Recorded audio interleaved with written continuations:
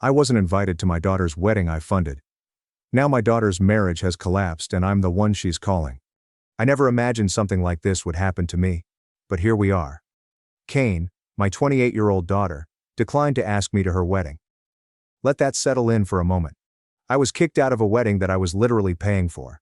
I'm still trying to comprehend everything, but I thought putting it here could help me make sense of things, or at least rant a bit. First and foremost, let me say that Kane has always been difficult. Even as children, we experienced ups and downs. But what parent or child doesn't, right?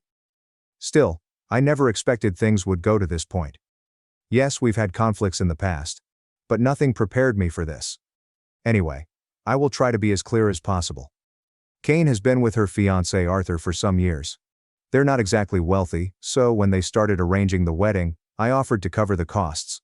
It seemed like a great gesture, and I wanted to assist them get off to a good start with their marriage. I know weddings are extremely expensive, but because they were struggling financially, I figured why not? It was my way of showing support. I was pleased to help, and I felt she would enjoy it. Isn't this a significant moment? Your daughter's wedding day marks the beginning of a new chapter in her life. I wasn't anticipating a party in my honor, but some appreciation would have been good. Not long later, everything began to spiral out of control. I recall one talk with Kane in which I was simply trying to be helpful. Hey Kane, I was thinking about the seating arrangement. Do you want me to look into renting extra chairs, or do you have that covered? She barely looked up from her phone, rather distracted. I think it's fine, Dad. We've got it handled. I raised an eyebrow. Are you sure? I don't mind helping. I can cover the cost of some extra stuff if you need it. I said we've got it, okay? She snapped, looking at me for the first time in a long time. I was taken aback. Hey, I'm just trying to make sure you have what you need. It's no trouble. She huffed, rolling her eyes. Well, we don't need you micromanaging everything, okay? We're good. Small things like these started to mount up. I wasn't asking for much, I was simply trying to help. I couldn't understand why she was so short with me when I was only trying to help. Fast forward a little, and the wedding planning appeared to be going very well. Kane appeared to have everything under control. I didn't get too caught up in the specifics. I didn't want to intrude. I trusted her to handle things. But one day, I thought it would be good to include my brother Louis on the guest list. He and Kane have always been close, so I didn't think it would be an issue.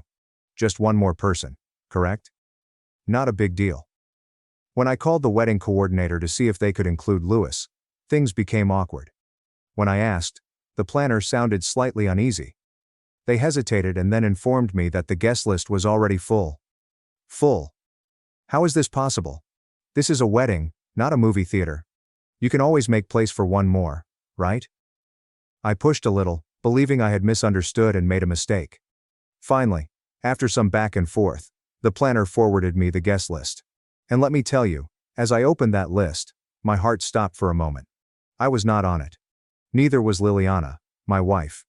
At that moment, I was more than bewildered. I assumed it had to be an error. How could my own daughter leave me out of her wedding guest list? Especially because I am the one paying for it. That made no sense. So I contacted the planner back, attempting to remain cool despite my rushing thoughts. I asked them directly, why aren't we on the guest list? The planner hesitated again before dropping the bomb. They informed me Kane had specifically instructed them not to invite me or Liliana. To add insult to injury, she requested additional security to ensure that we could not even enter the venue if we attempted. I just stood there, startled. I couldn't believe what I heard. To learn that my own daughter was organizing her wedding behind my back, and that she had hired security to keep me out. I mean, what the heck? At that point I was outraged. I asked the planner for proof, assuming there was a misunderstanding. Perhaps there was a miscommunication or something. But no. They forwarded me the emails, and they were in black and white. Kane had been planning this for weeks, and it was obvious I wasn't welcome. I just wasn't sure what to do. I felt absolutely betrayed. I always thought I was doing something good for her. She was intentionally preventing me from attending her wedding. I can't express how much that hurt. What struck me the most was not simply that she had left me off the guest list. It was the fact that she had planned it this way. It was not an accident. It was not an oversight. She went out of her way to make sure I wasn't there. And why? We'd had a few arguments over the years. I did not always agree with her decisions. That is part of being a parent. You strive to guide your children, even when they refuse to listen. I couldn't stop thinking about how many times I had supported her. I was always there for her when she struggled in school, when she was hanging out with a terrible crowd, or when we were in difficult situations. Even when she was upset with the world, I tried to be someone she could rely on, and now she's keeping me out of one of the most important events of her life. And I don't know why. I do not want to be the victim here, but it felt like a slap in the face. A cool, planned slap. I've seen her become irritated with me over minor issues, but she always comes around eventually. It felt strange. This felt permanent. After hanging up with the planner, I just stood there staring at the email. I must have read it 100 times, expecting to find something that made sense of it all, but nothing did. The more I thought about it, the angrier I became. However, there was also a deep melancholy mixed in with the rage. It's difficult to define, but there's a sensation that comes over you when you realize your own child does not want you in their life. I kept asking myself what I'd done to deserve this. What could have gotten her this far?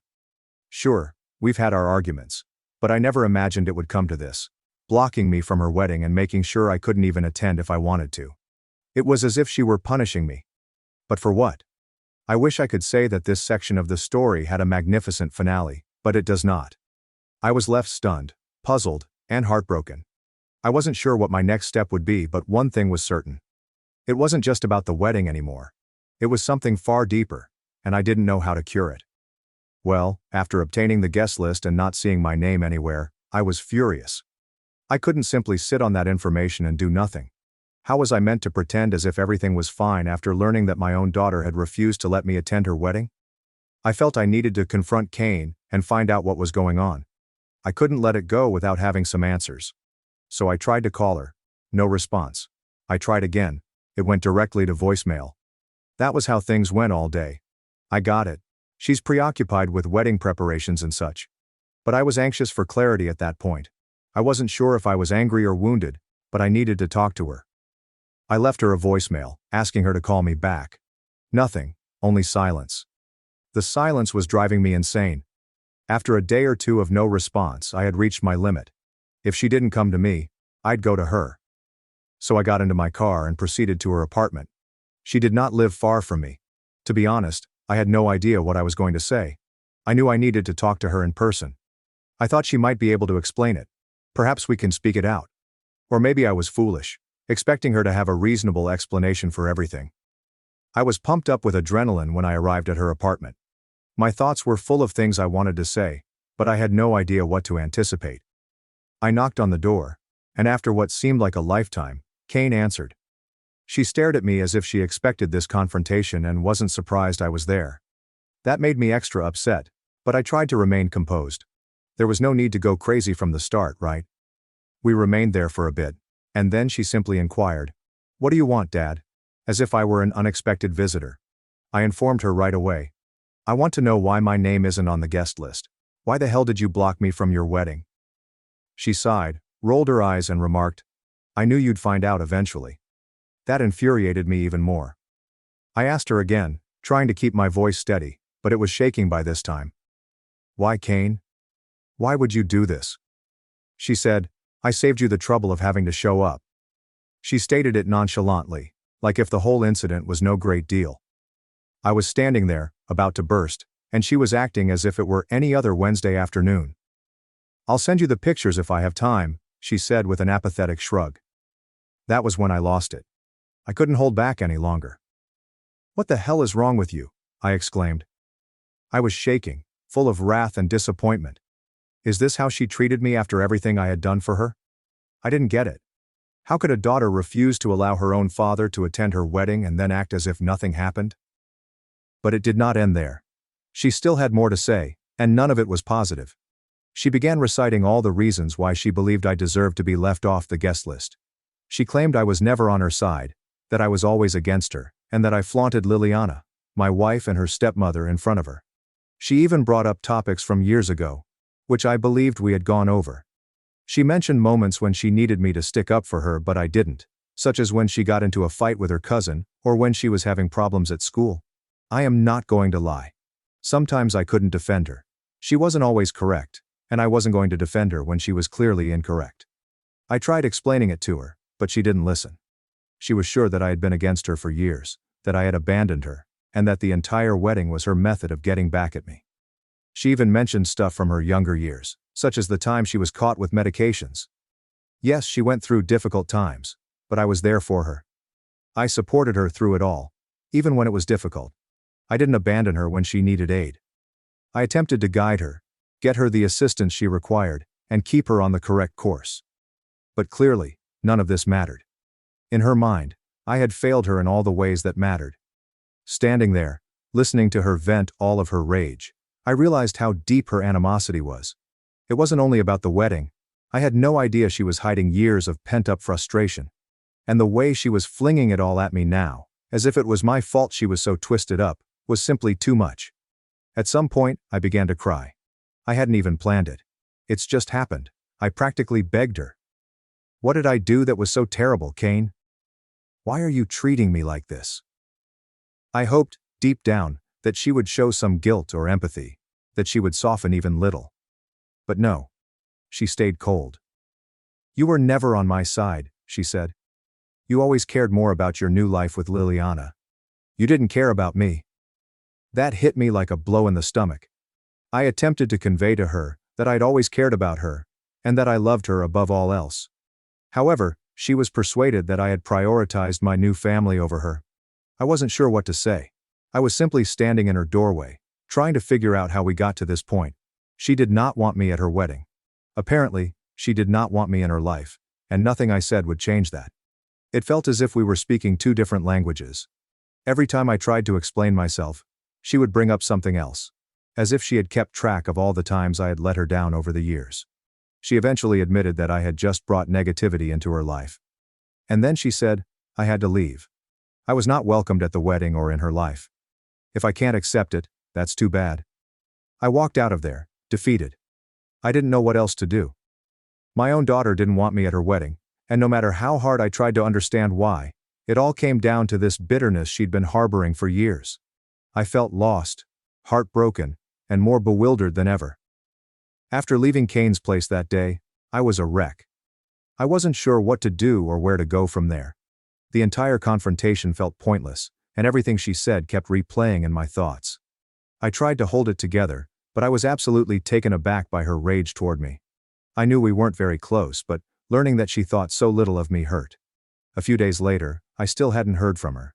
I was attempting to give her some space, hoping that she might reconsider or at least calm down enough to speak logically. But deep inside, I knew it wouldn't happen. The wedding was quickly approaching, and I wasn't sure if I should just sit back and pretend everything was fine. I couldn't do it. I was at home with my wife, Liliana, explaining all that had transpired. Liliana has always been patient with Kane, far more so than I have been, but even she was fed up at this point. She told me it was time to stop allowing Kane to walk all over me. She was correct. I'd spent so long trying to make Kane happy and keep our relationship peaceful, but it never seemed to be enough. It felt as if no matter what I tried, I could never win. That's when I made the life-altering decision. I couldn't keep paying for a wedding that I wasn't invited to. Think about it. I was paying for this massive celebration, including the location and food, and I wasn't even permitted to attend. It appeared ludicrous to me. And when I thought about it, I realized Kane didn't care. She didn't care whether I was wounded. She didn't care how much money I had spent. She didn't care about anything other than herself. So I picked up the phone and contacted the venue. I told them to cancel everything. I knew I wouldn't get my deposits back, but at that point, I didn't care. It wasn't about that anymore. I couldn't bear the thought of her going ahead with this wedding while I was treated as if I didn't exist. I had to draw a line, even though it hurt. The venue management was taken aback when I urged him to cancel.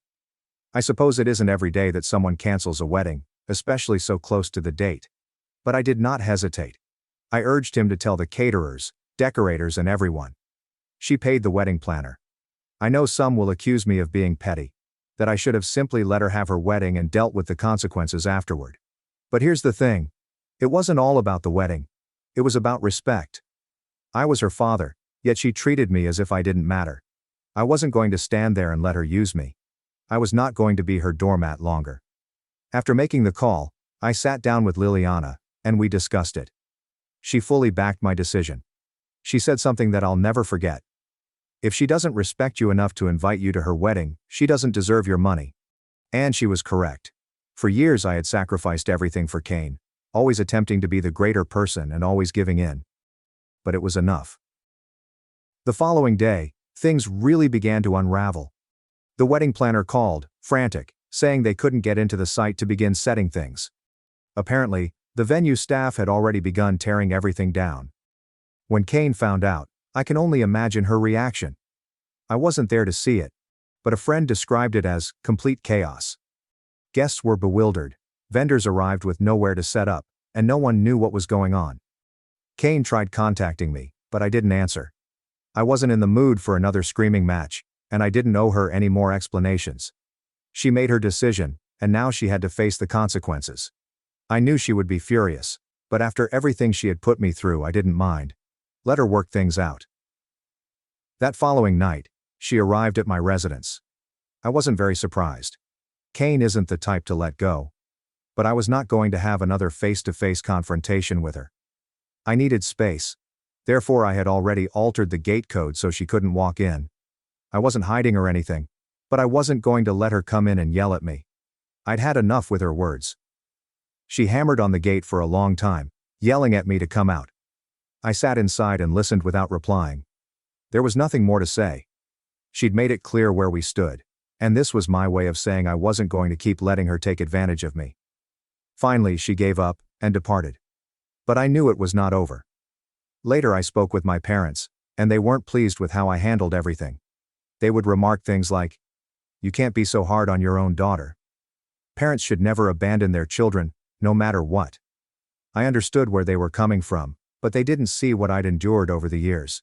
They didn't witness her persistent disrespect, attitude of entitlement, or the way she handled Liliana and myself.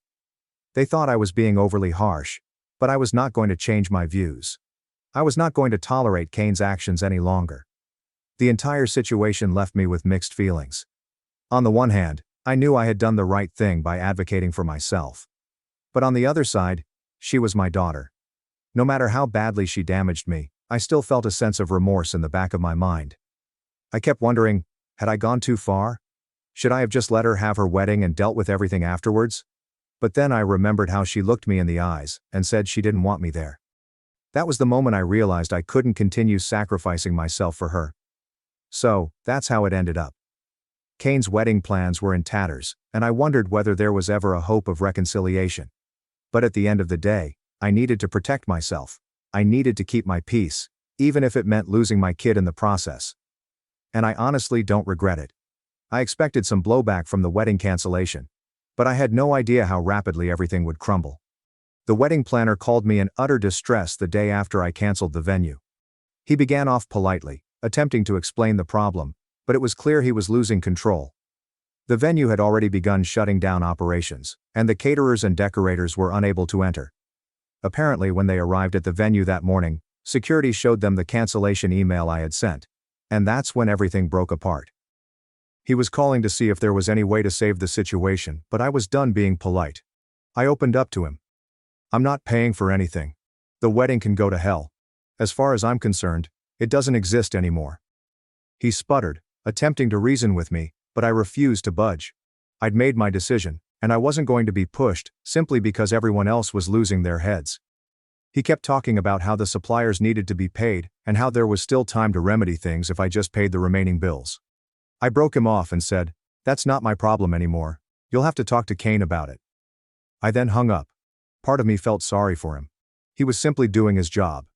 But this scenario was no longer my mess to clean up.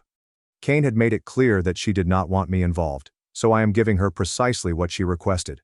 I wasn't going to continue being the one to repair things.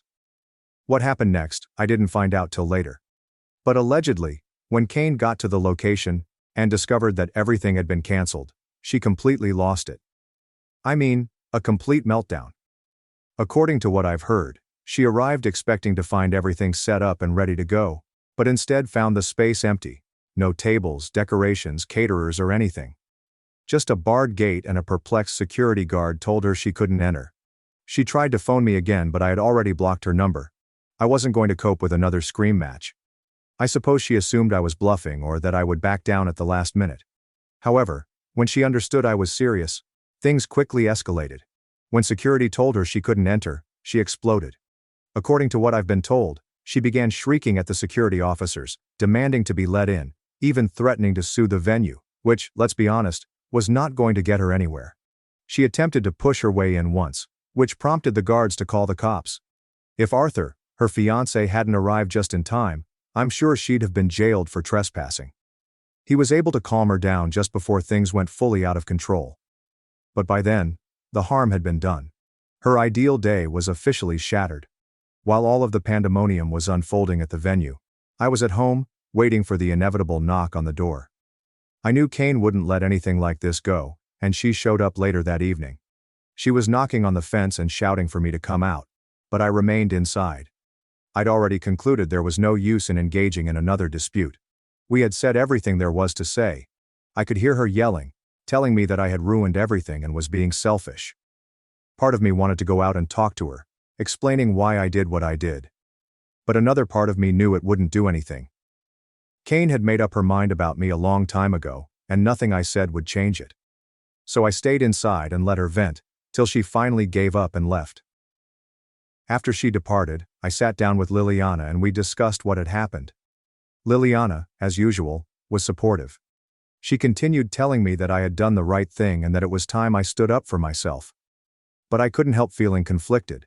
On the one hand, I realized I needed to draw a line. Kane's conduct had been out of control for years, and this was the last straw. However, I couldn't shake the guilt of ruining my own daughter's wedding. As the days passed, information traveled across the family about what had occurred. I still hadn't told anyone, but it appears that Kane went around telling her version of the story to everybody who would listen. I immediately had calls from family asking why I had done it, why I couldn't simply let her have her day. My parents were really disappointed. They disagreed with Kane's treatment of me, but they believed I should have allowed the wedding to go and dealt with the consequences afterward. I tried to convey that it was more than just the wedding. It was the culmination of years of hatred and disrespect. I couldn't keep being the one who fixed things, especially since she didn't want me there in the first place. I said they didn't understand. To them, it was just another father-daughter disagreement that could be resolved with time. But, to me, it felt much greater. It was more than simply a brawl. It felt like a watershed moment in our relationship, and I wasn't sure how to proceed. The remainder of the week was calm. Kane did not contact me again, and neither did I. I tried to allow myself some time to comprehend things, but the guilt kept seeping in. I kept thinking, was I being too harsh? Should I have just swallowed it up and let the wedding happen?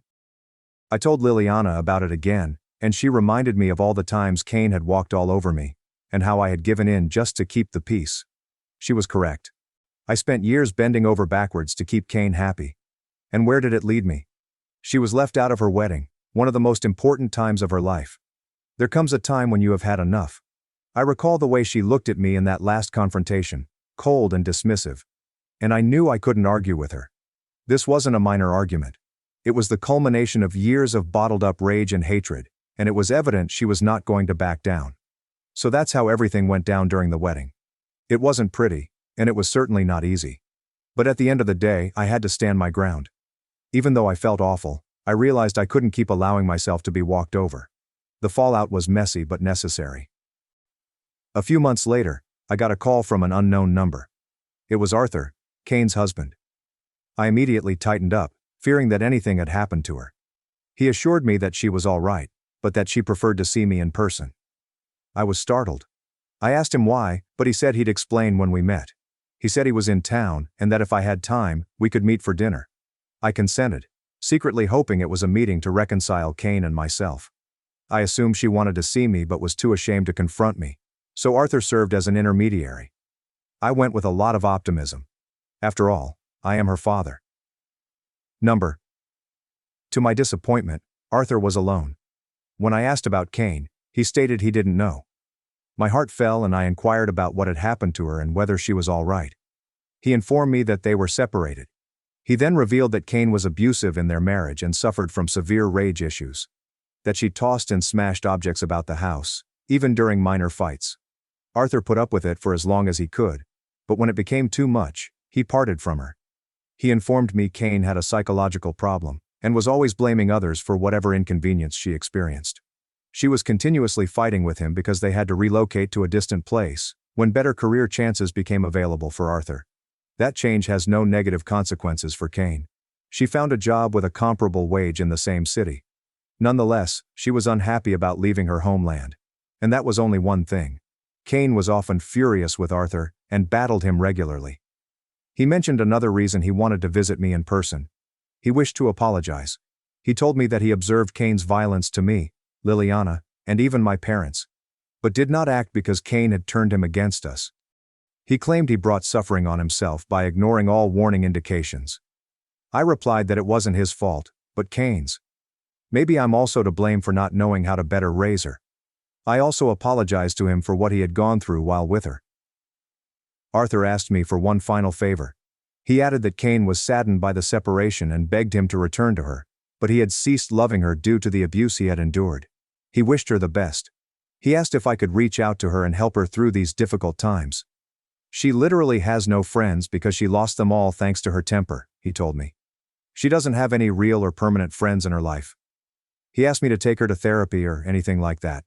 I told him I wanted to, but she would not let me near her. He understood my situation, and I understood his. We both wanted to help Cain, if she would let us. After understanding all of this, I couldn't help but visit Cain. And that was just what I expected. She launched an attack on me and Liliana. Even though I went alone, I didn't want Liliana to see Cain's rage. I apologized to her, hoping to calm her down. At that point, I didn't consider what was right or wrong. She was going through a difficult moment, and I wanted to help. I told her she could curse me all she wanted, but she needed to go to a therapist first. She refused to listen, and began bringing up things from the past. She yelled that she despised Liliana so much that she wanted to murder her. She stated she didn't want us at her wedding because she was embarrassed to introduce Liliana as her stepmother. She was ashamed of Liliana, as well as of my marriage to her. She refused to listen to me and threw me out of the house. She blamed me for all of her problems in life. I got up and said, I tried. But now I won't try again. There is a limit to patience, and I just exceeded it. Have a nice day, Cain. Then I walked out. Slowly. Deliberately. Without looking back. I did not bang the door. I did not raise my voice. I've just departed. Because there was nothing more to say. She had expressed her feelings clearly. So did I. It had been 2 years since that day. In that time, I've repaired aspects of myself that I hadn't even realized were broken. I stopped explaining. I stopped justifying. Most importantly, I gave up hope. Whenever someone attempts to bring her up, whether it's a question, a rumor, or a casual comment, I quickly shut it down. I simply respond, I'd rather not talk about that, and leave it at that. I no longer owe anyone an explanation. I'm at peace with my decision. I sleep better. I can breathe easier. Liliana and I are still together. A few days ago, my mother called. Her tone was soft and cautious, as if she was unsure where to begin. Gavin, I thought you should know. Cain's in a mental health center. I did not respond. I just listened. She's not doing well, my mother said hesitantly. They say she's struggling emotionally, mentally. Nonetheless, I said nothing. Finally she said, Do you think you'll go see her? I paused. Not because I was unsure but because I wanted to ensure she heard me correctly the first time. No, I replied. Not anymore. There was stillness on the other end of the line, but I didn't break it. I'd spent far too much of my life filling gaps that weren't mine to fill. I'm not saying this in anger. I say that with acceptance. I tried again and again. I tried. But attempting turned into survival. Surviving became surrender. There comes a time when you have had enough. And for me, that moment arrived a long time ago. Thanks for watching and being part of the drama. Don't forget to subscribe and hit the bell so you never miss a wild news story. My husband is cheating on me with my best friend, betraying both our marriage and my trust in the most painful way. I'm honestly not sure where to start, so I guess I'll just start. My husband and I have been dating since I was 19 and he was 22. We've been married for 6 years now. We have 2 kids and I'm 6 months pregnant with our third. 2 years ago I found out my dad has stage 3 colon cancer. My dad is my only parent as my mom passed away when I was 12. He's my favorite human and life without him doesn't seem as colorful. His laugh is contagious and he gives these big bear hugs that seem to make all of your broken pieces feel like they're perfectly in place again. Whenever I've had a hard day he doesn't poke and prod and just lets me vent and listens. About 5 months ago we discovered the treatments aren't working for him and in direct quote from the doctor he said months not years. Since then he's gotten progressively worse and now is losing memory. He looked at the dog he got for me on my 21st birthday and said, "Wow, that's a nice dog. Where'd you get it?" My husband has been my absolute rock. He has been there for me holding my hand and helping me through this. He's been so loving and attentive to both my kids and I. Don't get me wrong, I am a mother first always. I don't allow myself to wallow. My kids are still loved, cared for, played with, and I haven't let my load slack around the house. Once my dad got his updated prognosis, my husband encouraged me to quit my job. About a month later we discovered we were pregnant again and I still hadn't let go of my job. I kept holding out for some reason. After finding out I was pregnant again he assured me it was still okay to quit my job, that honestly it would save us a small fortune on daycare costs anyways. So I did, I quit my job. My best friend and I have been friends since diapers. Her family is like my family and vice versa. My mom and her mom grew up together. We've always been solid and right after my dad's appointment when we found out he had so little time left I drove straight to her house and she held me while I cried for hours. If there are soulmates in friend form, she was mine. Thick as thieves, is what my mom used to say. This morning as I was up with my 3-year-old, he's sick, my husband's work alarm was going off. He has a few he sets so I turned that one off and gently woke him up. He said he was up late working so he took the morning off. Rolled over and went back to sleep. As I went to turn off the remainder of his alarms I saw a text from my friend on his lock screen that said, "I'm assuming since there hasn't been an angry pregnant lady on my doorstep you haven't told her about us yet?" Time froze at that moment. I took his phone and walked away and just read their conversations. 4 months this man has been fucking my best friend. 4 months these people have been lying to my face. And I know what you're going to say, you should have seen the warning signs. But I've been clutching this phone in my hand for 2 hours and nothing.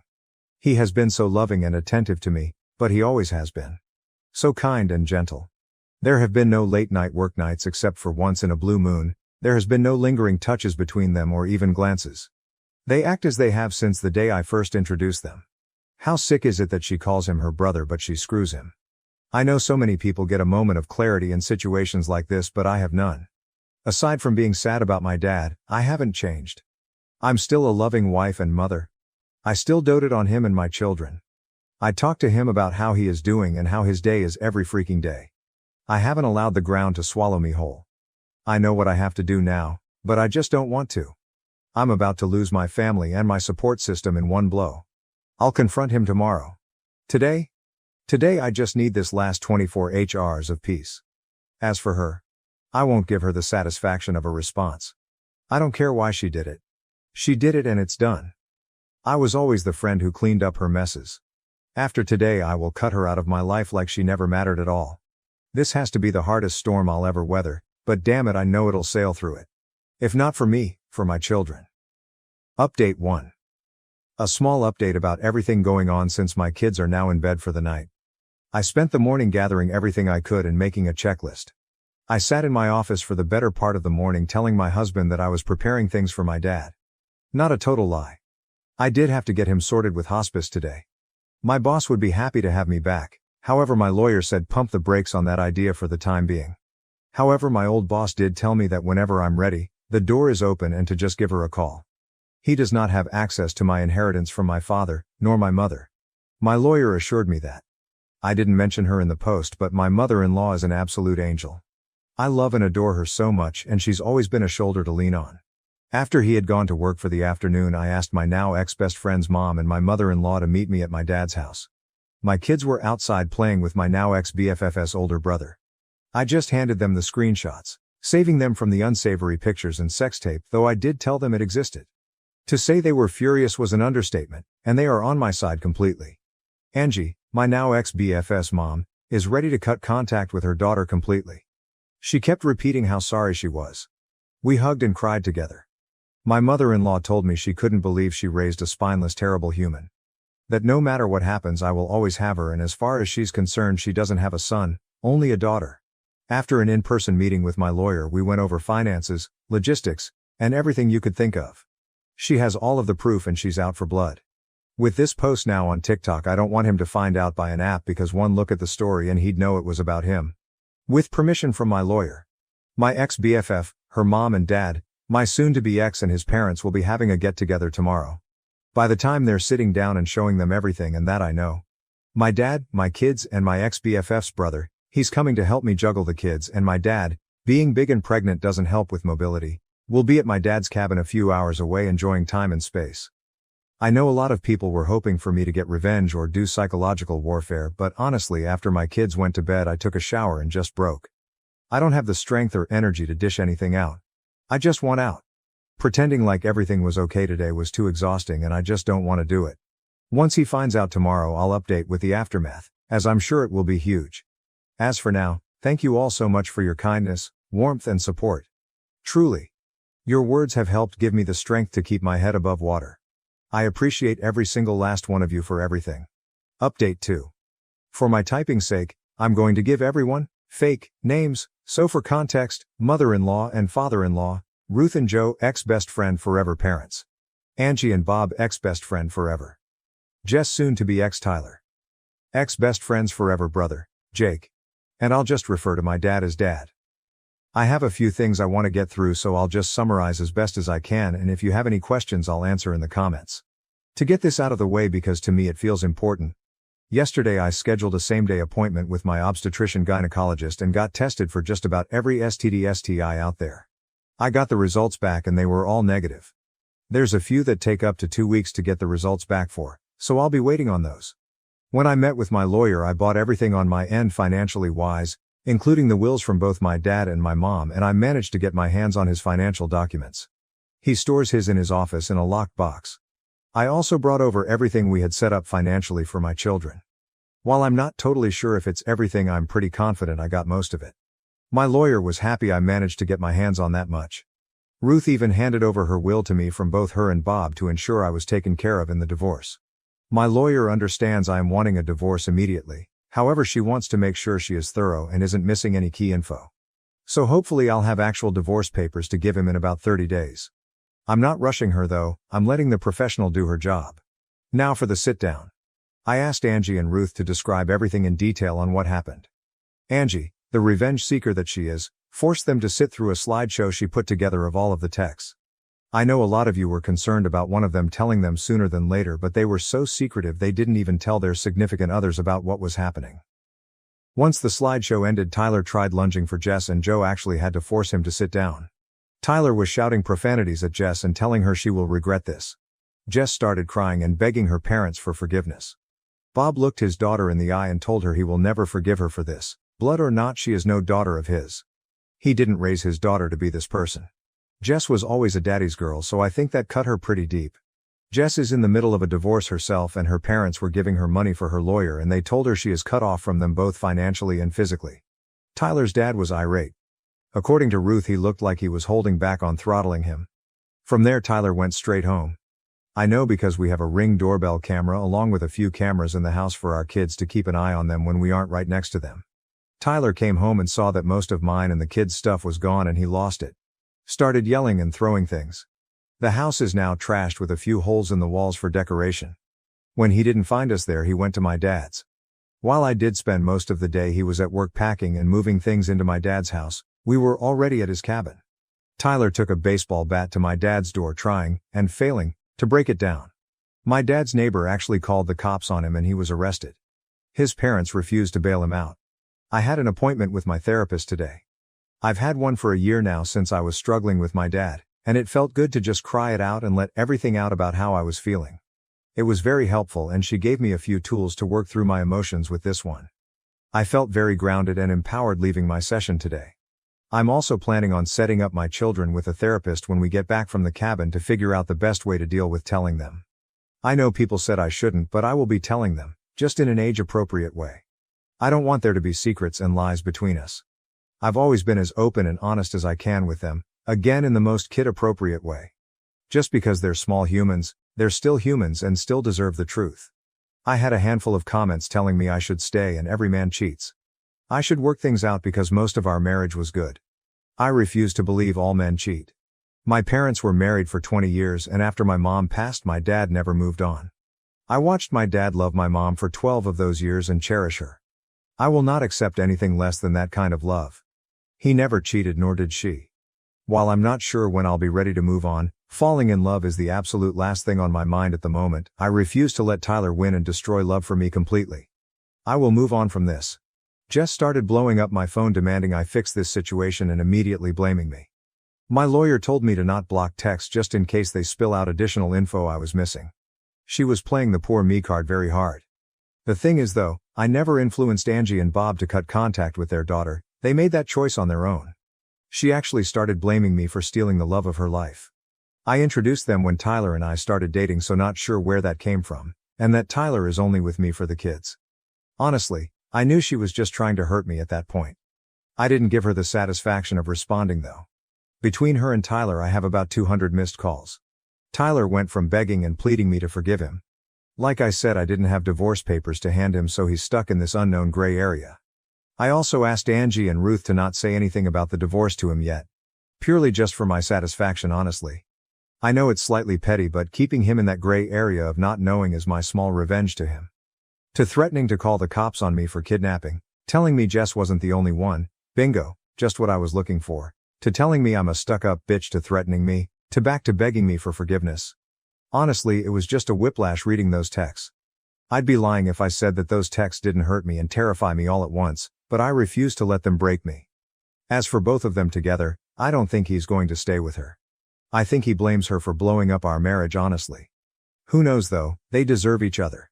I was initially okay to do a 50-50th split with Tyler for custody, but after his reaction I don't feel comfortable with that, so I'll likely be going for full custody. Jake has about 30 days of leave he's saved up, and he's going to be using them to help the kids and I get settled at my dad's house, and honestly to be there in case Tyler tries showing up going crazy again. He's been such a big help to the kids and I lately, and I'm forever in his debt for this. Last night after the kids went to bed, he hooked up his Xbox and we played a game called Diablo 4 together to help me take my mind off of things. It was fun.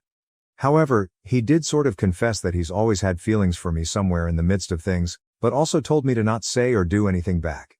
He understands a relationship or anything like that isn't on my mind and won't be for a while. He isn't wrong, but just that he's felt that way since we were teenagers and just wanted to get it off his chest.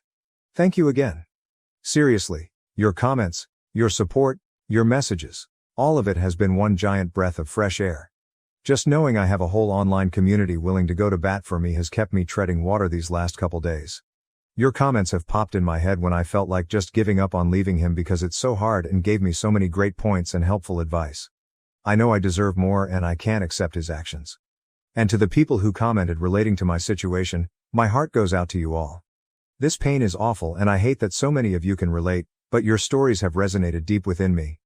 You all keep commending me for my strength, and my personal favorite is telling me how proud of me you are. Every time I see those words I start to tear up. I'm blaming the pregnancy hormones, but your words have helped put me at ease so that way I could do what I knew I needed to do. So I'll leave this here for now. If anything of importance happens when I go back home, I'll update further. Thank you all, and I hope you have a wonderful evening. Questions in the comments. Hobbit Bones. I'm sure many of us would like to know, have you told your lawyer that you want to go for full custody? And have you saved those messages your soon-to-be ex said with threats toward you and your children? I'm sure you have, since you saved screenshots of messages the first time. You've handled this really well. You've done all the right things to gather evidence and protect yourself. I'm proud of you. And I really wish the best for you and your children. OP answer. I forwarded everything to her as well as telling her he was arrested, and she responded with, full custody. And I agreed. Thank you, truly so much. A comment deleted after an overwhelming number of downvotes faulted OP for taking her kid's father away from them. To this, OP replied, I'm not taking away their father. I will not keep them from him at all. But yes, I will most likely go for full custody. Not out of bitterness or spite, because I could simply never be that person. There is zero excuse for punching holes in walls, and trying to break down my dad's door, threatening to unalive me, unalive our children. If he wants to see them, I will allow supervised visits. Maybe in the future, if he gets therapy and help for those thoughts and actions, I'll allow it.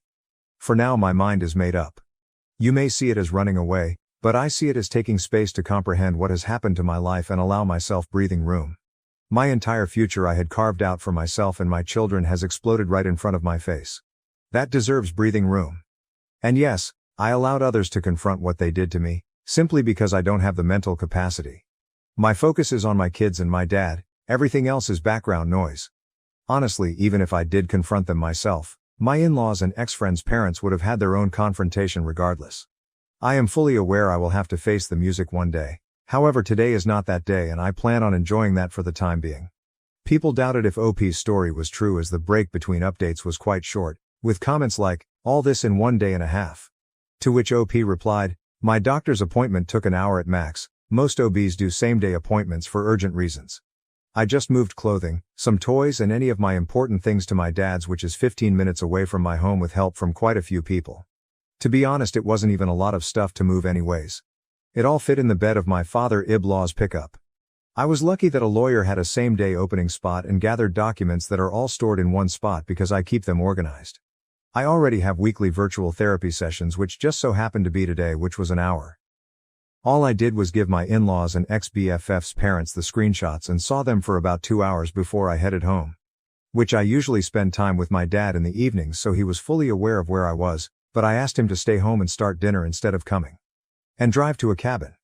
I found out yesterday around 6-7 a.m. Do people not understand how little actually happened?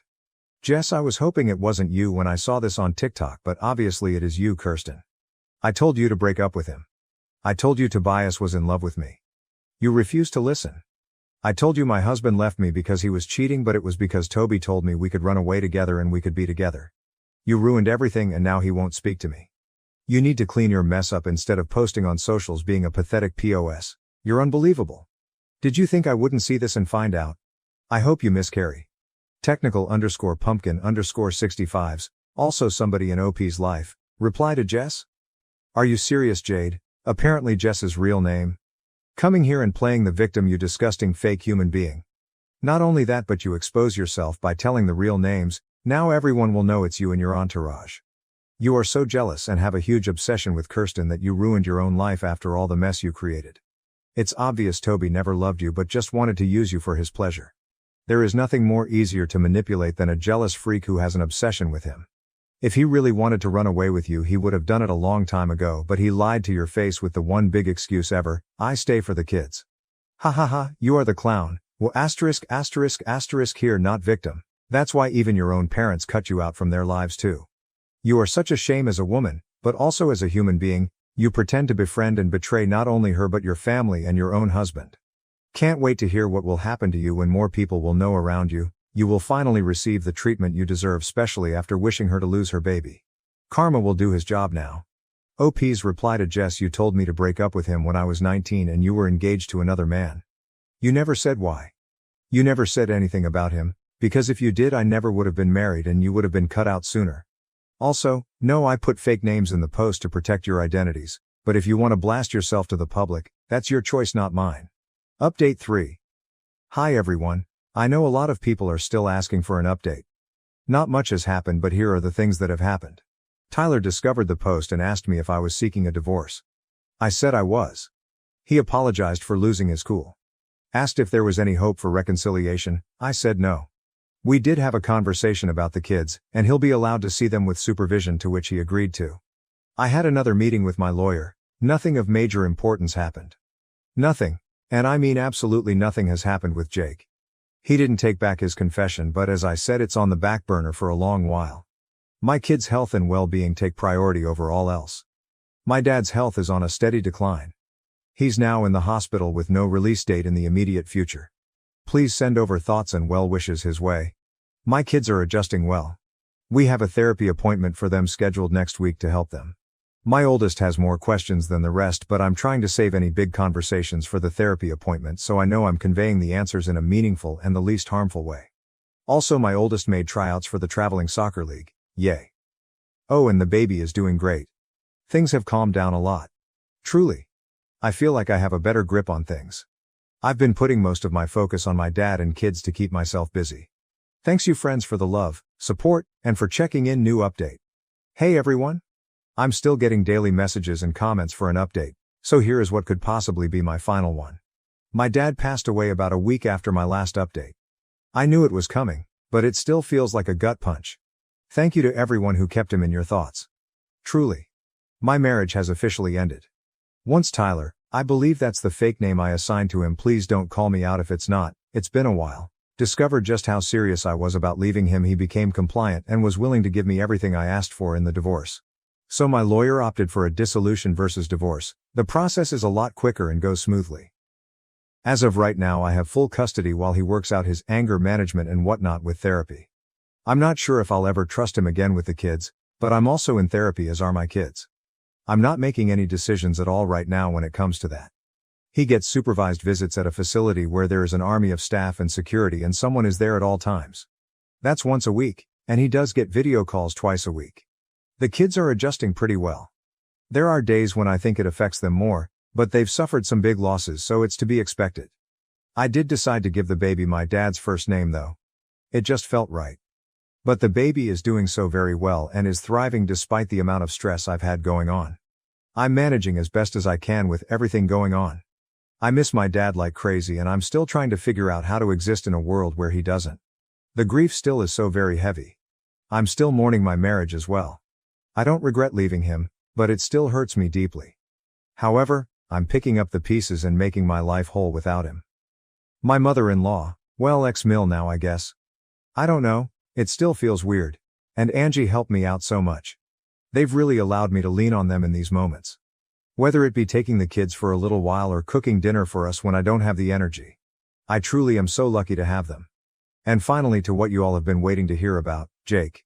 Jake is now back in California. He tried extending his leave but the military said no. It was truly wonderful having him there and helping me. In the first few days after my dad's passing, he picked up so much slack for me that I will truly never be able to repay him for it. He is so patient and kind. That being said, nothing has happened between us. Though he did hold me while I broke down after the kids went to bed quite a few times. But that's the extent of it. No kissing or anything like that. He does call me and text me multiple times a day. Right now I just don't have any room in my life for romance. I have so much grief and the weight of being a single mom has been heavy. He hasn't pushed me on it either. He let me know that he meant every word he said and that he's willing to just be my friend until I decide I want more, if I ever decide I want more with him. I wish I could be the girl that jumps in with both feet, but the betrayal from my ex is still fresh and I'm worried I would burn anything out before it started. So I asked for friends and time to process everything else in my life before I even consider processing a new relationship. He happily agreed. Oh, and Tyler and Jess are not a couple. Most of you were right, he left her high and dry. Though I don't wish misery on anyone, I'd be lying if I didn't say I get the smallest amount of satisfaction that her life went up in smoke. She's been blacklisted from her family. And I know a lot of you said it's weird that her parents did that, but if you guys knew just how deep my bond went with that family, it wouldn't seem weird at all. Angie is like my surrogate mom. She gave me the safe sex talk, the period talk, she listened to me cry about the boys who broke my heart, she held my hand while I delivered my kids. When she talks about me, she calls me her daughter. She knew my mom for practically her whole life. She held my mom's hand when she delivered me, and if anything had happened to both of my parents, she's who I would have gone to live with. My parents had that in their will. So with all of that being said, please just be kind to me in the comments. I put this off for a few days because of how hostile some people were and the prospect of being called a liar doesn't sound too appealing at the moment. Again, I can't thank you for the amount of light and love I've received from you. I promise I read every comment and message, I just haven't had the capacity to respond. You have really helped brighten my days with all of your words of encouragement. I appreciate you all. I am so lucky to have an army of internet friends, you guys are the best. I'm frustrated because of my useless husband. Am I the asshole for telling my husband that I see him as a liability and not a partner? Sorry for the long post, it's 2 a.m. and I'm crying and tired and worn out. If I'm rambling, it's because I've held this in for so long, not wanting to burden friends or family with my marital troubles. I 34F have been with my husband, 37M, we'll call him Nathan, for 8 years. Ever since our daughter, 3F, was born, I have been unable to trust Nathan with anything, no matter how small. Background context. When I was 19, after a semi-truck driver fell asleep at the wheel and turned my car into scrap metal with me inside it. I have enough metal holding me together that I light up like a Christmas tree for TSA and physically impaired with good days and bad days. I used a portion of my settlement check to buy a house outright, and have it retrofitted to accommodate my needs as I'll eventually require a wheelchair. I work in software development as it's fun, and nobody cares if I work from bed on bad days. My husband has not worked in 5 years, which has been fine until our daughter was born. Between the settlement money, a paid-off house, and my salary, I enjoyed having him here with me. He contributed by handling most of the domestics. We pay for a weekly cleaner with monthly deep cleaning because it gives us more time together. Ever since our daughter was born, it was like a light switch turned off in his head. For our daughter, he would buy the wrong size diapers. Not fully mixed bottles. Put diapers on backwards. Leave out poop-covered wipes. Forget to latch cabinets. This past week, he has gone to the store 3 times because he keeps coming home with the wrong size socks and shoes for her. I eventually just ordered the right ones on Amazon. For me, he has tried to help me with my weekly pill organizer fill-up and several times has spilled the contents of new medications all over the floor. Then, not seeing that he didn't get all of them off the floor, he has repeatedly brought me grapefruit juice to take my medications with, a huge no. He has repeatedly forgotten that I can't have dairy and puts milk in my coffee. Or cheese on a burger. He has broken so many things of mine from being careless. He shattered my laptop because it slipped out of his hand when he tried to pack it for a trip. Even after I said I would pack my own electronics. We've lost so many spoons and forks to the disposal. He tried to replace the head gasket in my car and over-torqued the engine bolt, which shattered inside the block, and 2 different shops said they couldn't repair it. We ended up getting a new vehicle because a replacement engine would have cost $11,000.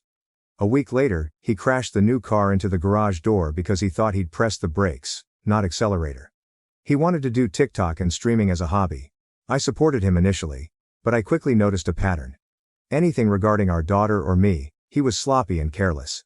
He never whooped his own stuff.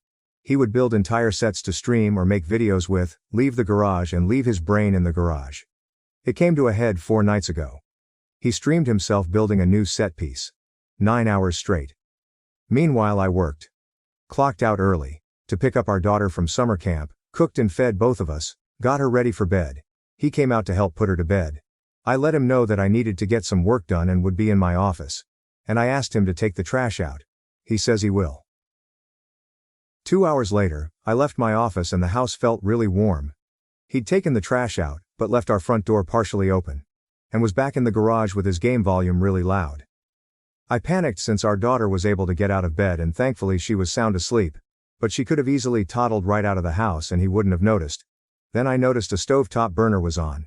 With a small pot on it with nothing inside. I didn't use the stove for cooking that night. I popped my head into the garage and said, "Hey, I need you for a minute." I informed him of the door situation and he responded, "I thought I locked it." We checked the camera. And no, he did not. I asked about the burner being on and he said he was planning to make ramen and forgot. He pulled the still hot pot off the burner and put it straight into the sink on top of our daughter's favorite plastic plate. Which is now ruined. I'll admit I overreacted and screamed, "What are you doing?" He realized what he'd done and pulled the pot off our daughter's plate. And straight onto the countertop. I grab it quickly and run it under water to cool it down. I tell him I can't tonight. I can't deal with him. I'm taking my meds and going to sleep. He gets a cup from the cupboard and sets it straight onto the burner that had been on. I hit my limit. I started crying. He kept saying that it was fine, things happen, it's just an accident, he's had a rough day from streaming, he's just tired. Why am I crying? It's just a cup. We can replace it. The anger hit and I said, "It's because I have a liability and not a partner." He said, "What the fuck does that mean?" I screamed that it's because I can't trust him to do anything. That I'm always having to watch him like a child. Always having to bear the costs of his mistakes. That every time I get careless and think I can trust him to be an adult, I'm always the one getting fucked over. I then said, "I can't see you as a partner anymore. You're just another liability in my checkbook." He immediately stormed out of the kitchen and went to bed. I called my mom and told her what happened. She thinks it's just stress and offered to take our daughter for a week so we could figure this out without our daughter seeing it. She says it was an asshole thing to call my husband a liability. In the morning I told my husband that my mom would pick up our daughter from summer camp and offered to watch her for a week. He said okay. And that's the only interaction we've had since. He spends all day in the garage playing games with his friends, making TikToks, and streaming. For food he's been ordering DoorDash and having the person deliver it in the garage. It's been days and he refuses to be in the same room as me. I've tried messaging him to ask if we can talk. Or figure out a solution. But he's just left me to read. If I pop into the garage, he ignores me but apologizes to his friends or viewers for the interruption, and Geek unmutes his mic when the noise stops. Before the blow-up, I've asked if there was something going on. I tried to gently respond every time he screwed up so our daughter didn't associate mistake to anger. I asked him to schedule a doctor to see if something was going wrong medically. He always said I was overreacting, people make mistakes, and didn't see an issue, even when the same mistakes kept happening. When I tried to get him to understand that it was concerning just how expensive his mistakes were getting, he'd wave it off as it's not like we can't afford it. I love him dearly. I just miss the person he was before we had a child. The one I could trust and rely on. Did I screw this up forever? Was I being too harsh on his mistakes? Am I missing something? Am I the asshole? Relevant comments. OP on if her husband is using her money. OP. Downvoted.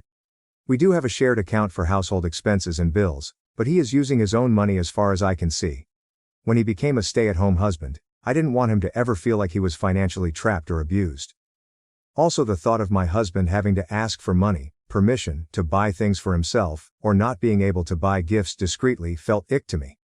My paychecks get split between the expenses account, $300 each deposited into separate accounts the other can't see, and the rest to savings. To me, it's his money to save or spend how he wants. I read through all the responses and have removed the allocation to his account. I also removed his name as an authorized user on the bills expenses account. Before our daughter was born, this did seem the fairest, because he was managing the household tasks and maintenance.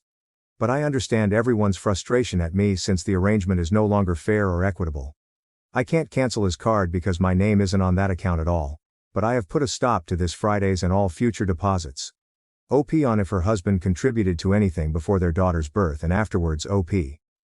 Before our daughter was born, he was contributing and I valued him for it. He cooked most of our meals, did the daily cleaning chores like dishes, wiping counters, and cat litter scooping. We did bi-weekly grocery trips and bulk store runs together, but one-offs during the week he would handle. He also helped me hit the ground running with scrambled eggs and coffee in bed so I could take my heart medication. I never had to run the laundry or consider taking the heavier pain meds to get through folding and hanging everything. He still mostly does these, minus breakfast. Dishes sometimes sit overnight due to his streaming, but I also attribute it to our toddler wanting each part of her meal in a different small bowl and our dishwasher can only fit so many of the IKEA kids' bowls. He does the daily things like dishes, scooping cat litter, wiping counters, getting trash out, cleaning random messes that occur, etc., plus laundry, yard work.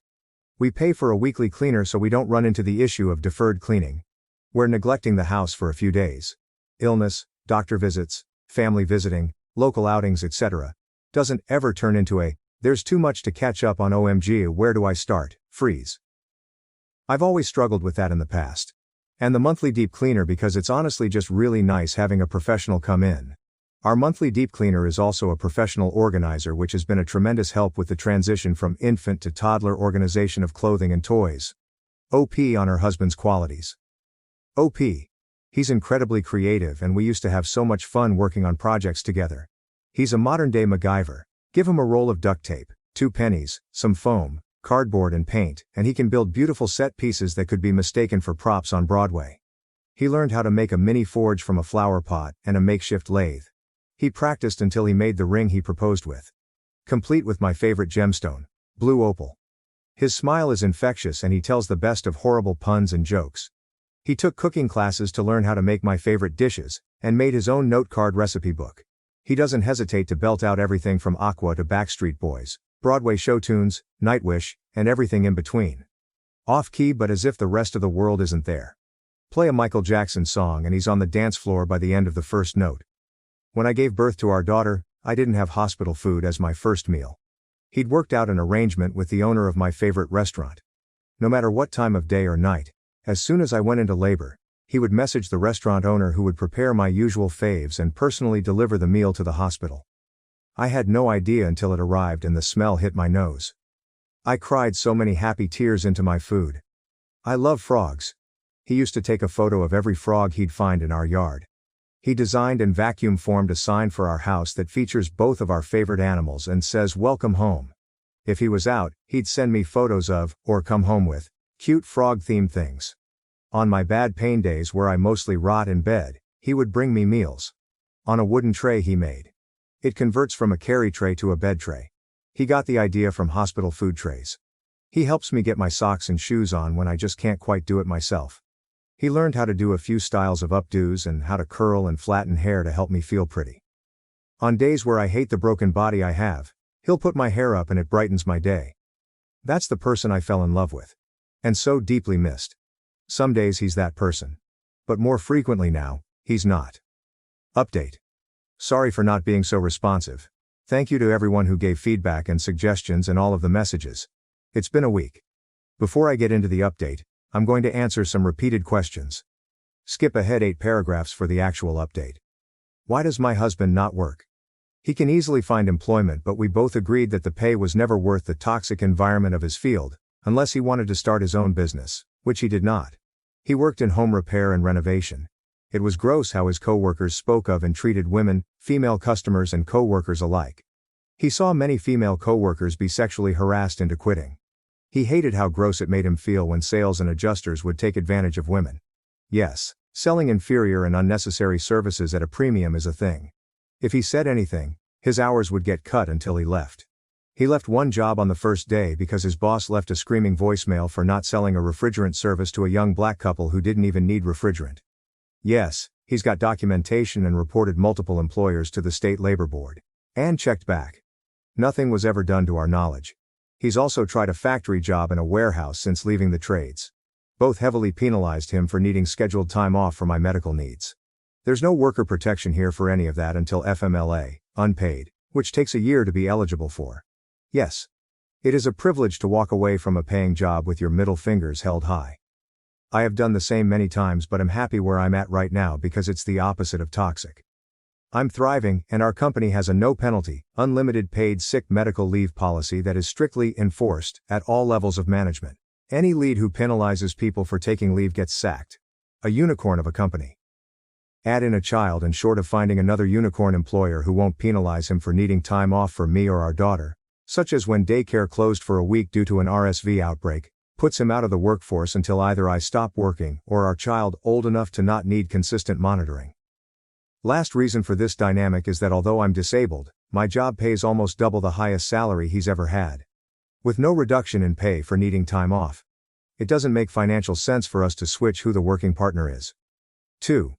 Does my husband have a large following or make money from streaming TikTok? No. His lives have an average of 6 viewers.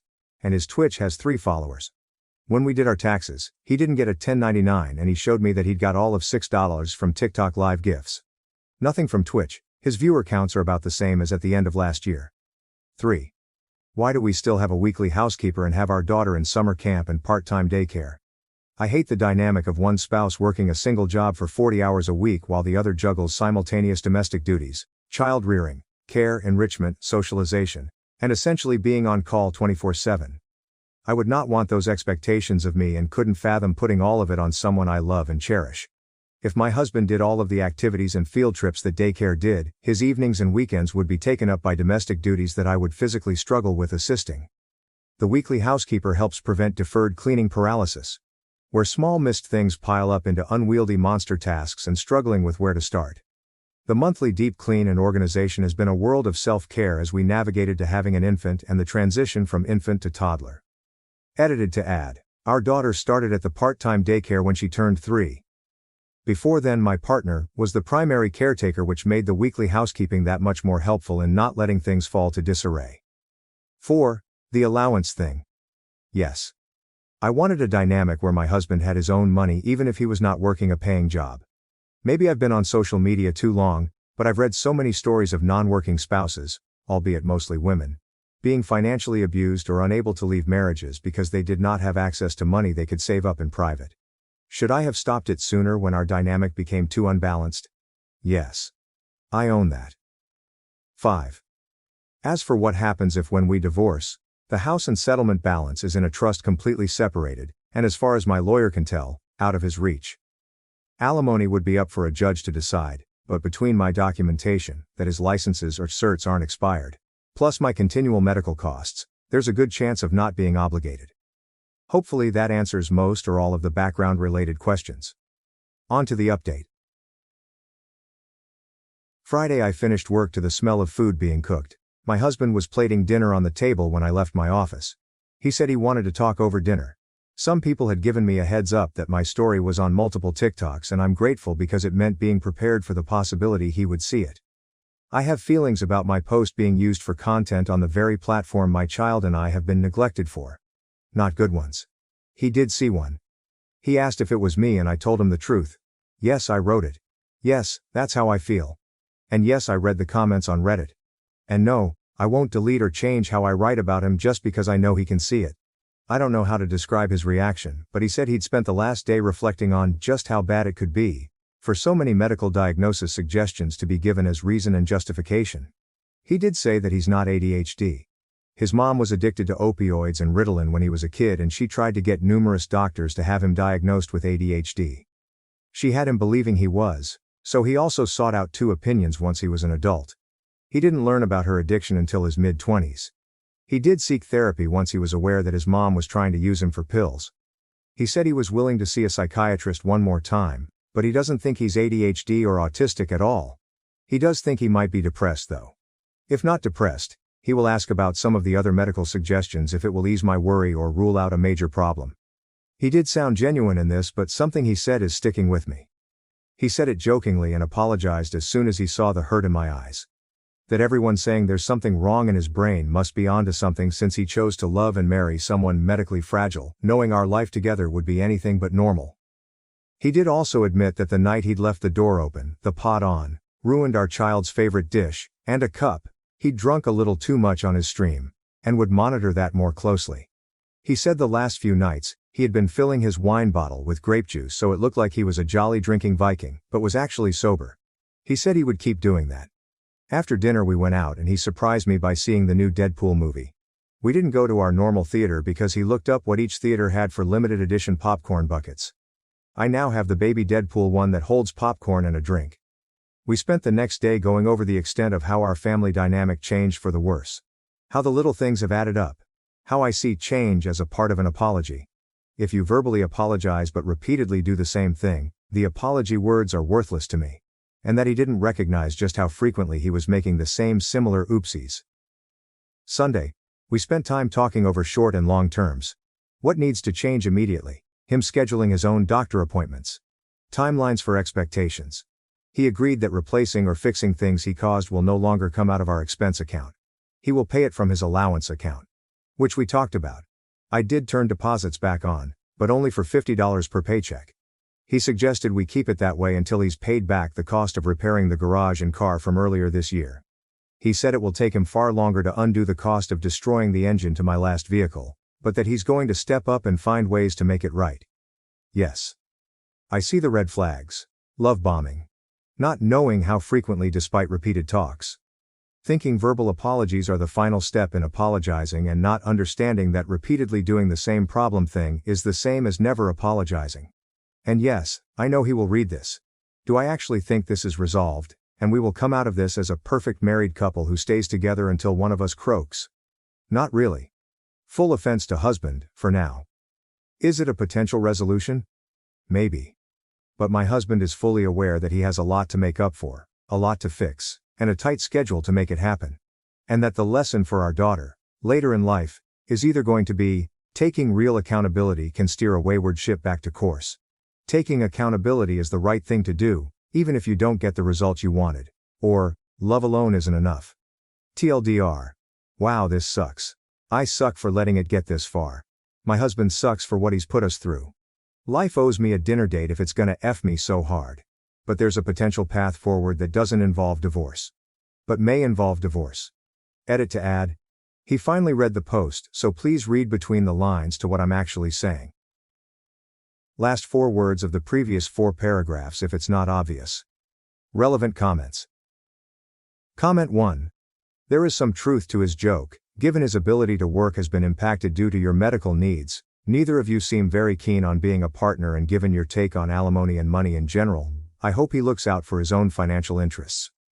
OP. I'm trying to be a partner. It's why I am supportive and pay for help, housekeeping, part-time daycare that is currently a full-time summer camp, as well as ensure he has his own money to spend how he wants.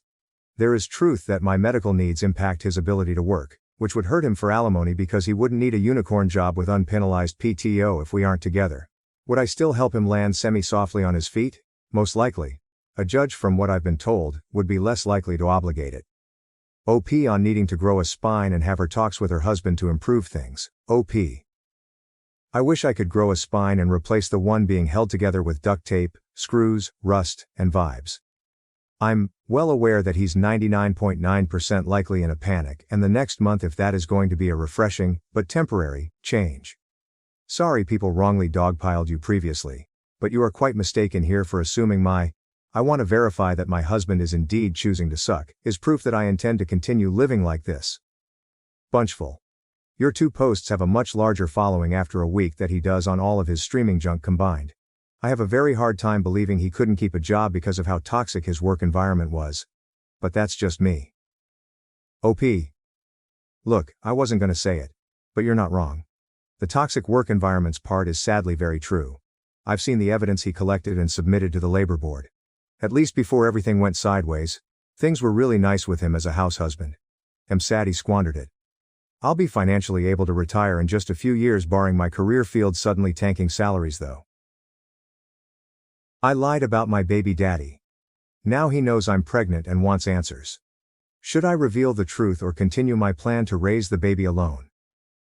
I, 26F, grew up in the Midwest but went to college in California. There I met and dated Jeff, 26M, for our final 2 years of undergraduate. After graduation I stayed in California to get my master's degree while Jeff entered the workforce. We were happy together and we planned to get married after I got my master's. After I finished my schooling, Jeff got cold feet about getting married and eventually becoming a father. Abandonment issues from his bio dad leaving. So he broke up with me. Heartbroken feels like it would barely scratch the surface on how I felt. I had a great job in California, so I stayed in hopes that Jeff would come to his senses and we'd get back together. We never did. He met Grace, 25F, and started dating her about 5 months after we broke up. I started planning on moving back to my home state once I realized it was actually over. Then he and Grace broke up at the beginning of this year. Jeff and I ended up sleeping together a few times while they were broken up. It was a very public breakup, no cheating involved. About a week after the last time we had sex, he told me that he and Grace were getting back together. He said he couldn't remain friends with me because he still had feelings for me and he had to let them fade to be fair to Grace. His final words to me were to not call him unless I was literally dying and just wanting to say goodbye. I left California behind 3 weeks later. 2 weeks after I had returned home I found out that I was pregnant. It's Jeff's. I wasn't going to be that girl that uses a pregnancy to get a man back, so I deleted all my social media accounts and made new ones that don't have my name attached to them. The only Cali people I added were trusted friends who I knew either had no connection to Jeff or who were loyal to me and wouldn't tell him my new accounts. Early in my pregnancy I made the mistake of checking out Jeff and Grace's respective profiles and saw that they refer to each other as LOML, and Jeff even had a picture of them captioned saying he was gonna marry that girl. That broke me all over again, and I have since blocked them both and decided I had to move on with my life. I'm now 6.5 months pregnant. Since moving back I have bought my own house in my home state and have been busy building a nursery for my baby. I already love this little baby in my belly and I feel 100% confident that I can raise and provide for him on my own with minor help from my family. One of my best friends back in California was having an engagement party. I won't be able to attend the wedding as I'll be busy with a newborn when it happens, so I decided to fly out to see my friends and offer my congratulations to the couple before my life becomes baby-centric. I got into town on Thursday, and honestly had a blast seeing all my friends yesterday, even though it's only been about 6 months since I last saw them. They were all respectful of my wishes not to take pictures of me below the chest. They did post some pictures of me online, but from the angles it just looks like I gained some weight in my face. Nothing that would give away my pregnancy. It's a couple days before my flight back home and the friend that I'm staying with suggested we go to the store because she wanted to get a scrapbook for our engaged friend. So we went to the store, and as we were getting ready to leave I saw Jeff's cousin Tanya, 22-ish, walk in. I talked to her several times at Jeff's family gatherings over the years, but we never really got along. She was always a bit too gossipy for me to like her. So of course she was the last person I wanted to see. The first thing she did was loudly announce that I was pregnant as if everyone in the store couldn't tell just by looking at me. Then she starts grilling me asking if Jeff knows. I said no and that he doesn't need to know as it's not his. That was a lie obviously, but I didn't want to open a can of worms. Tanya then tells me with how big my belly is that I'm far along and asks how I could move on so quickly. I told her that Jeff and I broke up a long time ago. She responded saying that everyone knows we were still hooking up at the beginning of this year. I did not know that was common knowledge. I figured Jeff would have kept his mouth shut about that. Anyway, I lied and told her that I already had a new boyfriend and that I was 5 months pregnant. She seemed to accept that and awkwardly congratulated me. My friend and I paid for her stuff and left immediately after that. I prayed that would be the end of it. Like I said, Tanya is a gossip, so of course she went and ran her mouth about seeing me pregnant just a few hours later. Now a bunch of my friends have messaged me saying that Jeff is blowing up their inboxes trying to reach me. None of them have told him my new number or social media, so he has no way of reaching me himself. My flight back home isn't for another 2 days and I'm freaking out. Some of my friends are saying that I should just tell him the truth now that he knows I'm pregnant.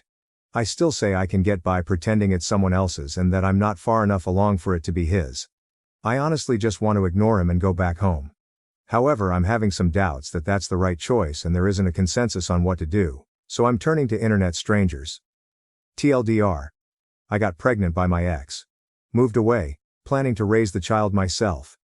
His cousin saw me and told him I'm pregnant. Now he's trying to get a hold of me and I just want to go home and ignore him. Should I tell him the truth or just go home? Update 1. Hi everyone. So the consensus on my post was to tell Jeff about the baby being his. Even from just the first few comments that seemed clear. We did end up meeting up.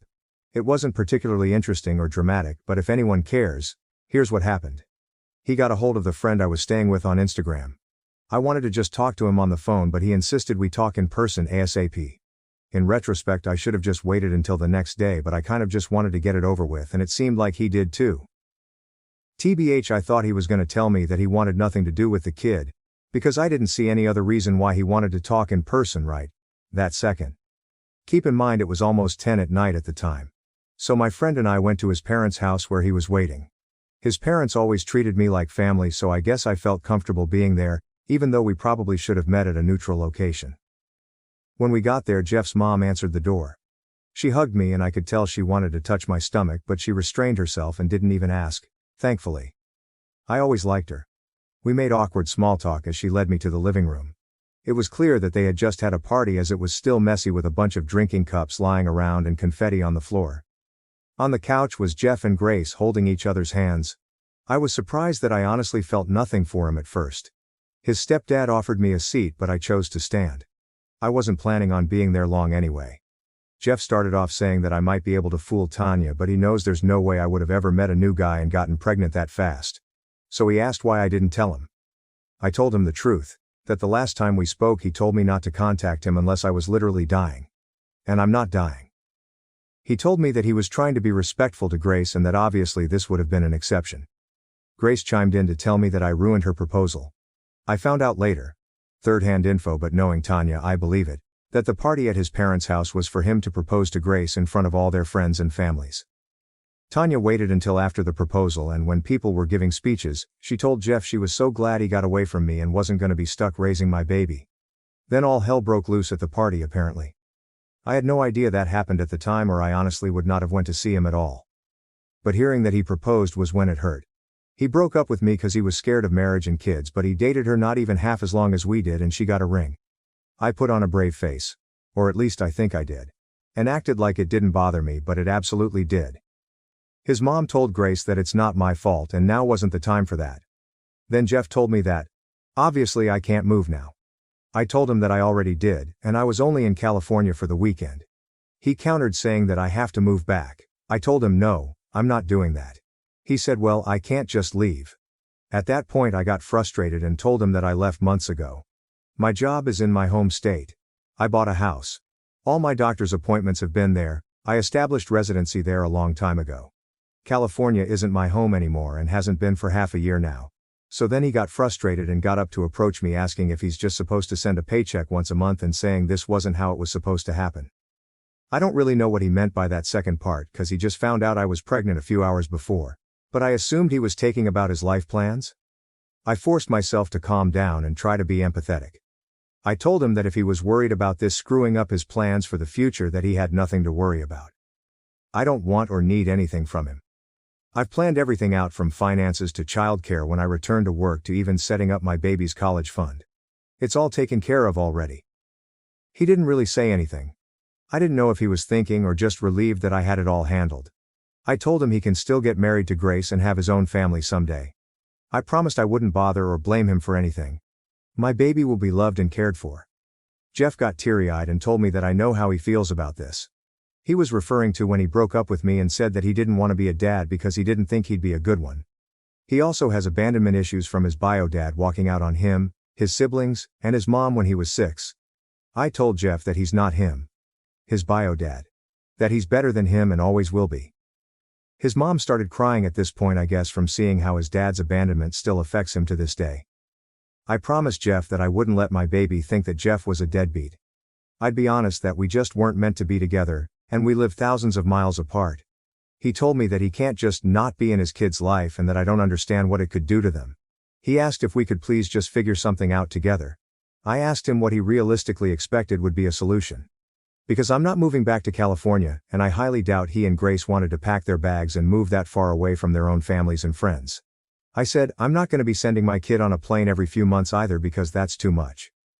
Jeff didn't say anything to that, so I told him maybe that could be an option when he's older and has more independence, but right now it's not happening. Jeff's eyes lit up and he asked, "It's a boy?"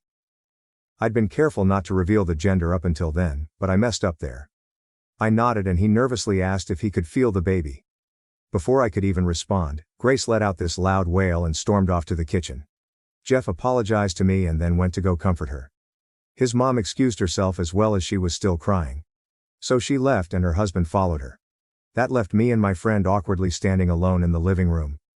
All we hear is his mom sniffling in the hallway and Grace sobbing while talking to Jeff in the kitchen. It was so incredibly uncomfortable. And I know many will hate me for this, but I just felt overwhelmed by the whole thing. Maybe it makes me pathetic, but having to stand in the room where a party was just held to celebrate Jeff proposing to another woman hurts so damn bad. So I left. I told my friend let's get the hell out of here and we quietly walked out. We ended up staying in a hotel and I was able to get an earlier flight home on Sunday. Now I'm back home and putting my focus back on the nursery. I told my friends that I had talked to Jeff and I apologized if he still tried to reach me through them. I advised them to block him if it's too much. I know this isn't the end of things. I'm planning on reaching out to him again eventually. Even if he broke my heart, I still care about him, and I won't deny him a relationship with his kid if that's what he really wants. I have no idea how it's gonna work and I'm only allowed to update once, so I apologize that I won't be able to tell anyone who cares how it all turns out. Thank you for the advice on my last post. Even though everyone was downvoting me and the post itself, it was nice to get opinions without bias. Update 2. First, I've seen a lot of comments saying that Jeff proposed to Grace within a few months after they started dating. That's not true. Aside from the 1-month breakup where Jeff and I conceived the baby, they were together roughly a year and a half before the engagement, assuming they had no more breakups after.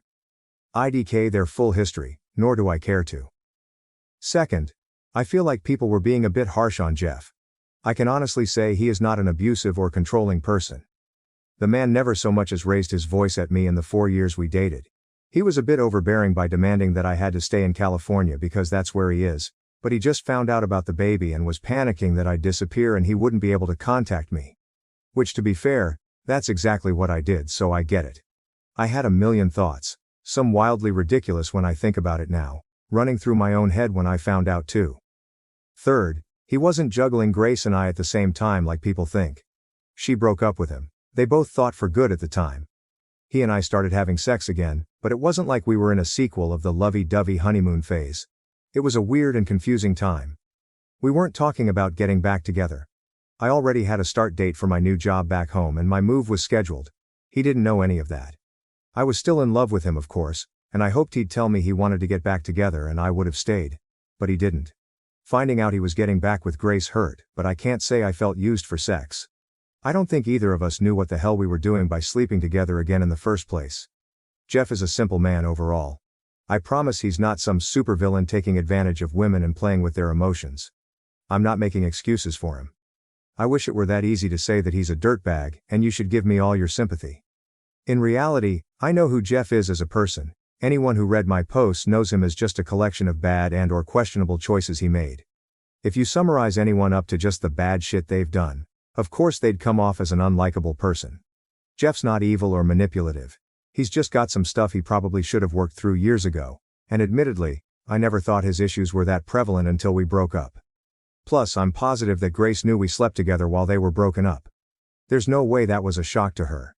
He would have told her himself, and even if he somehow hadn't. If Tanya knew, then everyone else knew shortly after. Guaranteed. Lastly, I appreciate everyone concerned about any custody issues that may arise from this. I was also amused by the people who were hyping themselves up thinking that I was delusional and actually going to be forced to put my baby on a plane by court order. I'm not sure why so many people on Reddit are used to dysfunctional relationships where judges and a huge custody battle need to be involved, but that's not us. Jeff and I were together, and very much in love for years. It might be hard to picture that when you've only read about the shitty end of our relationship, but everything before the breakup was an ideal relationship, which is exactly why it hurt me so much when he ended it. Things are weird now, but we don't hate each other. Our default option, even in a complicated situation like this, is not, we're taking this to court. That would be the last resort. I'm sure we'll work it out between ourselves long before it ever gets there. So on to the actual update. I planned on contacting Jeff after a couple weeks. I wanted to take time to gather my own thoughts and figure out what I wanted to say. Instead, I got phone calls from his number about a week after I returned home. He left a voicemail asking me to call him so we could talk. I was honestly furious because there's no way he should have been able to find my number unless somebody told him.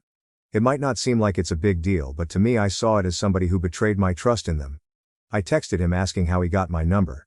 He said it wasn't important and that he wanted to talk. I said it is important to me, but he still didn't want to tell me. I told him we can talk when he tells me who he got my number from. So finally he told me who it was, and sent a screenshot of the conversation when I asked for proof. It was the second least likely friend I would have expected to break my trust. That's a whole other story though. So we talked over FaceTime and he told me that he absolutely wants to be in our son's life. He doesn't know how it's going to work long term, and neither do I. There was no threat of lawyers or his mom shouting grandparents' rights in the background like people were expecting. We're adults and we'll figure it out. The situation is not any easier to handle logistically, but emotions from that night have died down and we have clearer heads to move forward with. He did, however, have the audacity to tell me that he hates that I didn't tell him much sooner, and that I wasn't planning to tell him at all until Tanya found out, because he thought we meant more to each other than that. I told him I thought we did, until he told me not to contact him unless I was dying. That shut him up quickly because he knows now that it was an extreme and unnecessary thing to say even if he wanted to cut contact with me. He apologized for it and I apologized for not telling him about the baby myself. That's all we can really do. We're about to co-parent a child together so we don't get the luxury of holding a grudge with one another over past slights. He also told me that he and Grace are no longer together. He claims that it was a mutual decision, but that sounds too easy to me. How do you go from newly engaged to broken up in 18 hours with it being a completely clean process? I'm guessing he's just sparing me the ugly details on what must have actually happened. I do feel bad for Grace. Other than incorrectly assigning blame for her ruined engagement party, she didn't do anything wrong. I don't know her personally, but her proposal night should have been one of the best nights of her life, and it was ruined. I wouldn't want that for any woman. And because I know what everyone is gonna say, no, I am not seeing this as an opportunity to get back together with Jeff. Honestly, my focus is on my son right now. I'm not thinking about jumping into a relationship with anyone, much less the man who broke my heart once already. I think Jeff and I need to figure out how we're gonna co-parent first and foremost. And TBH, I want a man who loves me and chooses me for the person that I am, not because I happen to have given birth to his child. Plus, I don't know that I could ever get over that he proposed to Grace over me. Even if they broke off their engagement, I still want to know why she got a ring and I didn't. And I am going to ask eventually, but I don't think any answer will ever make it okay to me. A lot of people said it wasn't that he didn't want marriage, he just didn't want it with me. I find that hard to believe because, as I said above, we really had an ideal relationship. Our breakup wasn't a buildup of issues, it really was as simple as, you want marriage and kids, I don't.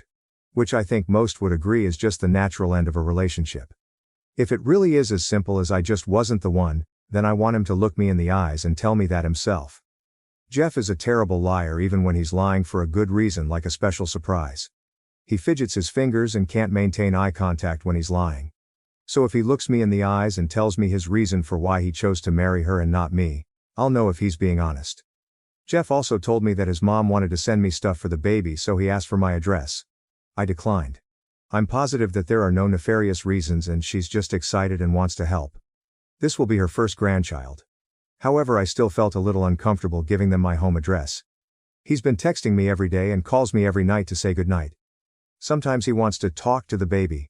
It's a bit confusing for me because he broke up with me because he didn't want a kid, but now he wants to be involved to the point where he's going out of his way to contact me and ask if I need anything.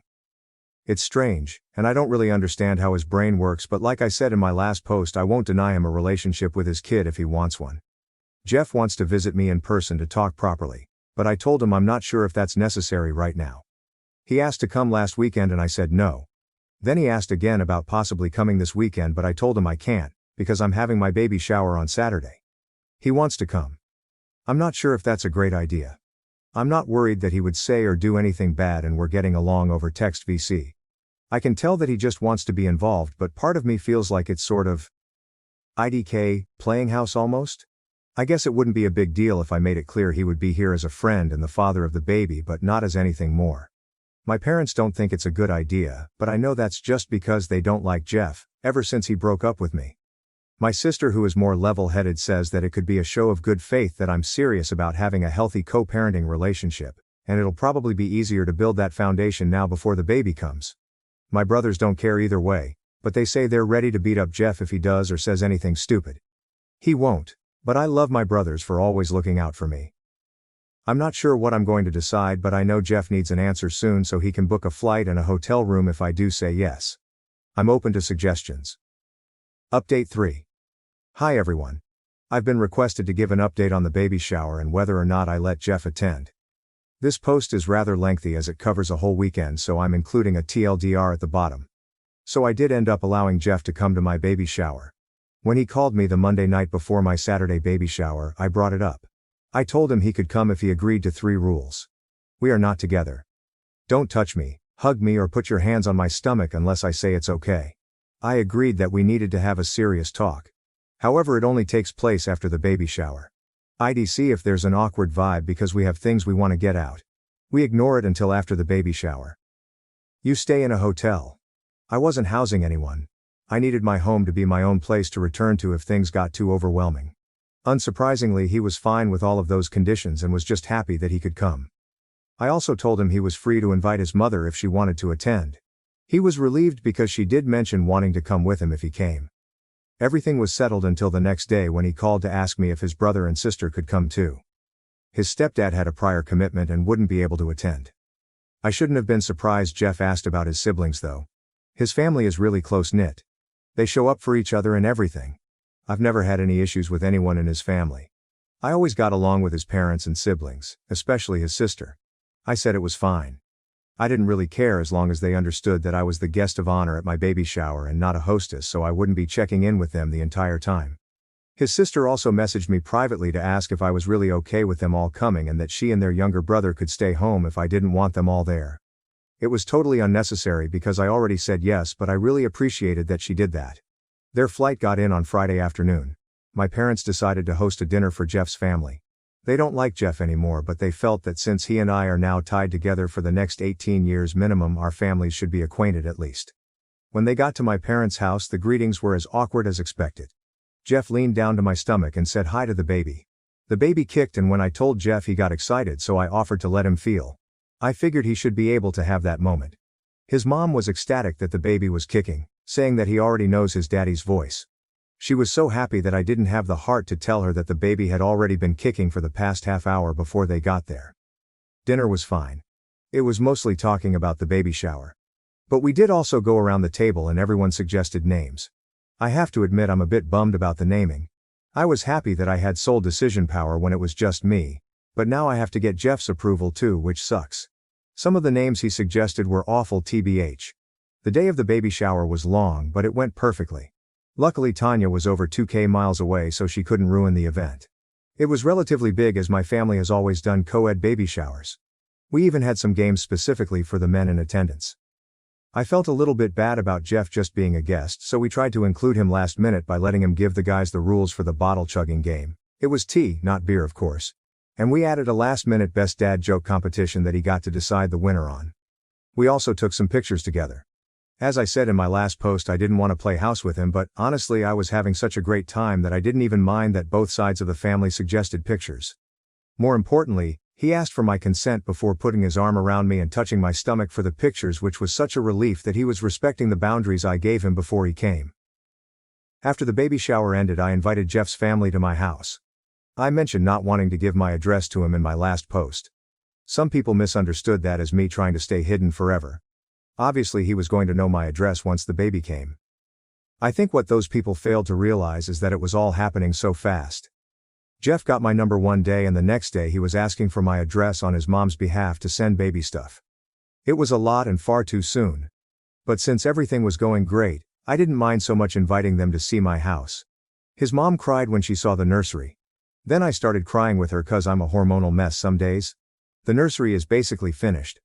I had just bought a different shade of blue paint because I didn't like the one I initially chose after looking at it for a couple weeks. I was planning on it being repainted the next week, but Jeff and his brother offered to do it while they were there. I said no, obviously, because they were guests. My dad chimed in to say to let him, Jeff, do it, because it's about time he stepped up to help. Obviously my dad knows that Jeff just found out about the baby recently, and I reminded him of that. But my parents were the ones who comforted me every time I cried when I first moved back home, and again when I found out I was pregnant. It's gonna take a while for them to warm up to Jeff again. So Jeff and his brother painted the first coat with my dad while I talked to Jeff's sister outside. I asked her about Grace, but she wouldn't tell me what happened. She told me that it was a conversation between me and Jeff. She did tell me that her whole family tried to talk Jeff out of proposing because it was too fast, but he insisted, so they supported him. The only other thing she said was that Tanya has been banned from her family's events for the foreseeable future, and their families aren't on good terms as Tanya's parents don't think what she did was a big deal. After the guys finished painting, everyone except my sister and Jeff left. Jeff and I decided to talk that night. My sister was in the living room in case it didn't go well, and I needed emotional support after Jeff left. He and I talked in my bedroom. My feet were killing me and I needed to lie down. So I did that, and Jeff sat on the other end of the bed. Neither of us knew how to start, so I just asked him point blank why he changed his mind about kids. I reminded him that he broke up with me because he didn't want marriage or kids. He said that it's true that he didn't want kids and that he's still afraid he'll screw it up somehow, but that the baby already exists and so he already loves him and wants to be present for him. I then asked about Grace. I wanted to know why he proposed to her and not me. It's not relevant now, but I'm still human and I wanted to know what was different about her. He told me that he was never scared of marriage. He meant it when we discussed plans about marriage after I was done with school. He wanted to be married to me. It was just the kids part that he couldn't do. He says that he just added marriage into his reasoning for our breakup because he felt like it would be easier for me to accept. In his head I might have been able to overlook the kids thing at least for a few years, but he knew if he said he didn't want marriage either, then I wouldn't stay. IDK. Why he didn't just talk to me about it. Instead, he broke my heart because he thought he was setting me free. As for why he proposed to Grace, she was on the same page as him regarding children. She didn't want them. He said he talked to her about getting a vasectomy, and she was on board with his decision. He admitted that they moved too fast. She was pressuring him to propose to her and she wanted the big party, so the proposal wasn't a surprise event. Everyone knew what it was gonna be, including Grace, as she practically planned the thing herself. All of his family tried to talk him out of it and wait a bit longer, but he was afraid that he would lose another woman and didn't want to make the same mistake again. His words, not mine. I asked why they broke up because I didn't believe him that it was a clean mutual decision. He said it was mutual but a bit messy. Apparently he and Grace talked that next day after everything went down. She told him that I ran away and to just let me go. She said she was willing to reconsider kids if he realized that he changed his mind, but that she didn't want to be a stepmom to my child. She basically gave him an ultimatum. He could choose either her or the baby, but not both. He asked her for the ring back right then and there. Apparently she threw it at him along with a few other heavier objects. He says they're fully done. He tried to do the sweet talk thing, telling me that he's glad it was me and not her that got pregnant. He says I saved him from making a huge mistake in marrying her. He regrets everything and wishes that he could redo the last 2 years and never break up with me. Then he asked if I could ever see us getting back together. I got frustrated at that point, and told him that he can't just keep jumping back and forth between us. He tried to defend himself, and while I agree that I don't think he does it with ill intent, it is what he's doing. I told him that he keeps letting his fear make hasty decisions for him and he needs to work on that with a therapist. I'm about to raise a baby. I don't need to be raising a man too. He did agree to go to therapy to work on his issues. Whether he actually does it or not, I don't know. I did make it clear that he needs to go into it understanding that it's for his and our son's benefit, and not just to win me back because that's not my focus at all right now. That was pretty much it for our talk. At some point he ended up laying down beside me so we were facing each other. There was no touching. We just talked while laying beside each other. I got sleepy and he left in an Uber back to his hotel. They were supposed to leave on Sunday but their flight back home was delayed by a day due to the weather in California. So the next morning they all came over and Jeff and his brother finished the second coat of paint on the nursery. It came out perfectly. I'm really glad I went with the second color choice. I made the guys lunch as a thank you for their work even though they were both happy to do it for their son and nephew. Jeff told me that he's planning on moving to my home state within the next month because he wants to be here for the baby's birth. His job does offer remote work so he could do it without having to find a new job. As of now he says it would be temporary but admitted that he doesn't know if he'll be able to leave once the baby is here. We'll see what happens. They left the next day while I was at work. Jeff stopped by my work to say goodbye in person. My coworkers all melted when they saw him say bye to the baby and promise him that he'd be back soon. They all think I should give him another chance for the baby's sake. Although I suspect that most of them are also easily swayed by the fact that Jeff is 6'3" and conventionally attractive, which they were constantly bringing up at my baby shower and when he came to say bye. Jeff and his family made it back home safe. I haven't heard much else about his plans to move here but I imagine that will take a while anyway. TLDR. Jeff and his family came to my baby shower. Everything went fine. I got the answers that I wanted about why he proposed to Grace and why he changed his mind about being a dad. He's agreed to get therapy for his issues. We're moving forward with our co-parenting plan and he's likely going to be moving here, at least temporarily, when the baby is born. Comments. Just as an FYI, you still technically have sole naming power. If you don't want to exercise that right in order to keep the peace, be nice, that's up to you, but you don't have to. Honestly, it sounds like Jeff will go along with any name you like at this point just to keep you happy. I'm glad things are working out for you. Jeff's family sounds amazing. I see what you're saying, but I believe in choosing my battles. If my options are to find a name we're both happy with or risk bottled resentment from Jeff over me making a unilateral decision, because you're right, he would agree to me picking what I want just to keep the peace. I'm going with the first option. There are much more important things to hold my ground on regarding my child's future. I've seen people commenting on the surname too. Where I live, the kid almost always takes the dad's last name with few exceptions. Even my parents are expecting the baby to have Jeff's surname now that he's involved. While I wouldn't give any woman grief for wanting to pass her name on, it's not important to me. I know he's mine and that's all I need. Also, I've got 3 brothers, so the odds are extremely likely that our family name will be passed on through them anyway. I'm so happy for you. You indeed saved Jeff from marrying Grace, who seemed to be overbearing and domineering. I hope you and Jeff will co-parent peacefully. If you decide to give him a second chance, make him grovel. I bet his family are happy that Grace is gone. She sounds like a high-maintenance woman. Planning her own big engagement party after pressuring the guy to propose. Wow. Nobody said it directly, but I was definitely getting vibes that his family didn't like her very much. I don't know her personally, but she sounds a bit immature. Throwing things at someone during a breakup is just not okay. So Grace manipulated everything then. He was going to get married to the wrong person and regret it years later. I don't know if she manipulated him, but she definitely pressured him. He said that she told him she didn't want to waste her 20s on him if he wasn't serious about getting married eventually. He didn't tell me this, but I'm guessing maybe he told her about the reason for our breakup and she didn't want the same thing to happen to her, so she pressured him into proposing. Again, that's just a guess though. Oh, I have my own opinion, but girl, you are doing all very well and everything was perfect. He gave you a good explanation, and you gave him a great insight. I love what you said about how his fear was taking decisions, and advice. I hope all of you find your way, keep us informed. Yeah, his answer for every decision he made was, because I was scared of, which is just not a good way to go about anything. That's something he definitely needs to work on.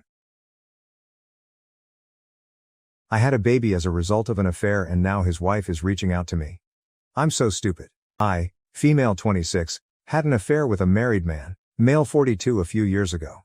I had no clue he was married when we first met and hooked up. I obviously looked him up on social media, and while he did have photos of his kids on there was absolutely no mention or photos of a wife at all.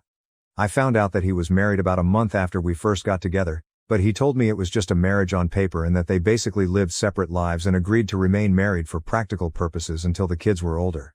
They owned a business, which she really ran and he was just financially involved in. I knew at the time that I probably shouldn't believe him, but I convinced myself it was true. I was in my early 20s and so attracted to him and I guess almost infatuated with him.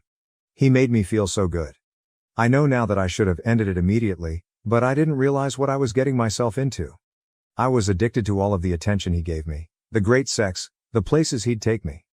I felt special. I was so naive. I got pregnant about a year into seeing him. I had always been so careful with preventing pregnancy, but during my relationship with him I took stupid risks. I was so high in lust with this guy, it's embarrassing. The things he'd asked me to do, I'd say yes to almost anything, even when I knew it was a bad idea.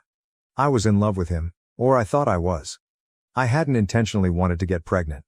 I would of course dream about being his wife and having a family, but I knew that wouldn't be a possibility while he had this arrangement with his actual wife. I didn't get pregnant on purpose with any intention of him leaving her for me, even if I wished that we could be a real, normal couple. I was surprised by how excited I was to be pregnant with his baby.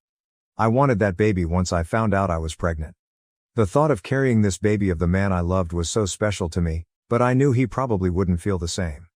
I told him I was pregnant and he told me I couldn't keep the baby.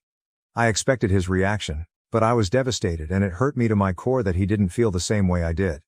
He offered to pay, to make a whole weekend of it somewhere exciting, what the F, and to buy me something special if I'd just please get rid of the baby. He explained that he didn't want any more kids and that he couldn't openly be a father to another kid when he and his wife were still pretending to be happily married to the outside world. I agreed to do what he wanted and we made plans for him to pick me up and find somewhere out of town to go get it done. I was all packed the night he was going to pick me up, but I started to feel really scared and really unsafe about the whole thing. I took my bag and checked myself into a hotel to hide because I couldn't go with him. I texted him to say I promised to never contact him again and to never name him as the father or go after child support if he'd promised to leave me alone. At first he tried to sweet talk me into doing what he wanted. When I didn't cave in, he said some very nasty things to me and that I essentially better never contact him again or show up at his door. I have a 2-year-old now. At times, it's been difficult, but overall we are thriving as best we can. I have kept my word about not naming him as the father or requesting child support. His wife contacted me on social media. Well, she's his ex-wife now. She wants to talk to me. She found out about me and told me that she divorced him 6 months ago. She wants her children to know their siblings and for my child to know his siblings. That's weird to me. I haven't responded back to her yet. I am unsure about how to approach this. How do I respond to this? I wonder if I'm being selfish by not exploring an option for my child to know his siblings, if she's being genuine about that. If I was married and my husband fathered a child outside of our marriage, I don't think I'd feel the same that she does. Relevant comments. Comment 1: I didn't know he was married when we first got together. I acknowledge that I should have ended the relationship as soon as I found out he was married. I allowed myself to believe what he told me, which made it seem not so bad. Like this was some sort of agreement he and his wife had. Emotionally, I was already hooked. I'm not making excuses. I wouldn't say I was happy to bring a baby into this situation. There was a huge mix of emotions. I felt like I was in love with him, so there was a part of me that was excited at first. That feeling soon died, but I still felt that I loved my baby still. I tried to do the best thing that I could, which was to remove myself from his life and his family's life. I just wanted to be able to keep my baby and love my baby. I did not get pregnant on purpose. I wasn't on birth control. I had been on birth control when I was slightly younger and had life-threatening health complications as a result. He knew I wasn't on birth control. He loved unprotected sex. I was stupid and I agreed to do it. I would do almost anything he asked sexually. I tried to track my cycle and would tell him when it was probably not a safe time to do it. His wife isn't really what I'm afraid of. Whatever she'd want to say to me is probably deserved anyway, and more. Comment 2. He found out about the pregnancy before I ghosted him. And upon finding out I was pregnant with his child, there was absolutely no real discussion about what we were going to do. We were going to do what he wanted to do and he had it all planned out. He threatened me, by text and by phone calls and voicemails, when I told him I was not going to go with him on this abortion vacation he had planned. I begged him to please not force me to do that and he turned mean. I offered to never contact him again if he'd just let me go. After threatening me again, about what he'd do if I didn't keep my word, he agreed. He has kept his side of the bargain and has never contacted me. Comment 3. I've been assuming that she found out about me on her own, maybe saw something on his phone or computer and has probably known for a while before reaching out to me, if it's actually her.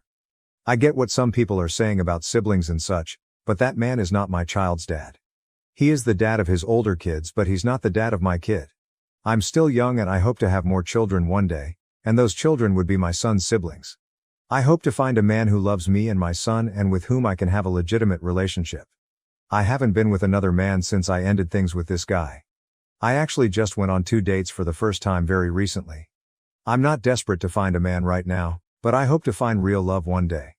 Those people are not my son's family. He's 2 and they're old enough to drive. So I don't think they're missing out on any sort of important relationship right now. I understand wanting to know your bio family, and I feel he can decide that later on when he's old enough to have a day.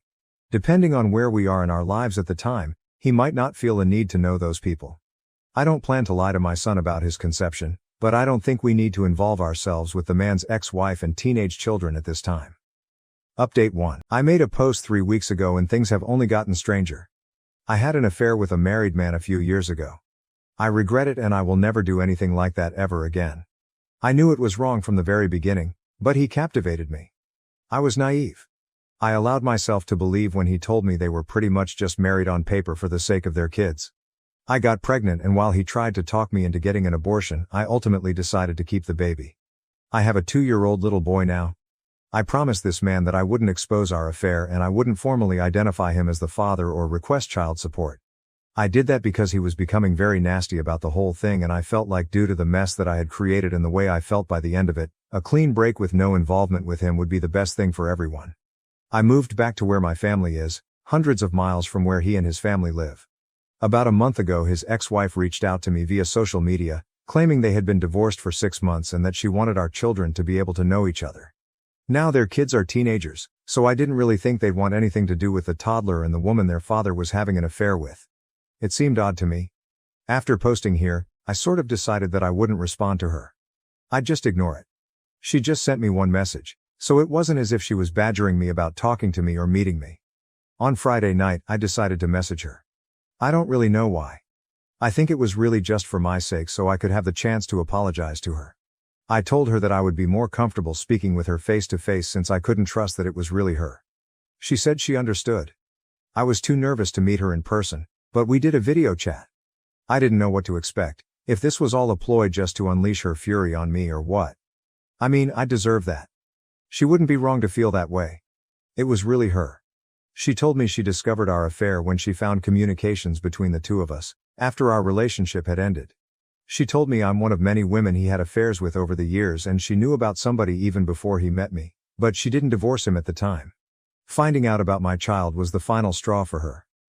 I told her I was sorry for my relationship with her husband and admitted that I knew he was married. She graciously told me she forgives me and that while she harbored a lot of anger towards me initially, she ultimately blames her husband. I'm not blameless, but she chooses to not hate me, essentially.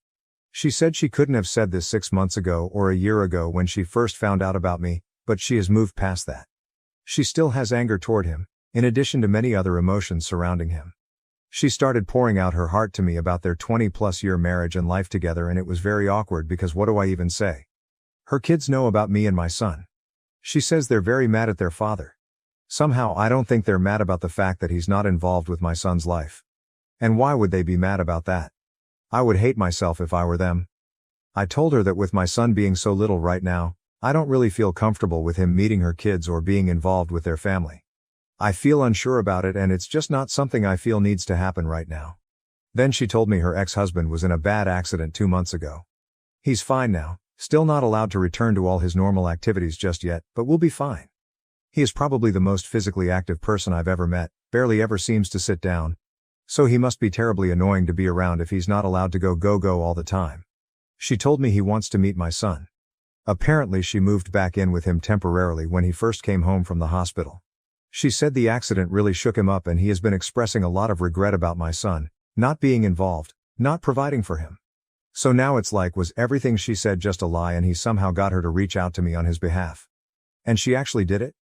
It felt almost like a relief talking to her initially, but then it's like was any of that true or you were just trying to be his messenger? I don't even know if that part is true now. Why wouldn't he just contact me himself?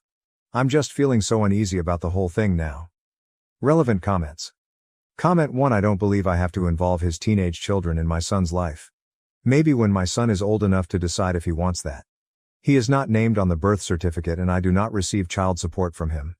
I have asked nothing of him, except to let me move away and not try to force me to have an abortion. I basically had to promise him to not contact him, not make him as the father, not request child support. If he truly wants involvement with my son, he can reach out to me directly and he can take the legal route to establish himself as our son's father. Comment 2. He did not legally sever his rights. He never established rights in the first place. He has no rights until he goes to court and establishes himself as the father. He is welcome to do that. Honestly, I wish my son did have a father who was involved in his life and loved him. Yes, this guy has faults, but he has plenty of positive qualities. He is really involved with his older children. I met them many times because they'd be at work with him or he'd have to drop by the office on his way to take them somewhere. He was always doing things with them. They seemed like good kids who really loved their dad. I wish my son could have that experience too. I didn't think it was an option based on how he behaved when I was pregnant. He wasn't interested and wanted me and our baby to go away. That's what I did, and I accepted it. Comment 3. He is not legally my son's father at this time. This means that currently he has no legal parental rights or responsibilities regarding my son.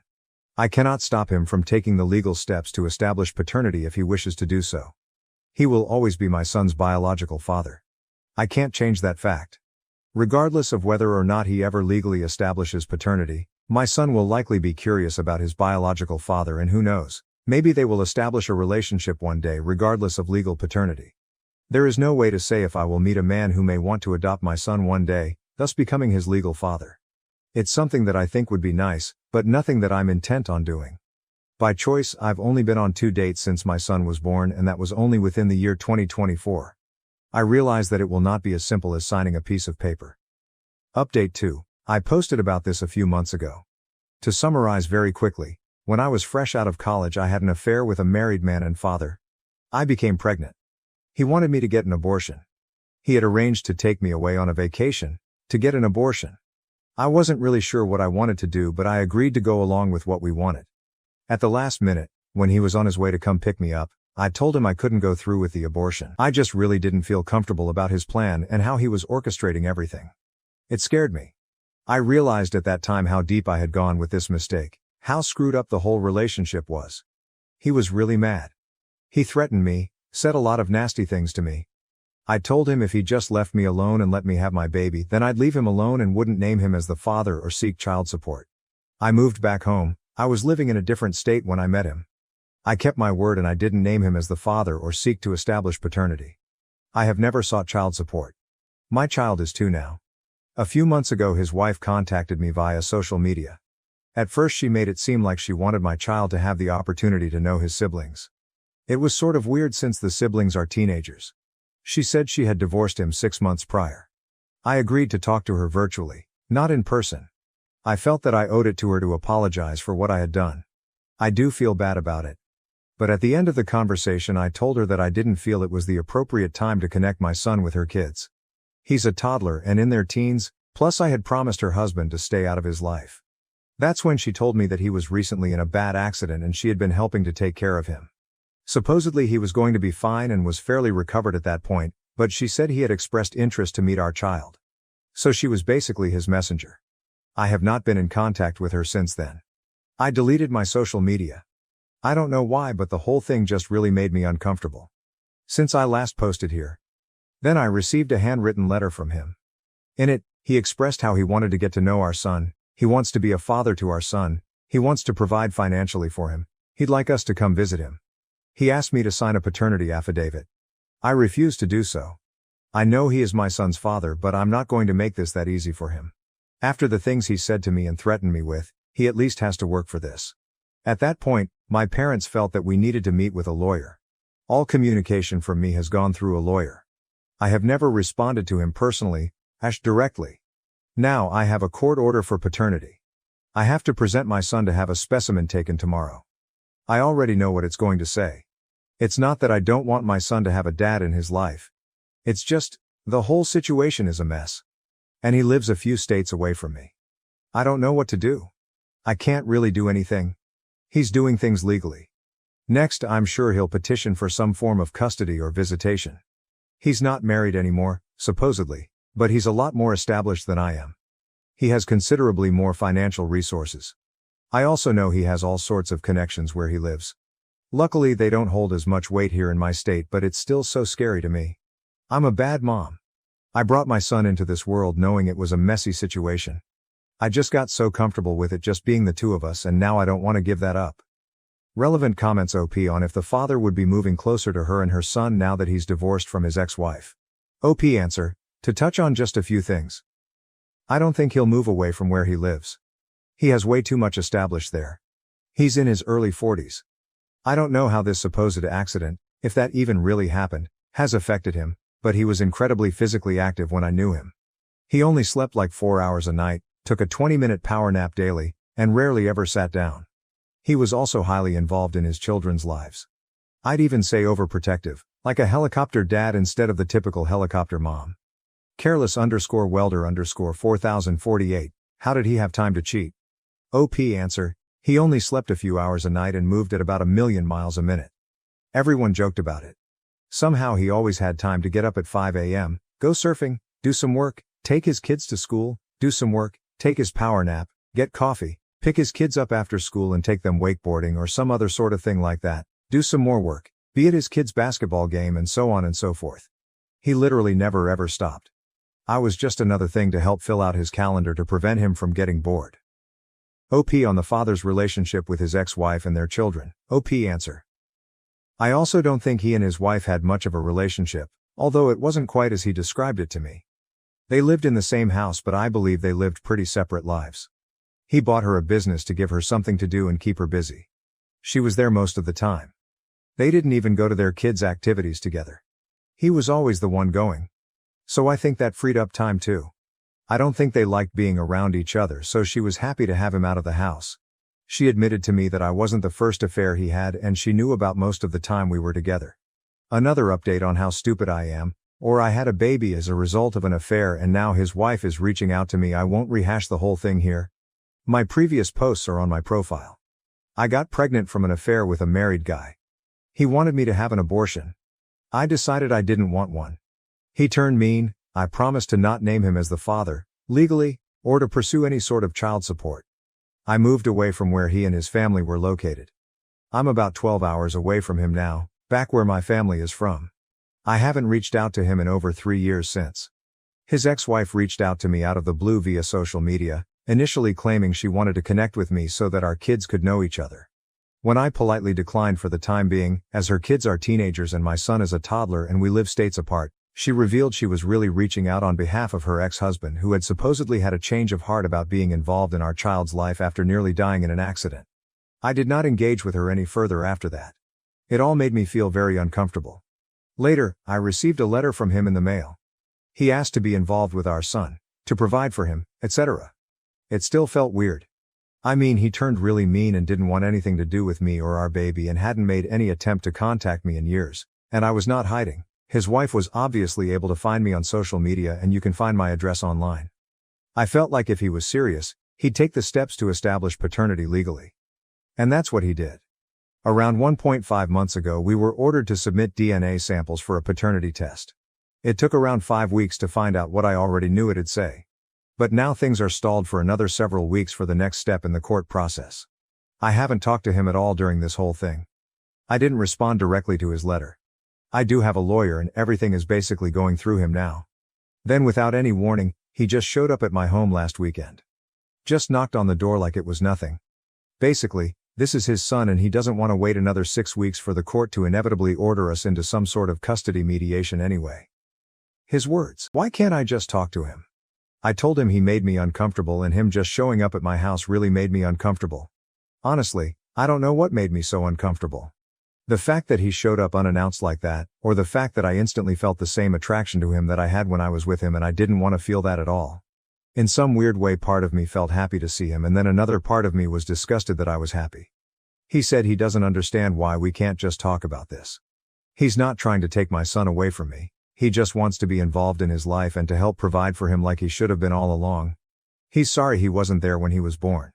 He's sorry he reacted the way that he did when I didn't go along with his plans to take me on an abortion vacation. Why can't I believe that he just wants to be a dad to his kid? I guess I agree with him. Why can't I just accept that he has had a change of heart? I can't trust myself. I can't trust my own judgment. I feel like if I easily let him into my son's life, I'm going to end up regretting it and be made a fool of somehow. I've already made so many mistakes when it comes to him. He says it's stupid of me to not try to work it out amongst ourselves first. I'm giving so much control to the court. I don't know whether to believe that or to think it's just his way of convincing me to do what he wants. I know he will get some sort of visitation and eventual custody. Maybe it would be better if we try to come to an agreement, but he had the ability to sway me so easily. I'm so stupid when it comes to him. Nobody else has ever made me feel so foolish in my life. I want my son to have a dad.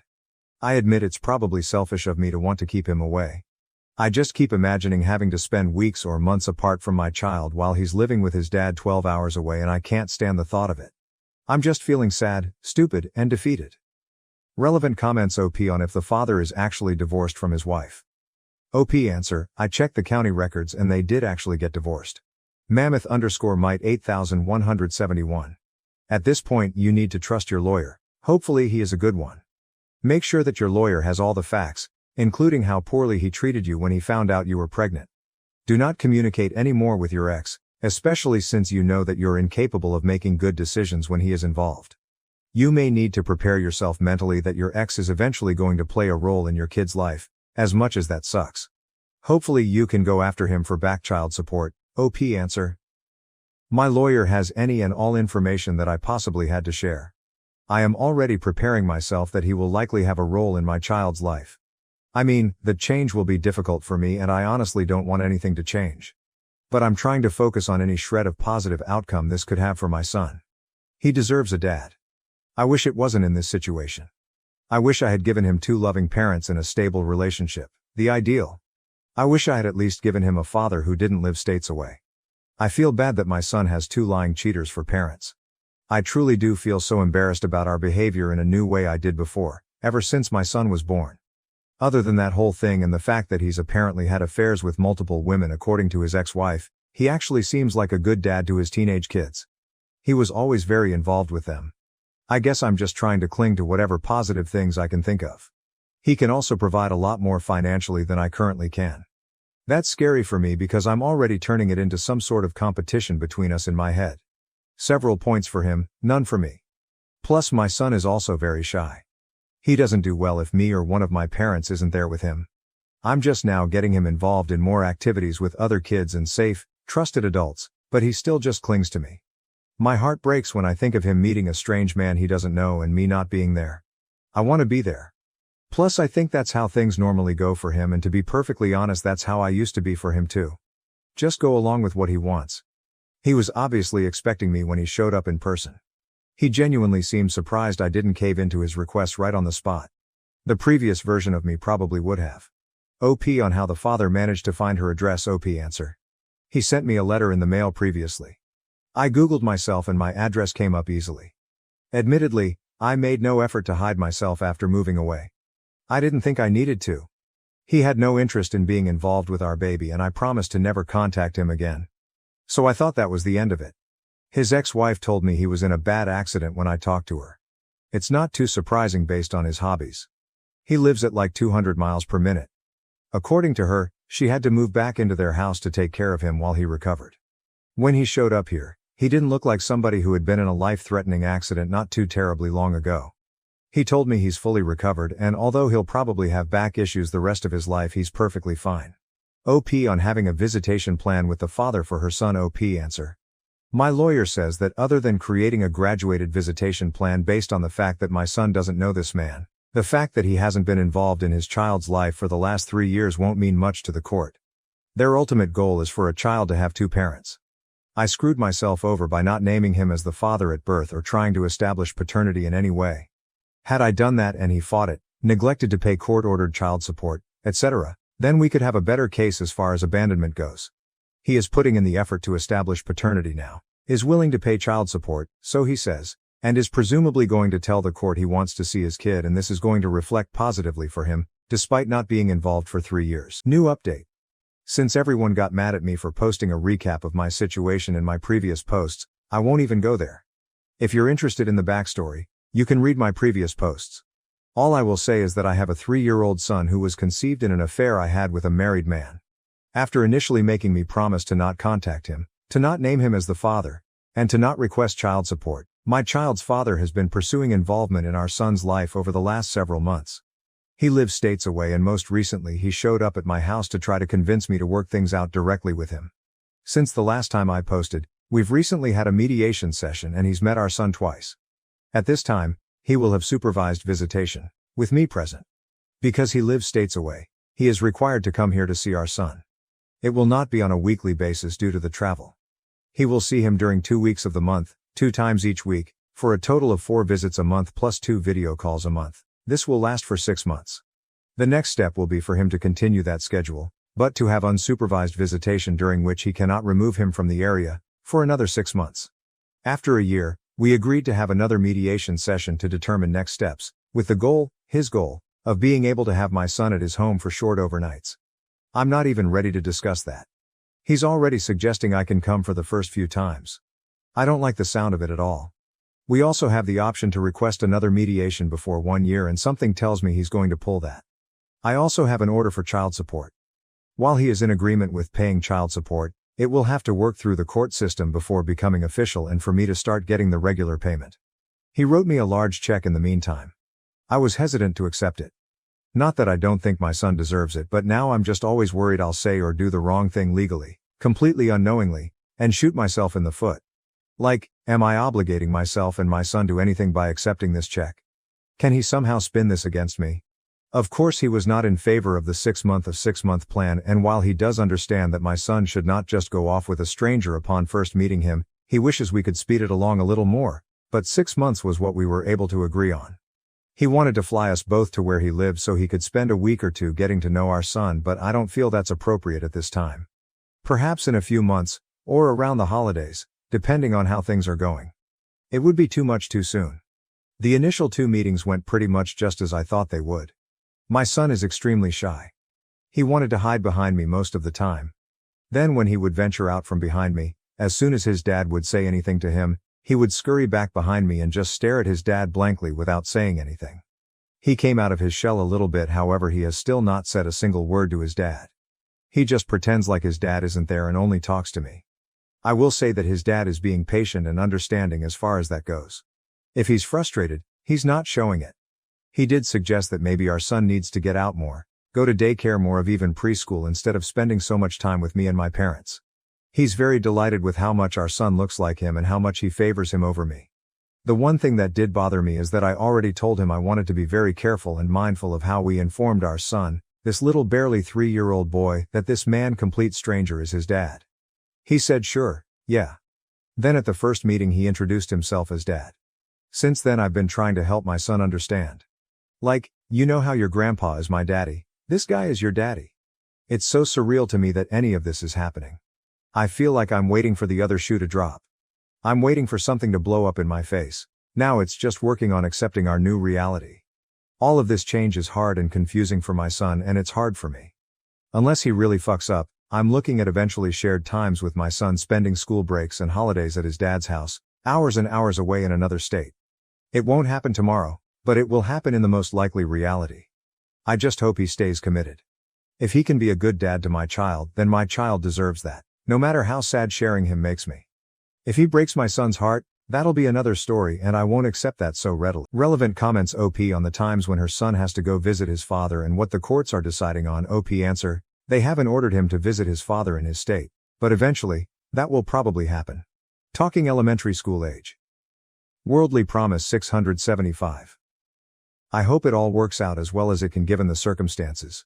Your son and his well-being is definitely top priority. The baby daddy seems really pushy and doesn't like boundaries, so it does not seem he's changed much. OP answer, he's used to getting his way. I'm doing my best to not just roll over but also learn to compromise. Imalela, are you concerned that he may also try to push the idea of reconciling romantically? It sounds like you are focused on your son and he's focused on getting his way. OP answer, I don't know. He hasn't really given me that impression. He's given me compliments. He's tried reminding me of some of the good times we had together. But I see that as all part of his schmoozing to just get me to do what he wants, Not to get back together with me OP on getting a therapist for her son. OP answer, yes, I'm working on finding a therapist for him. I realize I should have started that process before this all went into action. Mother-in-law ruined my wedding. By spiking my drink, then tried to buy my forgiveness with $5K, now we're left to navigate the fallout.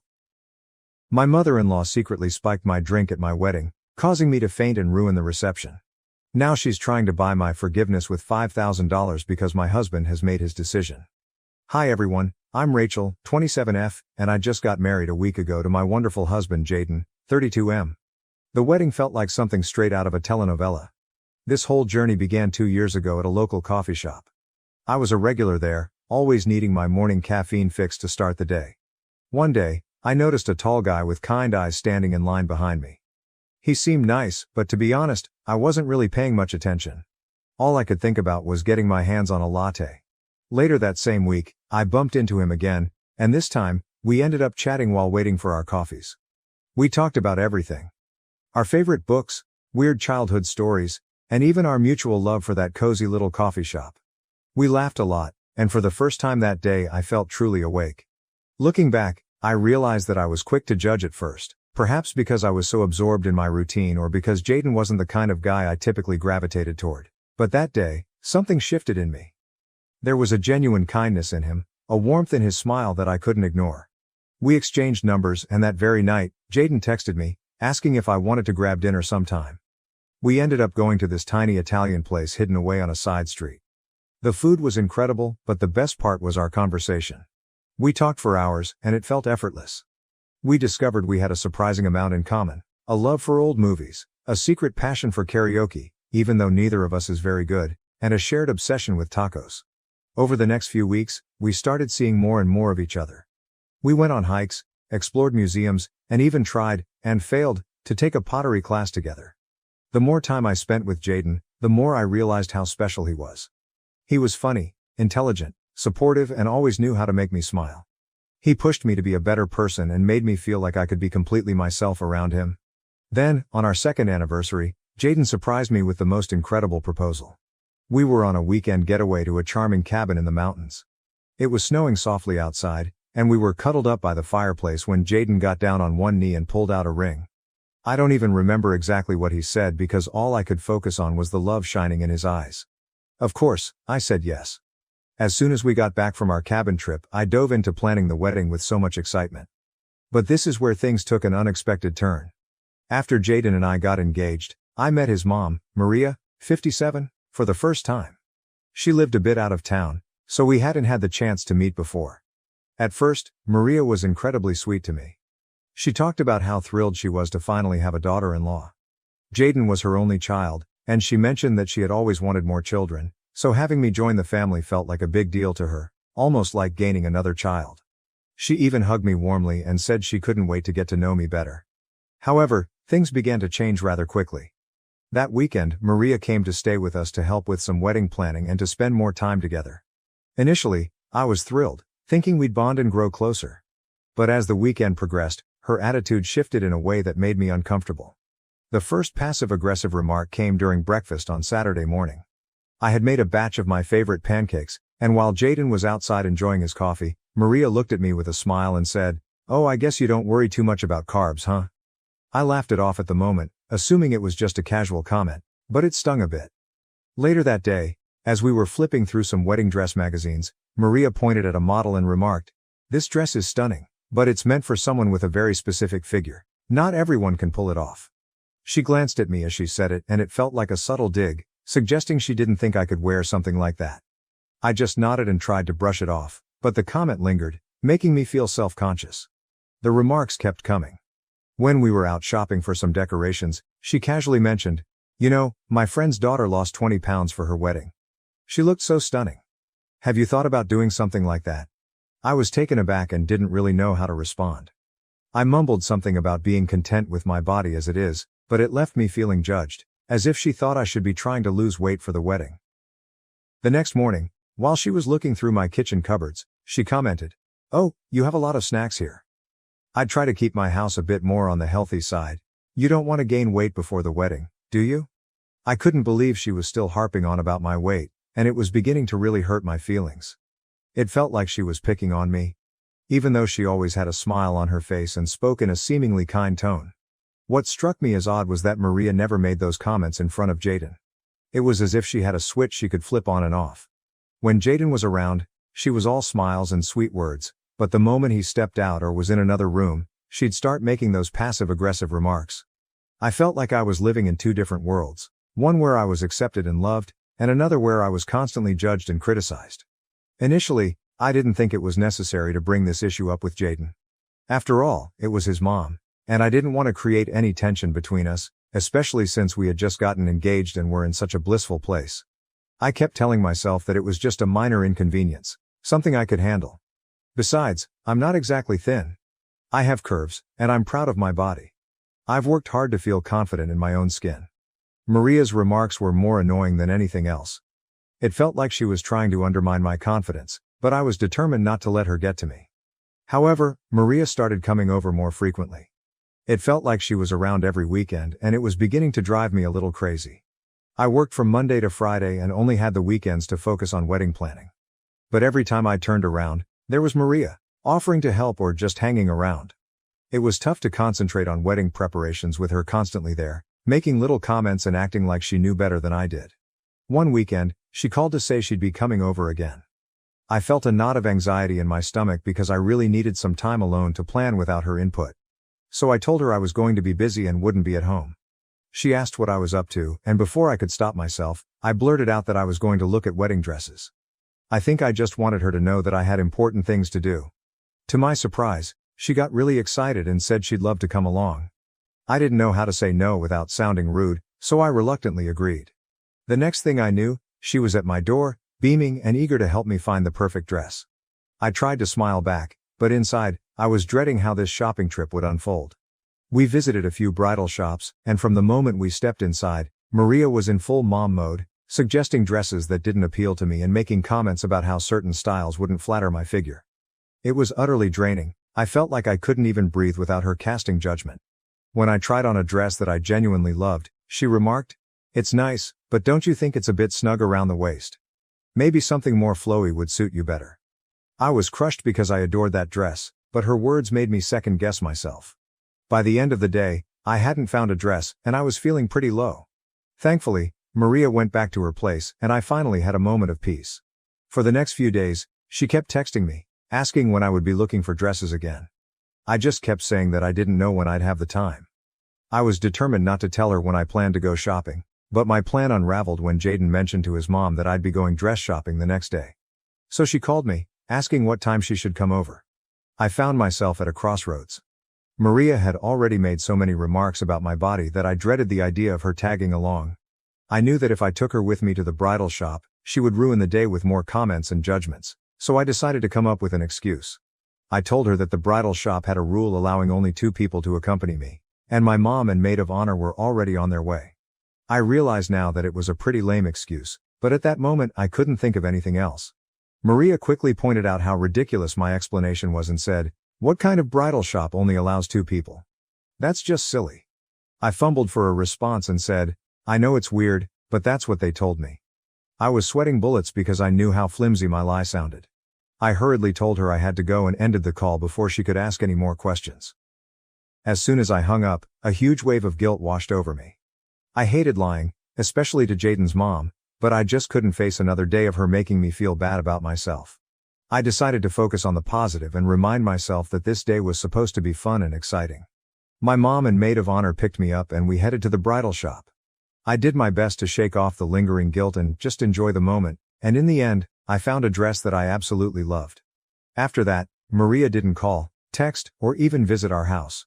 She still kept in touch with Jaden, which was a bit of a relief since it avoided any awkwardness between them.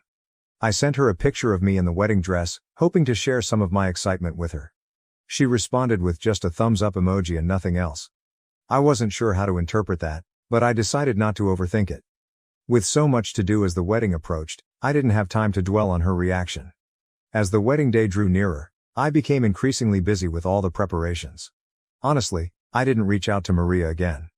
There was so much to coordinate, finalizing the guest list, confirming the caterers, and ensuring that all the decorations were perfect. Finally, the big day arrived. It exceeded all my expectations. The ceremony was beautiful, and I couldn't stop smiling as I walked down the aisle toward Jaden. The look on his face when he saw me in my dress was priceless, making all the stress of planning worthwhile. We said our vows, exchanged rings, and just like that, we were married. The reception started off perfectly. The venue was gorgeous, the weather was ideal, the food was delicious, and everyone seemed to be having a great time. I loved our first dance. Jaden and I had taken a few dance lessons and we managed not to step on each other's toes. It felt like a fairy tale, and I was on cloud 9. Everything was going smoothly until I decided to get a drink. I walked over to the bar for something refreshing, and there was Maria, standing right there. She turned to me with a big smile and said, "You look like you're having a wonderful time. Let me get you a drink, just relax and enjoy yourself." I was a bit taken aback by her sudden enthusiasm but thought maybe she was trying to make up for all the awkwardness. She handed me a Shirley Temple, and I thanked her and took a sip. A few minutes later, I started feeling drowsy, but I assumed it was just because I was tired. Then, I fainted on the floor and lost consciousness. Everything went black, and the next thing I knew, Jaden was panicking and calling for an ambulance. I could hear the worry in his voice as he tried to keep me awake. People were gathering around, but it was all a blur. When the EMTs arrived, they quickly brought me back to consciousness and began asking questions about what I had eaten and drunk that day. I told them everything, including the meal I had at the reception and the Shirley Temple that Maria had given me. They expressed concern and asked if there was anything unusual or if I had taken any medication. That's when Maria, looking a bit guilty, stepped forward and admitted that the drink she gave me had alcohol in it. She explained that she didn't think it would be a big deal and thought it would help me relax. I was stunned. Why would she add alcohol to my drink without telling me? The situation became even more complicated when my maid of honor, Emily, spoke up. She informed the EMTs that I had taken some anxiety medication just minutes before walking down the aisle. I had been so anxious about everything going off without a hitch that I took a small dose to calm my nerves. It turned out that the combination of the medication and the alcohol in the drink was what caused me to collapse. There must have been some kind of chemical reaction that knocked me out. The EMTs explained that mixing alcohol with certain medications can be very dangerous and that I was fortunate the outcome wasn't more severe. After the EMTs left, Jaden turned to Maria and demanded that she leave. His voice was shaking with anger, and Maria looked completely shocked. She tried to explain, insisting she hadn't meant any harm and that it was all just a misunderstanding, but Jaden wasn't having any of it.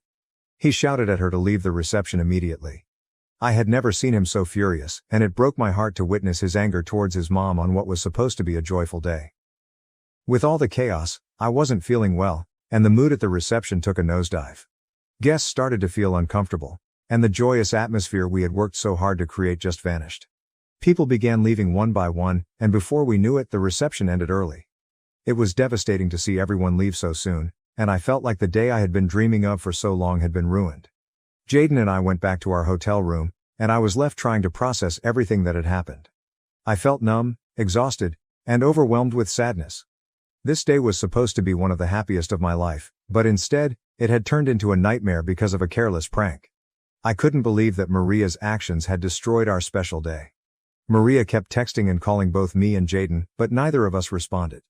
We needed some time to process everything and figure out our next steps. I could see that Jaden was deeply troubled by the situation. He loved his mom, but he was also incredibly hurt and angry over what she had done. It was a difficult situation, and I had no idea how to fix it.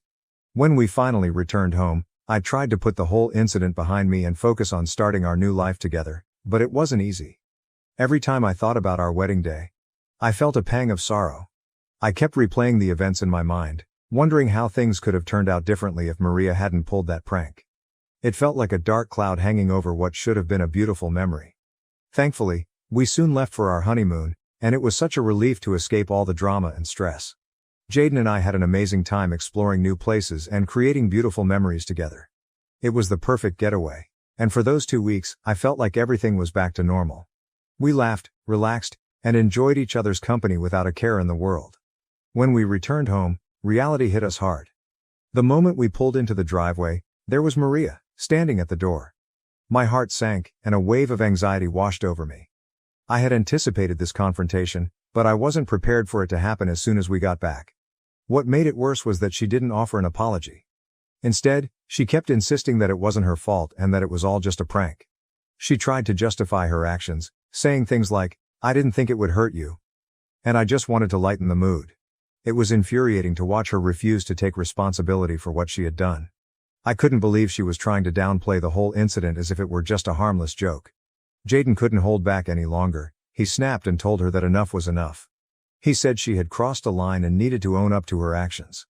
He made it clear that the only way he would talk to her again was if she apologized to me. He told her that she had hurt me deeply, and it was not acceptable. Maria tried to interrupt, but Jaden didn't let her.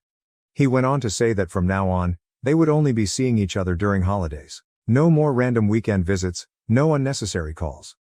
He told her it would be like they were distant relatives who only met on special occasions. Maria was shocked and started to cry, but Jaden remained firm. I could see how painful it was for him to have to set such boundaries with his own mother, but he was determined to support me and ensure I felt safe and respected.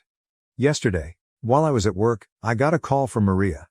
It caught me off guard because we hadn't spoken in a while, and I wasn't expecting her to reach out, especially during work hours.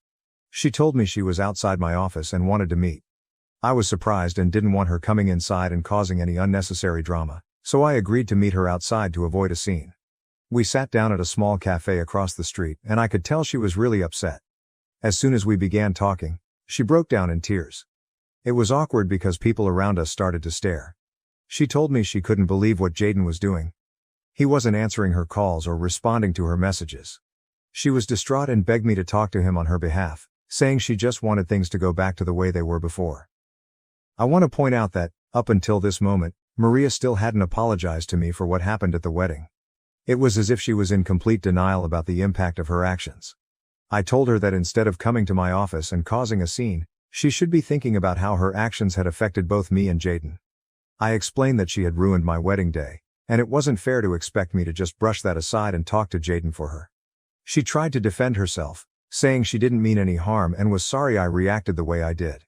It was as though she couldn't see past her own perspective and understand that her actions had real consequences. She kept insisting that if she had known what would happen, she never would have done it. As she continued to cry, I noticed people in the cafe beginning to glance over with concern. The whole situation made me incredibly uncomfortable, and I just wanted to leave.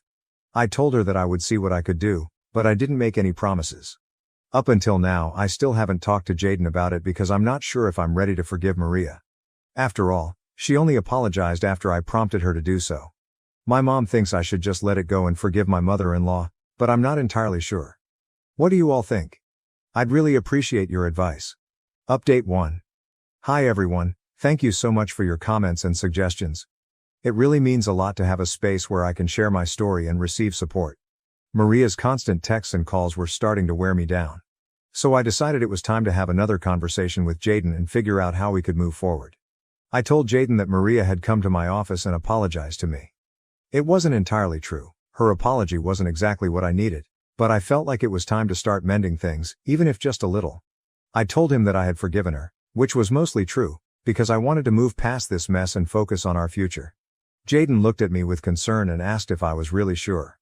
I assured him that I was ready to move on, but we needed to set some boundaries with his mom to avoid any more drama. He seemed relieved that I was willing to forgive her, but he also recognized that this wasn't just about me, it was about us as a couple and our need for peace and stability.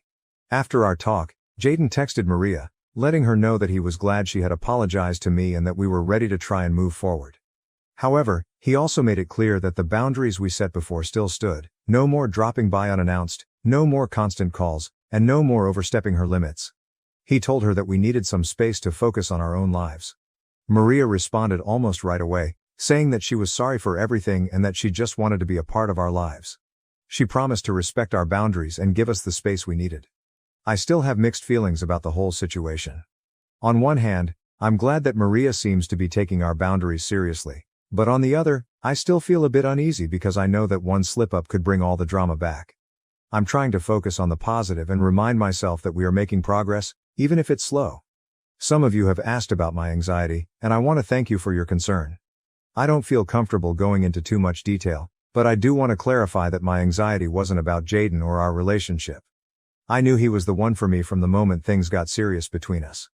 The anxiety was more related to the wedding day itself and the immense pressure that comes with planning such a big event. We had over 200 guests attending, and I was determined for everything to be perfect. I worried endlessly about all the little things that could go wrong, like the food not turning out well, the music not being enjoyable, or the decorations not living up to my expectations. The thought of any detail going awry made me incredibly anxious. I wanted our guests to have an amazing time and to remember our wedding as a beautiful and joyous celebration. Update 2. Hi everyone, something unexpected happened, and I'm still trying to figure out how to feel about it. Things were going smoothly until last weekend when Jaden received a call from Maria inviting both of us to dinner at her place. She mentioned that it was important for us to have this dinner to start getting things back to normal after everything that had happened. Jaden told me about the invitation and asked what I thought. I told him it would be okay and that we should go. Maybe this was her way of trying to make amends. When we got to Maria's house, she greeted us with a warm smile. But after dinner, Maria did something that completely took me by surprise. She got up, left the room, and came back with a check for $5,000. She handed it to me, saying she was truly sorry for ruining our wedding day and that, while she couldn't change the past, she wanted to give me this money as a way to make up for it. I was completely taken aback and immediately felt uncomfortable. It was such an unexpected gesture and I didn't know how to respond. I refused the money right away, telling her that I didn't need it and that we should just let bygones be bygones. Jaden agreed and told her that she didn't have to give us any money, but Maria was persistent. She wouldn't take the check back and ended up slipping it into my coat pocket. I was so shocked and didn't know how to handle it. She seemed almost desperate for us to accept it, which only made the situation more awkward. After that, we left her house and headed back home. On the way, Jaden and I talked about what had happened and we were both confused. Why would Maria give us such a large amount of money? It felt strange, and I couldn't help but wonder what her true intentions were. Was she genuinely sorry, or was this her way of trying to buy our forgiveness? I'm not sure and it's left me feeling really unsettled. Jaden and I discussed it again, and we're still not certain about what to do. He's just as confused as I am, and we both want to approach this situation in a way that's fair and respectful. We don't want to hurt Maria's feelings or dismiss her attempts to make amends, but at the same time, we don't want to feel like we're being bought off. If anyone has any advice or has gone through something similar, I'd really appreciate hearing your thoughts. Update 3. It's been 2 weeks since my last update and honestly, not much has changed. We still have the check that Maria gave us, but we haven't cashed it. It's just sitting in our drawer, almost like a reminder of everything that's happened. I'm not really sure what we'll end up doing with it, but for now, it's just there. As for our relationship with Maria, things are pretty much the same. We're all in this holding pattern where we're trying to be civil and respectful without revisiting the past too much. She's been respecting our boundaries, which has been a huge relief. She doesn't show up unannounced anymore, and the constant barrage of texts and calls has stopped. It feels like she's genuinely trying to do better, and that gives me some hope for the future. Jaden and Maria still talk on the phone regularly, and their conversations seem to be positive. I'm relieved that their relationship hasn't suffered too much from everything that happened. I also talk to Maria sometimes. Our conversations are polite and a bit formal, but both of us are making an effort to keep things friendly. I think this will be my last update for a while. I don't expect much to change anytime soon, and I'm hopeful that things will continue to improve little by little. I want to focus on the positive and keep moving forward, and I believe that's the best approach for now. If anything major happens, I might pop back in with an update, but for now, I'm going to take a step back and concentrate on living my life. Thank you again for all your support, and I hope you all have a wonderful day. After my family took over my house and tried to push me out of my own room, I kicked them all out. I am a 26-year-old who lives with my parents in a home that I fully pay for. Although it sounds rather simple, it's much more intricate than that. I'll begin at the beginning. Last year, I purchased a home in the city. I pay for everything, including food, all of the bills, and the entire mortgage. Not a single penny is paid by my parents, Liz, 55F, and Tom, 55M, who are both retired teachers. Nor was it a case of moving back home because I couldn't afford rent. As a software developer, I actually earn a nice living, and I wanted to be nearer to employment options in the city. In addition, I felt that after they had supported me for years, it would be good to return the favor. It's a pleasant 3-bedroom home with a large living room and a backyard. It's nothing fancy but comfortable. I claimed the master bedroom because I pay for everything. It has its own bathroom and a walk-in closet, which is a big plus because I detest having to share a bathroom. Since I spend around 80% of my time working from home, I set up my home office in the second bedroom with 2 monitors, a comfortable chair and all the supplies I need. For family visits, the third bedroom was kept as a guest room. Everything was wonderful at first. While I worked and took care of the house, my parents, who were glad to be in the city, went about their own business. Since they were my parents and I felt good about supporting them after everything they had done for me, I didn't mind paying the bills. Then, however, a change occurred. My mother casually dropped a bombshell during breakfast one morning. My older brother Jake, 28M, and his wife Emma, 26F, were considering relocating to the city, she said. They have reportedly been having difficulties and Emma is pregnant. They really need the help, she added. At first I didn't give it much thought.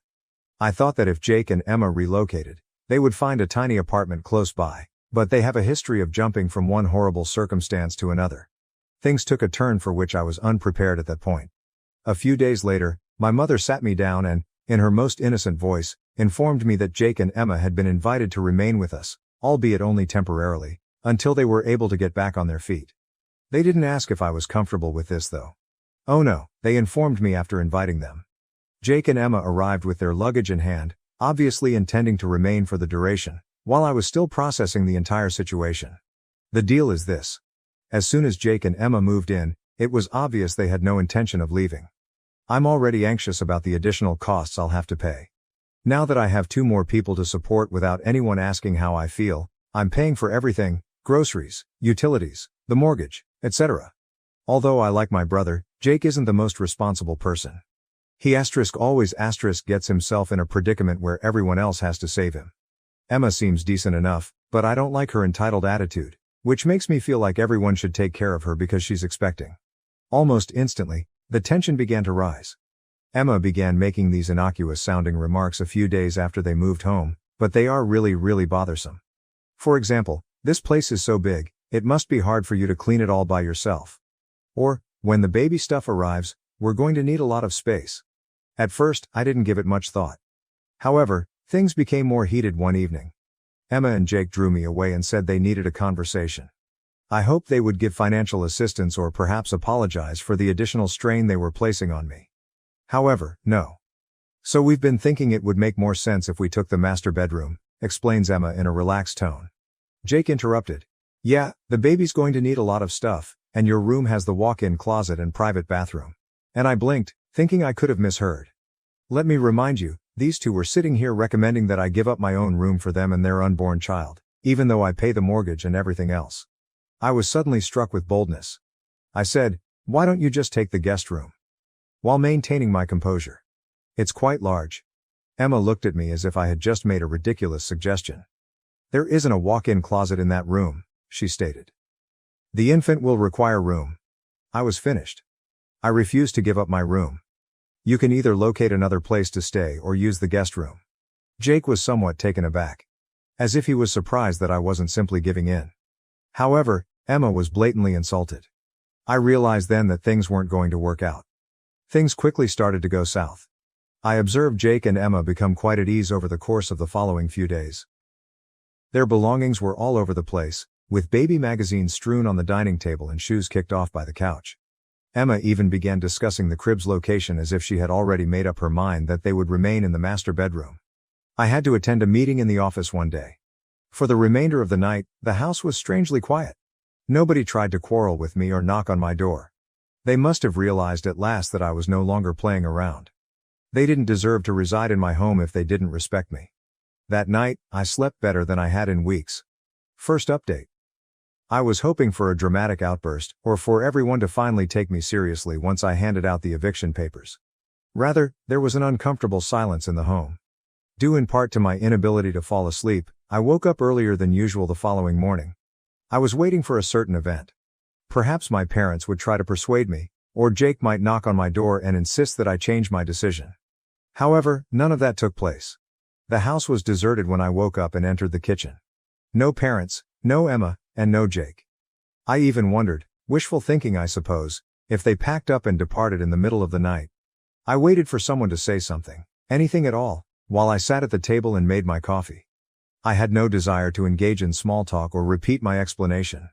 I wasn't going to back down now that I'd drawn my line. I couldn't continue living that way. They had pushed me too far. They showed me no respect, and they certainly showed no respect for the fact that I was footing the bill. My mother eventually entered the kitchen. She appeared to have had little sleep.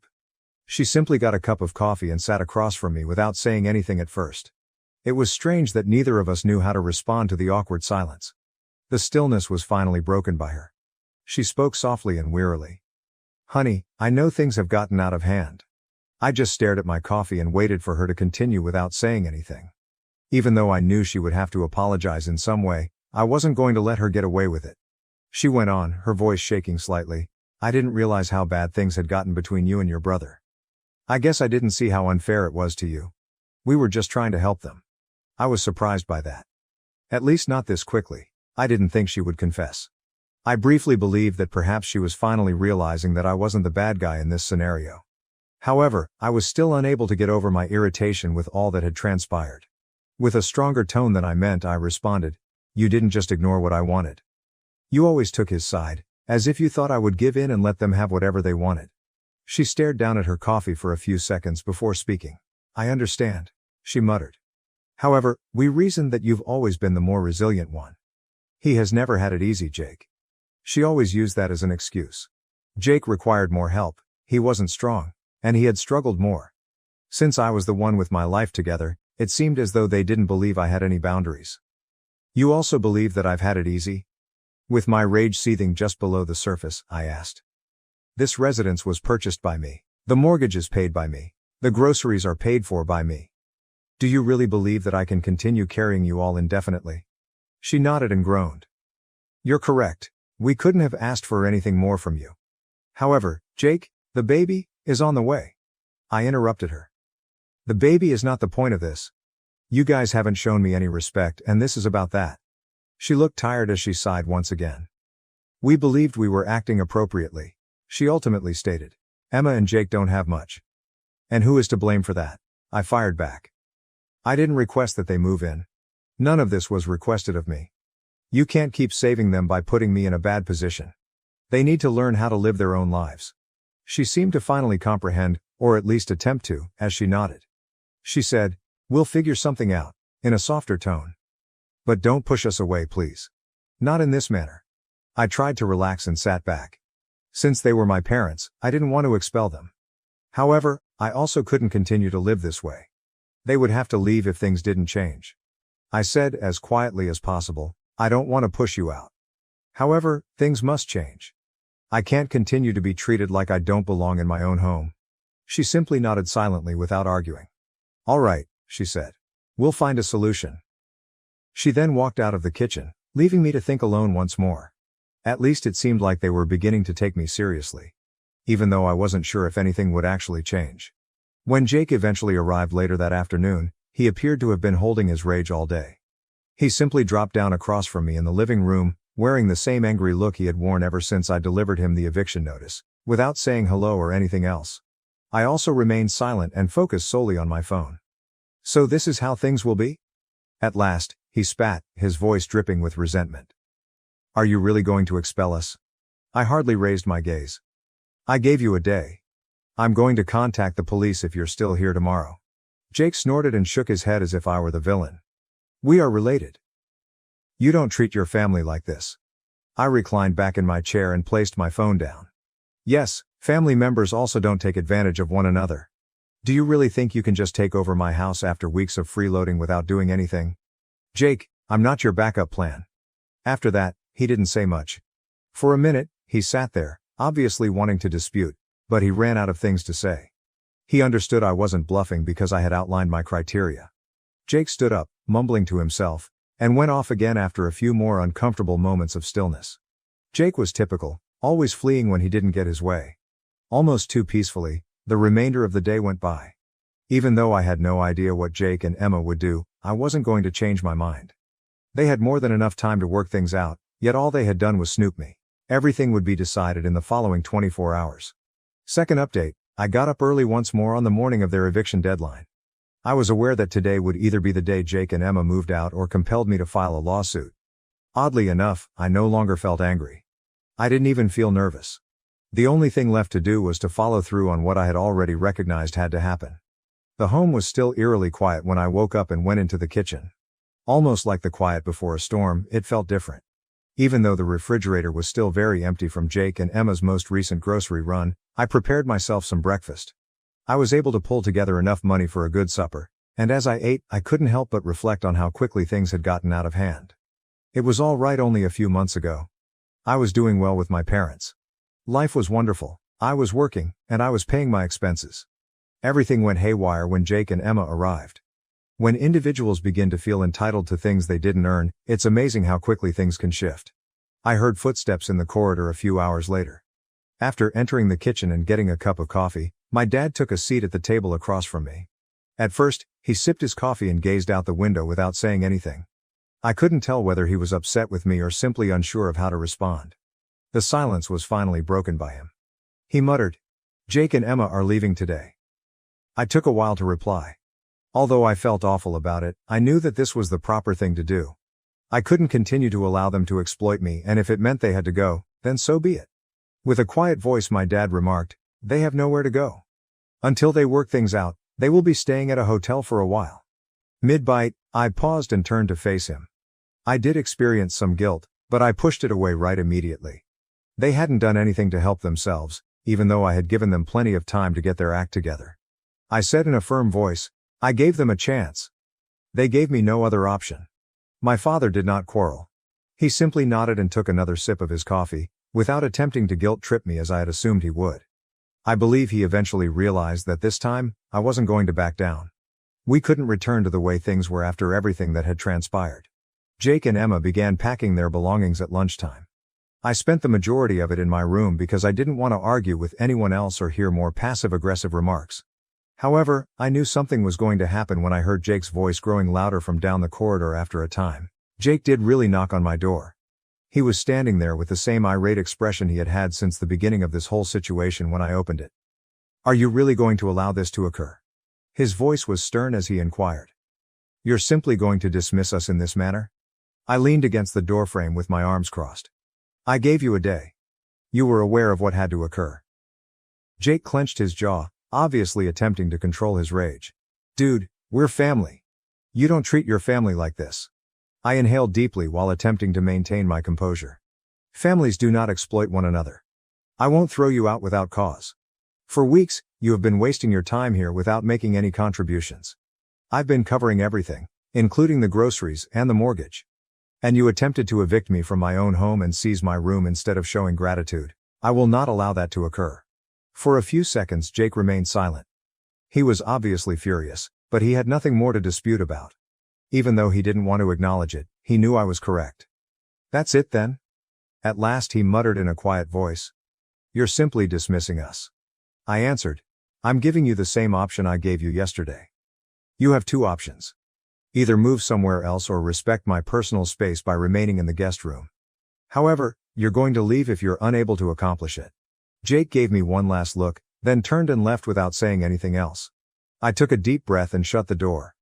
Although I knew it had to be done, the entire scenario had been draining. Jake and Emma had left by mid-afternoon. Sincerely, I didn't want to watch them go, so I didn't. A dramatic farewell was unnecessary.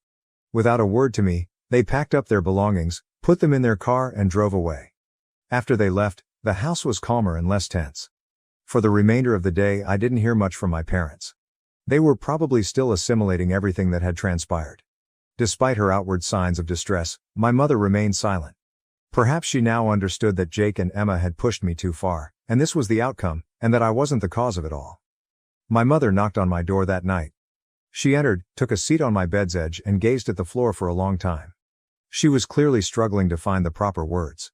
She whispered, "They're gone." Without a word I nodded. She said, "I never thought it would get to this point. I was unaware of the amount of pressure we were placing on you." I felt some of the frustration subside as I gazed at her. I tried to defend my position by saying, "It's not that I didn't want to help. However, you guys treated me as if my needs and personal space weren't significant." She nodded and groaned. "You're correct, we ought to have noticed it sooner."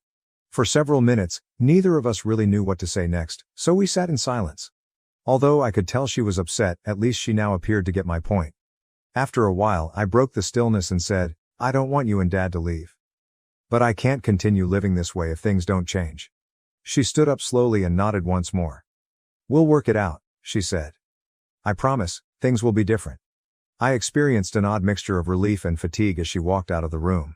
There was still work to be done with my parents, But the matter with Jake and Emma was finally resolved. Even though I knew it wouldn't be simple, at least they seemed open to listening now. I felt as though I could breathe for the first time in weeks. The strain that had been choking me was gone, and the house was silent. Although it wasn't a flawless solution, I was at least able to regain my privacy and, more significantly, my respect. The house fell into a spooky silence when Jake and Emma left. Although I felt as though I could breathe at last, the incident continued to nag at the back of my mind. Even though I had won the fight for my room and my respect, I still questioned whether or not my relationship with my parents would ever truly return to normal. There was no turning back after I had drawn a firm line. Nevertheless, I thought that we could manage to proceed without all of the stress. The following days were peaceful, almost too quiet. My parents were largely private. Occasionally, my mother would say something courteous, but we never discussed the incident. My dad, who has always been the more reticent one, seems to completely avoid any confrontational situations. I wasn't sure if they were still processing everything that had happened or if this was their way of giving me space. In any case, I was fine with the silence. In order to avoid thinking about anything, I threw myself into my work in my home office for the majority of the day. Now, the office served as both my haven and my escape from the turmoil of the previous several weeks. However, I would occasionally catch myself reflecting on how things had transpired. Even though I knew I had made the correct decision, I couldn't help but feel a little awful about how everything had gone so wrong. Something had to give because I had been taken advantage of for far too long. A week or so following Jake and Emma's departure, my mother entered my office as I was working. She seemed to be thinking about something, judging by the way she hovered at the entrance. "Are you free for a moment?" Her voice was strangely gentle as she inquired. I turned to her and nodded, saving my work. "What's going on?" She nervously wrung her hands as she entered the room. "Everything has been on my mind, including Jake, Emma, and our treatment of you." I remained silent so she could talk. She seemed to have something she wanted to talk about.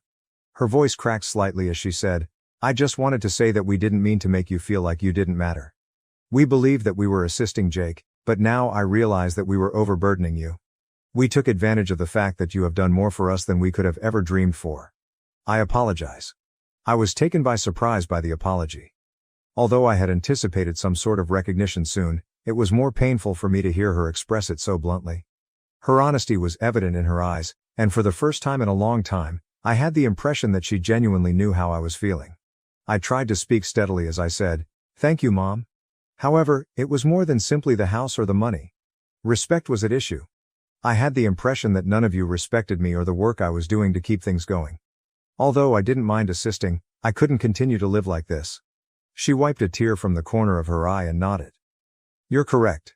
We ought to have honored your personal space. It won't occur once more." Long emotional chats weren't my thing, but this one felt essential. I felt as though a burden had been removed, and I could now envision a way forward free from ongoing conflict and animosity. I got a little regretful grin from my mom, and she went back to the kitchen. For several minutes, I sat there, taking in what had been spoken. Although it was not a complete resolution, it was a positive step. A few weeks later was the actual turning moment. By that time, a new routine had been established in the house. The unpleasant atmosphere that had pervaded every room since Jake and Emma's departure had gradually subsided, and my parents were more considerate of my personal space. After living in a battle zone for the past few months, I could finally feel the house turning back into a home. My dad was seated at the kitchen table one evening, looking especially serious, when I got home after an office meeting. Typically, my dad preferred to leave most of the hard talking to my mom. However, I could tell he had something significant to say by the way he was sitting and looking into his coffee cup. Trying to keep things informal, I said, "Hey," and got a drink out of the refrigerator. "Is everything all right?" His countenance was contemplative as he looked up. "I've wanted to speak with you." Curious but not really concerned with what he had to say, I took a seat across from him. Leaning forward with his hands clasped in front of him, he inhaled deeply. "About the house and all of your efforts to maintain this place." I remained silent since I could tell he needed to vent. His voice was low as he started, "I realize I haven't said much. However, I've given it a lot of thought. I want you to know how much I appreciate all that you have done for this family, more than any of us could have ever imagined." I was surprised. Hearing my dad speak those words felt important because he wasn't the kind to open up like this. He went on, "You've carried more than your fair share, and you didn't ask for any of this. I apologize for the way things ended between Jake and Emma, and I just wanted to let you know that I see it. It struck me differently when he acknowledged everything I had gone through than when my mother apologized, because I could see he had been holding on to this for some time. Although neither meant more than the other, my dad's reserved demeanor somehow gave his remarks a deeper meaning. I said, "Thanks, Dad," since I was at a loss for words. "That is very significant." He took another sip of his coffee and nodded. "All I want is for things to improve for everyone." Although the chat was brief, it was sufficient. He seemed sincere, and I had the impression that things were at last beginning to improve at that precise moment. Over the next few weeks, things kept getting better. I no longer felt like I was bearing the burden of the home by myself once my parents and I established a new routine. They began to assist more, cleaning, helping with groceries, and generally showing me respect for my personal space. Although it wasn't flawless, it was a significant step up from our previous situation. After they departed, I didn't hear much from Jake and Emma. According to my mom, they were looking for a place of their own and were spending some time in a motel. I refrained from prying. Even though I adored my brother, I needed him to learn how to be independent, so I had set clear limits. I'd be happy to stay away for a while if that meant it. About a month after the entire incident, Jake texted me one afternoon. It was succinct and direct, not his typical tone, but it sounded genuine. "Hey, I understand that things went wrong. I simply wanted to apologize for the way things turned out. I hope we can speak soon as we work things out." I looked at the message for a long time, unsure of how to react. A part of me was grateful for the gesture, but another part of me was still upset about how everything had turned out. I took a while to respond. It took me longer to process. I took some time that evening to write a response, attempting to be polite yet explicit about my position. "I appreciate the message. I'm happy that you two are working things out. I need some time, but I hope we can communicate soon as well. When both of us are ready, let's catch up." A weird sensation of closure came over me as I pushed send. Even though I didn't expect things to be flawless, at least we could communicate once more. A few weeks ago, that was more than I could have imagined. I started to feel more at ease with everything as time passed. My parents were finally accepting my boundaries, and there was no longer any tension in the house. Above all, I regained my sense of control over my life and my personal space. The journey here was not simple. One of the most difficult things I had ever had to do was to stand up for myself, especially when it meant going against my family. However, it was ultimately worthwhile. I had gained an important lesson. Even in your own family, respect is something you have to earn. It is not something you can demand. I had earned mine too. In retrospect, I'm happy I didn't give up. It would have been simple to give in and let Jake and Emma take over my room, to allow my parents to continue to manage the house as if I were a visitor. I didn't want that life though. I'd longed for my own personal space and dignity, and suddenly I had both. Perhaps Jake and Emma's situation will change in the future. Perhaps we'll be as close as we were before all of this drama. However, for the time being, I'm only concerned with living my life as I need to, and for the first time in a long time, that feels sufficient. Paid for my wife's family vacation, but sister-in-law excluded me. At checkout, when she expected me to cover her bill, I made her pay. I never imagined feeling this depressed while lounging in an upscale Miami Beach resort. A family vacation that was supposed to be unforgettable has become a nightmare because of my sister-in-law, Ella, 38F. I am accompanied by my wife, Ray, 42F, her aging parents, 76M and 70F, and Ella. We have been married for 10 amazing years. I'm already at my wit's end because of Ella's treatment of me just 2 days into this vacation. Over the past 10 years, Ray and I have established a pleasant life together. We have both put in a lot of effort to get to the senior positions we currently hold at our respective firms. Our success is reflected in our lifestyle. To break up the routine of our hectic lives, we take at least 3 large vacations a year in addition to a number of weekend excursions. We are able to travel widely since we decided not to have children. We've made it a point to take Ray's parents along on one of our yearly vacations for the past 2 years. Her mother finds it difficult to travel with her father alone as his health has been progressively deteriorating. The trip this summer was particularly meaningful because Ray's father had mentioned that he had always wanted to go to Miami, where he and his wife had gone on their honeymoon almost 50 years prior. He spoke of it with a certain fervor that betrayed a dread that this would be his final opportunity to relive those treasured recollections. Given how expensive a week in Miami would be, I promptly turned down his offer to help with the costs. I wanted to do this for these individuals since they have been treating me like their own kid for the past 10 years. I can easily afford such costs because of my financial circumstances, and it was well worth the money to witness their happiness upon returning to Miami. When Ella asked to go with us, our journey took a very different turn. Ella has always been in a hard spot financially, unlike Ray and me. Her husband's salary hardly meets the necessities for her 3 school-age children. She would always remark that she hadn't been able to afford a real vacation since her honeymoon whenever we shared pictures from our trips. She came up to us directly this year about going to Miami. I consented even though I knew I would be responsible for all of her costs. Family should support family, after all. Ella's behavior seemed strange from the moment we arrived in Miami. Only a few hours after arriving at our beach resort, the first warning sign arrived. Ella recommended that the family take a picture in front of the breathtaking ocean scenery. In order to get everyone in the photo, I grabbed my phone and prepared to set the timer. She stopped me at that point. "Oh, would you just snap the photo for us? Mom, Dad, Ray and I are the only 4 people we desire." Her remarks were like a kick to the face. I said nothing, figuring they might have preferred a single picture of their original family. However, this was not an isolated incident. Ella made it the central topic of our trip. She would find a way to keep me out of every restaurant, tourist attraction, and special occasion. She kept saying, "Oh, just the 4 of us," or, "This one's just for family." I took over as the official photographer, spending all of my time behind the lens rather than creating memories with my wife and in-laws. Even worse, Ella began sharing these pictures on social media, fabricating a story about this family vacation in which I didn't exist. My in-laws would encourage me to participate in the pictures, and Ray would occasionally step in and stress that I was also family, but Ella always managed to sway the situation until I was back in front of the camera. For their ideal family reunion, I seemed to be nothing more than a walking ATM and personal photographer. I was looking forward to unwinding in the immaculate pool with its stunning ocean view after a long day of trekking and touring. I was about to enter the water when Ella hit me once again. "Will you be able to stay out a while? We want a picture of a girl that only includes Mom, Ray and me." What began as a seemingly simple request ended up involving me standing by the pool for an hour while Ella staged an ongoing photo session. The women appeared first, followed by a picture of a sibling and then another original family picture.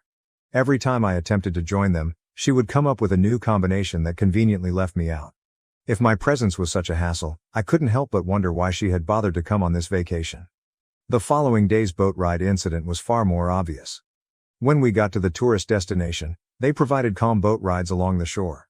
Families with 4 people would love the boat's 2 rows of 2 seats apiece. However, we were only 5. Ella stepped right in with her idea before anybody else could offer a reasonable rotation scheme. She insisted that this arrangement would be perfect for family photos, and made arrangements for Ray's parents to sit together in 1 row while she took the seat next to Ray in the second. In the subsequent boat, I found myself surrounded by strangers. They also purchased a memento of their boat ride with the family. This is the text, punctuated and clearly divided into paragraphs. Currently, Ella's social media feed features the picture. My entire holiday experience was well captured in the souvenir photo from the boat excursion, when I was awkwardly crammed between strangers as my wife and her family had wonderful memories without me. I couldn't help but observe that I was always the one who had to be left out of any situation. Even though I was paying for this entire vacation, Ella never once volunteered to trade places or take turns being the odd one out. It was the same for dinner at the fancy seafood restaurant. I had been looking forward to this reservation for weeks, particularly asking for a prime table with an unhindered view of the sunset at one of Miami's most upscale waterfront restaurants. The hostess escorted us to a circular table for 6 when we got there, which was well situated to capture the golden hour light across the ocean. Ray's parents were seated across from us, and I had imagined us sitting together and taking in the scenery while we shared this beautiful time. Since Ella was a last-minute addition to our trip, she might have easily grabbed a seat on the side. Rather, Ella sat beside Ray before anyone could even bring out a chair, and her parents, of course, took the best seats. With my back to the sunset, I had deliberately planned this dinner around. I was forced into the worst conceivable position, between Ray's parents and the crowded server station. Ella's true colors came out when Ray attempted to defend me by proposing that we reorganize the seating. Telling Ray to stop being so clingy and reminding everyone that this was a family holiday, she yelled at her sister. As the evening wore on, the dinner only grew worse. I made an effort to engage in the discussion in the hopes of discovering some points of agreement, but Ella had other ideas. She would purposefully direct the conversation away from me and toward things like high school escapades, family inside jokes, and childhood recollections whenever I tried to participate. Ella would constantly interrupt and reroute the conversation, even when Ray and her parents attempted to incorporate me by providing background or making connections between stories and current affairs. I felt like an outsider peering in at my own dinner table because of the unbreakable wall of shared history she built. I had stopped attempting to join in by the time dessert came. It was during our scheduled spa day that the last insult occurred. I had carefully set up private suites in the resort's opulent spa, one for Ella alone, one for her parents, and one for Ray and myself. I believed that the four of us could still enjoy the spa treatments together until my father-in-law opted to stay back at the beach because he wasn't feeling well. Ella, however, saw another chance to keep me out. She smiled and said they needed a girls' day at the spa, so I should keep her father company instead. She was once again forcing me to cancel an event I had organized and paid for, and she was using my father-in-law's illness as leverage to make me appear self-centered if I objected. The manipulation was clear. Despite not going as planned, the day ended up being better than I had anticipated. My father-in-law and I had one of our most sincere talks ever while we were sitting on the beach. We connected in a level we had never experienced before as he told us stories about his life and gave insights from his years of expertise. I wanted to vent my aggravation that had been building up over the trip by telling him how his younger daughter was treating me. However, I couldn't bring myself to burden him with family trouble when I watched him relish the ocean wind and share his recollections with such contentment. One night in our hotel room, I had attempted to have a private conversation with Ray about this. She admitted that I felt upset, but her remark only made me more perplexed. She explained how their father's frequent military deployments had affected their childhood and implied that Ella's actions might not have been deliberate. Ella may be frantically attempting to relive those lost family times as their father's health deteriorates. They seldom ever took formal family holidays together. I started to doubt myself after hearing Ray's explanation. Did I come out as too sensitive? I was paying for the vacation, so was it improper of me to expect to be included? I realized how much Ella's actions had damaged my confidence since I was even doubting my right to be wounded. Update 1. The influx of encouraging comments I received after posting about my difficulties online confirmed what I'd been feeling all along. People remarked that Ella's exclusionary behavior was too regular to be coincidental and that her behaviors demonstrated deliberate aim rather than careless oversight. Their viewpoints made it clearer to me that this was about fundamental respect and acknowledgement as a family member, not about having the right to be included just because I paid. My wife attempted to use their early experiences to justify her sister's actions, but the truth was more straightforward. Whatever Ella's reason, what she was doing wasn't acceptable. The persistent isolation and disrespect had gotten out of hand by the last few days of our journey to Miami. My breaking point was finally reached the morning before we left. In our hotel room, I sought some alone time with Ray and confronted her about her passive attitude during the trip, but her response remained centered on maintaining harmony. Although she admitted to observing Ella's actions, she maintained that confronting her would just cause drama and ruin what might be one of their father's final family vacations. Although what she said made sense, it seemed like yet another betrayal. Once more, family unity was being sacrificed at the expense of my sentiments. Something changed inside of me at that very instant. I nodded in agreement with Ray's request to move on, but my mind was already working out a strategy. Ella had joyfully savored the opulent lodging and facilities I was offering her, and she had spent the entire vacation treating me like an unwanted stranger. She seems to have forgotten that I was paying for every meal, activity, and spa treatment she had received during this entire trip. Maybe it was time to let her know exactly what it meant to pretend that I wasn't a member of the family. I started my strategy on the last morning we were in Miami. Claiming that Ella and I would follow, I casually advised Ray to take her parents to the airport before us. Ray quickly saw through my motives. "I understand what you're attempting to accomplish," she muttered. Her little nod was all the acknowledgement I needed. "Sure you know," I said, "and now you can remain neutral, as you have been for the whole trip." Ray appeared prepared to let karma run its course after observing her sister routinely keep me out of every family gathering for a week. When they were gone, I brought my well-thought-out plan to the front desk. The hotel's billing method was advantageous to me. All extra fees accrued during the stay were paid at checkout, even though the room rates had been paid in advance. Assuming I would pay for everything, this included every room service order, spa treatment and poolside cocktail Ella had freely consumed. In an attempt to justify it for tax purposes, I asked the management to divide the bills by suite. The request was so routine that the manager didn't even bat an eye. I couldn't help but think about how Ella had never considered the financial or emotional consequences of her actions as I stood there watching him come to terms with the separation. That was about to change. I paid for my own accommodation and my in-laws' suite and then waited for the big reveal. Ray's father's mobility challenges and wheelchair arrangements required additional time, so she and her parents were already en route to the airport. Ella and I were alone in the hotel lobby after that. Ella's face was devoid of color as she gazed at the itemized bill in her hands when the manager summoned her down to settle her account. The sum was astounding, Likely many months' worth of her typical spending. As reality struck in, her uncertainty turned to panic as her gaze shifted between the bill and my face. "You're not covering mine?"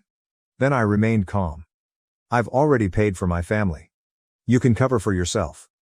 Ella struggled with her credit card and gave it to the manager, her hand trembling a little. My suspicions were only verified by the declined transaction notification. She had been living far beyond her means for the entire week, confident that I would pay for it. Her credit limit was not even close to covering half of her debt, even when the manager swiped her card once again. She was now feeling the effects of all those girls-only spa days and fancy dinners, and this time, her assigned ATM wasn't saving her. It was pure theater for the next half hour in the hotel lobby. Ella paced back and forth, attempting to come up with a plan for dealing with this sudden issue. She would look at me frantically every few minutes, obviously hoping that I would give in and offer to pay, but I remained seated on the comfortable couch in the lobby, appearing composed while relishing every moment of her situation. I knew that if she had just apologized for her actions during the journey, I could have ended her agony with a swipe of my card. However, Ella's pride prevented her from doing so. Rather, as though she still had the right to my money after a week of treating me like an unwanted invader, she wanted me to offer to help. She finally took the call she had been putting off. As she described the circumstances, I could hear her husband's anger rising over the phone. He was demanding to know how she could spend so carelessly, as the bill she had accrued was almost equal to his entire monthly salary. The money was finally transmitted to pay the account after what seemed like an eternity of difficult conversations and perhaps some desperate promises on her part. Ella sat quietly in the taxi on the way to the airport, perhaps still analyzing her husband's reaction upon her return home. Her problems were far from done, but she was unaware of this. She found out I hadn't finished her flight check-in when we got to the airport, which was already getting close to departure time. She was left standing in the ordinary line, fumbling with her bags and getting more and more agitated as she watched the minutes pass, while I breezed through priority check-in. When I had discreetly booked business class upgrades for Ray, her parents, and myself at the gate, a pleasant surprise to round off their trip comfortably, that was the last straw. But Ella stuck with her original budget seat. The full tale was conveyed by the expression on her face as she walked past our roomy business class seats. She remained silent, but her stiff posture and clenched jaw said a lot. We had first-class service up front, but she sat in economy the whole time. At last, Ella's calmness broke the instant we touched down. Tears were streaming down her face as she started into her account of events, virtually running to her parents at baggage claim. Her dramatic account claimed that I had purposefully denied her the flight upgrades, humiliated her in public, and left her at the hotel. Conveniently, she omitted the bit about her week-long effort to keep me out of every family activity. As she went on with her performance, her father, who was already exhausted from the trip, became clearly upset. She was too preoccupied with portraying herself as the victim of my alleged mistreatment to care about his health, even at this precise moment. Throughout Ella's performance, I remained composed and waited for the appropriate opportunity to argue my position. When I did talk, I described how she had deliberately kept me out of every family activity while on a trip that I had paid for. One by one, I exposed every family-only picture, every stage sitting arrangement, and every purposefully private conversation. The reasoning was straightforward. Why should she ask me to pay for her costs as family if she didn't think of me as family enough to be included in the memories? When her mother stepped in, her performance abruptly stopped. Ray's mother had had enough of her daughter's antics after a week. Firmly, "Ella, enough," she said. "We don't want to get involved. We noticed you cornering him the whole time. We urged you to include him, but you had your own plans to sideline him. Now deal with it." Ella reacted even more brutally, refusing to take responsibility. When she accused me of controlling the family with money, her true colors came out. "You partnered with your husband to humiliate your sister, your own blood," she yelled, turning to face Ray. "You'll see what this man is going to do to you. He's going to sleep with another woman right under your nose, and you won't be able to do anything. You're blinded by his money." Ray responded angrily to the unfounded accusation, making the baggage claim area seem like a scene from a family drama. Without Ray's father, the situation might have been worse. He had sat in respectful silence the entire journey, watching everything but saying little. His straightforward remark, "Ella, your brother-in-law has done enough for you. If you can't appreciate it, better keep your mouth shut," put an end to Ella's outburst, but the harm to family ties had already been done. There was a profound stillness in the airport terminal following my father-in-law's last remarks. With quiet firmness, he asked to depart right away, and I hurriedly assisted him to the car. Ella stood there by herself as we drove off. Even though she was 70 miles from home, she was too proud to beg for a ride. I knew the taxi fee would be exorbitant because she had arrived with us and hadn't brought her own car to the airport. However, after a week of her purposeful seclusion, I lost the will to care. It was a quiet journey to my in-laws' house. They both sincerely thanked us for the vacation when we got there. The extended embrace from my father-in-law conveyed more than words could possibly express. Everything was validated by that hug. After we got home, Ray and I resumed our regular routines and at first avoided talking about what had transpired. Until Ray finally broke the quiet a few days later, the subject remained unexplored. She disclosed that Ella was dealing with severe financial repercussions. Her husband was seeking full reimbursement since he was upset over having to save her. Ella found it difficult to handle the payback as well as her usual credit card obligations when he declined to save her pompous butt, as he described it. Ray was in favor of what I was doing, but she subtly hinted that I could have gone too far. However, she admitted that her sister had required this wake-up call even as she was saying it. For years, Ella had treated people with disdain and exploited their charity. It felt like long overdue justice that she was now being held accountable for her acts. I was able to honestly respond that I didn't regret my choices when Ray asked. Ella had selected her own tuition, by her actions, and often the most expensive lessons are also the most successful. An update on Thanksgiving: I got a range of responses after posting my tale online. Some said that I was too severe and that I ought to have just paid the price to maintain harmony. In order to finance everyone's lavish vacation, they wanted me to be a doormat and silently accept being treated like an outsider. However, I refuse to be used that way since I'm aware of my value. I only wanted Ella to be treated with basic respect and included in family events. I never intended her to grovel or become my servant. Her pride was more important to her than making amends, yet even after everything, I would have paid for her expenditures if she had just admitted her mistake and apologized. In actuality, Ella and I never had a close relationship. When she would visit Ray, our interaction was limited to courteous greetings at family events. Over the years, we didn't have any meaningful conversations or a true connection. Nevertheless, because she was family, I readily agreed to pay for her trip when she requested to go on the vacation. That kindness ought to have at least gained her some fundamental respect, but instead it seemed to strengthen her resolve to keep me out of her life. Ella's husband was still furious that he had to spend all of his money to pay for her exorbitant expenses. She had accrued a bill that was almost equivalent to his monthly wage. If their spouse spent a week acting like a princess on someone else's alleged dime, no working individual would be pleased to see their hard-earned money go. However, rather than take ownership of her actions, Ella did what she does best, which is to fabricate a story in which I am the villain who purposefully humiliated her and she is the victim. Knowing that Thanksgiving might be one of the final holidays spent with my father-in-law due to his deteriorating health, my mother-in-law had been organizing an extra special celebration during the planning stages. However, Ella's husband's refusal to go threw a wrench in the preparations. Why? He couldn't tolerate being seated at the same table as someone who would make fun of someone who wasn't as wealthy. My mother-in-law finally had enough at that point. She sat him down and told him everything about Ella's actions on the trip to Miami. She said to him, "Check out the pictures from the vacation. Really look at them." Ella's own social media post had photo after photo of me being purposefully left out, shoved behind the camera, or forced to sit apart. It was impossible to ignore the visible evidence of my systematic exclusion. My mother-in-law described how she and my father-in-law had made several attempts to involve me, but Ella had always found new methods to keep me out of the picture. I had always respected Ella's husband, so this was very painful. Although we weren't close friends, we always had cordial and courteous interactions on Thanksgiving and other holidays. I had never denigrated him because of his financial circumstances. I had never even entertained such ideas. We were only two men who had joined the same family and were doing our best to provide for our wives and help out where we could. Ella would go to great lengths to avoid accepting responsibility for her actions, as seen by the way she had tricked him into viewing me as a classist villain. After everything that had transpired, I was hesitant to attend Thanksgiving dinner, but I went out of respect for my father-in-law. A convenient explanation of visiting his parents was used to justify Ella and her husband's absence. The true story, which was far more repulsive than I had anticipated, didn't surface until after my father-in-law had gone to bed.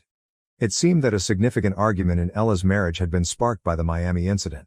Instead of gaining humility from the event, she had used her shame as fuel to continuously disparage her husband based on his income.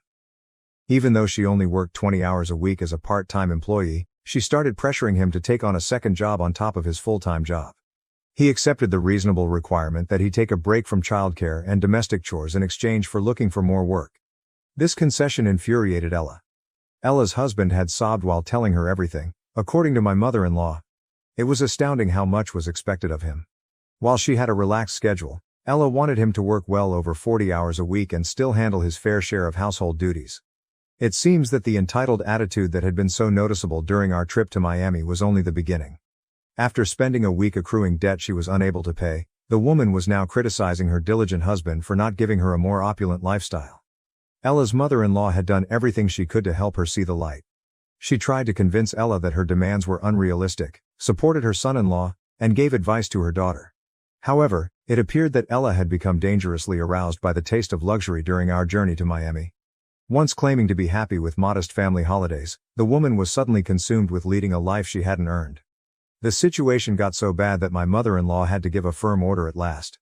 She bluntly advised Ella that she shouldn't count on the family's support if her actions resulted in a divorce. More significantly, she was cautioned not to discuss marital issues with her father because the stress of seeing his daughter's marriage fall apart due to her newfound materialism was too much for his health. Ray and I thought about how our well-meaning invitation had gone awry on the way home from Thanksgiving dinner.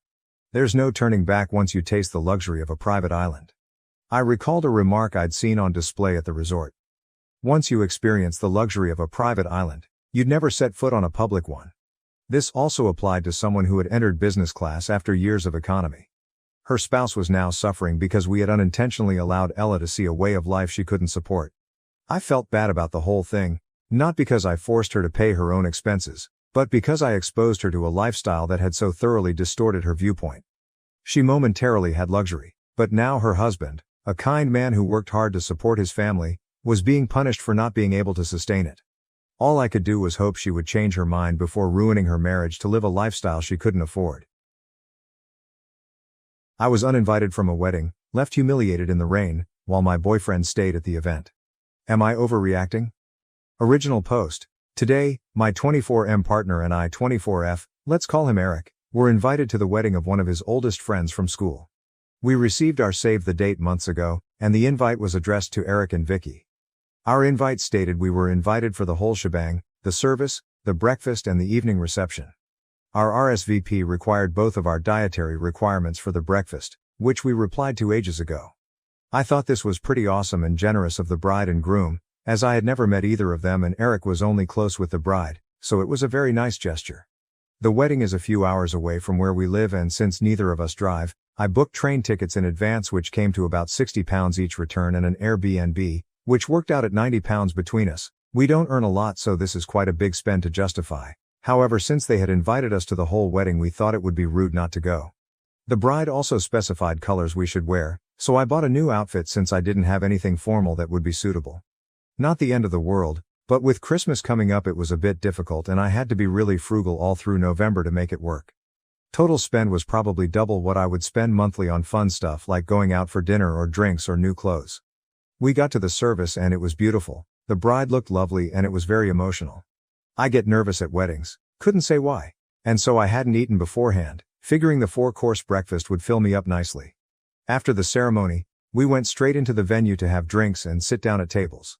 We were towards the back of the line into the venue and so half the congregation had already sat down. We glanced at the seating plan, saw Eric's name and headed over. There was no place setting for me. Eric found his name but there weren't any free seats at the table. Eric sat down, and I asked an usher whether there was a mistake. He didn't know, so he waved over the bride. She and I had never met before, but she seemed friendly. Until she opened her mouth. Oh no, you're not part of the breakfast, the invitation was just for the reception and service. You're welcome to come back later. This was in front of most of the guests who had already sat down, in a big venue, probably 140-ish seats. The usher suggested I go to the pub. Eric didn't know what to do but didn't want to cause a scene, so he stayed put and quiet. I quite literally have never felt so embarrassed and humiliated in my life. I left and it was raining heavily. I hadn't brought an umbrella, since it was an indoor wedding. And being in a rural place, I had to walk about 20 minutes to get anywhere else. The usher had suggested a pub where the other guests are, so I just kept walking. But my shoes were literally ruined and soaked through. As well as being pretty damn cold because it's December and I was dressed for a wedding. I got to the pub to find a handful of merrymakers drinking heavily, at 2 p.m., in wedding clothes, introduced myself kind of awkwardly as they were total strangers, and they were luckily really nice. They invited me to sit with them and tell them about the service, All of them had only been invited to the reception. I asked one of them if I could see their invite, and it was crystal clear that they were evening guests. There was no mention of the service or the breakfast, nor their dietary requirements. I apparently was the only person who was invited, and then uninvited, to the whole do. I sat with them and had some food, because I was starving, but they all started leaving to get ready at about 4 p.m. Being a total stranger, I didn't think it best to ask to come with them, but I had never been to this town before, and besides Eric, I didn't know anybody. Since being ejected at 1:30 p.m.-ish, I was expected to just hang until 7:30 p.m. when the reception started. So I left. I felt so unwelcome and unwanted that I just wanted to go home.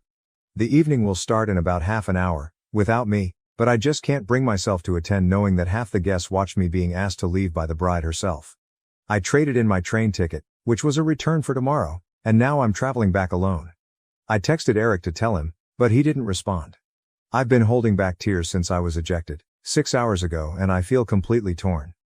I don't understand what happened with the invite, whether it was a mistake or whether I was just supposed to know that it was only for Eric, despite being addressed to both of us, despite asking for both of our dietary requirements, despite explicitly stating we were invited to the whole wedding. Part of me feels like I should have gone to the evening reception too, but I'm soaked through, my hair and makeup look awful, my shoes are unwearable.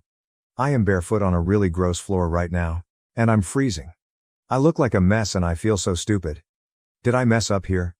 I feel like I've just been totally fucked over, and I'm really upset that Eric didn't stand up for me or say anything or leave the breakfast with me, although I think that's less because of malice and more that he's just a bit hopeless when put on the spot. I've never heard of a wedding where you invite a plus one, by name, but then they aren't invited to as much of the wedding as the other half of the couple. Nobody else at the wedding had this happen. I don't see how it can be personal since I've never met any of them before. I'm really upset and can't wrap my head around how weird today has been. If this happened to you, what would you do? TLDR, went to a wedding, got uninvited halfway through. Am I overreacting by being hurt? Edit. So this blew up way more than I expected. Thank you everyone for your words of support, it's really helped and I've gone from a wobbly wet mess to a cackling harpy with my big glass of wine.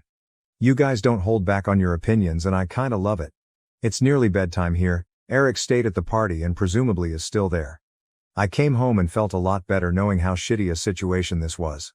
Karma's a bitch, and when they go low we go high, so I'm going to go to bed and sleep on it and think about next steps in the morning.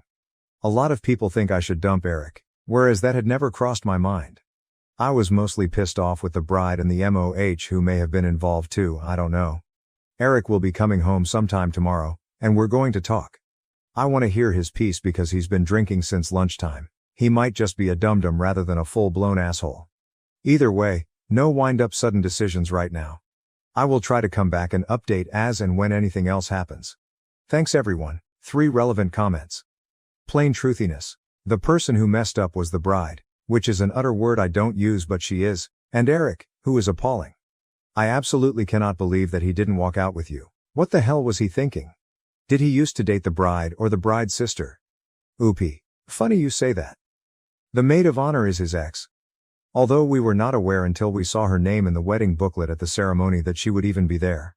However, there is a lot of bad blood between them. If she was going to intervene to remove anybody, it would have been him. Update. Basically, I went to a wedding of my boyfriend's oldest friend from school and got uninvited from the wedding breakfast as it was starting. My boyfriend stayed at the wedding. I hadn't expected the big reaction to my first post, and just want to say thank you to everyone who gave advice and was supportive. I was feeling super shitty when I initially posted, and after an hour of drinking wine and reading your comments I felt a lot more sane and calm.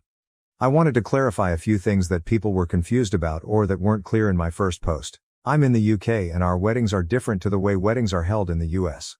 Traditionally, there is a ceremony, the wedding breakfast, which is a sit-down 3-course meal. Although it's called breakfast, it is usually in the afternoon, followed by speeches, and then an evening reception which is like a disco.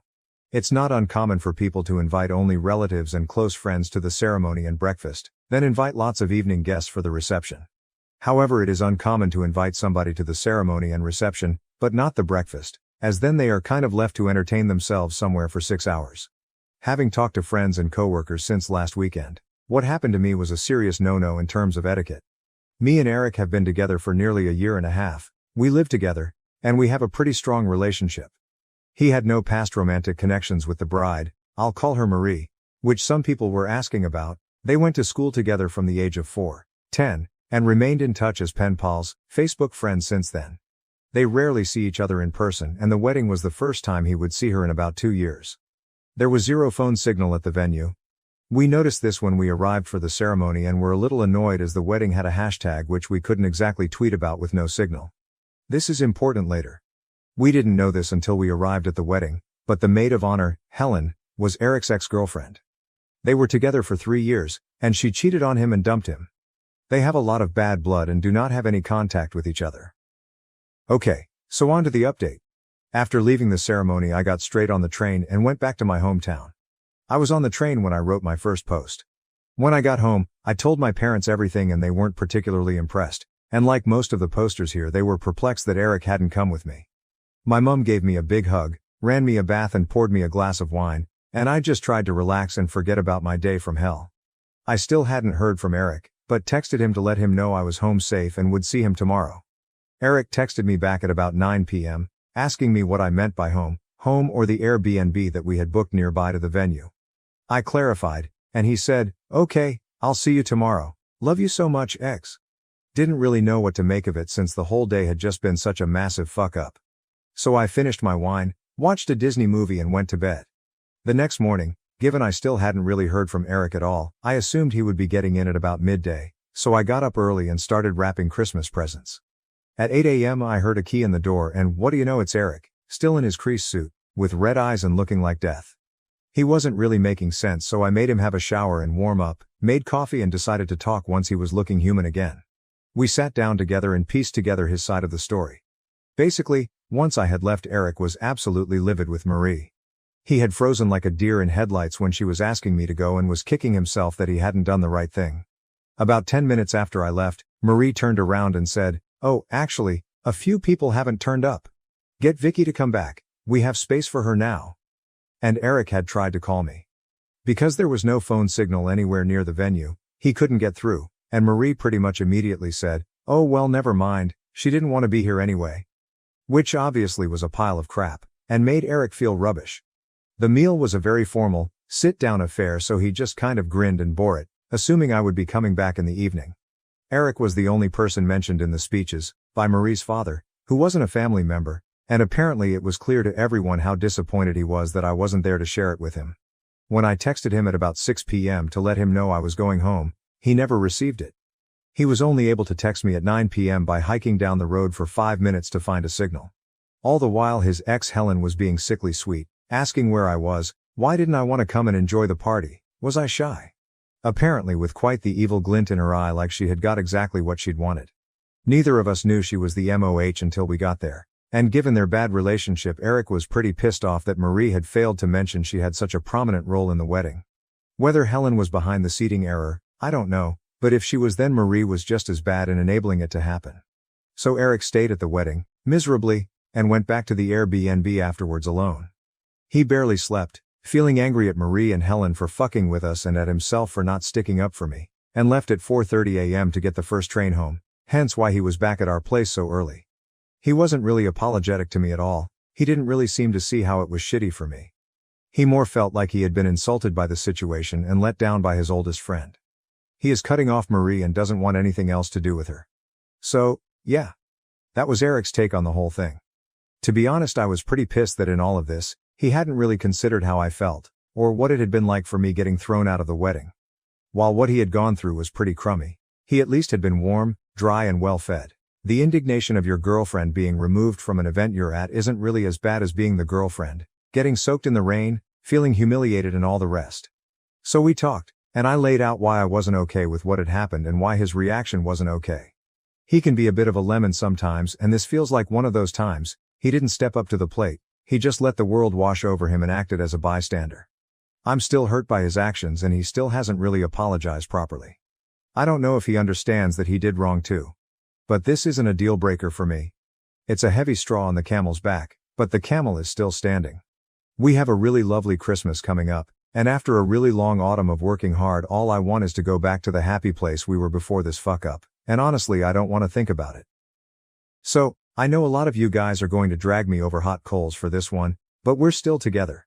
I'm not going to break up with him over this, but it's a big dark mark on his record. As far as I'm concerned, he needs to get a lot of extra credit to get a pass this year, to use a terrible analogy. And I expect him to step up and really try to do better from now on.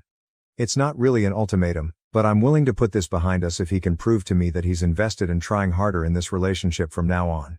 If he doesn't, then I won't be sticking around. I love him a lot, but he needs to have my back, and be empathetic to what I'm going through. I'm sorry that this wasn't the victorious breakup update so many of you wanted, but I want a nice happy Christmas together. I'm not ruling it out as an option if things don't improve. But I want to give him another chance to prove this relationship is worth it. TLDR, Eric came home the next day. We talked, we're still together. Top comment. Throw _ the switch. Things to think about. If Marie said only 10 minutes after you left that you could stay, why didn't he come and physically find you after his call didn't go through? If Marie said only 10 minutes after you left that you could stay, why didn't he go and find a signal to call you, 5 minutes away, after his call didn't go through? Why didn't he try and find a signal to call you, again, only 5 minutes away, until 9 p.m.? Relevant comments. It's all mine now. So I know a lot of you guys are going to drag me over hot coals for this one, but we're still together. Yeah, that's the important thing. You haven't lost him. And as for dragging you over coals, you're going to be the one to live with this selfish, conceited carpet, so really there's nothing more I can add that would push the point home more than some more occasions where he just dumps you at the side of the road because he's offended by how they disrespected him by treating you badly. Throw the switches comment makes a good point. He didn't even try to catch you up, go down the road to contact you, or even leave in disgust, because all he could think about was his own hurt feelings. You've got a great life coming. OP. I've set a deadline in my head where I need to see significant improvement in a few areas of the relationship, which I have told him is important if he wants us to stay together, and if that doesn't happen, I'm gone. If he messes up big time before then, I'm gone. Just giving him one last chance to pull himself up by his bootstraps and prove it's worth staying for. My sister banned me from her wedding, claiming her fiancé has feelings for me. Now he's refusing to marry her over it. Hello everyone, I'm Michelle, 20F, and I would greatly appreciate your feedback. Emily, 25F, is my older sister, and she is expected to marry Jonathan, 25M. Between them, everything appeared to be ideal. We all believed they were meant to be together, and they had been together for years. However, things have just taken a very odd and surprising turn, and now their wedding is in doubt. Why? My sister won't let me go to their wedding, therefore Jonathan has declined to marry her. Furthermore, Emily thinks Jonathan has feelings for me. I understand how crazy that sounds, but allow me to clarify. For background, I don't have a close relationship with either my parents or my sister. I kind of drifted away from them once I started college, but it's not like anything major happened to trigger a fallout. Since I moved out for school, I haven't really spent much time at home. I would usually travel or go to my grandparents' house during spring holidays rather than returning home. Simply said, it seemed like a better alternative than having to cope with the unpleasantness of being at home. The problem is that I'm not at all like my sister or parents. If it makes sense, we've never really clicked. I'm not truly a part of their universe, which is their own. They never seemed to understand me, and to be honest, they never made an effort. They would all bond over something I didn't care about while I was growing up, and it seemed like I was speaking a foreign language anytime I brought up something I was interested in. They would simply listen, nod, then return the conversation to their own interests. So I gave up trying after a time. But here's what hurts the most. They made no attempt to contact me as I began to distance myself from them. They seemed to be quite content with me removing myself from their lives, almost as if they were glad to see me go. To be honest, that hurt. Family members should be aware when one of their own is gradually fading away, but they didn't appear to give a damn. It simply validated my long-held belief that I didn't belong with them. I eventually only went to see them for important occasions like birthdays and holidays. Even so though, I still felt more like a visitor to their lives. I would arrive, take care of the family business and then depart. The dialogue was always courteous but superficial. There was no genuine connection, no warmth. Additionally, Emily and I never shared the strong sisterhood that many siblings do. She has always been the family's golden kid, the one who did everything right, went down the route my parents desired and blended in flawlessly. I was the black sheep, the odd one out. They aren't awful individuals or anything, but the way they discreetly disparage me shows that they may be true bullies. You know how some small remarks can have a profound impact despite appearing innocuous at first glance? Yes, I would get that. I eventually came to the conclusion that it was simply preferable to avoid them as much as possible. Why place yourself in an uncomfortable and out-of-place situation? The problem is that when Jonathan joined us for Christmas dinner last year, I didn't feel totally invisible for the first time in a long time. My family has a way of making me feel as like I'm an outsider in my own house and that I don't belong. I wasn't treated that way by Jonathan though. Instead of treating me like the odd black sheep I often feel around my family, he was actually kind to me and spoke to me like a regular person. I didn't give it much thought at first. It was only basic politeness after all. However, Emily was very troubled by this for some reason. It's not as though Jonathan and I were engaging in a meaningful, private discussion. We simply discussed a variety of topics, including travel, school, amusing incidents at work, and other everyday topics. However, Emily seemed strange about it right away. I tried to ignore the cold stares she kept giving me during supper. That is, until she addressed me directly later that night. I will always remember that. She said, "I know what you're doing," and drew me aside. "You're attempting to take my boyfriend, even though you've always been envious of me." To be honest, I was stunned. Steal her man? I mean? Even so, where did that originate? She refused to let it go even after I told her she was being foolish and laughed it off. She insisted that I was being too nice with Jonathan and that he was acting strangely around me. It was such a crazy charge that I wasn't even sure how to react. Where the hell was this coming from? Being the center of attention has always been Emily's thing. My folks adore her. She's the ideal person. She's their golden child, so I understand. But saying that I attempted to snatch her fiancé. Even for her it was a new low. Like I normally do with her drama, I tried to ignore it. I assumed she was simply being insecure or worried for whatever reason because we're not close anyhow. The problem is that after that night, things became strange amongst us all. I didn't believe Emily could have gotten any farther away. She seemed to be deliberately avoiding me now, even though we were never close in the first place. She would either act as though she couldn't be bothered or give me one-word responses if I tried to speak with her. She would be glued to Jonathan's side during family get-togethers, as if she were claiming her space. It was absurd. Jonathan, however, pretended that nothing had changed. He remained courteous, amiable, and normal in my presence. What truly irritates me, I suppose, is how easily my family seems to agree with Emily. There were subtle clues, but no one ever spoke to me explicitly. Every time Emily and Jonathan were present, my mother would give me these strange stares. My dad, who is generally quite indifferent, began saying more about the value of connections and the necessity of family support. Everything was quite passive-aggressive. My anger increased as I gave it more thought. I've never been the kind to become entangled in the drama of others, much less that of my sister. Why would I suddenly get interested in Emily's fiancé when we almost ever speak outside of family gatherings? It was illogical. My grandparents informed me of Emily's engagement a few months later. Indeed, I was not even informed that my own sister was getting married. Finding out from my grandparents was a stomach punch, even if I wasn't exactly expecting her to send me a personalized invitation with love and glitter or anything at this point.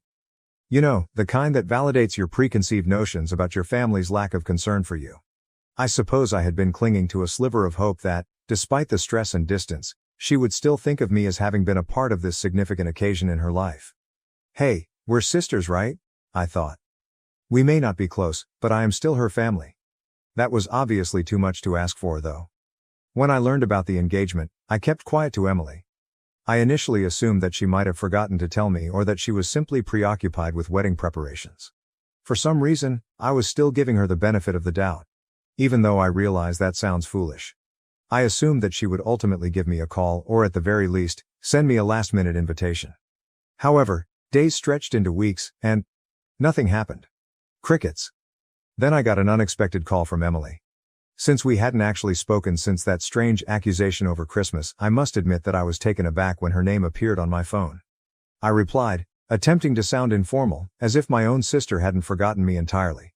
She broke the news to him after a few awkward minutes of small talk. "I'm not inviting you to the wedding." As I tried to take in what she had just said, I became silent for a moment.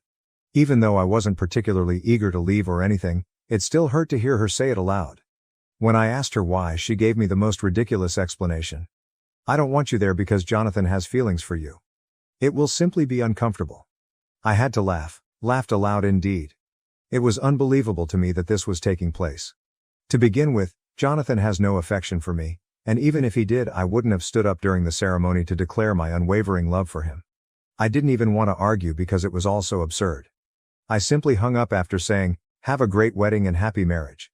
It didn't really matter to me whether or not I was a part of her special day because I didn't need that turmoil in my life and, to be honest, we weren't close. Emily and I were living in two entirely separate universes, and I had long since accepted this. However, I simply needed to let things out and perhaps gain some external insight. Am I the only one who thinks this whole thing is crazy? Have any of you had a similar situation? I would appreciate any guidance. Update 1. I need to write this all down while it's still fresh in my head since yesterday was completely crazy. Emily's rehearsal dinner descended into total mayhem, and I was somehow pulled into the center of it all. My phone started exploding when I was spending a typical Thursday night cuddled up with my laptop, working on an assignment. I chose to ignore it at first. Lately, I've gotten fairly adept at that. However, in less than 10 minutes, I saw that I had 7 missed calls from my dad. My dad doesn't call more than once now. He's the kind that assumes you're busy if you don't respond right away and will try again later. 7 calls then? There was clearly a problem. He was trembling when I finally answered. He sounded like someone I had never heard before. "Michelle, you must visit the location immediately." Like a broken record, he said, "Right now." He just replied, "It's about Jonathan and Emily," when I inquired what was wrong. "Just come, please." His voice was so desperate that I was a little alarmed. But here's the thing. Did they really think that I would just drop everything and rush to their aid after all of the turmoil, allegations, and exclusion from the wedding? I told him just that. "Remember, Dad, I'm not attending this wedding." Emily was rather explicit about that. "Michelle, please," he replied. "Jonathan is unwilling to hold the wedding without your presence." I was halted in my tracks by that. What? My phone beeped with another call, this time from Mom, before I could comprehend that bomb. She was crying. Really crying when I turned over. She kept saying, "Your sister needs you." As if she had forgotten how they had all treated me during the previous few months. Listening to her cry about sisterly love and family loyalty when they had been okay without me until things went wrong was weird. Emily then called in a shambled, hardly comprehensible voice. Jonathan apparently showed up for the rehearsal dinner and asked me right away where I was. He lost it when Emily informed him I wasn't invited, but it was more subdued and disappointed than furious. He declared that he could not marry someone who would treat their own sister in such a manner in front of their friends, the wedding party, and both families. Recounting it, Emily sobbed into the phone. He claimed that after observing their treatment of me, he couldn't be a member of a family that would reject someone in such a way. "I was just like Mom and Dad," he stated, adding that he didn't want to be around such poisonous behavior. If I'm being honest, a significant portion of me felt validated. At last, someone had witnessed what I had endured for years. In fact, someone had spoken up and declared that it was unacceptable. Emily wasn't finished though. In between sobbing, she began outlining this intricate plan for me to visit the location and explain that there was only a major misunderstanding and that I was the one who decided not to attend the wedding, claiming that it was entirely my idea. She persisted in repeating, "We can fix this. Simply come and inform Jonathan that you have no intention of attending the wedding. Inform him that you were never left out. Michelle, please. I can't let him go." It was all breathtakingly audacious. It's absurd that after months of me behaving like a man-stealing villain and being told outright that I wasn't allowed to her wedding because her fiancé could be attracted to me. She wanted me to lie in order to keep her connection intact after making me feel like trash in my own family. I let her cry on the other end of the line for a long time without saying anything. Then, as coolly as I could, I said, "I won't lie to you, Emily. You are now dealing with the repercussions of your decisions to ignore me and treat me as though I didn't exist. Fixing it is not my responsibility." "But he'll hear you out." She almost let out a scream. "He believes in you." I answered, "Perhaps he trusts me because I've never given him a reason not to. Perhaps he has doubts about your true identity because of anything he perceives in the way you have treated me. In any case, I won't be attending the event and I won't tell lies to improve your reputation." She was still complaining when I hung up. I then made myself a cup of tea, switched off my phone entirely, and took a seat to truly think about what had just transpired. My phone continued to light up with notifications over the course of the following several hours. I examined it and found voicemails from my parents, missed calls from Emily's pals, and texts from relatives I hadn't spoken to in years. The entire family seemed to have banded together to try to coerce me into cleaning up Emily's mess. But what do you know? For the first time in my life, I was very sure that avoiding them was the proper thing to do. Jonathan alone had been able to see through their actions. Not because of anything I said or did, but because of how they treated me, he had come to that conclusion. And to be honest, that seemed like the fullest confirmation I could have hoped for. Last night, I went to bed without using my phone, and I slept better than I have in months. For once, let them handle the consequences of their own behavior. I'm done cleaning up other people's crap and being the family scapegoat. My grandparents, who are the only relatives I still communicate with, informed me this morning that Jonathan is not returning calls from Emily or my parents. It seems that he has informed his family that the wedding is final. My parents are working feverishly to contain the damage, Emily is inconsolable, and I'm just sitting here, at last content with my choice to keep my distance. I realize this is lengthy, but I had to say it all. I appreciate all of the comments on my previous post that affirmed my choice to keep my distance from my family. You were okay. Sometimes it's best to take a back seat and let others deal with the fallout from their own behavior. Update 2. Many of you inquired about my early years and the reasons behind my prolonged estrangement from my family. Since it's a somewhat weighty story, I didn't delve into it in my first post, but in light of recent events, I believe this is a good moment to explore some of it. The problem is that I suffer from social anxiety. I always had the feeling that something was wrong with me as a child, but I was never able to articulate it. However, my parents were traditionalists who thought mental health conditions were merely pretexts. They would frequently say things like, "You need to toughen up," or "You're just being dramatic." They would label me weak or lazy if I ever showed signs of anxiety or a panic attack, as if I was choosing to feel that way. When I look back, I can see a lot of warning signs. I had this big presentation for English class when I was 15. The thought of standing in front of 30 students was a recipe for a social anxiety disorder.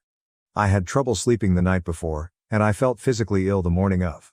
I begged to stay at home and informed my parents. My father's reaction? "Your nervousness won't cause life to stop. Quit making a huge deal out of everything." I ultimately experienced a severe panic attack in front of the class. My voice began breaking. Some children even started chuckling, and my hands were shaking so much that I was unable to grip my notes. The room seemed to be whirling, but I was unable to go out. Rather than offering consolation, my mother simply remarked, "See, you made it through." All that drama was in vain. Everything was made worse by Emily, who was the ideal sister. She was the student body president, the debate team captain, and pretty much everything else that I couldn't be due to my anxiety. When she had large gatherings of her friends, people would remark that I was the weird sister who never came out of her room. I heard Emily say to her pals once, "Yeah, she's just antisocial. She believes that she is too good to be with anyone." My life changed when I was in college. My first semester was a total meltdown for me. Being away from home, adjusting to new social circumstances, and attempting to balance my anxiety while attending classes became too much to handle. I recall feeling like I was dying while I sat in my dorm room, gasping for air. I was almost dragged to the college counseling center by my roommate, who, bless her, saw something was really wrong. The first person who truly listened to me was Dr. Martinez, whom I met there. She didn't urge me to toughen up or minimize my emotions. Rather, she assisted me in comprehending my condition.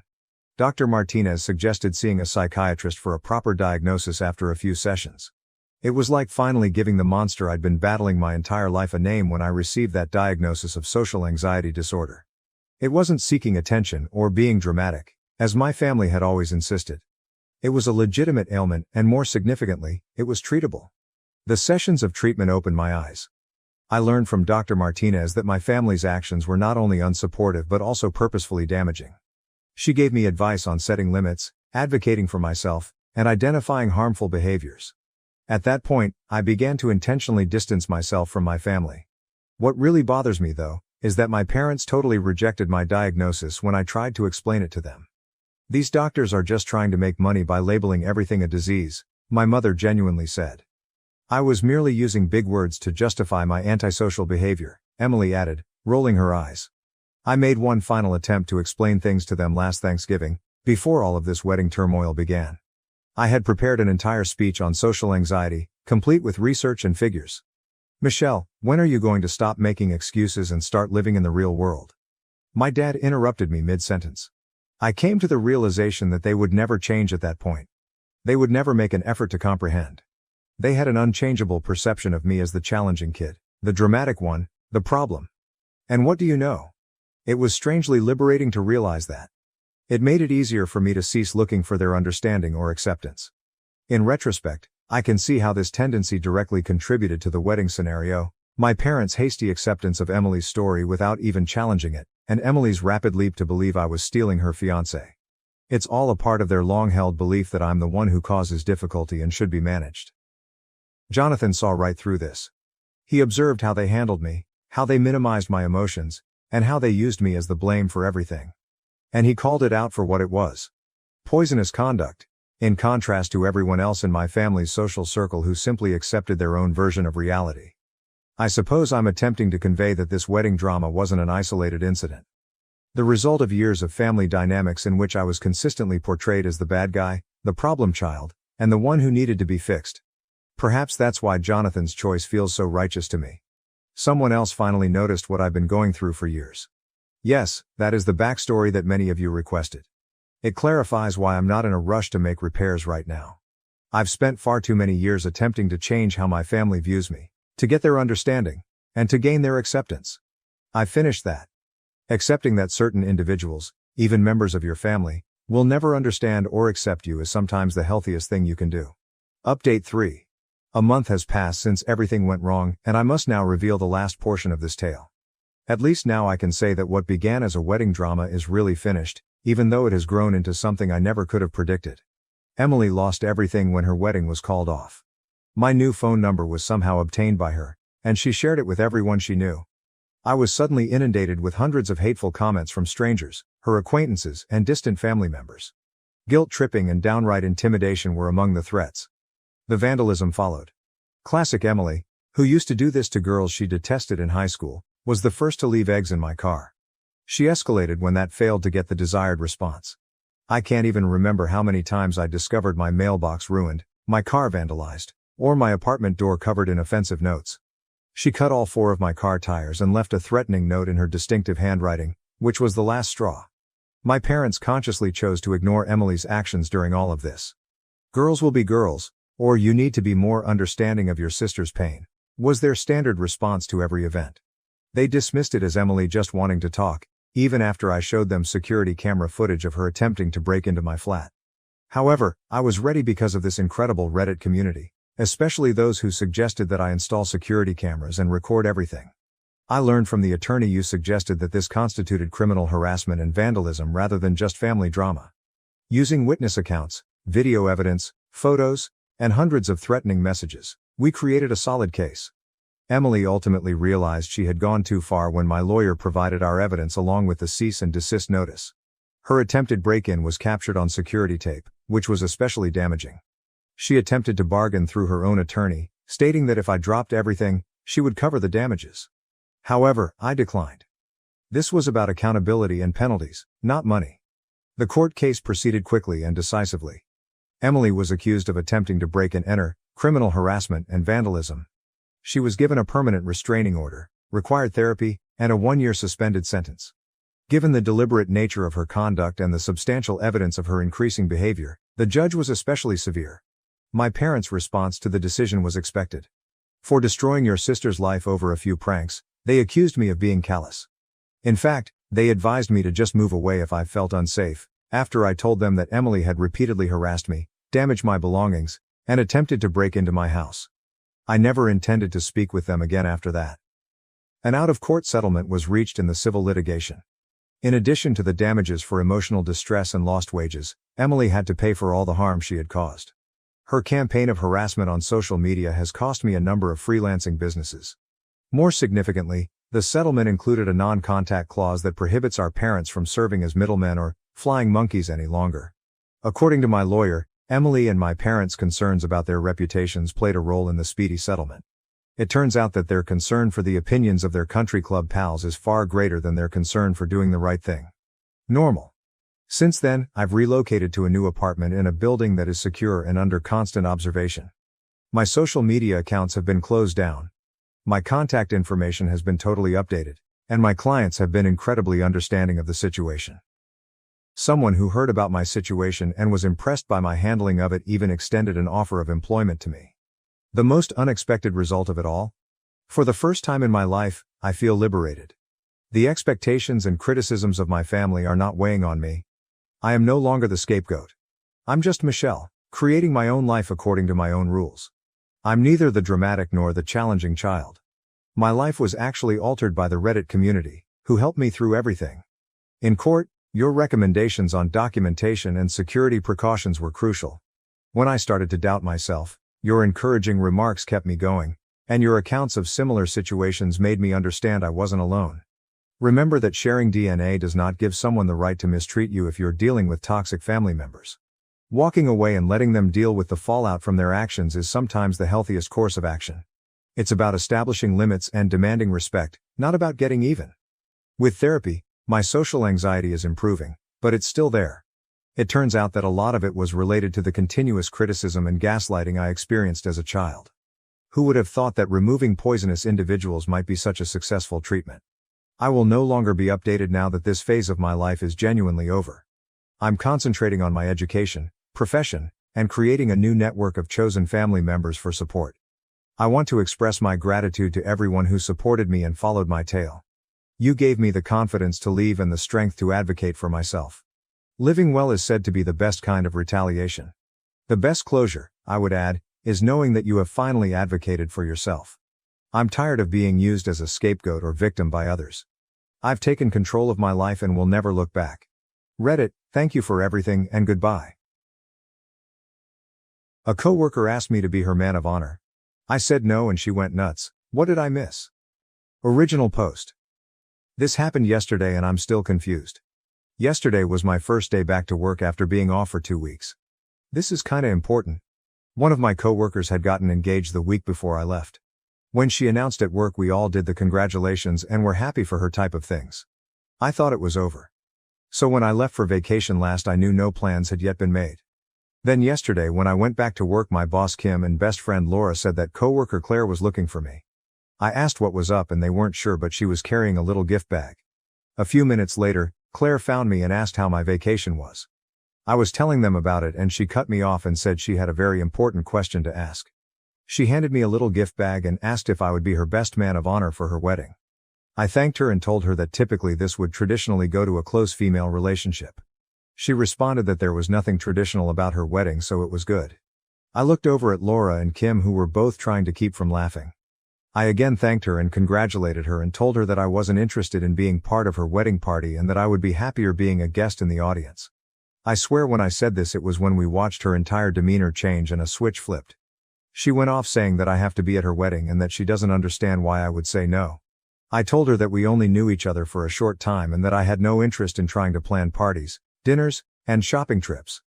She told me I needed to think about it and she would get back to me later. I told her to go for it, but my answer will be the same. She walked away and I looked at Kim and Laura and asked what the ever-loving fresh creepy hell was that. Kim started to laugh and said she didn't know. But saying no like I did might have saved me a lot of headaches in the future. Laura made the comment that she went straight to Bridezilla and this was a look into what she was going to be like. Claire came back today, however she went with a different approach and handed me a list of what she wants me to do and her vision of how she sees things. I asked her why she gave me this and she said that as her man of honor these were my responsibilities. I told her again that I was not going to do any of this. She said again that she needs me to do this and how much fun it was going to be. Then she asked, "Haven't you ever wanted to be a part of something special?" I told her I was. I was a nurse. Enter Kim, who could sense that I needed help and told Claire one of her patients needed her help. I told Kim that if this keeps up I might need her help. She said she was already watching it and would intervene if I needed it. What did I miss? We aren't that close. She just transferred down to my unit from a different unit 6 months ago. I had no idea who she was until that point. Laura is saying that she is close in age to me and she might feel that to be enough of a connection. Did I miss something? When we are asked, are we supposed to automatically gush and jump up and down in excitement? Why is saying no a bad thing? Some of OOP's comments. Commenter, it seems Kim is useless here. You really need to go over Kim's head and nip this in the bud right now because Claire isn't taking no for an answer. OOP, Kim will help, I know she will. She is just waiting to see what her next step is. I have had to have her help with a work issue before. If I have problems with her the next time we work together, I'll let Kim loose. Could this be some weird way to flirt? It won't work with me. I like dick. LOL, and I have a boyfriend. LOL commenter. I'm not an expert, but isn't this an HR issue now? I mean, isn't that like harassment? OOP, it becomes an issue if I report it. My boss is seeing all of it so far and has said that she is watching the situation and will intervene if it keeps going. I'm off tomorrow, so I won't see her for a couple of days. Commenter. She wants to show off how different and edgy she is by having a man of honor. She may also admire your organizing skills and get it done demeanor and thinks you'll throw her great wedding-related parties. OOP, I'm a bad gay guy friend. I'm organized when it comes to a lot of things. But planning a wedding is something I have never done and really don't want to learn to do. If I were to ever get married, it's midnight under a full moon at the beach with a few friends and a cookout the next day. LOL commenter. Okay, this is going to sound weird, but since she's advertising that it's a non-traditional wedding, is it possible she's after you for a specific reason? Are you gay or part of a racial minority? It's possible she wants her wedding to look super diverse for Instagram reasons, and maybe she's after you for a specific vibe in the pictures. Regardless of the reason, NTA. OOP. I don't know her background. Yes, I am gay and the entire department knows it because I was dating a former nurse and we broke up. Now I'm dating someone from a different department and it's all known. All she said was it was a less than traditional wedding and it would be okay. Yesterday K&L asked if I was afraid of something about it. Maybe if I had to wear a dress. I said I would fucking rock the dress. I might need a push-up to fill out the front of a dress if it's strapless. LOL, but I just don't want anything to do with it. I have no interest. My life is crazy enough right now. Planning a wedding would go from crazy to insane. Update 1. Hey everyone. First I apologize. I never thought this was going to go as crazy as it did. I want all of you to know I read all of your responses and responded to as many as I was able to. Thank you all for your amazing insights and comments. Many that made me laugh, which I needed. I have been sick and that really helped to cheer me up. I had to meet with my lawyer today regarding family issues. Editor's note, OOP goes into detail about those issues in other posts on his profile, but they weren't relevant here, so I didn't include them. My neighbor, best friend, coworker Laura took me. I really felt awful and driving wasn't a good idea. We were talking about this on the way and we both were asking a lot of the same questions that all you were asking. The big one was that we were asking about the circumstances of her transfer. She went from Med-Surg 4W to the ER. That is a huge change. I have to work tomorrow so we will see what happens. But Laura and I are going to ask him about the transfer and raise a couple of other concerns. After I got home from the meeting with my lawyer, I slept for the rest of the day. Many of you asked about if Claire and I hang out outside of work. The answer is no. I really don't know anything about her. I have helped her a few times with patients and different things, but our relationship is 100% purely work-related. That was why I was so surprised that she asked me to do this. That is why I was so surprised that she asked me about being the man of honor. I have a very small friend base and in all honesty I like to keep it that way. I really have no interest in being a part of this. I'm not a wedding person. After reading so many Bridezilla stories and hearing about over-the-top weddings, they have become a huge turnoff to me, spending tens of thousands to hundreds of thousands of dollars with insane unrealistic demands that turn people against each other. Why? I would rather use that money and spend that time planning my next trip or vacation. Many people said that I was being used as a token or prop in a wedding. Or a gay best friend. I never really thought about it. I admit that I'm out and proud, but I'm not going to just pretend to be someone's friend just so they can fulfill some kind of fetish they have for wanting to have a gay best friend or some kind of status she feels the need to fulfill. It takes me a lot to get offended, but if this were actually the case then I would really be rather offended. I was not put on the face of the earth to be someone's play toy.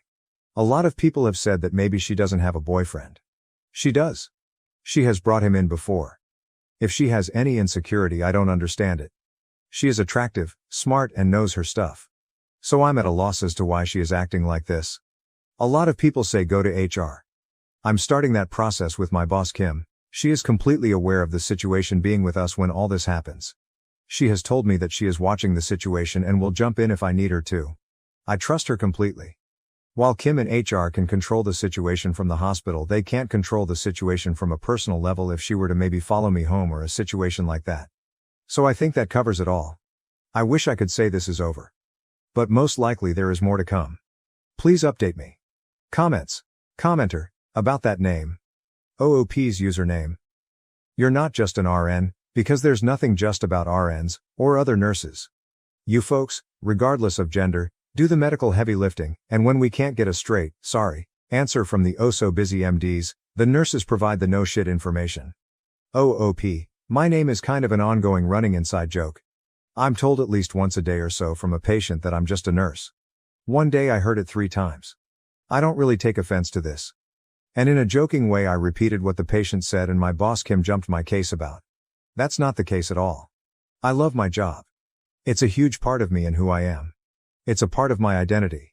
Commenter, I'm curious about her list of demands or responsibilities.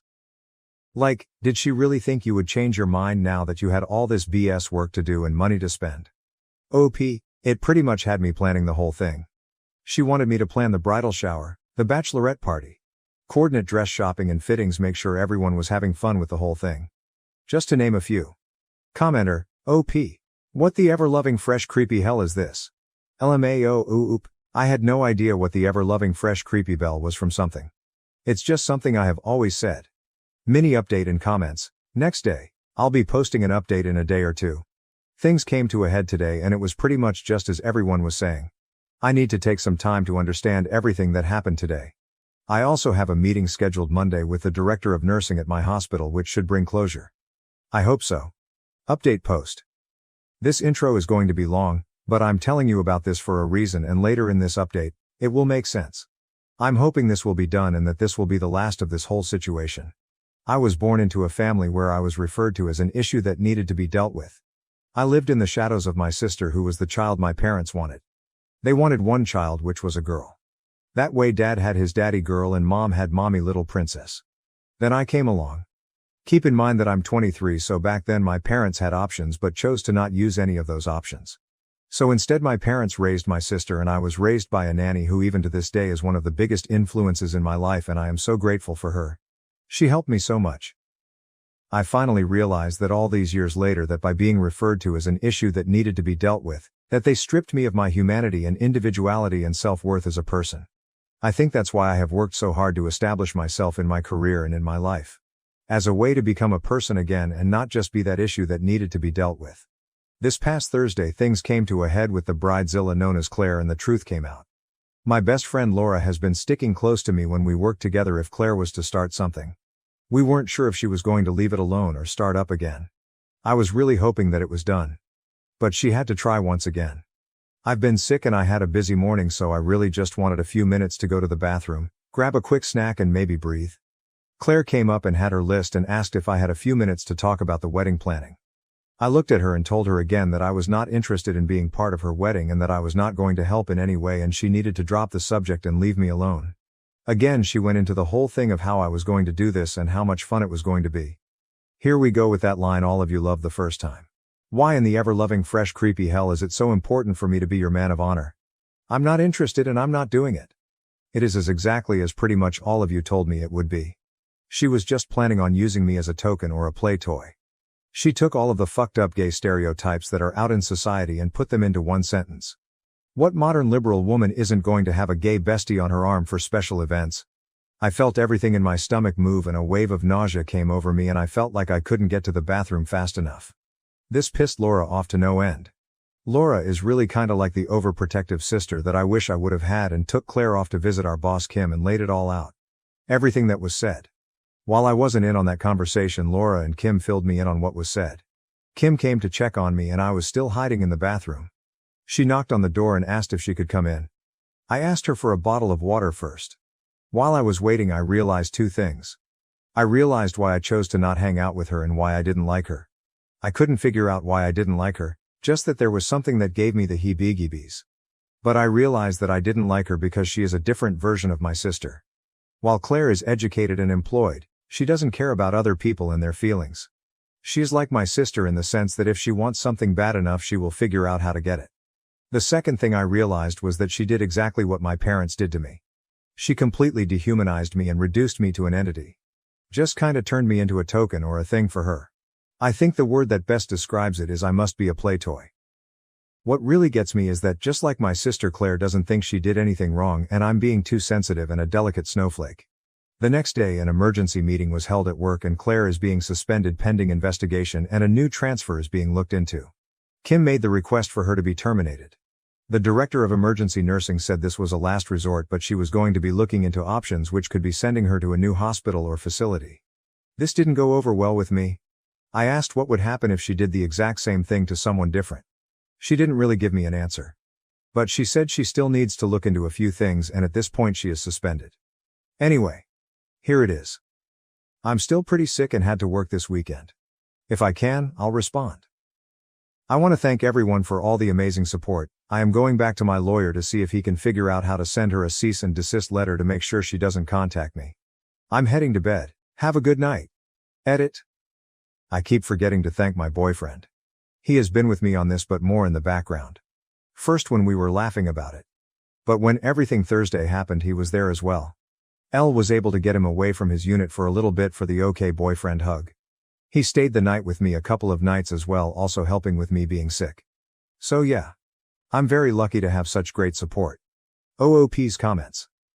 Commenter. What if she targets a vulnerable gay patient next? She's a danger and a liability for your employers to be sued. OOP. Thank you for this response. I just texted Kim and asked her about this. She said she was trying to get her fired. And she is hoping this will help the purpose. Parents accused me of an affair with my brother-in-law, threw me out, and tried to destroy my career. The shocking truth uncovered. Over the past 6 years, I have established a prosperous career as a senior programmer at a large software business. My parents insist on family values and sticking together, so even though I make more than enough money to live on my own in a wonderful apartment, I've been living with them. Although they have always been domineering, I persuaded myself that it was simply their expression of affection. The environment in our home has always been complicated. This is also where my sister Emily, 32F, and her husband James, 34M reside. 3 years ago, James obtained a job close by, and our parents were overjoyed, so they moved back. With her ideal life, marriage, and grades, Emily has always been the golden child. The comparison began in our early years and has continued ever since. I love my sister, don't get me wrong, but sharing a home has been difficult. Since I work from home the majority of the time, my folks are always watching me. They keep an eye on who I speak to on video conversations, when I start work, and when I take breaks. They have persuaded themselves that this degree of engagement in my life is both required and typical. Even though my precise schedule is shown on the refrigerator, my mother frequently interrupts me in my home office during crucial meetings, saying she forgot I was working. Michael, my 29-year-old lover, lives across the nation. He has been tremendously supportive over our 3 years of long-distance dating. But he and our relationship were never accepted by my parents. They treat James as the son they never had and compare him to him all the time. They attack every aspect of Michael, including his choice to live on the West Coast, his work as a software engineer, ironically, the same field as myself, and even his attire when we video chat. James has always been cordial, not only as his wife's sibling but also as a little sister. We had a good relationship and I valued having someone who didn't criticize me all the time. He frequently defended me during family dinners when my parents began their routine comments about my life choices, as if he understood the burden I was under. Up until 2 weeks ago, everything was in control. With solemn faces, my parents summoned me into the living room. I was managing a group of developers on a significant software update during a pivotal project phase, so the timing couldn't have been worse.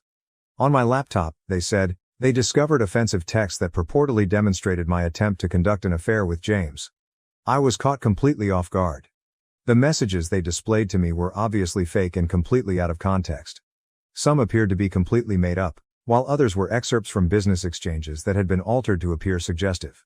I attempted to explain that I'm really in love with Michael and that James is like a brother to me, so I would never do anything like that. They wouldn't look, even when I promised to show them my actual message history. They refused to pay attention. I've always envied Emily's happiness, my mother said, sobbing. And she should have anticipated this because of my rebellious nature. I was a disgrace to the family, according to my enraged father.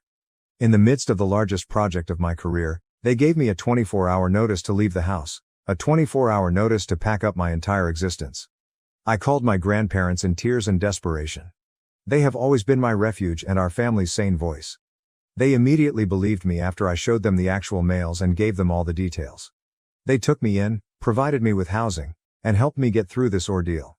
In order for me to continue working, my grandfather even assisted me in setting up a makeshift home office in their spare room. My father was furious to learn that I was staying with them. When I wasn't there, he actually came to their house and yelled at them for enabling me and undermining his authority. My father became even more irate when my grandfather refused to back down and stood up for me. Declaring he would never talk to them again, he stormed away. I was devastated to see my grandfather, who is normally composed, trembling with rage following that altercation. When my father began getting in touch with my place of employment, things got worse. He made outrageous charges about my inappropriate behavior and unstable mental state in emails he sent to my manager and the Human Resources Department. He even made an attempt to persuade them that I was giving competitors access to company secrets. Fortunately, my manager has been understanding and my work history speaks for itself. However, the strain is having an adverse effect. It has been embarrassing for me to have to explain these private matters to my staff. Then my granddad unexpectedly died yesterday. The agony is intolerable. He was more than simply my grandfather. He was also my confidant, my guardian, and the one who always had faith in me. The fact that my parents did not attend the funeral only makes it worse. They had left town. Later, when I was organizing my grandfather's funeral, I discovered through my cousin that they were actually on vacation, sharing photos from a beach resort on Facebook. Every happy picture they shared made my heart ache. Taking an emergency leave of absence from his job, Michael flew in to support me during this trying period. My parents appeared out of nowhere as soon as he got to my grandparents' house. As though Michael's presence was somehow improper, my father icily inquired as to why he was there. I eventually lost my temper at that point. I asked them who they believed had taken care of all the funeral planning, who had supported Grandma during her most trying time, who had stayed up late planning the ceremony, calling family, and interacting with the funeral home while they were taking selfies on the beach. Then, in an unsettling development, my father's entire personality altered. A disturbing peace took the place of the rage in his eyes. He became oddly calm and said he wanted to forgive me for what had happened with James and let the past be the past. He said he would let me stay with Grandma, but only if he got what was rightfully his. I understood exactly what he was after, therefore I was horrified by the abrupt change in his demeanor. My grandfather had been quietly successful with his investments over the last few years. My father desired his inheritance because he had accumulated a sizable nest egg. He had the gall to come and demand money after everything they had done to us and after leaving us during the funeral. He was unaware, however, that Grandpa had anticipated this. While organizing Grandpa's study the day following the death, we discovered a note hidden in his desk drawer. All it said was, "Call Bob." Bob, who had visited him multiple times over the years, was both his lawyer and an old friend. We found out that Grandpa had left everything to me when we got in touch with him. I now owned every cent of his savings. Grandma would always have a place to live, protected from anyone who would try to take it away from her, thanks to the house being signed off to her. My father broke his cool exterior when I told him this. As he accused me of controlling Grandpa and turning him against his own son, his face flushed with anger. He went on a tirade about how he deserved his parents' money and how he had always supported them. He was the one who had left his family to pursue his greed, so it was almost comical that he was accusing me of deception. In an attempt to persuade me, my mother said things like, "Didn't you try to take away your sister's happiness? You now wish for us to suffer as well."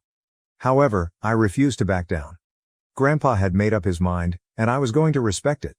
I clarified that Grandpa had only recognized where their priorities lay and that Bob, his attorney, could confirm all I said. I also said that there was no conspiracy. The tension in the air was oppressive as they departed. As I watched them leave, I felt both relief and grief. Relief that Grandpa had kept us safe even when he was not around, and sadness that my connection with my parents had reached a breaking point. I'm now concentrating on reconstructing my life and caring for Grandma. Throughout it all, Michael has been amazing, offering consolation and support when I needed it most. However, I can't help but wonder whether there was anything I could have done differently to avoid all of this suffering. Reddit, I realize this post is lengthy, but I had to get everything out. Everything has become more problematic because of the inheritance situation, and I'm worried that my parents might try something extreme. I would be grateful for any guidance on legal protection. Has anyone else experienced a similar situation? How did you respond to it? Update 1. Things took a turn for the worst a few days after my last update. Apparently not satisfied with simply pestering my workplace, my father has begun reaching out to our company's customers. I learned this when a representative from one of our largest clients pulled me aside in a virtual meeting to voice concerns about upsetting emails they had received about me. These emails were kindly forwarded by them. My father was methodically attempting to damage my work relationships after he somehow managed to obtain our client list. According to the emails, I was a volatile individual who was stealing business secrets and taking advantage of older family members for financial gain. The fact that he disclosed information regarding customer projects that he shouldn't have known about is very troubling. Now, since he works for a partner company, I'm wondering if James was giving him false information. The legal department of my business has been engaged. In addition to the possible harm to my reputation, they are taking this extremely seriously because my father's activities are endangering business partnerships. My parents received a cease and desist letter from them, which only appears to have made them more angry. My parents have responded by launching a full-scale campaign against me on social media. In order to disseminate their story, they have made numerous phony personas in addition to publishing on their own ones. The stories they are narrating are getting more complex. They now assert that I have been deliberately deceiving my grandfather for years and that I somehow planned out his whole investing strategy to suit my own interests. They are unaware that I discovered something startling while looking through more of Grandpa's documents. Classic Grandpa, always the meticulous planner, had a secret compartment in his desk drawer that held a USB drive and a pile of papers. Along with comprehensive documentation of what seems to be systematic tax fraud and money laundering through my father's real estate business, the USB drive included years' worth of email correspondence between him and multiple offshore accounts. I informed Grandpa's attorney, Bob, about these results right away. He wasn't surprised, which was an odd response. Grandpa had apparently been gathering this information for years, recording each dubious business transaction and suspicious activity. Even photos of meetings with well-known dishonest business people were included in the folder. Bob clarified that Grandpa had been assembling evidence but was holding off on taking action until the perfect time. A set of emails revealing that my father had been embezzling money from his own parents' accounts for years was the most upsetting finding. Probably thinking they wouldn't notice, he had managed to get access to their financial portfolio and had started taking little amounts out. Grandpa did notice though, and instead of confronting him right away, he decided to record everything. To examine all the evidence, Bob is currently collaborating with a group of forensic accountants. According to him, we have more than enough to possibly file criminal charges in addition to defending against any legal claims my parents might make. I have mixed feelings about this. While I desire justice, I still find it difficult to imagine my own father being charged with a crime. James's eagerness to return to my parents' house is further clarified by the evidence.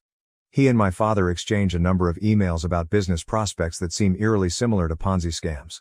I'm beginning to question whether the entire charge that I attempted to woo James was a preemptive move, meant to discredit me should I ever find out what they were doing. In the meantime, my mother has started calling my grandmother every day, alternating between threatening her and guilt-tripping her. The most recent strategy is asserting that my father's health is suffering due to the stress of my betrayal, and that I will be held accountable if anything were to happen to him. On Bob's recommendation, my grandmother, God bless her, has begun recording these calls. We've put in new cybersecurity procedures and placed security cameras throughout the house to keep ourselves safe. Bob suggested that I freeze my credit and assisted me in securing all of my accounts. When my parents see their intimidation strategies aren't working, he fears they may attempt a financial retaliation. My job has been suffering due to the stress, but in a surprising turn of events, this has improved my standing inside the organization. My manager has been tremendously supportive after seeing the proof of my father's harassment campaign. My application for a completely remote job has been expedited, so I won't ever have to worry about working from my parents' house again. Throughout it all, Michael has been my pillar of support. In a spare room at my grandmother's house, he has assisted me in setting up a safe home office with backup systems and secured communications. We're also talking seriously about his moving to a job nearer to me, but I'm concerned that this would make my parents even more of a target. To help me cope with everything, I've started going to a therapist. She is assisting me in realizing that I am not to blame for anything and that it is acceptable to feel both love and resentment for my parents. Processing the knowledge that the folks who raised you are not who you believe them to be is a difficult process. We are currently awaiting the completion of the forensic accountant's analysis. Within a few weeks, Bob continues, we should have a good picture of the scope of my father's financial crimes. I'm getting ready for whatever might happen next. My parents, who know me well, will not tolerate this. I appreciate your prior support, Reddit. I never thought my family's drama would reveal something so significant. Has anybody else learned that their parents committed financial crimes? How did you decide whether or not to report them? I'd really appreciate some advice on this. Update 2. Emily arrived at our home this morning without warning. As I prepared myself for another altercation, I saw a broken lady instead of rage. Her normally flawless appearance was unkempt, and her eyes were red and puffy. She broke down in tears before I could even inquire what was wrong. She sobbed and told what had transpired. James had been in Chicago on a purported work trip. Emily had flown out to his hotel in order to surprise him. She believed a romantic gesture may help ease her feelings of insecurity over their relationship. Rather, she entered his room and found him with another lady. It wasn't the worst part though. Emily insisted on seeing his phone during their heated argument. The whole story of our family was broken by what she discovered. The offensive messages that had caused me to be expelled. I never made them. To escape suspicion, James had kept one of his mistress's phone numbers under my name. Using my name as a front for at least 3 different women, he had been having several encounters. The most startling aspect of all was perhaps how our parents reacted when Emily told them this information. Rather than offering their heartbroken daughter assistance, they advised her to remain silent and try to resolve the situation with James. They cared less about Emily's happiness and more about keeping up appearances. To spare the family the shame of a divorce, they even advised her to forgive him. Then Emily found something much more unsettling. She discovered emails on James's laptop that showed he and our father had been involved in more than just family affairs. Together, they had established a number of shell corporations to conceal funds from investors and taxes. James has been directing contracts to these shells at exorbitant pricing by virtue of his position at his company. Accounts in Switzerland and the Cayman Islands were found via the money trail. Emily discovered pictures of James having meetings with strangers, all of which were stored in a secret folder called insurance. James appears to have kept records of everything, most likely for protection against any attempts to expose him. Another realization dawned on me as Emily told me these specifics.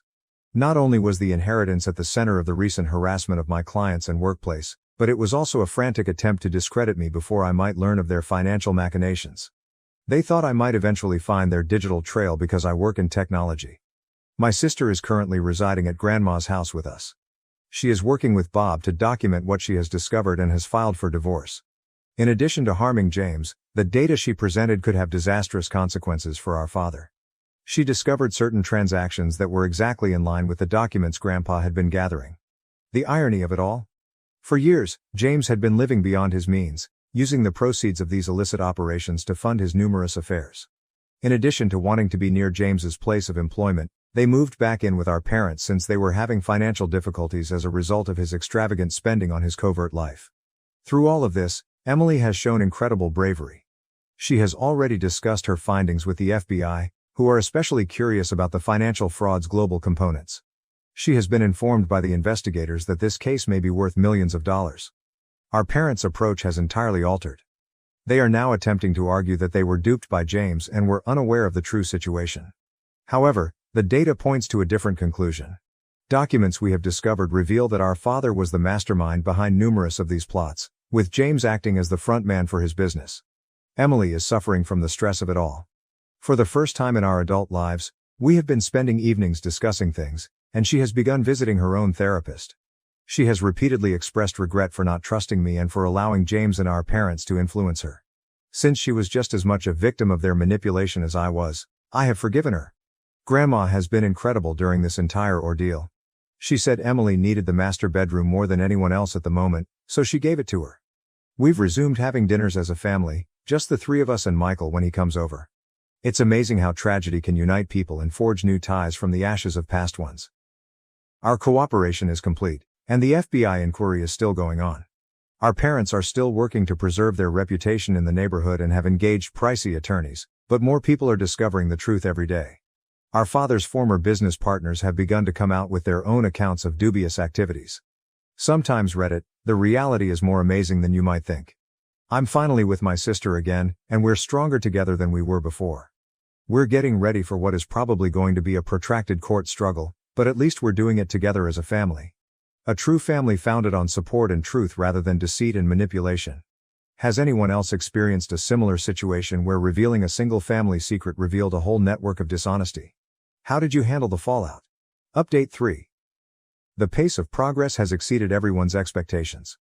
The FBI intervened last Friday morning when my father and James were enjoying their customary business breakfast at their preferred high-end eatery. I will never forget the expressions on their faces as they were carried out in handcuffs, directly in front of the city's most affluent business community. In an instant, their meticulously constructed image of prosperous business people fell apart.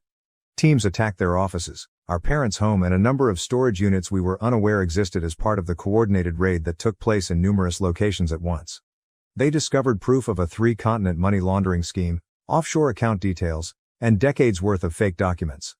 Over $50 million is the preliminary estimate of the whole scam. However, that wasn't even the most fulfilling aspect. Do you recall the pictures James had saved for insurance? As it happens, he wasn't the only one who kept records. 3 of his ex-girlfriends came forward with pictures, emails, and text conversations dating back years. They had been silently constructing their own case and were all aware of one another. The finest aspect. For months they had been collaborating with the FBI. James's recent business travels were watched, and every transaction was recorded. As one might anticipate, my mother's response to the arrest was quite predictable. She made an effort to play the victim by saying she was unaware of their illicit actions. When the FBI disclosed that they had recordings of her actively engaging in money laundering through her charitable foundation, that story completely collapsed. All those lavish galas she held to raise money. Simple plots to wash up shady finances. There has been extensive media coverage. The story was carried by all local news channels and even by several national ones. Prominent businessmen and son-in-law arrested in multi-million-dollar fraud scheme. The headlines continued to appear. Overnight, my father's meticulously cultivated reputation as a community leader and benefactor was destroyed. The reaction from their social circle was fast and harsh. Those who once admired them at charity functions now act as though they had never met them. Their church requested that they resign from all committees, and the country club canceled their membership. In an effort to protect their own reputations, former business partners are going out of their way to assist the authorities. James's business quickly distanced itself from the situation. He was fired right away, and they are completely assisting with the investigation. As it seems, he had also been defrauding them by inflating contracts and keeping the difference for himself. His name has become poisonous in the sector, and his professional reputation has been utterly wrecked. What the forensic accountants at the FBI discovered made me laugh aloud. Grandpa left that property in the trust in Florida. It was more than simply a dilapidated house. It held the secret to their whole scheme. Grandpa had purchased it especially to serve as evidence after learning that it was being used as a front for money laundering. He was aware that the property inquiry would reveal everything if they attempted to challenge the will. Even from the afterlife, he played them like a chess master. James and my father both agreed to plea bargains last week. The punishment is severe. My father will serve 15 years in federal prison, James will serve 12 years, and all assets related to their crimes will be forfeited. For the remainder of their lives, they will both be making restitution. Next month, my mother will be sentenced to 8 to 10 years in prison for her involvement in the money laundering conspiracy. After all of this, Emily is stronger than ever. She started her own business with the settlement, which was the little money left over after asset forfeiture, once the divorce was finalized. We've never been closer since she moved into a comfortable apartment close to Grandma's house. Our parents worked very hard to sever the sister link, but it has since become indestructible. There was more karma to come. Do you recall how my parents attempted to ruin my reputation in the workplace? The board of my organization was so pleased with my handling of the matter that they elevated me to the position of Director of Security Operations. I now oversee a group of people that work to stop the exact type of scam that James and my father perpetrated. Last month, Michael relocated here, and we recently purchased a home a few blocks away from Grandma. By the way, she's doing fantastically. She used her experience to help others by starting a support group for families impacted by financial fraud. What about the valuable social standing of my mother? When I last heard from her, her old pals were openly avoiding her while she was shopping at the bargain grocery store. Her friends have made it apparent that she is no longer welcome in their group, and her expensive jewelry and clothing have all been confiscated. According to Reddit, justice isn't always served without flawless karma. Despite going through a lot, my family has emerged stronger, closer and wiser. I want to express my gratitude to everyone who helped me along the way. And to everyone who has experienced similar betrayals in their family, never give up. When the truth finally surfaces, it's a magnificent moment. Parents used my wedding fund for my twins' lavish celebration. So I finally cut them off, but now they're back needing my help. I, 28F, must explain everything here. I've had this rivalry with my twin sister Emily for as long as I can remember. In my case, it wasn't just between us, but I suppose that's normal for siblings. Without even recognizing it, my parents were deliberately pressuring us into it. I was just there, and they've always treated Emily like she's something unique. I'll tell you why this occurred. Emily is precisely 12 minutes my senior. You heard correctly, 12 minutes. It seems that's all it takes to be my family's golden child. Emily was their miracle baby, the one who could do no wrong, from the day we were born. I wasn't a horrible kid or anything, but she always received the credit for whatever I did. My first recollection of this partiality dates back to kindergarten. Both of us participated in the school play. I played the main part in Little Red Riding Hood and Emily got 2 lines as a flower. Emily started crying on stage during the concert after forgetting her lines. My parents missed my entire performance as they hurried to console her right away. Later that evening, they didn't even recognize my accomplishment. All they could speak about was Emily's bravery for trying. For the duration of primary school, this pattern persisted. Emily would be told, "Oh honey, you tried your best," if she received a C on an exam, but I would hardly be acknowledged if I received consecutive A's. I recall working on a science fair project about renewable energy for weeks in 4th grade. I conducted research, constructed models, and even spoke with regional environmental specialists. When I handed my parents the blue ribbon for winning first place, they hardly gave it a glance. Emily had a difficult day during volleyball practice, but that's still wonderful. Can we discuss this at a later time? After that, I stopped showing them my honors. The worst thing was that they made no effort to conceal their partiality. My dad used to make jokes at family get-togethers about how Emily was their firstborn and, despite the fact that we are twins, those 12 minutes somehow made her the older sister. "Emily is our responsible one, she looks after her younger sister," he would remark. I was standing there, listening to them reduce me to Emily's shadow and nothing more. Things started to have a significant psychological impact on me in middle school. I became quite driven to prove myself. I joined as many clubs as I could, including the student council, the debate team, and the math club. I was motivated to excel at everything, so I studied late into the night. Emily, on the other hand, coasted through, doing very little but somehow receiving more attention and recognition. One particular incident in particular sticks out. I was selected to compete in the state-level mathematics competition on behalf of our school in the 8th grade. I prepared for months, frequently studying until 2 or 3 in the morning. Emily had a recreational soccer match on the same day as the competition. In addition to not showing up to help, my parents didn't even inquire about how I was doing. All they could speak about when I brought home the trophy for second place was how Emily needed to be cheered up because her team had lost their game. With greater stakes, high school was more of the same. I was still participating in as many extracurricular activities as I could, taking all of my AP classes, and keeping my GPA at 4.0. Emily spent much of her time at parties and barely kept up a C average. She was still the fun and social one though, and I was criticized for being too competitive and serious. The discrepancy was brought to light during our senior year.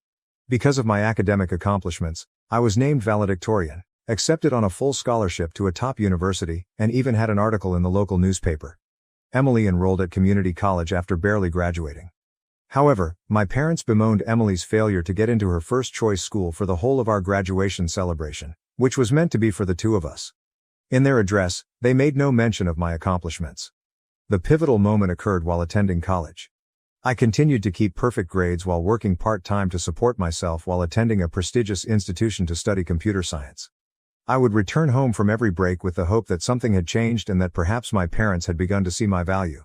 Instead, it was Emily this, and Emily that. Somehow her decision to leave community college after just one semester was interpreted as a sign that she was brave enough to follow her own path. Then, in my junior year, came Thanksgiving break. Everything changed when my uncle, who had always had a slightly excessive love for alcohol, made a mistake. He disclosed that my parents hadn't even intended to have twins while he was thinking back on my mom's pregnancy.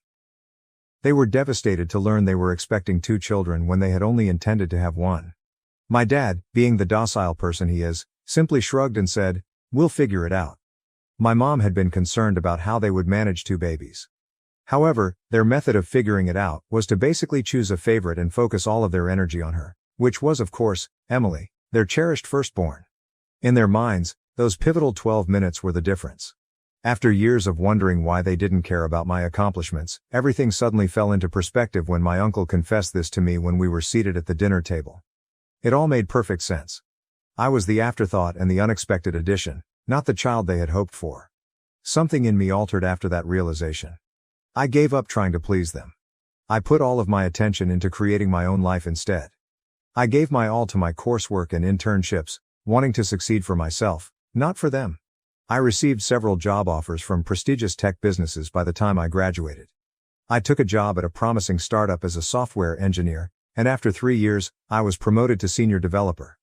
Emily, meanwhile, was organizing this lavish wedding after meeting a wealthy man at a pub and having a brief flirtation. Naturally, my folks were ecstatic. They couldn't even recall the name of the company I worked for, yet they spent hours on the phone with her talking about the specifics of the wedding. My company was getting ready for an initial public offering, IPO, and my stock options were worth more than Emily's fiancé made in a year. The irony was that I was actually doing very well. They never inquired about my professional background. It was the wedding fund situation that ultimately crushed my heart. The only one who had ever treated us fairly was our grandmother. She left each of us a sizable sum of money before she died, especially for our upcoming weddings. She had been very explicit that we were to share the money evenly. She told me in private that she was aware of my parents' treatment of me and that this was her method of making sure I would have something that was exclusively mine. Naturally, though, my parents were unable to honor her last desires. Emily wanted this ridiculously lavish wedding, complete with a celebrity photographer, a fancy outfit, and several locations. They chose to take from my share of the inheritance rather than urging her to cut back or asking her wealthy fiancé to contribute more. They didn't even tell me. They didn't ask. It wasn't until months after the wedding that my inebriated uncle, yes, the same one, spoke about it at another family get-together. They responded angrily when I confronted them about it. "Oh honey," my mother remarked, dismissively waving her hand. "We were going to tell you eventually. When we can, we'll reimburse you." Even worse was my father's reply. "Well, Emily needed it more. She's the conventional one getting married, and since you're so preoccupied with your work, it's unlikely that you'll even desire a lavish wedding." I felt nothing as I stood in their kitchen staring at these folks who were meant to be my parents. This deep emptiness, without any sadness or rage. They were unable to even comprehend the wrongness of what they had done. They believed that since it was for Emily, it was totally acceptable to take my inheritance without my consent. Emily had always been the focus. I returned to my flat that evening and gave my life a lot of thought. I came to see that Emily had eclipsed or completely disregarded every significant turning point, accomplishment, and proud moment. My graduation from high school. They were too preoccupied in comforting Emily over her grades. Due to Emily's difficulties at community college, my college scholarship was hardly recognized.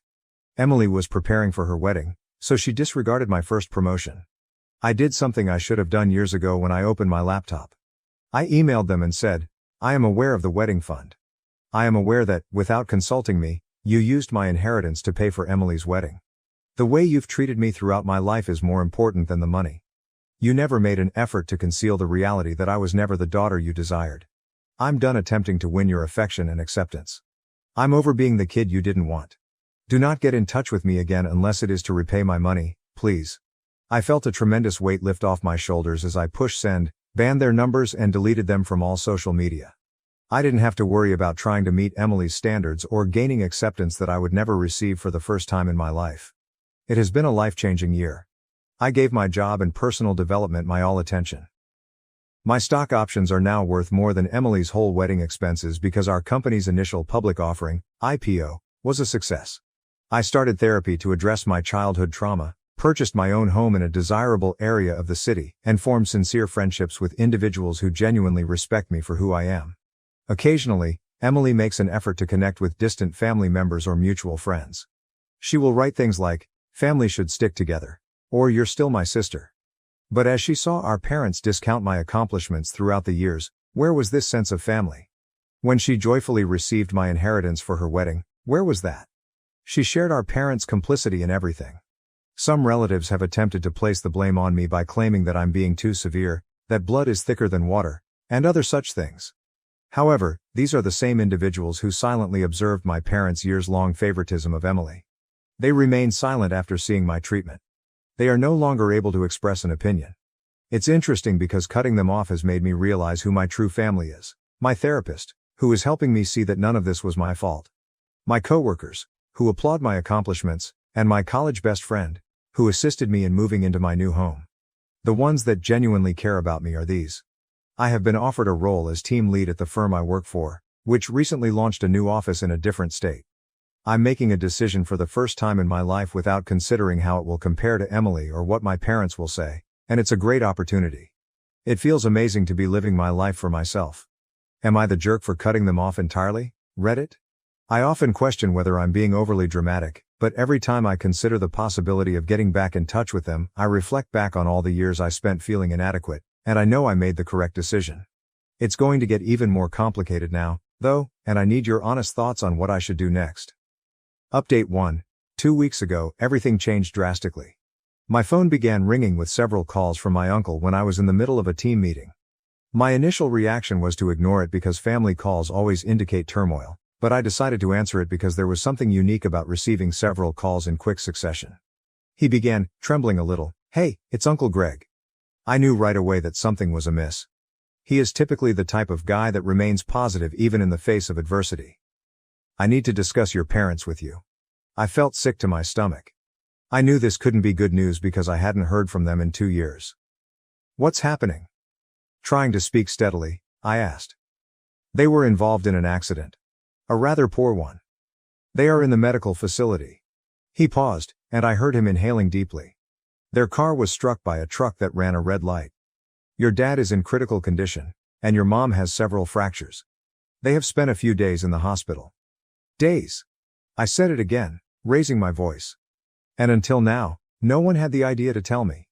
He said, they wanted me to let you know, in a calmer tone. I believe, they want to see you, I believe. That's not all though. Their insurance is having issues. There was, of course. He went on to tell me that 6 months prior, my parents had allowed their health insurance to lapse. They had been having financial difficulties due to credit card debt and poor investments. They were far from being discharged from the hospital, and the medical bills were already mounting. What about Emily? I knew the answer when I asked. Uncle Greg let out a sigh. She said she couldn't assist with the bills when she visited once, immediately following the accident. She didn't want to ask her husband for money so soon after their honeymoon, for some reason. She is occupied with her stepchildren, her new family. That made me giggle. Emily is typical, always coming up with an excuse. Emily was too proud to approach her wealthy husband for assistance with our parents' medical expenditures, even though she had no trouble taking my fortune for her wedding. I sat in my office for a while after I hung up with Uncle Greg, gazing out the window at the skyline of the city. I didn't miss the irony. Now that my stock options had vested and I had more than enough money saved to pay for their medical expenses, I was truly in a position to assist them. Did I want to, though? I was unable to concentrate on anything else for the following few days. I jumped every time my phone buzzed, anticipating a call regarding their status. I couldn't stop picturing them in hospital beds, presumably wondering if I would ever arrive. Since they were my parents, I felt bad for even thinking about not helping. The years of favoritism, the stolen fortune, and the way they only contacted me now because they required something from me were all brought back to me though. Simply put, this was about money. Not about re-establishing contact or making amends. 3 days after Uncle Greg called, Emily texted me. I am aware that you are performing well at work. Parents are in dire need of assistance.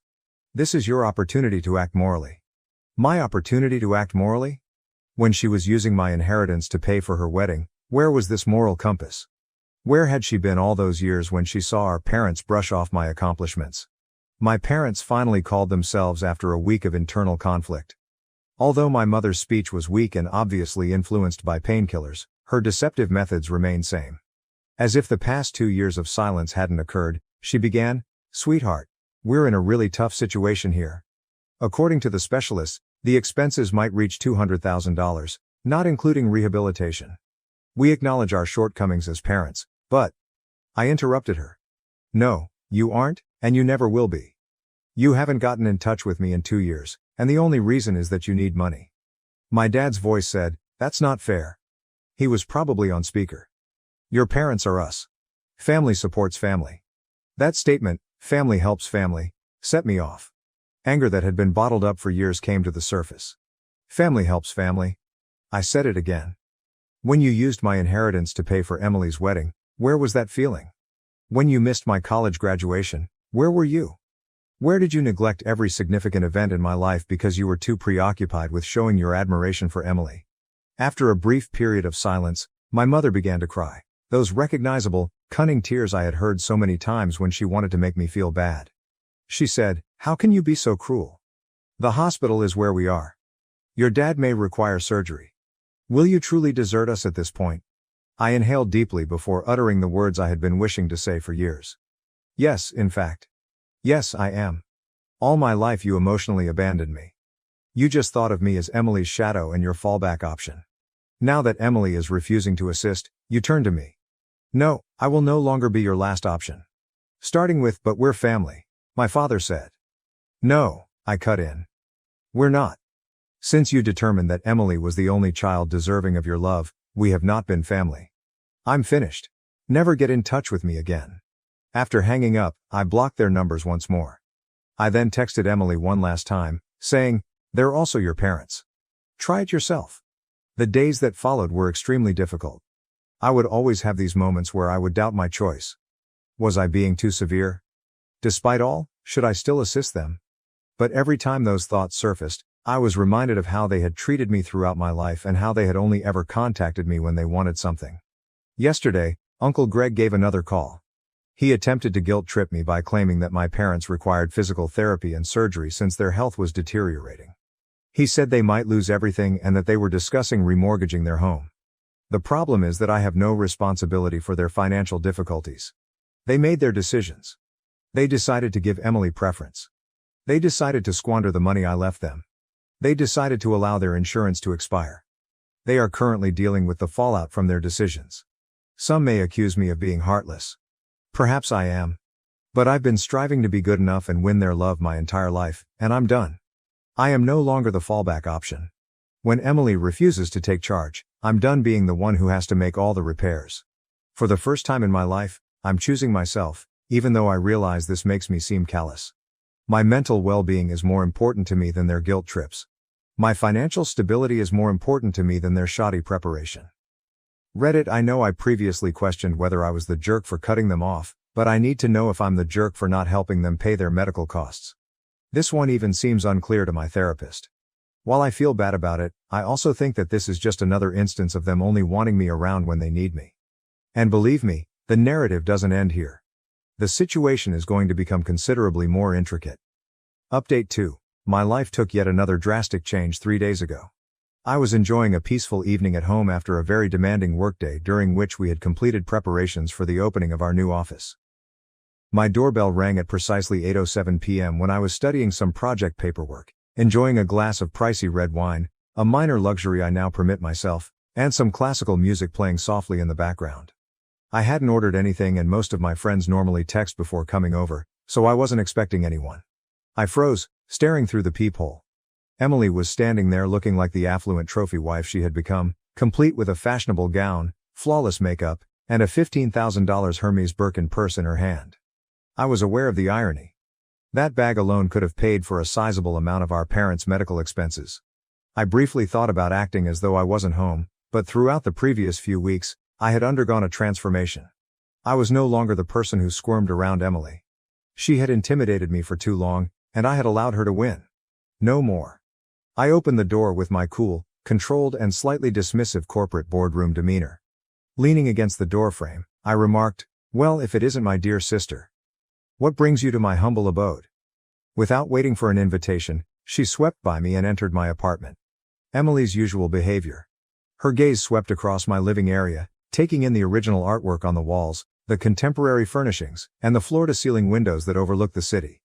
I could picture her mentally listing everything, most likely contrasting it with her suburban McMansion. She said, "Nice place," in a tone that suggested the exact opposite. Very cozy. She used the word cozy with that special emphasis that affluent people give to something they think is beneath them.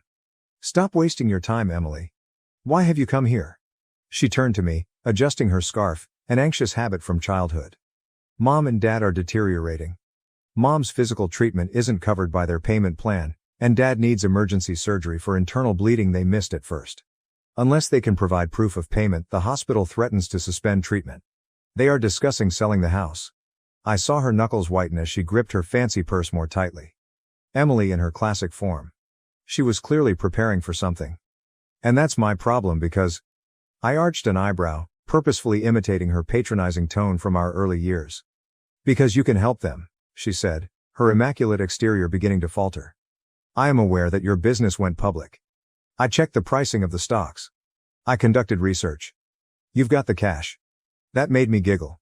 The sound, which was perhaps rougher than I intended, reverberated off the walls of my flat.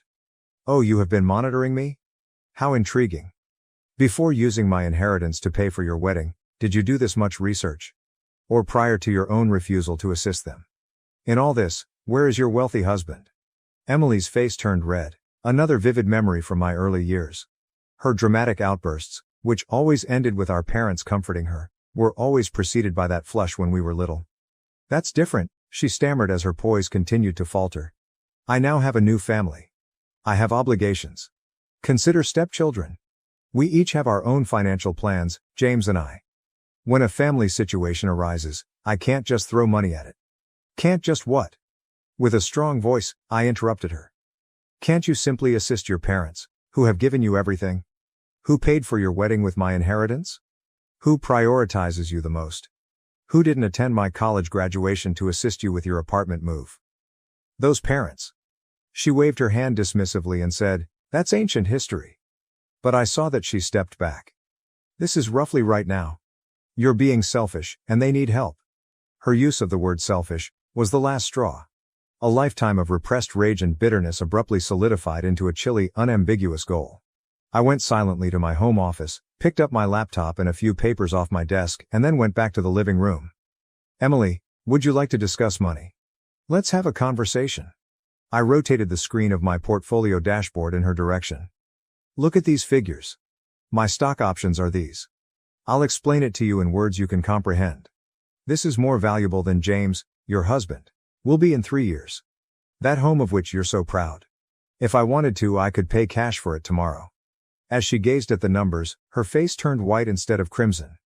I went on, bringing up papers such as my investment portfolio, my pay stubs, and the most recent offers I had gotten from rival businesses.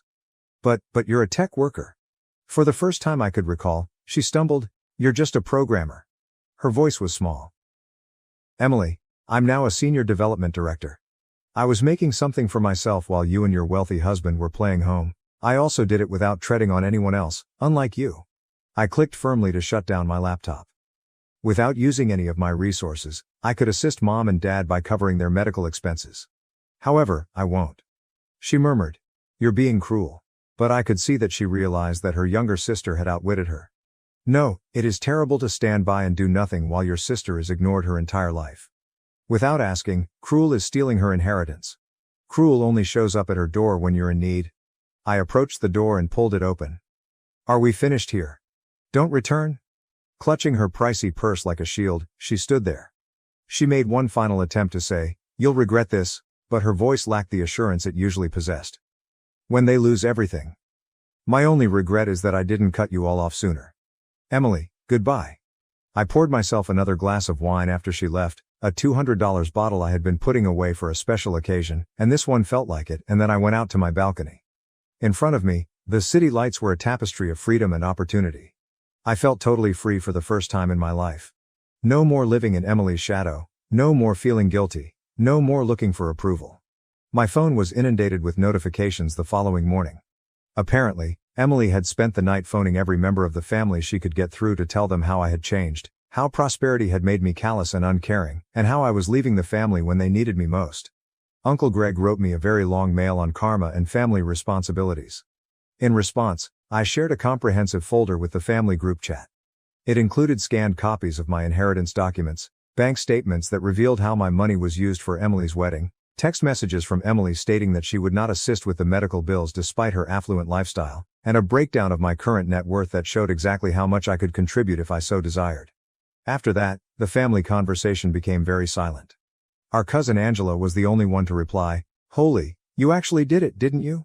In fact, you were successful on your own." I worked on my future plans over the course of the following few days.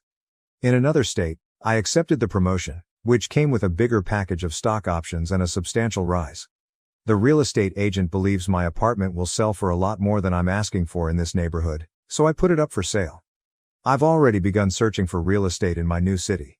This time, perhaps a penthouse. Emily sent me one last text last night, which said, "Mom's crying every night because of you." I commented, "She had years to cry about how she treated me," and included a screenshot of my inheritance paperwork in my response. Her tears are no longer effective. After that, I blocked her number and all of my other family contacts. Closing the last chapter of a book I should have finished years ago was how it felt. You have been amazing during this journey, Reddit. Your encouragement made it clear to me that I wasn't alone in my feelings and that it's acceptable to put oneself above harmful family members. Your remarks served as a constant reminder of my decision-making process whenever I had second thoughts. Recently, I received a message questioning if achieving financial success was worth sacrificing my family. The truth is, though, that I didn't lose any. Folks who never treated me like family in the first place were folks I broke free from. My achievement just gave me the courage to refuse their treatment. It didn't change who I am. I want to express my gratitude to everyone who told me similar stories, gave me advice, or just confirmed how I felt. When I most needed strength, you gave it to me. I will begin looking for a home in my new city next week. A new life, a new career, and a new home. For the first time, I'm looking forward to the future without being constrained by obligations to my family. Aita? To some, perhaps. However, I've come to the crucial realization that sometimes being branded an asshole by toxic individuals is a sign that you're finally advocating for yourself. Reddit, thank you. I was able to discover my value and voice thanks to you. My family treated me unfairly, favoring my twin. In the end, she used lies and manipulation to steal my fiancé. Life has a tendency of catching you off guard, don't you think? I, 35F, never imagined that I would be here, sharing my heart on Reddit at the age of 35. The idea that my fiancé, the man I believed I would spend the rest of my life with, married my estranged twin sister after just a week of getting to know her, still baffles me. What brought me here? Everything's a lengthy and agonizing tale, but I must let everything out. I suppose I ought to begin at the beginning. To put it mildly, my twin sister and I have had a complex family dynamic for as long as I can remember. My sister was obviously the star child from a young age. You would assume that parents would treat twins equally, wouldn't they? False. In our family, my sister always came first and I came second. When we were young, it began with modest things. My sister always had the first choice when our parents bought us clothes or toys. She would always make the first choice, leaving me with anything she didn't like, even if the products were identical but different in color. I would be lectured about selfishness, how the gifts were the same anyway, and how acting entitled would make me never get far in life if I ever objected. The preference increased in intensity as we aged. I'll admit that I resented my sister for enjoying the attention and pampering. We were never close, and as we started middle school, our distance from one another only grew. She began hanging out with the cool kids, and distanced herself from our group of friends. I could at least have my buddies to myself and find some quiet at school, so in a way this was better for me. The distance between my sister and I continued to widen throughout middle and high school. By the time we graduated, our social networks and areas of interest had entirely changed. Because I would be interacting with her less, this worked for me. Although she continued to be cruel, particularly at school when she tried to appear cool to her peers, I had grown accustomed to her conduct by that point and was not particularly bothered by it. Things between us became so bad at the conclusion of high school that there was no turning back. I knew exactly what I wanted to accomplish with my life, so I put a lot of effort into my college applications. In addition, I wanted to stay up with my pals, who were all striving for top schools. Since I wasn't interested in finding out, I never inquired about my sister's essay preparation. However, for someone who wasn't ready or didn't seem to know what she wanted to do, she exuded far too much confidence in her admissions. I was devastated to learn that she was accepted to my ideal school, but I was not. Even though I was sad, I felt uneasy. I discovered, just in time, that she had stolen my work and turned it in as her own after doing some research. I was enraged. As usual, my parents would have told me to suck it up and that nothing could be done now, so I didn't want to inform them. I had had enough of being polite and being trampled. I made the decision to go nuclear. I sent the university an email outlining her plagiarism and proving that the material was actually mine. Additionally, I informed them of the circumstances at home and asked that they use caution when responding to her. They did, however, reply and put her on a blacklist after discovering that she had plagiarized during the application process. She sat stunned when she received the email and gave me such a hateful look that I thought I would pass out. However, she was unable to tell her parents anything. That she stole my essay. What could she have said? I was more than happy that she was finally receiving the credit she deserved, even though I knew I had put her in a difficult situation. I'll confess that it was stressful and, to me at least, a little funny. She was aware of my actions and I was aware of hers. She was unable to go because it would require her to acknowledge that she had stolen my work, and I didn't want to go to my parents for a resolution. Unfortunately for her, this injustice devastated her parents. They insisted that there was no plagiarism involved, and were resolved to bring it up with the university. It became messy at this point. When my parents emailed the institution, they received a thorough response regarding her application and the work, my work, from which she had stolen. I mistakenly thought that after they witnessed what their beloved daughter had done to me, they would finally accept her for who she truly was, and perhaps, just possibly, I would start to play a significant role in the family. The exact reverse was what took place. I spent days being scolded for intentionally destroying my sister's life and profession. They chose someone to harass as soon as they discovered that I was the one who had reported the plagiarism. She stole my work, but that didn't matter. The fact that she was at fault didn't matter. The fact that she prevented me from attending my ideal school didn't matter. The fact that I had exposed her without their knowledge was all that mattered. They called me all kinds of names and stated that talking to them about it would have been the right thing to do, after which they would have come up with a solution. I informed them that letting her leave without any consequences would have been their only option, and I would have been told to accept it and apply somewhere else. My home was a wreck and nobody wanted to hear my side of the story. It was now obvious that I would always be the fall guy and that my sister would never be held accountable for anything she did. I was just waiting for college, but the following few months were terrible. I knew that as soon as I left the house, I would never return. In any case, there was nothing to return to, so I did just that. I instantly stopped communicating with my sister and my parents after leaving for college. After her little incident, she was dead to me, and I had no intention of ever seeing her again. Going to college was a welcome adjustment. I worked hard, had a good life and made good friends. Determining to succeed on my own without assistance from my family, I immersed myself into my studies and extracurricular activities. I met around this period, and we remained friends for a few years. We had the same group of friends, even though he was my senior in college. He asked me to be his girlfriend just before he graduated, and I accepted. Since he was one of my best friends and I enjoyed spending time with him, I thought a relationship would be the natural next step. He informed me that he had been crushing on me for years and had been trying to have the guts to ask me out until I said yes. Sincerely, I thought this was cute and informed him that even if he had asked me sooner, I would have said yes. For what it's worth, our connection was good. We knew each other well because we were already close friends. A certain amount of ease and candor was present and it just happened. I also told him about my family's whole predicament. I clarified that nothing could ever force me to speak to my sister again and that I had very little contact with either of my parents. I requested that he honor that. His family is picture perfect, therefore he found it ridiculous that a family could be so dysfunctional. He is the eldest of 4 siblings, all of whom are supportive and close, and his parents are deeply in love. He has never experienced my ordeal. I liked and appreciated the familial dynamic he came from, and I respected that. The affection they had for one another was really sweet. I couldn't help but feel a little envious because I had never had it. But because he couldn't imagine dysfunctional families, I made it plain to him that he should never expect me to return to my family and attempt to make things right. I trusted him since he appeared fine with it. I had no idea that this would turn out to be my worst life decision. I concentrated on developing my career after college. I was resolved to show myself, and if I'm being completely honest, my family, that I could be successful without their help or connections. I put myself into my work and worked my way up the corporate ladder. I had a prosperous marketing career, a great downtown apartment and a circle of close friends who had become my adopted family by the time I was in my early 30s. We both decided to take things slowly, but Em and I kept dating.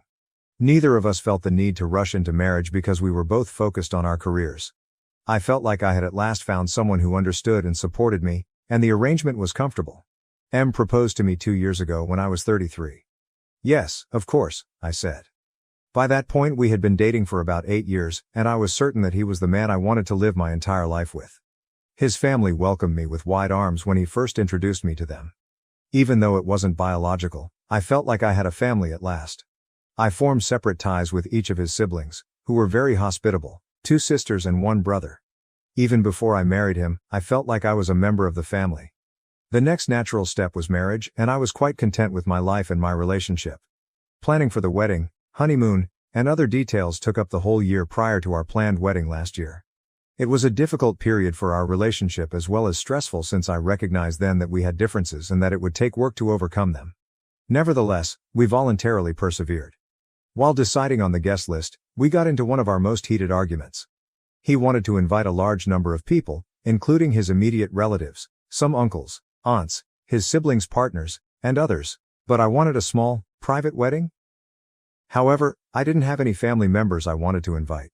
I informed him that I genuinely didn't want my family near me on my wedding day and that I would only be inviting my friends. He initially agreed, but I could tell he was hesitant. When I asked him if there was an issue, he said that there wasn't, so I dropped it. Nevertheless, he approached me a week later and advised me to invite my family since there would be no wedding without a family present. I gave him a wide-eyed look and informed him that I had always made it plain that my family was not involved in my life. There was no reason to be upset about my parents' absence because they were unaware that I was engaged and that the bride and groom were the only 2 guests required for a wedding. He refused to give up.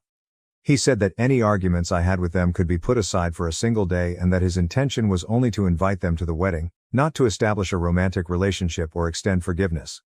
Any invitation, I informed him, would imply that I wanted to patch things up, and I didn't want to do that.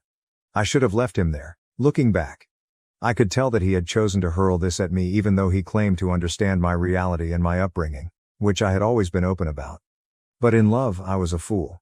I nearly stopped talking to him after our many arguments, but I knew deep down that we had to come to an agreement. He finally explained to me why he insisted on inviting my family after much back and forth. He claimed that he didn't want his relatives to believe that he was getting married to a woman who didn't get along well with her family.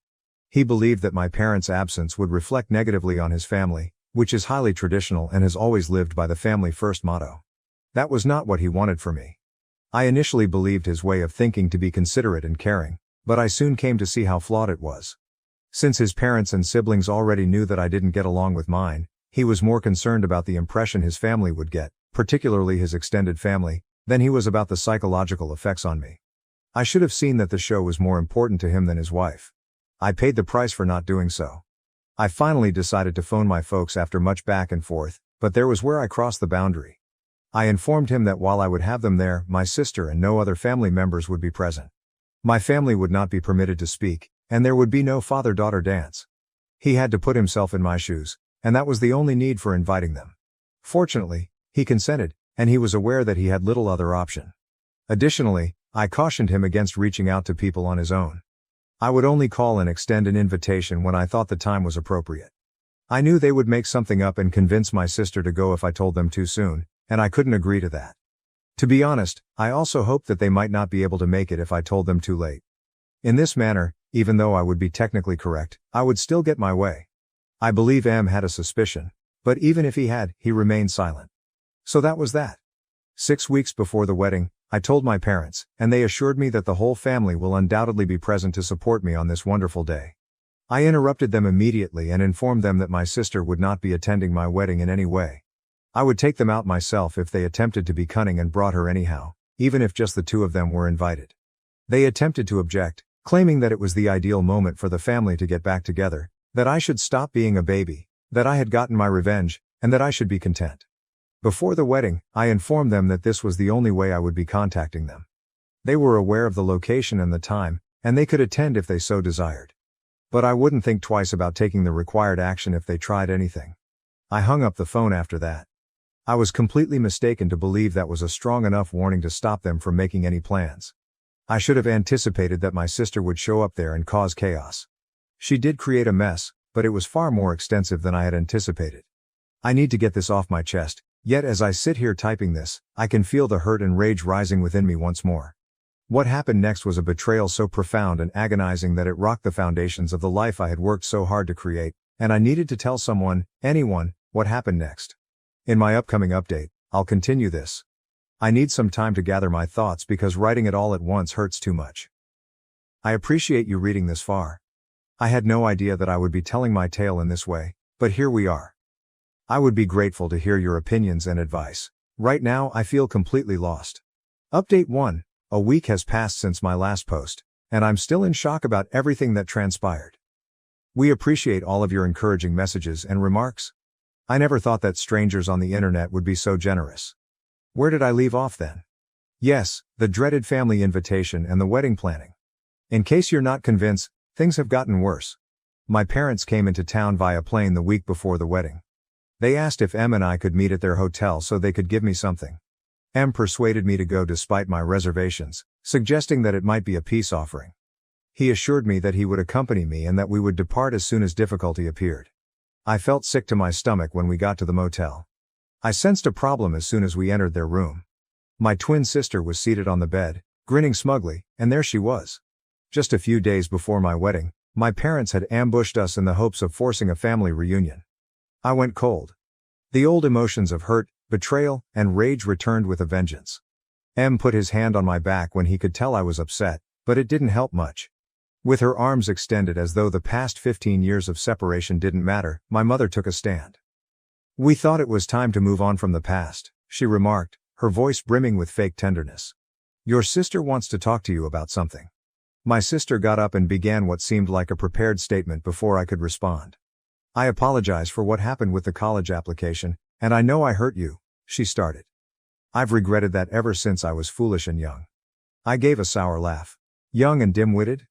We weren't 8, we were 18. You were fully aware of what you were doing." My father added in a firm tone. "Now, let's avoid bringing up previous points of contention. As a family, we are here to move forward." I looked to M, expecting him to support me and remind them of our wedding deal, but he was silent and had a serious look on his face. I trembled as I murmured, "May we go now?" After he paused, he said something that completely shocked me. "Perhaps we ought to listen to them. After all, they are trying." I turned and left the room without saying another word. Trying to make sense of what had happened, I headed to the hotel bar and ordered a heavy drink. Hours went by. My phone was vibrating, and I chose to ignore the never-ending barrage of missed calls and messages. When I eventually returned to our flat, it was already midnight. M was pacing the living room while she waited to wake up. Hours passed while we argued. M insisted that I should at least attempt to make amends because family was vital. How he could be so oblivious to the suffering they had inflicted upon me was beyond me. We were clearly at a standstill as the night went on. "I need some time," I responded at last. "I'll be spending a few days with a friend. I must think." The days that followed were a haze. I ignored me and my family's calls and texts and stayed with my best pal. I needed time to reflect and determine my true desires. The more I considered it, the more I saw how deeply M's actions had damaged my faith in him. I eventually consented to meet with M 3 days prior to the wedding. A calm cafe where we had gone on our first date years prior served as a neutral setting for our meeting. I didn't miss the irony. M appeared awful. He appeared to have aged years in a matter of days, and there were dark circles under his eyes. I was still angry and hurt, but I also felt bad for putting him through this. He started, "I'm sorry," as soon as I took a seat. "I ought not to have pressured you to make amends with your relatives. I was mistaken." Hours passed while we recapped past exchanges and upsetting experiences.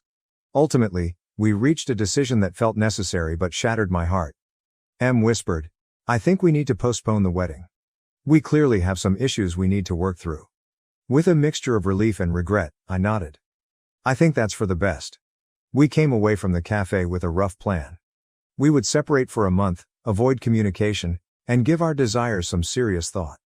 We would then get together once more to determine whether to proceed with the wedding or, well, we didn't want to consider the other option. I began making calls the following day. I informed our vendors that the wedding would have to be postponed indefinitely. Although we lost some deposits, most were understanding. I communicated with our visitors by sending out a general email outlining the circumstances in ambiguous language. Then there was quiet. Like an unending desert, the month without communication stretched out in front of me. To distract myself from the uncertainties of my relationship, I immersed myself into my work and picked up new interests.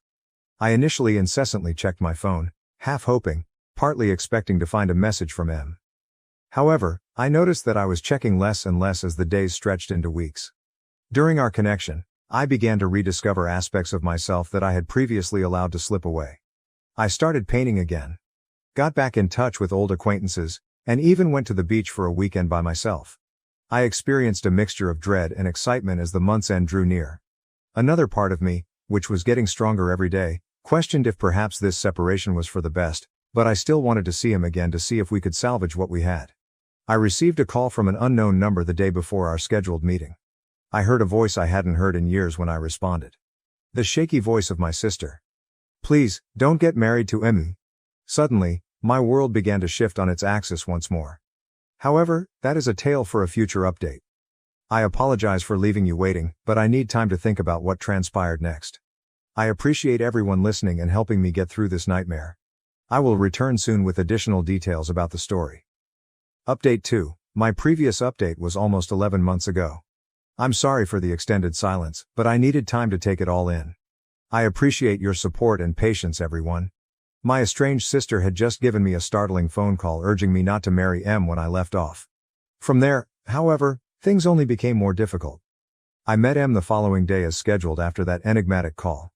I knew something was seriously wrong the moment I laid eyes on him. He had black circles under his eyes and appeared gaunt. I was about to respond when he suddenly exclaimed, "I made a terrible mistake." My heart fell. My world was shattered by his next statement. With his voice hardly audible above a whisper, he admitted, I married your sister. I briefly believed I had misheard him. How was it possible for him to wed my sister? Only a month has passed since our separation. I experienced a wave of nausea as the reality set in. M then told me an absurd story that sounded like the storyline of a poorly written soap opera. My family apparently persuaded M to listen to them after I left that day. They told him stories about my early years, portraying my sister as the victim and myself as the troublemaker. What's the worst? He took them at face value. I felt offended and bewildered. Your family seemed so sincere, and I thought maybe I didn't have the full picture. M attempted to clarify. I made a foolish choice. My sister and parents had hatched a complex scheme. To avoid being made fun of by his family, they proposed that M wed my sister for the ceremony. After the commotion subsided, they could have the marriage dissolved or divorced. Despite the absurdity of the proposition, M had somehow consented while he was confused and being manipulated. Stunned into stillness, I sat. I was so deeply and profoundly betrayed that I was at a loss for words to describe how angry and heartbroken I was. I got up at last. I never want to see you again, I stated in a remarkably composed tone. You, my sister, my parents. You're all dead to me now. The weeks that followed were a jumble of suffering, rage, and incredulity. Unable to face the world, I took a leave of absence from my job. Despite the support of my friends, I was distraught. During this depressing time, M's mother called me out of the blue. Something compelled me to answer the phone even though I didn't want to at first. Please, she said in a tearful voice. I must see you. You must be aware of something. I agreed to meet her against my better judgment. At a little park close to my place, we first met. Her eyes were red from sobbing, and she looked terrible. She disclosed the whole scope of what had happened. M had been duped by my family, who had played on his fears and fed him tales about my background. They had persuaded him that I was unstable and that I had fabricated tales about my family in the past. But why would he believe them over me? Still having trouble understanding, I asked. Tragically, she shook her head. He had a susceptible condition. Your relatives took advantage of the fact that your abrupt departure had unsettled him. She clarified that M's family had opposed the hurried union with my sister. Despite their attempts to dissuade him, M had carried out the plan while in a confused and manipulated state. And now? I inquired, fearing the response. Your sister won't get a divorce from him. By threatening to demand a large amount of alimony if he attempts to leave her, she has been dragging the marriage along. However, the disclosures did not end there. She informed me that my sister had told them the truth about everything a few days prior while intoxicated. She acknowledged that all they had told him about me was false and that they had trapped him. She even came clean about the essay that had been taken all those years ago. Her words, M has been devastated since then. He'd like to speak with you. He claims that he made the most significant error of his life and is unsure of how he would ever be able to apologize. Perhaps you can speak and decide what to do next, he hopes. With my head spinning from all this new knowledge, I gazed at her. I felt somewhat vindicated because the truth had finally surfaced. However, a greater portion of me was just worn out. Well, I answered in a stern tone. Thank you for sharing all of this with me, but M and I are no longer a we. He decided. Regardless of their marital status, he is now my sister's husband. I refuse to interfere or assist him in getting out of this situation. When I said this, she sobbed and begged me to change my mind, but I refused. Telling her, my decision is final. I've moved on from that phase of my life. I'm unable to reopen those wounds. She texted me several times over the course of the following few days, urging me to speak with M, but I didn't reply. All of this was too much for me to handle anymore. I thought a lot about everything that had happened, including the life I had nearly committed to, the man I thought I knew who had deceived me so profoundly, and the family that had never really welcomed me. And I came to the crucial realization that I was stronger than everything. At that moment, I decided to use my experience as a springboard rather than a setback. I had been granted another opportunity to live my life as I had always desired, free from the burdens of my past. With fresh energy, I pushed myself back into my work. In order to resolve my trust difficulties and the residual pain from my family's betrayal, I began therapy. I became closer to my pals and was even more grateful for the family I had chosen for myself. And what do you know, things improved. It wasn't always easy, and on some days I felt like the hurt and rage would get the better of me, but I gradually began to recover. I can state with confidence that I'm in a better place than I've ever been after 10 months. I've taken up new interests, gotten promoted at work, and even resumed dating, albeit informally and much more cautiously. Ever since that day in the park with M's mother, I haven't heard from M or my family. I'm thankful they're no longer in my life, but occasionally I wonder what happened to them. They are responsible for the repercussions of their own acts. I want all of you out there who may be experiencing anything similar to know that things get better.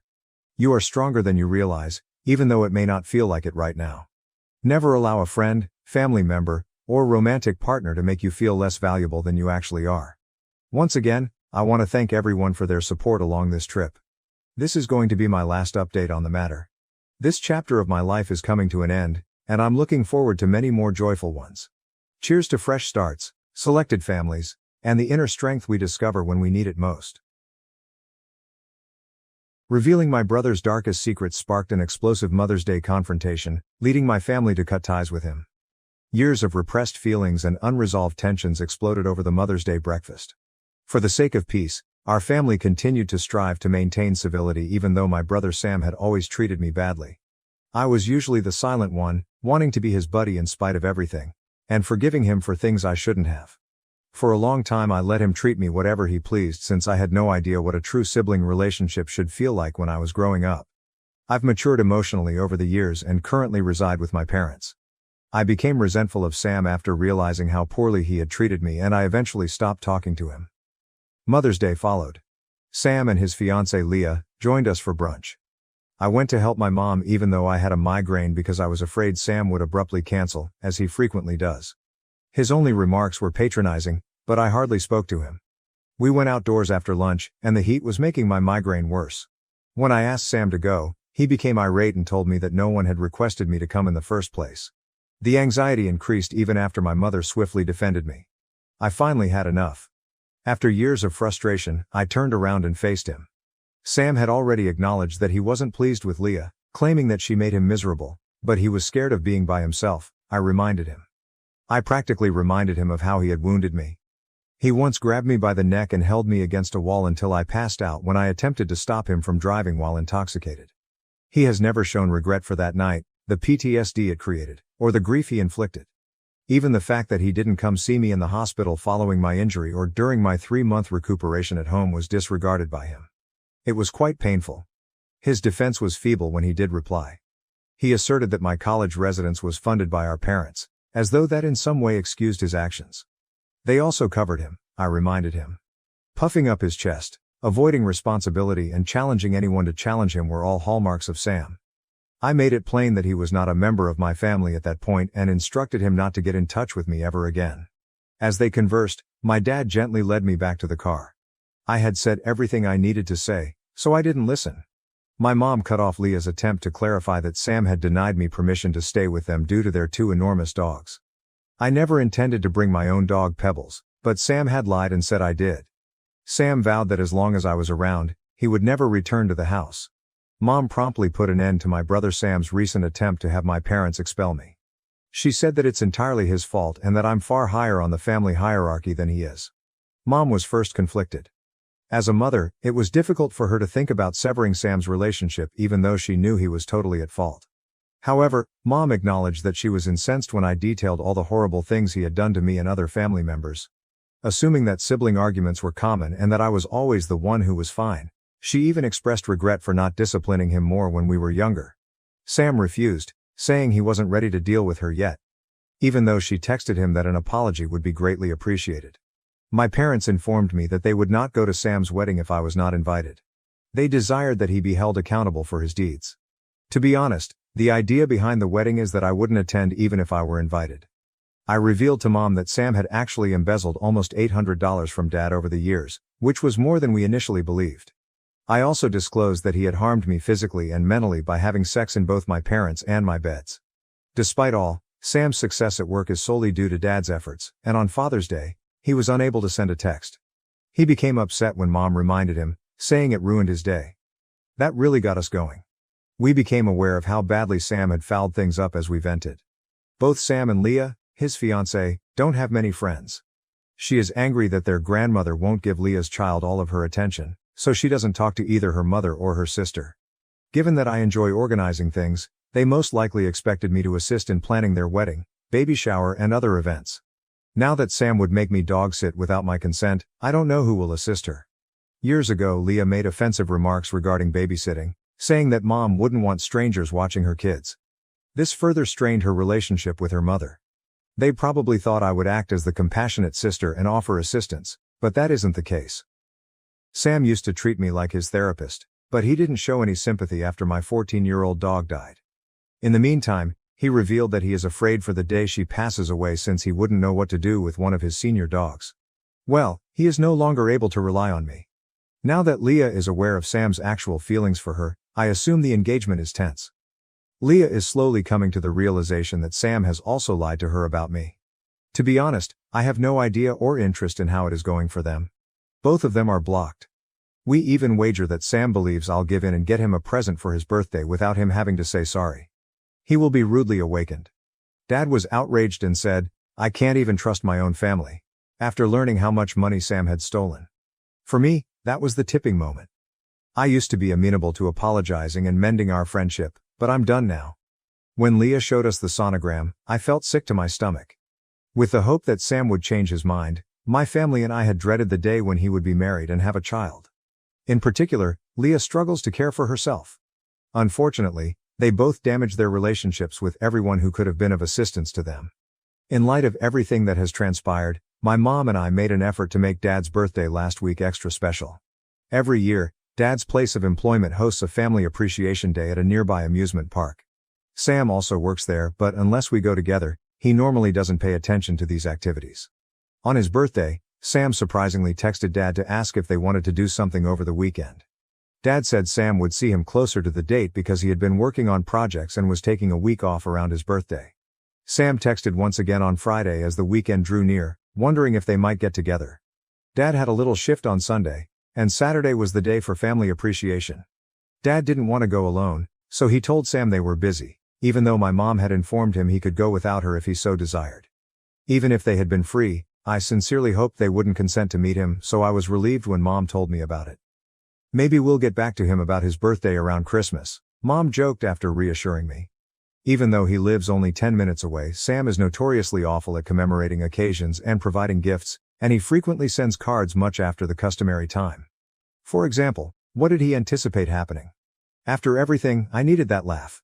As an aside, a commenter brought up the fact that Sam's chokehold was truly a felony, that is, the strangulation of a kid. I was struck with that realization. I never really thought it was a crime because I was so accustomed to his physical outbursts. On that one, he totally avoided the repercussions. Although I believe that too much time has gone, I still want to see whether there is anything I can do legally about it. In any case, hearing about the text conversation with Sam made me chuckle and helped to diffuse the tension. "If Sam is ready to deal with me yet?" a humorous commenter inquired. The irony is that he most likely isn't aware that Saturday was actually scheduled. Since he and Dad share a workplace, Dad might easily learn about Sam's schedule, including that Sunday duty. In any case, Sam will believe that my parents are ignoring him on my behalf and come to the realization that they are not forgiving of him so easily.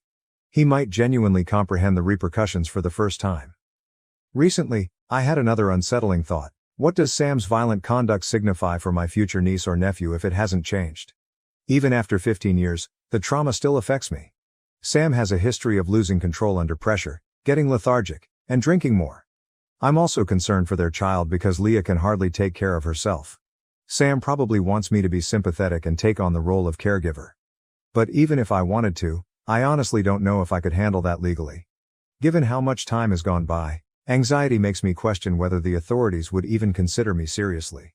We showed up unannounced, which actually means we came twice a year, both times when we had car issues nearby, as Leah has complained about.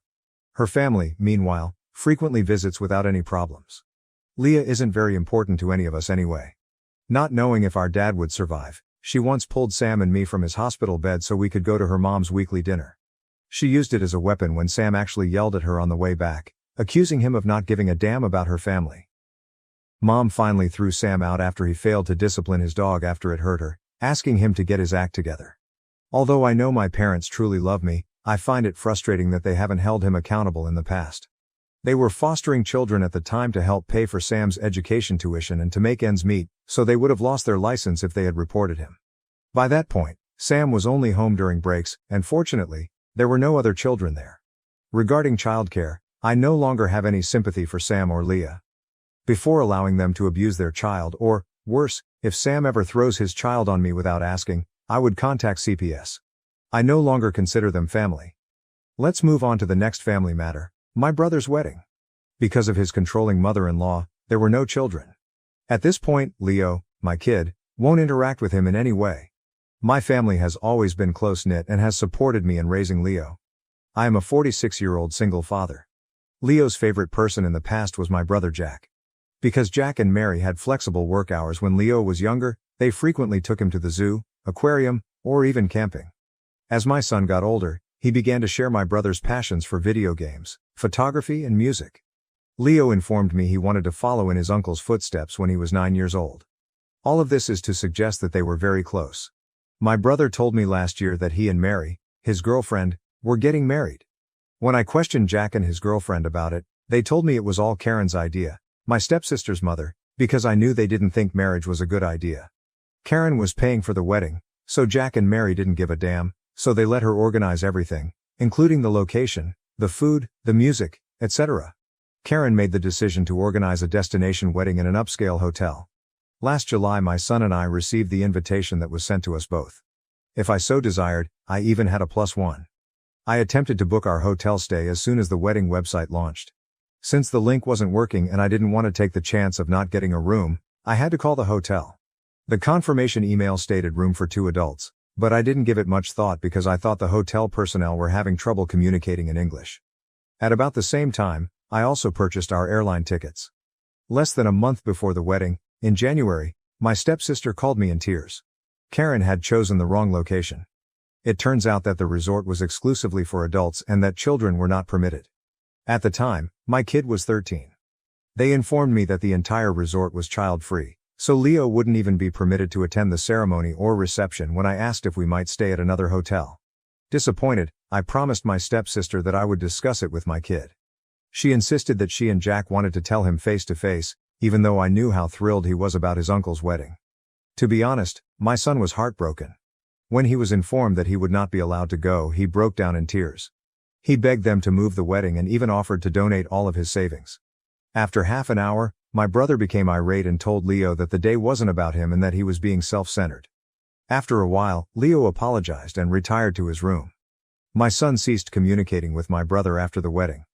Leo would disregard any messages Jack sent him unless they were important to me. For instance, he couldn't get through to me, so he would only respond if Jack asked him to tell me something. Leo would answer simple queries at family get-togethers, such as "Can you pass the salt?" or "Help grandma with the plates," but he would turn away from Jack and Mary if they attempted to strike up a conversation or inquire about school. To make up for the wedding, Jack and Mary promised to treat Leo to a memorable spring break getaway a month after the wedding. After turning down the invitation, my son informed me that he didn't want to accompany them. I knew he had always wanted to go there, so it was devastating, but he refused to back down. Leo had a similar incident on his birthday. After I told him that I was going to throw him a party, he urged me not to invite his aunt and uncle. He claimed that if they didn't want him on their special day, he didn't want them on his. I attempted to persuade him by reminding him that they were family and that they were sincerely sorry. When I informed my brother that he was not invited, he was devastated. But this past weekend at my mom's place, things reached a breaking point. The topic of Leo's plans for college came up. Leo told my mother that he was no longer interested in going to the same university as Jack and that he had decided to pursue another course of study. "Why would I want to be like your uncle?" my son said in response to my mother's statement that "I thought you wanted to be like your uncle." I stepped in and informed Leo that although he didn't need to be so impolite, the harm had already been done. After hearing what he had to say, my brother and stepsister quickly fled. My brother texted me last night to call me a jerk for letting Leo harbor resentment. He even implied that I wasn't doing anything to improve their connection by accusing me of being envious of it. I explained to him that these were the results of his behavior and that he was solely responsible for letting his future mother-in-law organize the wedding when she obviously didn't take my child into account. He ended the call. My mother and some relatives believe that in order for us to all move on, I should make my kid forgive my brother, saying that it was only a small error and that there was no malice. However, I don't believe I ought to. My kid was obviously harmed, and he should only be given the opportunity to move past his hurt and forgive them when he is ready. Recent update. For a while, we will be avoiding family gatherings. My brother promised to accept Leo's boundaries after we spoke. In addition, he clarified the actual events, and most importantly, Leo is currently doing considerably better. Here is a longer update for those who are interested. I told my mother that until things calmed down and, more importantly, until Leo felt at ease again, we would no longer be going to family events. I believe she finally realized how much Leo had been hurting, even if she was rightfully upset. My mother surprised me by telling me that she was adamant that Leo forgive Jack since he had fallen into a depression.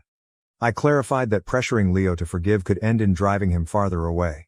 When I informed my sister that we would no longer be attending family events, she expressed sadness as well, but she claimed to understand. To ensure that the kids could still spend time together, she recommended that we establish our own weekly ritual. For the past few weeks, that's what we've been doing. Leo spends time at her place one week, then my nieces and nephews visit me the next. Leo seems content with this arrangement, and it appears to be working so far. The fact that he is not under parental pressure to engage with his uncle, in my opinion, is beneficial. I texted my brother the weekend after my post, requesting a meeting and conversation. Mary wasn't there because I told him I wanted to talk to him alone. Jack instantly expressed regret for his actions and words, expressing his regret for both. He supported my presumption that his frequent arguments with Mary had caused him worry. He also said that the arguments had gotten so heated that he had thought about getting a divorce. I may come out as harsh, but I informed him that I only wanted the truth about what had happened and didn't care about that. According to Jack, he was unaware of the child-free location until November. But Mary had known for a long time, perhaps all of it, as many of you suspected. It seems that this all began when Jack and Mary took Leo to the beach a few years ago. My son unintentionally called Jack Dad when they were playing, but he swiftly corrected himself. According to Jack, it was a minor innocuous error, similar to when a toddler unintentionally addresses a teacher as mom. Leo felt ashamed, but Jack dismissed it with a laugh. The problem was that Leo had been overheard by Jack's stepmother, Karen, and her husband Phil, who had accompanied them on that trip. Karen lost out when they got back from their vacation, saying she was triggered by a random kid calling Jack Dad, especially since she knew Mary couldn't have kids. Karen became very poisonous and aggressive toward Mary, demanding among other things, that Leo not be welcomed over when she visited, despite Mary's attempts to clarify that it was only a misunderstanding. At first, Jack and Mary only intended to elope without a celebration when they made the decision to get married. However, Mary was tricked by Karen into allowing her to organize the ideal wedding for her only daughter. Mary gave in because she wanted to maintain harmony and was worn out after years of emotional manipulation. Karen deliberately selected the child-free location and took control of the wedding preparations.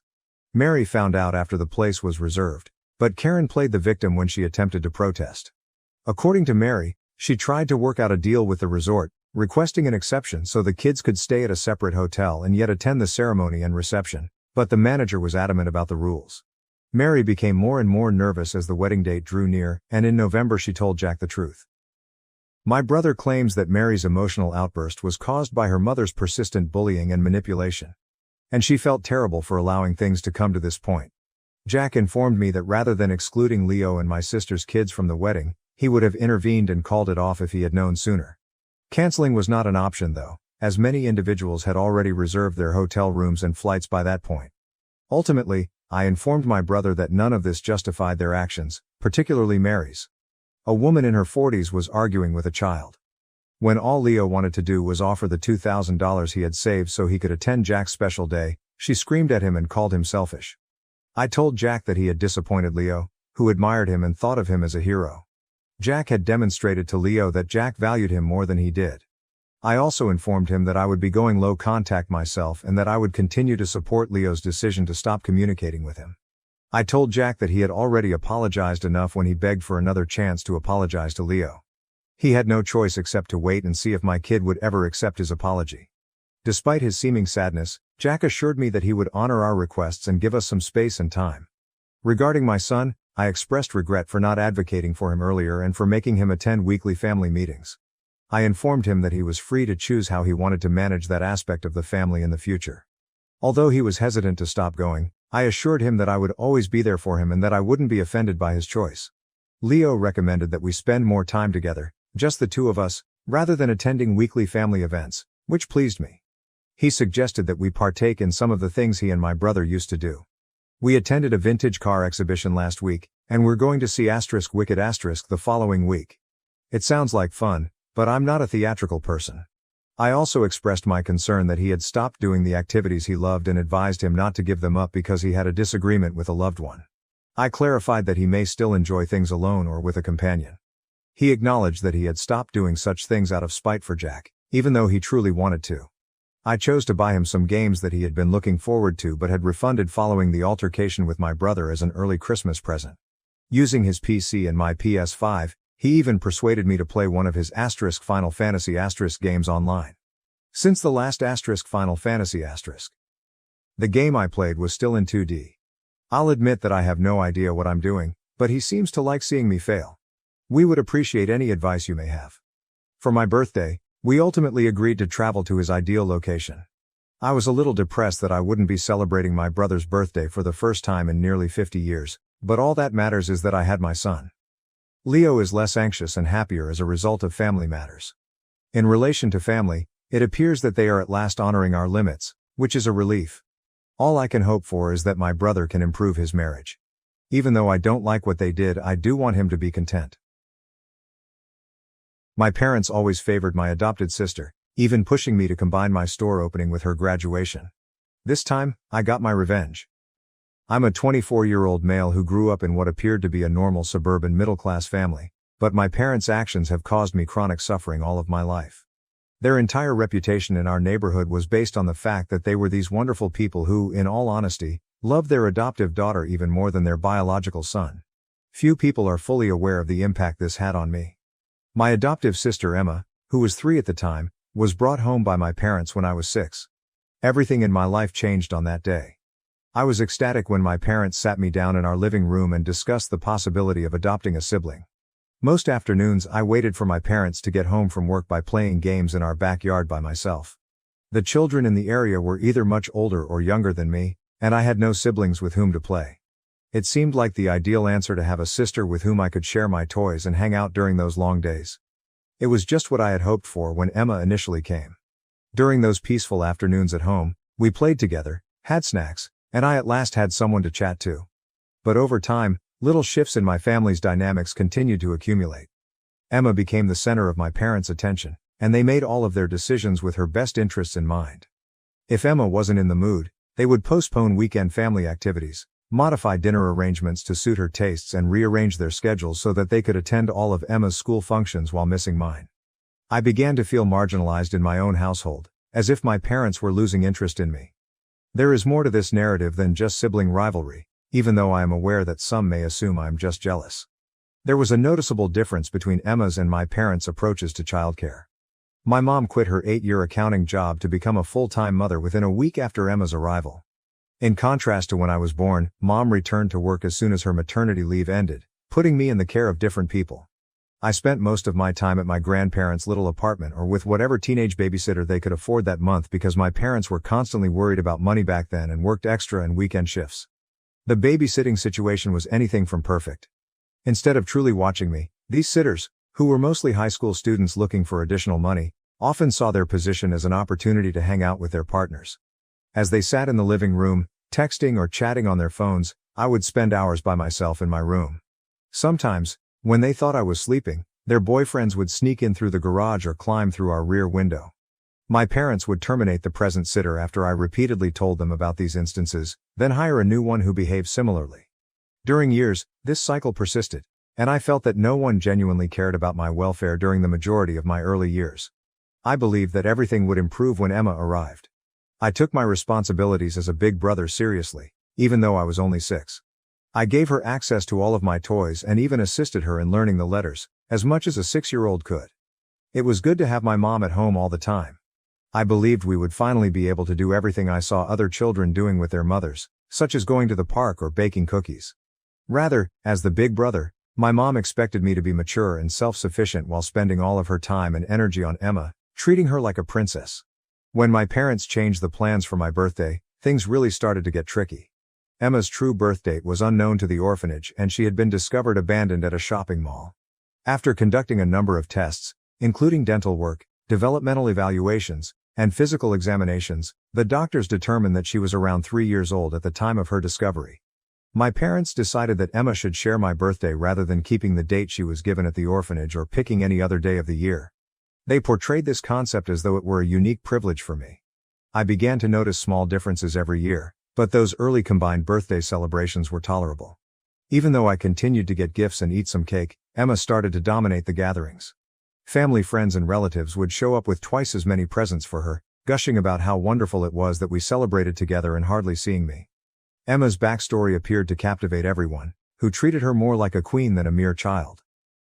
As everyone gathered around Emma to listen to her recount the same adoption tale they had heard dozens of times before, I sat there, silently opening my gifts, trying not to feel invisible at my own birthday celebration. I still find it annoying that my parents had Emma share my birthday. She was already officially given a date by the orphanage, the day she was discovered. We could have chosen any day that may have been Emma's special day, such as my aunt's birthday in September or my grandparents' anniversary in March. However, my parents purposely picked my birth date because they thought it would help Emma feel more a part of the family. The one special day of the year when they are the focus of attention for the majority of children is their birthday. However, my parents used this innocent youthful delight as just another reminder that Emma's needs came first. They concluded this choice with sentimental platitudes about sharing and family ties, which prevented a 6-year-old from expressing dissatisfaction without feeling self-centered. The only person who appeared to realize something was off was my uncle. During that first joint party, he drew me away to ask if I truly felt comfortable with everything. By the time I was 10, I no longer celebrated birthdays but loathed them. Emma was in charge of every step of our combined celebrations, from picking princess themes that made me feel uncomfortable at my own party to selecting a cake that I didn't even enjoy. The issue with the guest list was especially unfair because I was only allowed to invite 5 of my friends, but Emma would bring 20 or more from her different activities to our home. Because of this rule, I had to pick my friends carefully every year, which occasionally strained my bonds with those who were unable to go. After I was unable to invite my best buddy to my 11th birthday, we stopped communicating for weeks. When I wanted to invite a 6th buddy one year, the inequity of these parties became even more apparent. My parents denied the request right away, claiming that our home could already host as many people as possible. Emma's pals and their mothers, who needed to supervise their daughters at all times, were able to find space nonetheless. My parents used their go-to justification that girls require extra supervision to brush off my worries when I brought up the fact that my pals arrived alone. Emma's friends and their mothers, meanwhile, occupied our entire living room and treated me like a guest at what should have been my birthday. On multiple occasions, I plucked up the nerve to propose holding separate parties. Every time I tried, my parents would cut me off with prepared answers about Emma's challenging past. They would bring up her terrible beginning in life for the 100th time, utterly disregarding the fact that they were making a difficult present for me by consistently denying my feelings, or they would tell me that she didn't know her true birthday, as if that somehow justified taking over mine. I always felt bad about bringing up the topic in these chats, as if I were being selfish for wanting a day to myself. I eventually gave up arguing over my birthday. In what had become Emma's special day, featuring her brother, I learned to put on a smile and play my part. The pain persisted. It simply became a recurring emotion on each birthday. Emma unwrapped twice as many presents than I did during these parties, and I would sit silently in the corner and try to look joyful while family members swooned over her and hardly acknowledged me. Finding my passion for making things with my hands was the one silver lining in all of this. Making a pencil holder out of an empty cereal box one dull afternoon was the beginning. Before long, I was turning a variety of everyday objects into works of art. Bins of gathered materials, such as broken jewelry, plastic bottles, and old newspapers, anything I could repurpose, filled our garage, which became my go-to spot. I watched do-it-yourself videos for hours on end, learning new ways to make everything from elaborate jewelry to gorgeous wall hangings. My works, which were solely mine and which Emma was unable to share or take over, gradually filled my room. By my early 20s, what began as a therapeutic pastime in my teens had developed into a lucrative internet business. I worked a day job at a local coffee shop and spent many hours improving product images, writing descriptions, and running my online store. Social media users began taking notice of my handcrafted goods, and soon I had loyal clients from all across the nation. With cabinets brimming with supplies, and a special shipping station in what should have been my dining room, my tiny apartment was transformed into a workshop. My funds ultimately allowed me to create my own physical store after 3 years of meticulous financial planning, working overtime, and reinvesting nearly every penny of earnings. I discovered the ideal location, a former boutique with exposed brick walls and lots of windows in a bustling shopping area. 2 months ago I signed the lease, and in my free time, I designed exhibits, planned the store layout, and planned a grand opening event. This was meant to be my chance to shine, to prove to everyone that the boy who sat in the corner on his birthdays had accomplished something meaningful. I even engaged a local photographer to capture the entire occasion. My folks reacted in a predictable way when I told them about the store opening. After 5 minutes or so of their seeming excitement, my mother revealed that Emma was graduating from college at the same time. They suggested that we combine the opening party with Emma's graduation celebration before I had even finished outlining my preparations. My dad nodded as though this was the most sensible notion ever, and my mom remarked, "Think about it, we can invite everyone once instead of making them come to 2 separate events." The irony of attempting to combine my milestone with Emma's once more went unnoticed by them. I declined right away, stating that I wanted my accomplishment to be the main focus of this celebration. When I resisted, my parents seemed surprised, as if they didn't understand why I wouldn't want to share this moment with them. Using their tried and true guilt-tripping strategies of making things easy for everyone, they persisted in pressuring me, accusing me of being selfish and challenging. They used the same expressions they had used when I was a child. "It's only one day, and why can't you be more understanding?" But this time was different.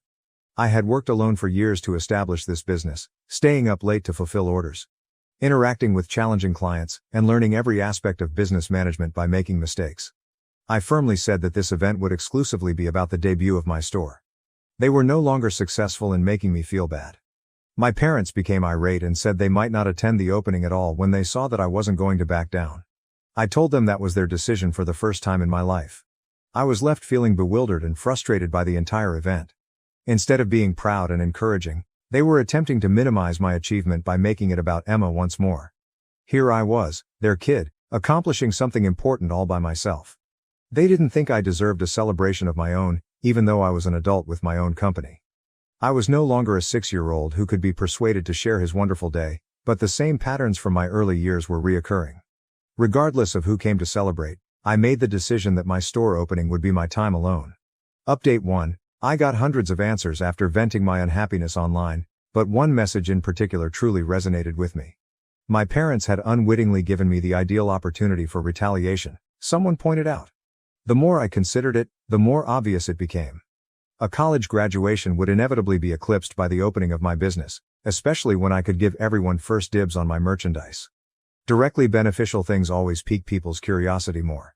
I agreed to my parents' proposal in a message rather than continuing to oppose the combined celebration. I informed them that I had changed my mind and that I believed they were correct to gather everyone for a single, large celebration. My parents were ecstatic at my seeming change of heart, likely believing that their guilt trips had won me over once more. I continued to be cooperative throughout all of the planning sessions, nodding in agreement as they talked about food possibilities and decoration ideas. As I had anticipated, my parents took full charge of organizing the celebration. They planned the catering, made arrangements with all of our family members and guests, and reserved a pricey location, all in keeping with Emma's graduation theme. Every choice, including the color scheme and the kind of music to be played, was created with Emma's preferences in mind. The invitation card served as the last piece of evidence that I had made the proper choice. The phrase "celebrating Emma's graduation" was printed across the top of these ornate, gold-bordered cards. Nowhere, not even in the small print at the bottom, was my store announcement mentioned. This was exactly what I had planned, but my parents undoubtedly believed I would be unhappy. Everyone in attendance would be completely taken aback by my revelation because they were all focused on Emma's accomplishment. During those weeks, I worked quietly to finish the details of my store debut and prepare my own contents. My parents had invited almost everyone, so the party location was just what you would anticipate. I couldn't have timed my announcement more perfectly. The bartender noticed me and gave me a fresh glass of champagne just after all the remarks but before the cake cutting. As I got up, everyone's eyes were on me, presumably anticipating another homage to Emma. While my parents were busy welcoming guests, I worked with the venue personnel to create my promotional materials earlier. I didn't need sentimental appeals or flowery wording, my declaration was direct. I just said that next month, after years of developing my online business, I will establish my first physical location. Groups gathered around me in a matter of minutes as people inquired about the store's location, the goods I would be carrying, and the exclusive deals I would be providing to friends and relatives. My aunt was now showing everyone photos of my products on her phone after she had just completed speaking about Emma's academic accomplishments. There was a noticeable difference between my parents' private and public responses. As family members congratulated me, they forced smiles and nodded in agreement, maintaining their typical flawless demeanor in front of the guests throughout the evening. However, I could sense the stress in their body language, my dad's jaw tightening whenever someone brought up my store, and my mom's hands trembling a little while she served cake. Emma disappeared from her own graduation celebration shortly after her champagne toast failed, and hardly anyone listened to her rehearsed speech about her time in college. My mom's facade eventually broke when the last relative left and the caterers started to clear up. The mom, who had taught me to share the spotlight for years, confronted me and accused me of spoiling her daughter's graduation celebration. Calmly, I stated my stance, stating that I had just announced my business as scheduled and that this joint celebration was their idea, not mine. My father's response demonstrated the extent of their partiality. He jumped right to blaming me of jealousy rather than admitting that they had been treated unfairly for years. I had seen this trend since I was a little child. Any attempt to assert my own space was viewed as selfish or envious. After 20 years of holding back, I finally said it. I detailed every celebration, birthday, and moment that had been appropriated and turned into Emma's unique time. For once, I was just expressing the facts about their behavior pattern and wasn't requesting sympathy or compassion. My parents resorted to their standard defensive tactic, making the same claims they had made all through my early years. They brought up Emma's terrible beginning, her desertion, and the fact that she didn't know her biological family, which made her need further help. These were the same excuses I'd heard at every family get-together, school function, and birthday where my needs had been neglected. However, I didn't feel bad about what they said this time. I had worked with my therapist for years to process these emotions, realizing that their actions were motivated by their desire to be viewed as saviors rather than Emma's needs. We were all unaware that Emma had come back to the location and was waiting in the doorway when we confronted her. Putting on the dramatic show that had always worked so well for her, she rushed into the room with mascara streaming down her face. She blamed me, saying that I was envious of her position in the family and had always detested her. In actuality, I had spent my early years attempting to be the ideal big brother, giving up my personal space and festivities, all the while being informed that it was never enough. Instead of being the recipient of our parents' unrelenting favoritism, she was now behaving as though she had been the target of my anger. The days after the celebration demonstrated how ingrained my parents' partiality was. They concentrated only on Emma's injured feelings, ignoring the ways in which their actions had exacerbated the problem. They contacted me over and over again, requesting not just an apology, but also that I pay for Emma's vacation so she could get over the stress. Their request was quite ridiculous. They wanted me to pay Emma thousands of dollars only because people were genuinely interested in my business success rather than Emma's graduation. They demanded that I give them my hard-earned money so they could pay for Emma's vacation after she felt overshadowed at one party. My answer to their demands was straightforward. I left. I was done playing their game after years of attempting to be understanding and accommodating. My parents appeared surprised that, unlike so many times in the past, I wouldn't give in and apologize right away. Their trump card had usually been Emma's tears, but they weren't working this time. Nothing would ever change, as evidenced by their inability to recognize the hypocrisy. Emma was furious over sharing attention at one occasion, but I had been forced to share or give up the spotlight at every celebration for 20 years. I had already attempted to discuss these matters with my family.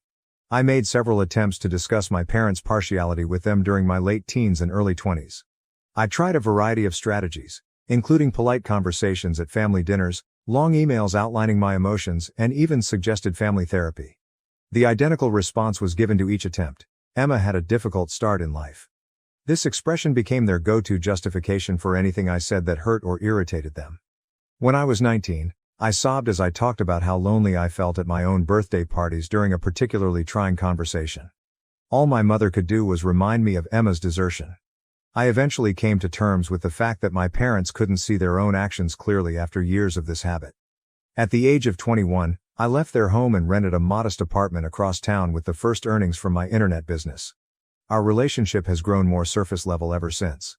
We occasionally visit one another at family get-togethers, send each other birthday greetings, and share significant life events, but there is no longer any genuine connection. No in-depth discussions or emotional exchanges. I've stopped expecting them to change or see things my way, but they still don't understand why I've separated myself and continue to blame me for not being more understanding of Emma's needs. Update 2. My parents surprised me with an even more absurd demand just when I thought they had had enough of the commotion surrounding the graduation party. They unexpectedly showed up at my flat prior to the big opening of my store. They sat uneasily on my couch at first, acting casual as they inquired about the store's preparations. However, they then disclosed their true motivation for coming. They wanted me to appoint Emma as the store manager. Their argument was that she shouldn't have to go through the typical job search process like everyone else because she had a college degree. They seemed to believe that I had a duty to give Emma a ready-made job because I had worked so hard to develop this company over the years. When my parents enumerated Emma's qualifications for running my store, the conversation swiftly turned bizarre. My dad claims that her primary qualifications were that she was pretty, smart, and had a general business degree, as if being physically attractive had anything to do with managing a retail establishment. I had studied customer service, inventory control, and company operations for years, but it seems that Emma's beauty outweighed all of that knowledge. My mom didn't hesitate to suggest that Emma should also cut the ribbon during the store opening when I mockingly inquired if they wanted me to do anything more for their precious daughter. What was she thinking? Emma might feel less important at the graduation celebration, but it would make up for it. They believed Emma deserved more publicity, therefore they wanted me to give a management position in my company to someone who had no retail expertise and allow her to serve as the face of my store opening. However, this was no longer about birthday celebrations or toy swapping. This was my source of income, my career accomplishment, and something I had created on my own without their assistance. They reacted to my rejection in the same way they had always done. By manipulating my emotions. The guilt trips came first, followed by charges of selfishness and threats. With the same firmness that she had used to make me share my birthdays, my mom offered them an ultimatum. Either I give Emma what she wanted, or they wouldn't come to the store opening. Emma's arrogant expression as they threatened me informed me that she expected me to comply, just as I always did. They were all startled when I instructed them not to come at all and agreed to their requirements instead. Even without my immediate family present, the store opening surpassed all of my expectations. The room was crowded with my extended family, devoted clients from my internet business, and encouraging friends. I told my family members the truth without feeling ashamed or sorry when they nervously inquired about my parents' absence. Some expressed sympathy, while others were uneasy, but I didn't care about controlling other people's emotions in relation to my family's circumstances. After opening for several months, my store is doing quite well. Expecting me to come apologizing like I had so many times before, my parents tried their customary silent treatment, but now their silence is peaceful instead of terrible. To fit their idea of the ideal family, I no longer feel the need to shrink myself. Caught my wife cheating, moved on, and found new love. Until my ex tried to run over me and my new girlfriend in a jealous rage. I've been a lurker on Reddit for a while, but today I finally have a story to tell. Since my life has been so chaotic, I haven't had time to write about it, let alone breathe, even though I've wanted to post this for months. I can now talk about what occurred to me now that everything has been resolved, and perhaps it will assist someone else avoid a similar circumstance. Allow me to introduce myself. I'm a 36-year-old man who married a 35-year-old woman named Carolyn for what I believe to be eternity. In the end, I will never be able to reclaim those 6 years of my life. At least I kept telling myself that our marriage wasn't awful. When we connected on Instagram, I truly believed I had struck gold. She seemed ideal, humorous, and beautiful. My early years were quite chaotic, so I was especially alert for warning signs. My dad was the victim of severe abuse from my mom, who would yell matches at 3 a.m, throw plates all over the room, and basically take everything because he loved us and didn't want to leave. You can know that when I was dating Carolyn, I was constantly on guard. I spent 2 years scrutinizing every aspect of her life, including how she handled money, stress, and waiters, basically, everything you should look for before committing to someone. To be completely honest, she aced every test. She was compassionate, tolerant, and giving, qualities my mother lacked. I believed I had done my research, thoroughly examined her, and discovered a decent woman. I even recall telling my closest friend that I had finally ended my family's abusive cycle. I was mistaken about that one, man. But I'll talk about that later. We got married in a gorgeous ceremony, purchased a charming suburban home, and began what I hoped would be our happily ever after. I had no idea that I was about to enter a nightmare, albeit a distinct one from the one I had known growing up. About 2 years in, everything started to go south. I mean extremely south. Every month, like clockwork, we had huge blowout fights instead of being the couple everyone envied. It was also constantly over the most ridiculous stuff, like the dishes in the sink, my late work, her hanging out with her friends, or even the TV shows we watched. I really thought we could work things out, so I was working so hard to keep our marriage intact. This was the woman who would surprise me with weekend excursions and leave small messages in my lunchbox. How we had gone from that to her yelling at me because I had purchased the incorrect brand of coffee was beyond me. I recommended couples therapy because I'm the kind of man who thinks things should be fixed rather than thrown away. In fact, I pleaded for it. We attended exactly one session, and holy hell, what a fiasco that proved to be. Carolyn replied, "It's your idea, so it's your expense."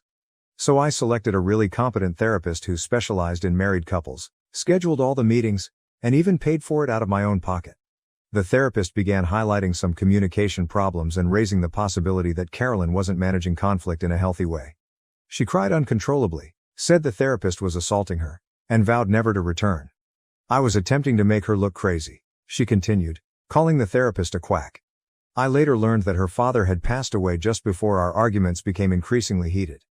Grief does strange things to people, so I tried to be understanding, but she refused to talk about it, refused to receive assistance, and continued to get angrier and more aloof. Her yelling battles could wake up the entire neighborhood, but she never got physical or broke anything. On one occasion, our neighbors believed someone was being murdered and phoned the police. Carolyn was shouting at me because I had neglected to get her dry cleaners. We eventually settled into this strange pattern in which we essentially just shared a room and occasionally had sex. We would get up, leave for work, return home, have dinner while watching television, and then retire to bed. Repeat after rinsing. We hardly spoke anymore, which is the only reason the fights decreased in frequency. But I was still foolishly in love with her. That's sad, isn't it? I kept reminiscing about our early years, telling myself that we could return there with enough effort. I firmly believed in the for better or worse part of our marriage vows. I suppose I overlooked the fact that those vows also included forsaking all others. I'll get to that part though. I was brought up to believe that marriage is holy, so perhaps I should have recognized the warning signs. You stick it out and work on it unless someone is being hit or cheated on. It turns out that I was unaware of one of those deal breakers that was about to happen. Allow me to explain how everything went wrong. I work at this dull corporate job, nothing special, just your average mid-level job, pushing papers and going to meetings all day. The kind where you're not important enough to fly first class, but you're important enough to travel. I had been dispatched to a business expo in a different state, where I was expected to spend 4 days networking with potential clients and acting as though I was interested in PowerPoint presentations. My life chose to take a huge turn for the worse at this point. Our firm back home experienced a serious issue 3 days into the expo, something involving servers crashing and losing customer data, the usual corporate emergency fare. Everyone was called back early by my supervisor. I quickly reserved the first trip home because I'm the devoted worker that I am, or perhaps I'm just a fool, you decide. I was thinking of this lovely, dumb concept. Do you remember the romantic reunions in films where the husband surprised his wife? Yes, I did believe that would occur. I planned this surprise during my whole Uber trip from the airport. I stopped at a posh florist and spent $80 on her favorite flowers, which were pricey purple orchids that she always said brought back memories of our first date. I even got her some champagne and some of her favorite high-end chocolates. I believed that this might be a new beginning for us. I thought that this impromptu gesture would remind her of the reasons she fell in love with me in the first place, since we had been acting so distant lately. With my chocolates and flowers, I felt like the greatest husband in the world when I arrived home at 2 p.m. Her car was in the driveway, which made sense because she worked from home on Thursdays, and the house appeared to be typical. However, I recall a few strange things, such as her favorite playlist playing from upstairs, which she only ever listened to when she was feeling particularly upbeat. Though I assume she had a buddy over for lunch or something, there were 2 wine glasses in the sink. God, I was such a fool. I was so eager to surprise her that I went right upstairs to our bedroom. Although I could hear other sounds and the music was growing louder, my brain was not comprehending what they meant. Do you remember the scene in horror films where everyone yells at the character to keep the door closed? That character was me. My world fell apart when I pulled open the door to my own bedroom and turned the doorknob. That 1 second turned every single pleasant memory, trusting moment, and I love you into ash. I will never be able to forget what I witnessed in that bedroom until the day I die. Beneath some strange guy in our bed was my wife, the person I had loved, supported and built a life with for 6 years. The same bed where I had hugged her after her father passed away, and where we had discussed having children in the future. She was acting as though I didn't exist and that our marriage meant nothing at all, not even attempting to keep quiet about it. As I stood there, a total moron, watching the flowers I had purchased fall to the ground and scurry like cockroaches when the lights are turned on. The man had the audacity to try to scurry past me like I was a doorman, and I will never forget this. I lost it while he was fumbling to put on his clothing and strewing things all over the place. Something inside of me shattered, perhaps because I saw him with my wife or because he believed he could simply walk away from ruining my marriage. My hand was around his throat before I even realized what I was doing. It wasn't a death grip, but it was a clear signal that he wasn't simply leaving. Instead of hitting him as you might think, I gave him 2 open-handed slaps across his face, resembling a dramatic housewife from a soap show. I'm still baffled as to why I didn't just punch him instead.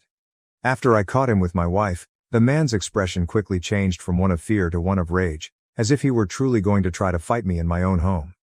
Can you fathom the sheer disdain and the audacity?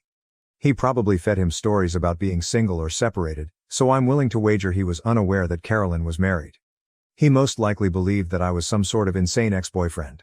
I released him before the situation worsened, not because I was afraid, but because I immediately saw that this pitiful excuse of a man wasn't worth being charged with assault.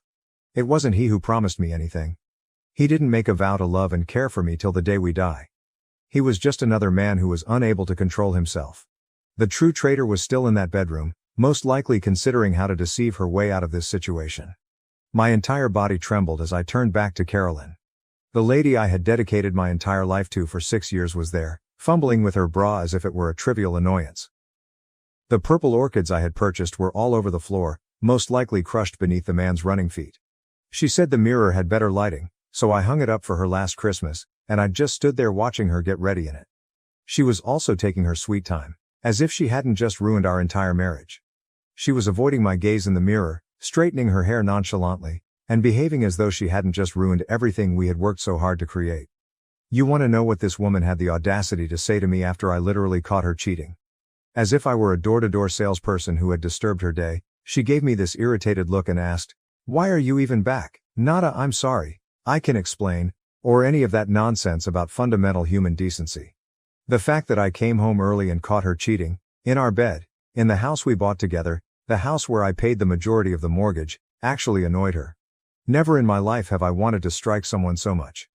In reality, my hand was twitching as I recalled how satisfying it was to slap her affair partner, but I just stood there, immobilized, while she had the audacity to mutter under her breath, "You weren't supposed to be back," as if I were to blame for her early return home or that I should have called ahead to arrange a convenient time to catch her cheating.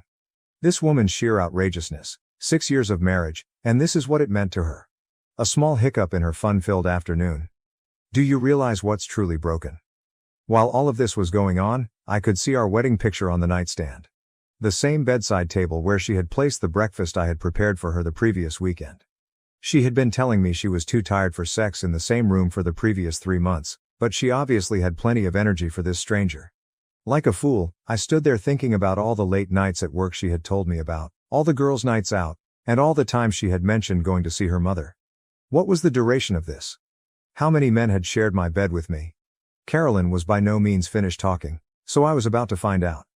Then this woman, this nasty jerk, went totally crazy. As though I had just blown apart our marriage, she began yelling at me. "You weren't expected to return," she screamed, her face turning red and splotchy, just like when we fought. "You are to blame for this. You wouldn't have seen this if you had simply informed me that you were returning home." This woman would have earned an Olympic gold medal for her mental gymnastics. She even had the audacity to accuse me of being the one who discovered her infidelity. "But hold on, things will improve.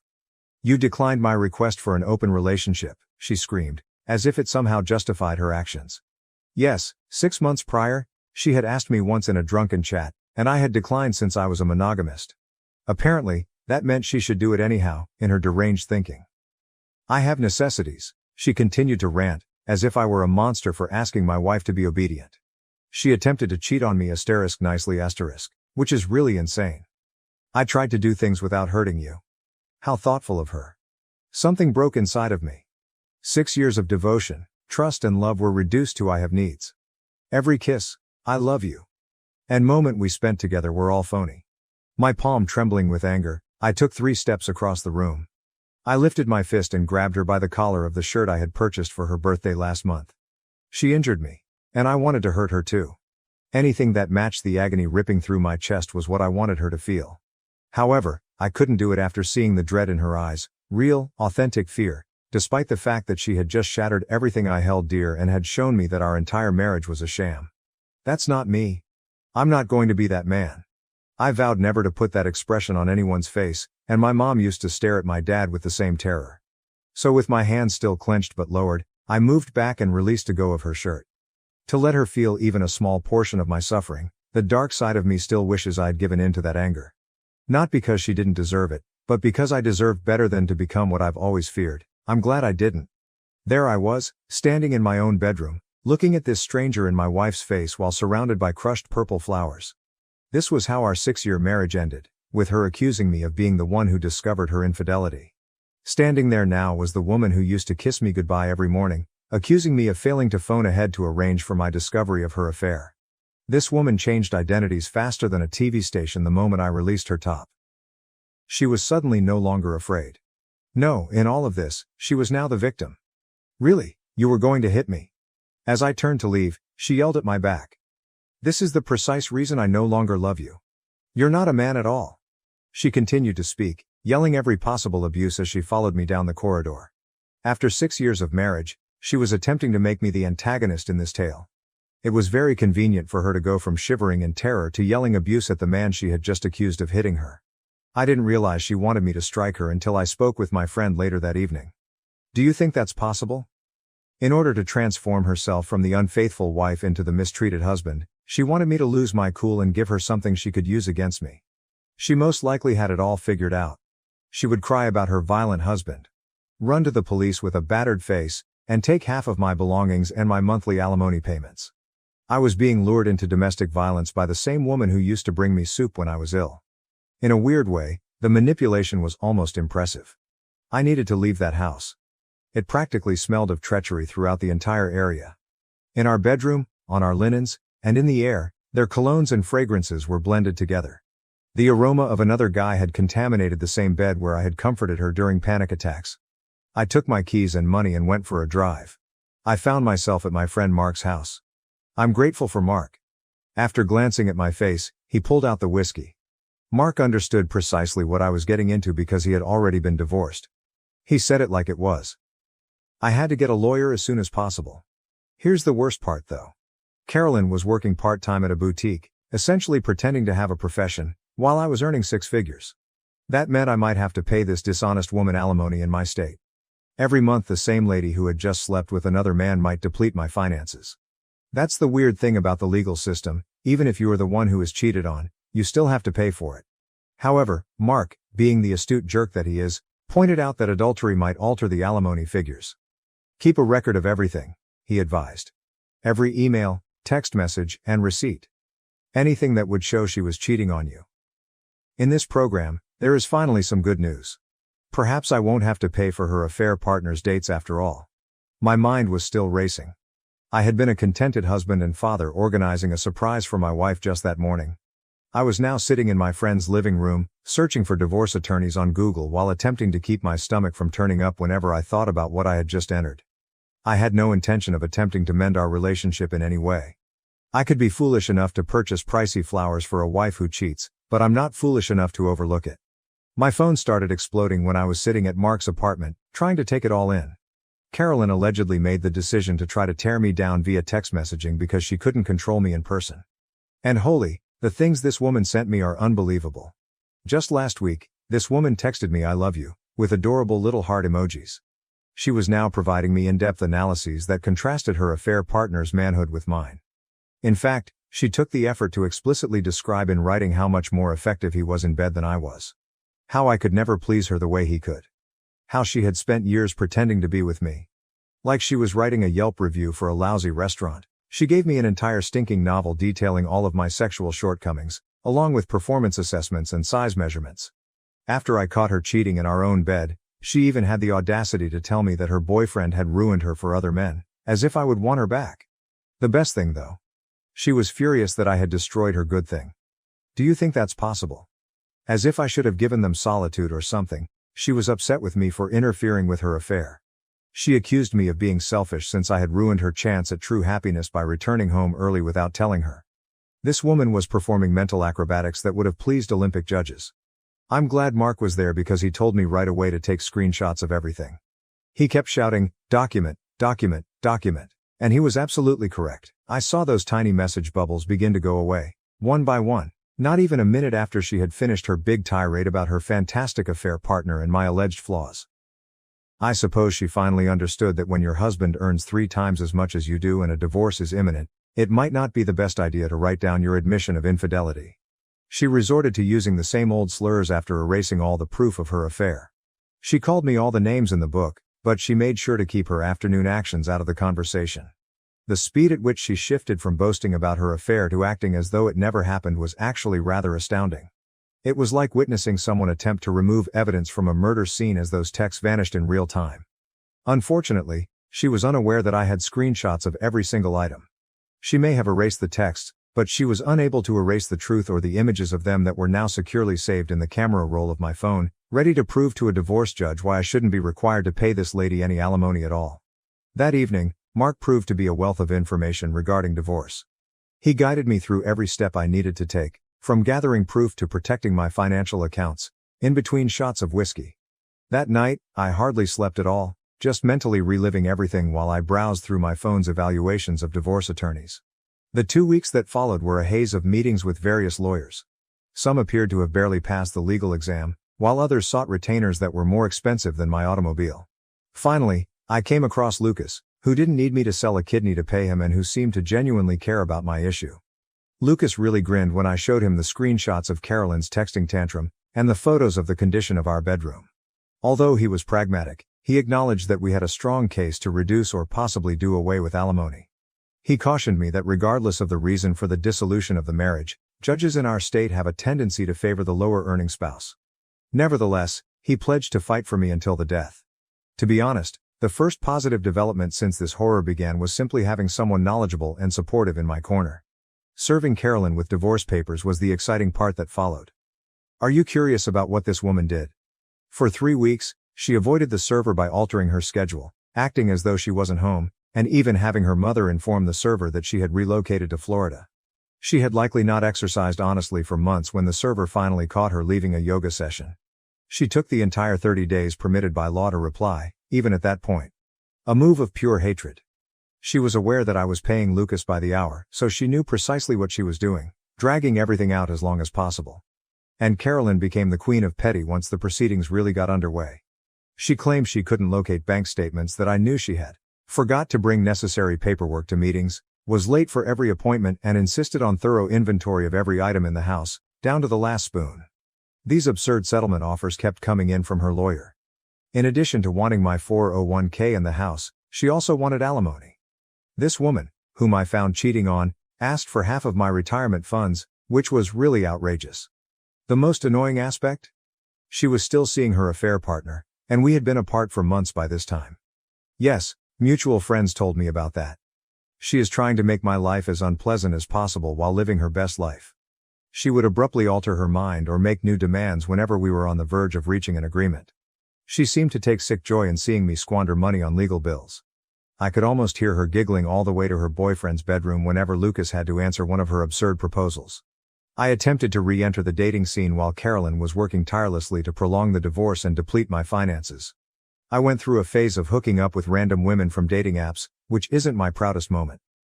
Downloaded Bumble, Tinder and other apps.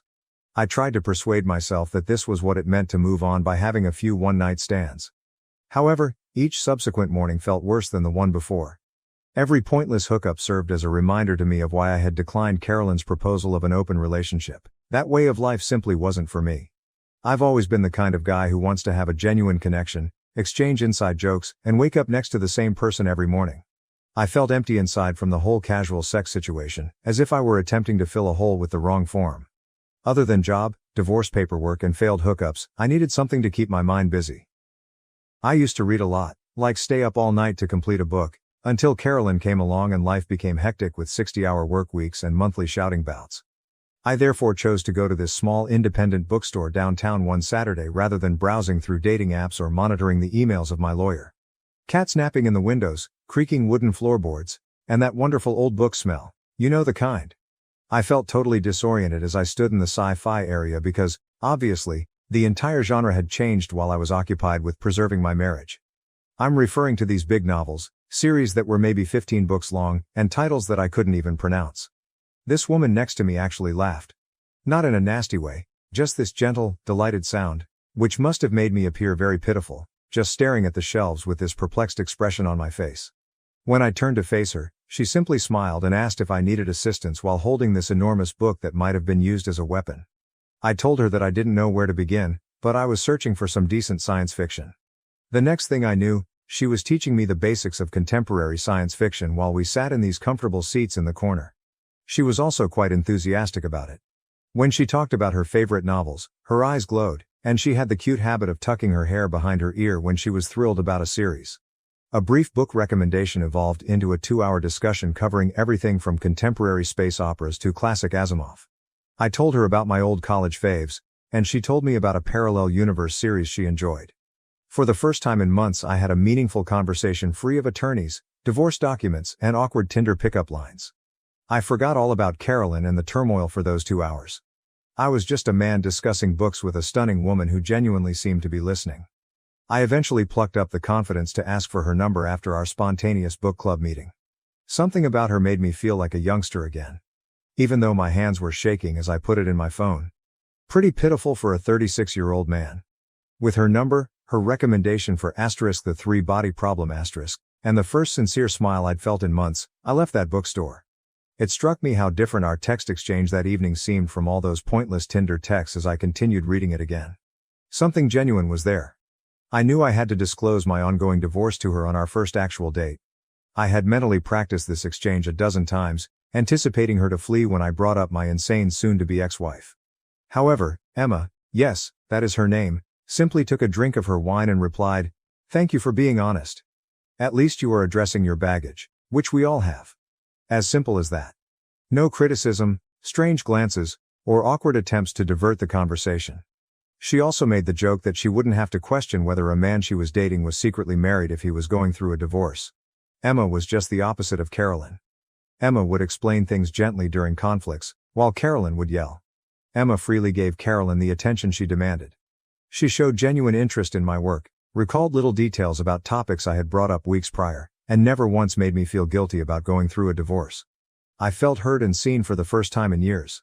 The finest aspect. When we first met, I wasn't even trying to find her. In a bookstore, 2 people connected over science fiction without the use of dating apps or friend hookups. This stuff cannot be made up. After 5 months of dating Emma, I was completely smitten. She made me feel comfortable in every way, including sending me book recommendations while I was at work, leaving little notes in the books she lent me, and paying attention when I shared my day. However, Carolyn continued to put up obstacle after obstacle in the divorce process. She would always come up with a new way to drag things out whenever I thought we were almost done. Missing signatures, contested assets, suddenly remembered joint accounts. You name it, she tried everything. Emma was quite patient during this entire ordeal. She never complained about being with a technically married man or put pressure on me regarding the divorce. She would simply support me during the annoying phone conversations with Lucas and reassure me that this would also pass. I was at last beginning to feel content once more, not content to merely act that way. Naturally, everything went totally haywire at that same moment. I had just spent a wonderful Saturday with Emma. After shopping and eating lunch at this adorable tiny cafe, we were returning to her car in the mall parking lot. We were discussing what movie to watch that evening as the sun was going down. I'm listening to her giggle about something one moment and then everything in my life erupts into pandemonium. This engine screamed like if someone had stepped on the throttle pedal and I heard it before I saw it. As I turned to face the sound, I saw that this car was speeding directly at us, primarily toward Emma. I grabbed her arm out of pure impulse to pull her away, but I wasn't quick enough. Her leg was clipped by the automobile, and I watched in horror as it simply broke. I will never be able to forget the sound of her bone cracking and her scream. I tried to protect her body with mine as I slid down with her when she fell onto the pavement. I was about to dial 911 when I heard the tires squealing once more. The car's engine was still roaring as it backed up after colliding with another car. It dawned on me then that this was no accident. This driver was attempting to strike us once more. Emma's leg was bent at this terrible angle and she was crying in agony. I knew that if I didn't move her, we would both die. With my pulse racing so fiercely I felt it could burst, I grabbed her by the arms and pulled her between 2 parked cars. Every time she moved, she cried out in agony, but I had to continue.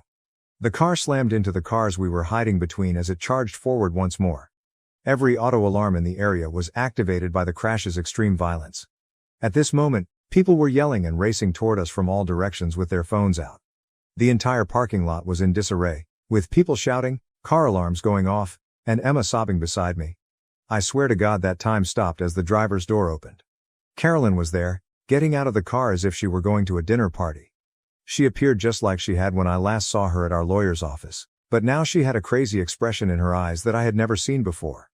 With her hair styled flawlessly as usual and wearing the same blazer she used to wear to work, she appeared as though she hadn't just attempted to kill 2 people in broad daylight. It was made much more horrifying by the stark contrast between her normal appearance and what she had just done. This was my soon-to-be ex-wife, who had reportedly been monitoring us and decided that if she couldn't have me, she'd rather see me dead. This wasn't just some drunk driver or random road rage incident. She intentionally targeted Emma, who had never done anything but make me happy again, in her attempt to kill me. Something shattered inside of me when I heard Emma's whimpers of anguish and looked at her fractured leg. She had recently attempted to murder an innocent lady whose only crime was dating her soon-to-be ex-husband, so this was no longer just about Carolyn and me. Fearful that Carolyn might have a weapon or try to complete what she started, I kept one eye on her while holding Emma close to keep her calm. It was like watching someone change into a monster in front of me when Carolyn got out of that car. I hadn't been married to this woman for 6 years. Even the woman I had caught cheating in our bed wasn't this one. This was something very different, a furious being posing as my ex-wife. I was hit hard by the reality of what had just transpired. In fact, Carolyn had made a deliberate, planned attempt to kill us, not in a moment of rage. She must have followed us, waited for the perfect opportunity, and then made a conscious attempt to run us down in the middle of the day. I honestly believed she was going to try to complete what the car hadn't been able to achieve when she began to approach us, her heels clicking on the pavement like some kind of twisted countdown. Except for her eyes, which were blazing with a fierce hatred I had never witnessed, not even during our most heated arguments, her face was utterly blank. Thankfully, she was seized by a man who looked like a linebacker before she could get to us. Like some furious animal straining against a leash, she continued to try to push forward even after that. While I was attempting to calm Emma and examine her wounds, I couldn't take my eyes off Carolyn. This lady had slept next to me for 6 years, sat across from me at innumerable dinners, and discussed starting a family with me. Now she was here, having just attempted to kill my girlfriend and me in a mall parking lot. My head was spinning from the difference between those two versions of her. When someone you once loved enough to marry tries to kill you, how do you handle it? An ambulance arrived after the police, who were siren blaring. Emma was in excruciating pain as they loaded her into it, but she made an effort to grin at me to reassure me that she was all right. While the officers were handcuffing her, Carolyn lost all mental faculties. "It's only been a year, and you're already walking around with *that*, she screamed at the top of her lungs. Everyone around us recoiled at the sheer vitriol in her voice. In front of dozens of witnesses, she had just tried murder, and in her deranged mind, she somehow was the victim. That's when I realized how completely insane it all was.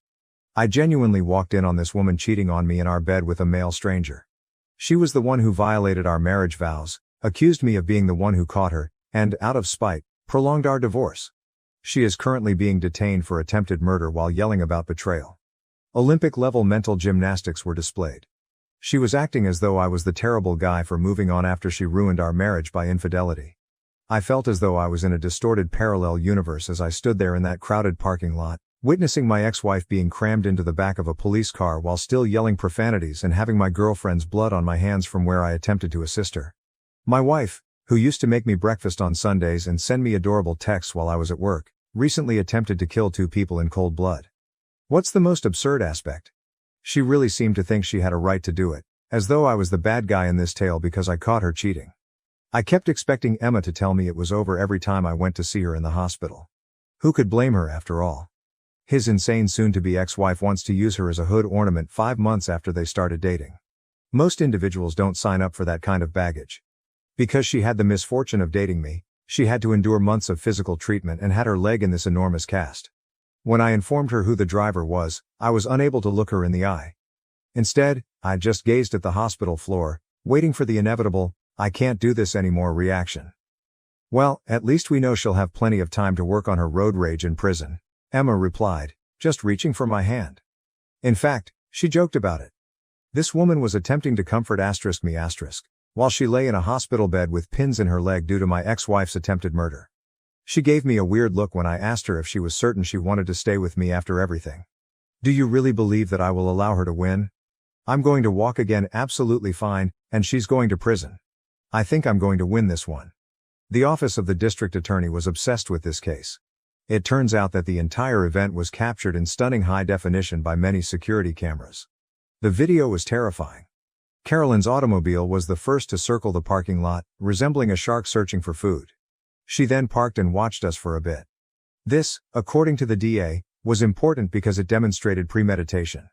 She didn't simply chance to see us and lose it. Instead, she tracked us, waited for the right opportunity, and made a conscious attempt to kill Emma. Before she shot it directly at us, they had video of her passing by our area at least 3 times. The security footage resembled a scene from a horror film. You could see how she waited until we were in the ideal position and then simply floored it as soon as she saw us. The first blow that shattered Emma's leg, Carolyn backing up for another attempt, and me pulling Emma between the cars were all captured on camera. According to the DA, it was one of the most obvious attempted murder cases she had ever seen. There is no place for justifications of heat of passion or transitory insanity. This was a cold-blooded, well-planned attempted murder that was captured on many cameras from various perspectives. The most bizarre aspect?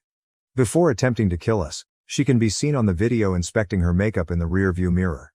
She is not trying to commit double homicide. Rather, she is merely adjusting her lipstick as if she were going to a business meeting. This, according to the prosecutor, was another nail in her coffin because it demonstrated that she was fully conscious of and in charge of her actions. She wasn't a woman who lost her temper out of jealousy. Rather, she meticulously prepared to kill her ex-husband's new lover and meticulously applied cosmetics for her subsequent mugshot. Because, evidently, plotting to kill your ex's new girlfriend is more important than dividing up the china collection, the entire divorce process was put on hold. For months, I alternated between the courthouse, the hospital where Emma was recovering, and my job. Initially, my supervisor was kind, but I could tell his patience was running thin after I had to leave work for legal reasons 10 times. My ex-wife couldn't tolerate the fact that I moved on after she cheated, so I was living in the courthouse, burning through PTO like crazy, and spending hours with prosecutors. The trial itself was akin to witnessing a master lesson in the art of incarceration. Prosecutors have an ever-increasing mound of evidence.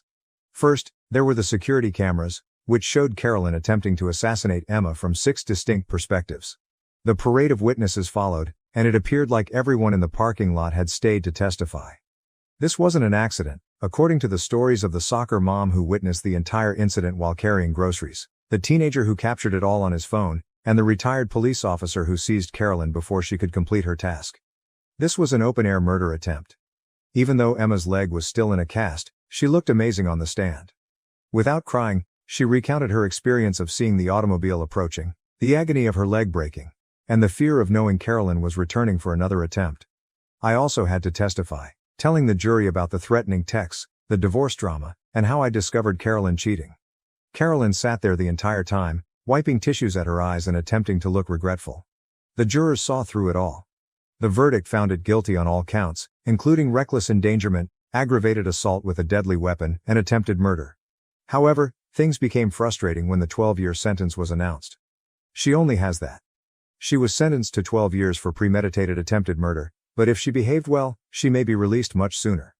Her entire, "I'm so sorry, I wasn't thinking clearly," charade was bought off by the judge. She sobbed as she described how she lost control and deeply regretted her actions. As I sit there, I consider how she looked at her makeup before attempting to murder us. I was given the following explanation by the prosecutors. First-time offender, no past record, expressed regret, etc. But really, 12 years? She made a cold-blooded attempt to kill 2 people. She planned it, tracked us, and if the bystander hadn't stopped her, she would have tried a 3rd time. Emma might have passed away. I might have perished. Additionally, if Carolyn behaves well in prison, she might be released in less than 10 years. You can try to kill someone in front of dozens of witnesses and still receive a shorter sentence than a man caught using drugs, which is only one of the peculiarities of the legal system. What really grabbed me though? Carolyn actually had the audacity to turn to us during the sentencing process and apologize, stating that she wasn't herself that day, as if there were ever a time when it was acceptable to try to kill people in a parking lot. Emma refused to give her the satisfaction of an answer, instead just staring her down the entire time. Even though 12 years wasn't what we had hoped for, it was at least 12 years without having to peer over our shoulder in parking lots. It's funny how a judge's viewpoint on alimony can be significantly altered by a murder attempt. Following the criminal trial, the divorce process abruptly became quite straightforward. Carolyn, who looked amazing in her orange jumpsuit, had to attend via video link from prison.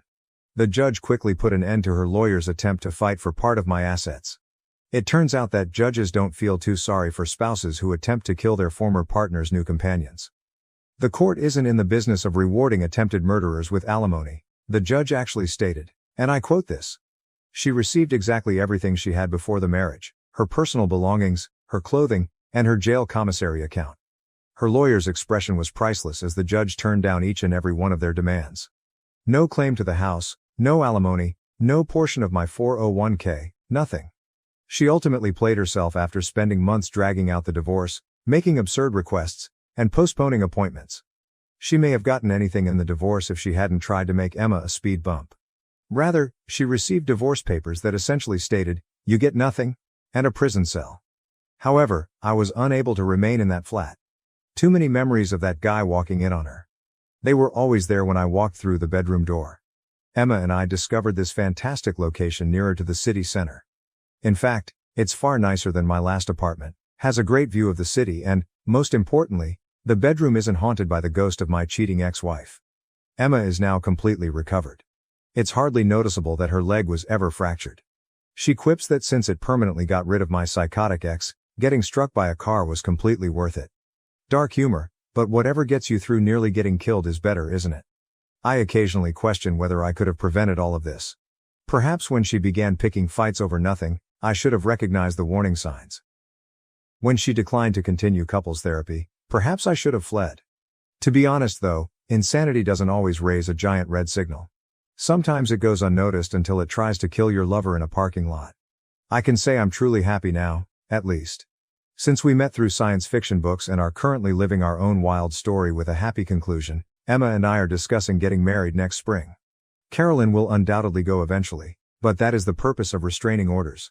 In addition, Emma's father, who teaches firearms, ensured that we both obtained concealed carry licenses in case Carolyn decided to attempt for a second round after she leaves. Document everything, be on your watch, and maybe stay away from mall parking lots if you're going through a divorce or have strange ex-partners. Additionally, if you're seeing someone new after a divorce, you might want to investigate their background first, or at the very least, make sure they're not the kind of person who would try to kill someone over a split.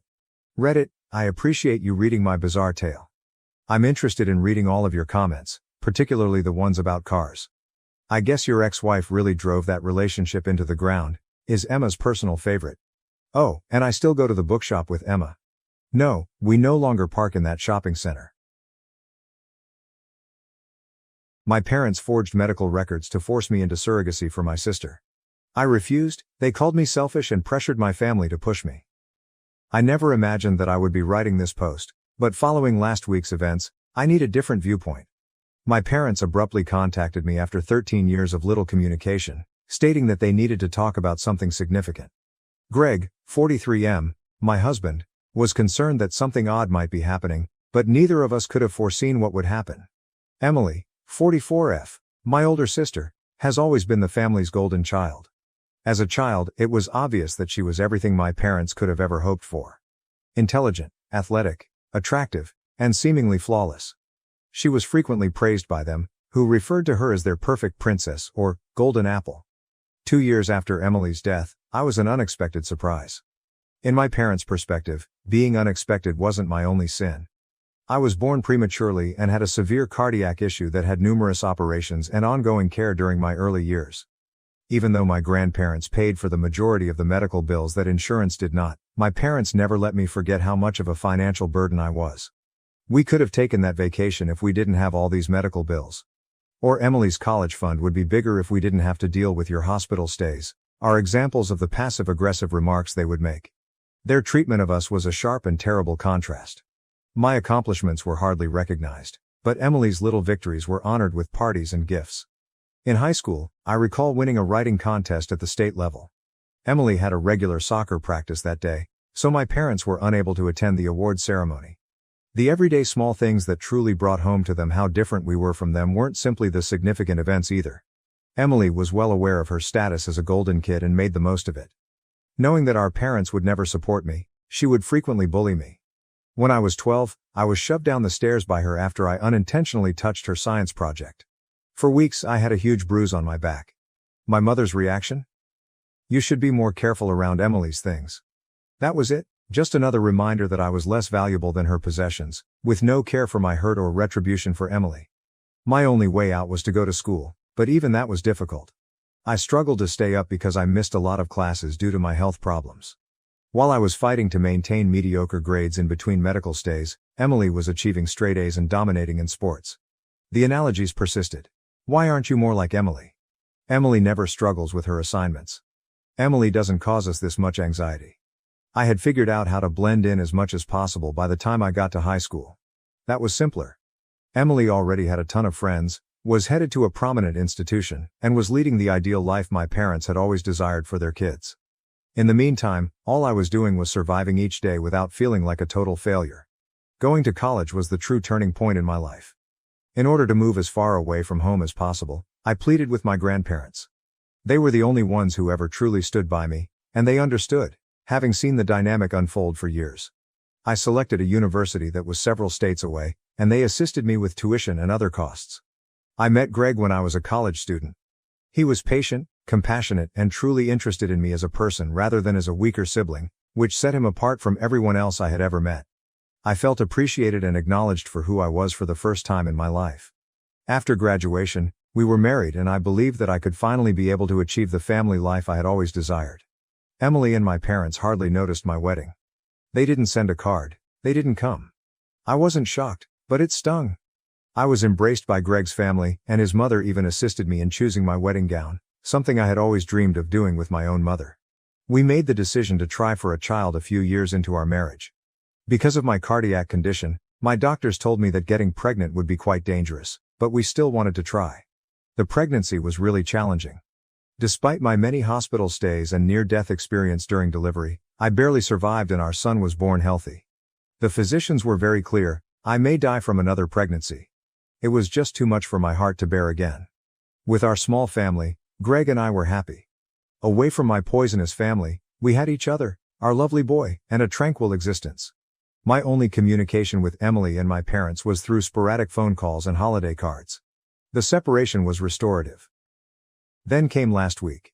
My parents contacted me, stating that they had an important conversation to have.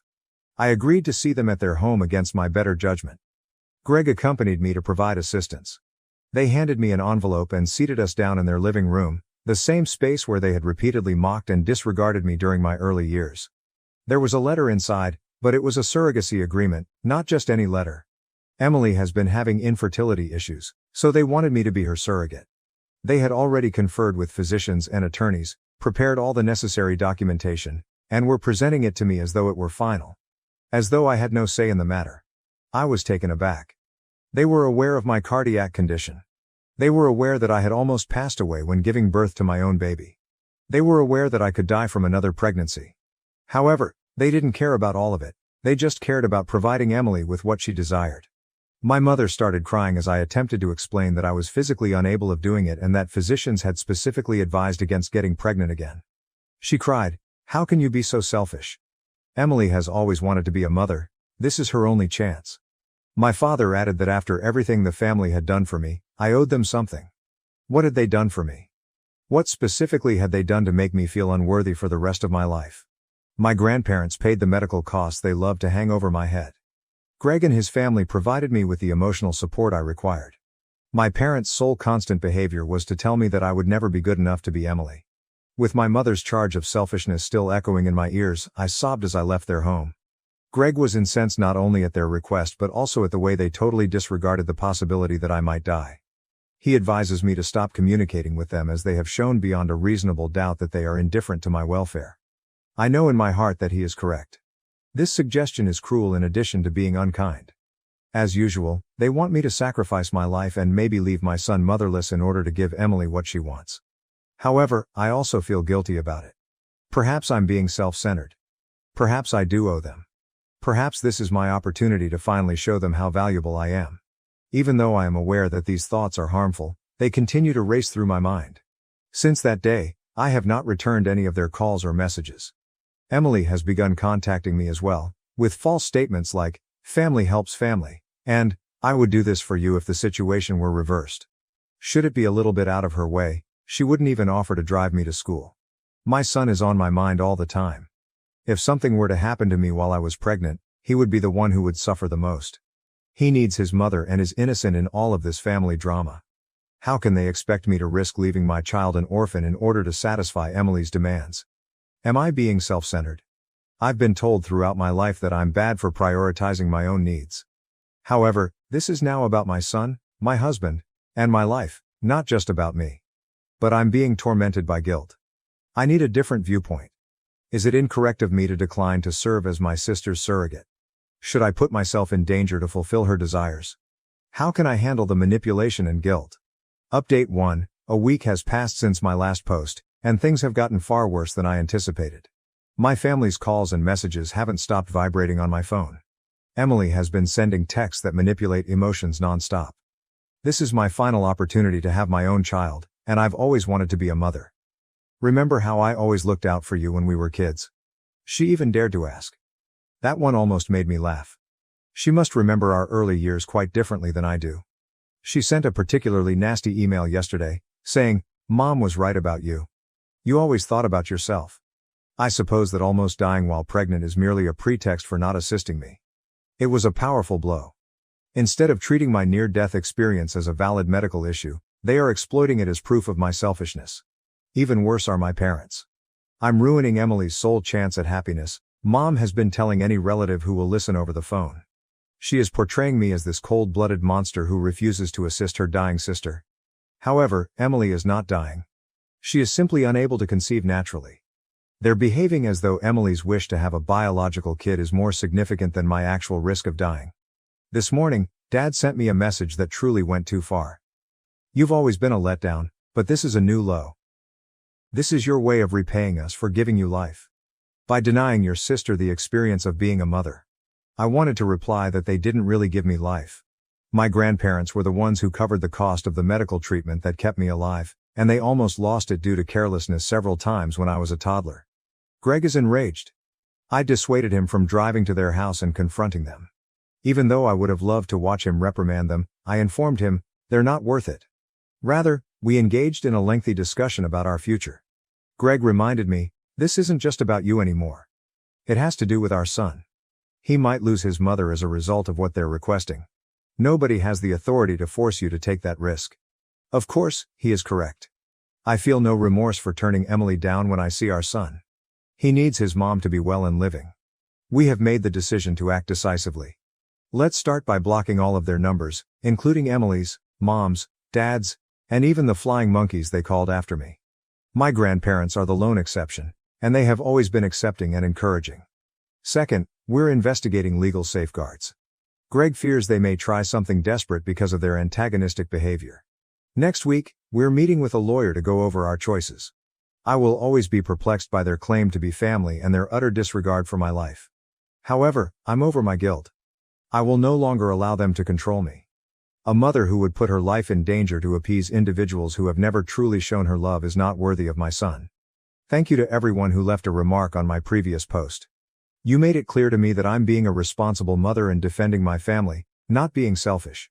Standing up to those who ought to have protected you in the first place is sometimes necessary. I'll provide another update if something noteworthy occurs, but hopefully this will be the last one. With my true family, my spouse and son, who genuinely appreciate my existence, I'm prepared to go on.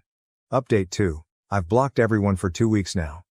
I assumed that was the last of it, but my mother managed to get in touch with me using a temporary number. Just the two of us, not Greg, need to talk. I consented to meet at a nearby cafe even though every instinct told me not to attend. For obvious reasons, I picked a public spot, and Greg was waiting in his car nearby in case something happened. She began talking about Emily's melancholy and how she's dying of the anguish of not being able to have children as soon as I sat down, in what was obviously a prepared speech. No, how are you? No recognition of their prior actions, just a direct focus on Emily's misery. My mother pushed a business card across the table and said, "The doctors say this is her last chance. According to one fertility expert, you two are a fantastic fit. They are able to keep a careful eye on your cardiac health." She dismissed it as if it were a minor annoyance when I brought up the fact that my own doctors, who have been aware of my medical history for years, have expressly prohibited me from getting pregnant again. Doctors are constantly too cautious. According to Emily's specialist, the risks are controllable. When Mom began discussing family legacy and how Emily should be given more genetic inheritance than I did, the discussion took an even more sinister turn. She did say that, after all, I've heard the same arguments about my being a flawed child my entire life. She replied, I should have known you'd be difficult about this. As I got up to go. Emily has always made you envious. This is your opportunity to at last take action for the family. I felt oddly at ease as I walked out of the cafe. I finally saw my mother clearly for the first time, not as a parent who didn't love me enough, but rather as someone who never considered me a person, only a tool to be used for Emily's gain. Greg inquired about how things went on the way home. I informed him of my mother's remarks about family legacy and her rejection of my health concerns. After a period of silence, he said, You know what? They're not worthy of you?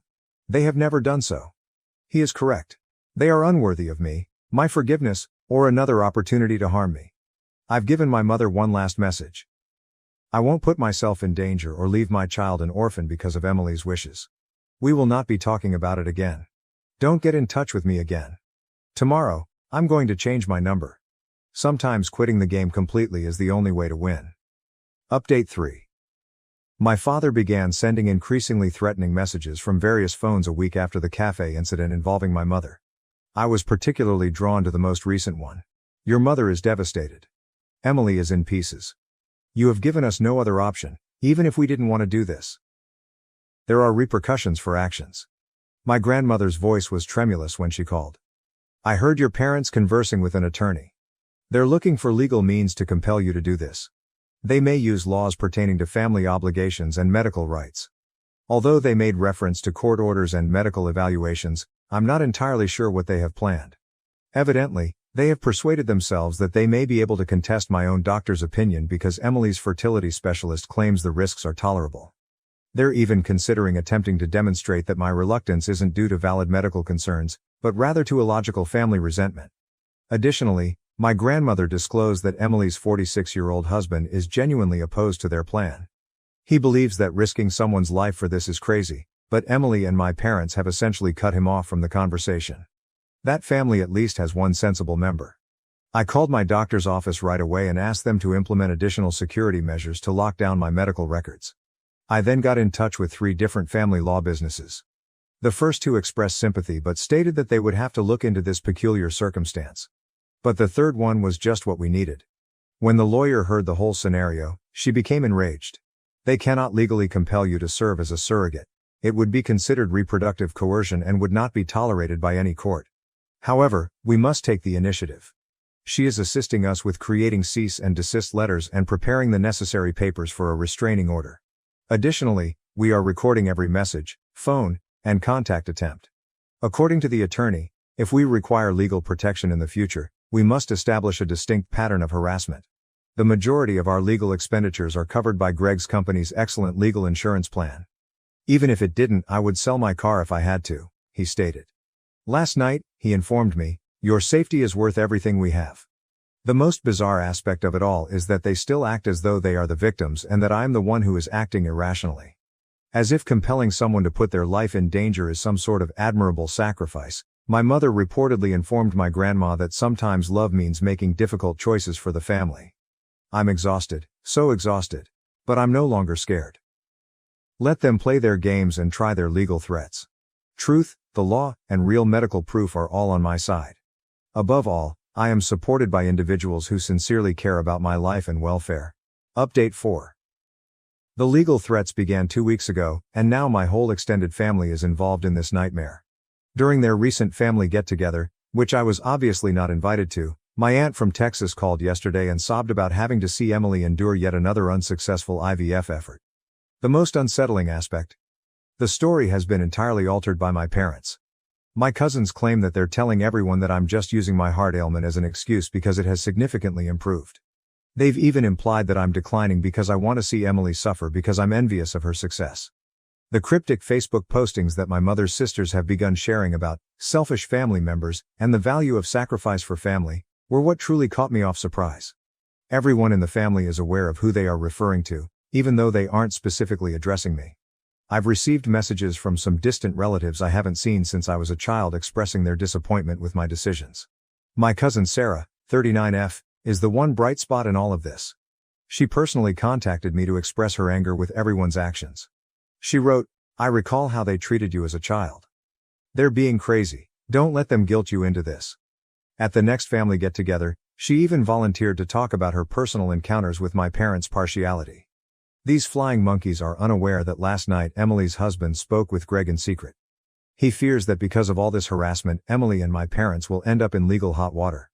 He attempted to reason with them, but they aren't listening to anyone because they are so focused on achieving their goals. I've already made up my mind.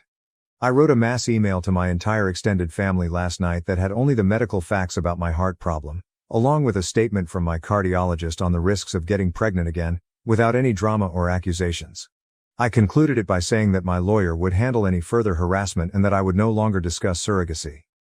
Then, with the exception of my grandparents and cousin Sarah, I blocked every member of my family. Greg assisted me in creating new social media profiles for close friends only, using a different identity. It's strangely freeing, but it seems like entering witness protection. Yesterday, my youngster questioned me about why we no longer see Grandma and Grandpa. I told him that sometimes we have to avoid individuals who don't respect our limits, even if they are family, even if it breaks my heart. After giving it some consideration, he remarked, "Like when Tommy at school doesn't stop when I say no." Children are more capable of understanding than we realize. I've learned from this whole experience that my true family isn't always the folks with whom I share DNA. It's the people who love me without conditions, who respect my right to life and who cherish my presence above and beyond what I can do to others. Update 5. I sent out a bulk email to the extended family a month ago. The result was different from what I had dreaded, yet it was precisely what you would expect. Genuine peace is something I've never experienced before thanks to my new phone number and secret social media profiles. Through my grandma, I heard what is likely to be my mother's final message to me. "You've let this family down for the last time. You put your self-interest ahead of Emily's happiness. You shouldn't anticipate being welcomed back." Oddly, I felt a tremendous sense of comfort instead of pain as I read those words. What I've understood all along, that my sole worth was what I could do for Emily, was now expressed aloud. This morning, my lawyer called to let me know that Emily was contacted by her fertility clinic. They wanted to make it clear that they had never authorized surrogacy agreements involving a person with my medical background. It seems that neither Emily nor my parents had ever brought up my cardiac ailment. This only serves to highlight their lack of concern for my well. The most unexpected result. No more worrying about family get-togethers, dread when my phone calls, or persistent feelings of inadequacy. I'm sleeping better than I have in years. Greg also noticed, saying, "I'm laughing more freely and smiling more." In this brand new, drama-free setting, our youngster is flourishing. We began Sunday board game nights as a new family tradition last weekend. I had a profound realization as I sat there and watched him laugh with Greg. This is how families should feel: secure, affectionate, and welcoming. Sometimes my grandmother comes to visit, but she always makes sure my folks are unaware. Last time, she brought old pictures of me as a baby that I had never seen before. As I looked at them, I saw a contented little girl who had no idea that she would spend decades attempting to win affection that ought to have been given without conditions. I'm finally providing the protection that little child needed from those who never valued her. She deserved better. I want to express my gratitude to everyone on Reddit who helped me along the way. Your remarks made it clearer to me that defending myself was a matter of survival rather than selfishness. You showed me that a true family doesn't require you to sacrifice yourself for them. If you're wondering whether it's wrong to shield oneself from a toxic family, the answer is no. Your limits are legitimate, your health is important, and your life has worth. Walking away from folks who don't love you enough can sometimes be the bravest thing you can do. Since there is really nothing else to say, I will no longer be updating the story. I've closed the chapter on my dysfunctional family. With the family I've chosen, the ones who genuinely want me to live to read them, it's time to concentrate on writing fresh, healthier chapters. But hold on, shortly after I posted this update, two surprising events occurred. First, my lawyer received a legal letter from Emily's fertility clinic. As it turns out, my parents tried to conceal my heart ailment by falsifying my medical records. A report regarding this unlawful effort at medical fraud is already being filed by the clinic. The second was that Emily's husband had had enough. In the family group chat, he revealed how my parents and Emily had conspired to conceal my illness from the doctors. He disclosed that Emily was aware of my near-death experience while I was pregnant, but she had purposefully kept it a secret from everyone. The response from the extended family was prompt. Suddenly, the aunts and cousins who had been disparaging me stopped talking. My Texas aunt apologized over the phone, claiming she was unaware of the effort at medical fraud. Since then, a number of family members have stopped communicating with my parents and Emily, describing their behavior as completely illegal. Last week, Emily's husband filed for divorce because he couldn't stand being married to someone who would commit fraud and endanger her sister's life. My parents' flawless story about their precious child was ultimately shattered by this. Emily and my parents have been banned from all of the medical facilities that are associated with the reproductive clinic. According to my attorney, they might be subject to severe legal repercussions for their effort at medical fraud. Seeing their flawless facade fall apart after their own deeds were exposed feels like poetic justice. Even though I never sought retribution, all I wanted was to be left alone. You are truly set free by the truth. For those who wanted an update on the repercussions, let me say that sometimes people who spend their entire life controlling other people end up controlling themselves. Emily and my parents did this to themselves. I'm simply living my best life with folks who genuinely appreciate it while keeping a safe distance. Reddit, thank you. Your assistance has been amazing along our journey. When I initially wrote about the demand for surrogacy, I was overcome with self-doubt and remorse. Your remarks gave me strength and demonstrated to me that true family is about more than just blood. It's about love and respect. This community demonstrated that strangers can occasionally offer greater support than one's parents. I will always be appreciative of the way you gave me freedom and a voice. Parents pressured me to forgive my brother for his affair with my ex-wife and her pregnancy. Then demanded I support them financially. My wife, Amy, 26F, cheated on me with my brother, Jake, 26M, which is why I, 34M, recently got divorced. My family did choose them over me, and yes, that did happen. But karma had other ideas. To help you see how my entire life culminated in this awful betrayal, let me begin from the beginning. Jake, who was born when I was 8 years old, was always the golden child while I was growing up in suburban Boston. In the eyes of our parents, Robert, 58M, and Sarah, 56F, I seemed to vanish. Although they weren't particularly nasty, I was undoubtedly treated as an afterthought. This reality was pounded home to us during our entire upbringing. I can still clearly recall winning my first science fair in 6th grade. I devoted months to creating a functional model of solar system dynamics, replete with orbital calculations and revolving planets. I received first prize and a special commendation for mathematical precision from the judges. Jake had a t-ball practice. Not even a game, just practice. So my parents didn't attend the ceremony at all. The walls of our living room were covered with Jake's participation ribbons, while my award remained unopened on the mantle for a week before vanishing into the basement. Our entire childhood was shaped by that. Jake's C+ grades were celebrated, but my straight A's were met with distracted nods. My mother first expressed concern that Jake could feel bad about his regular classes as a result of my enrollment in the advanced placement program. Jake received a new automobile for his 16th birthday to help build his confidence, according to Dad, whereas I had to start working part-time at 16 in order to earn money for college and buy my own clothes. Graduating from high school was very difficult. Instead of seeing me get my graduation and give my valedictorian address, my parents spent most of the ceremony photographing Jake playing in the stands when he was just 10 years old. Jake was whining about being bored, so they didn't hear me announce my MIT scholarship.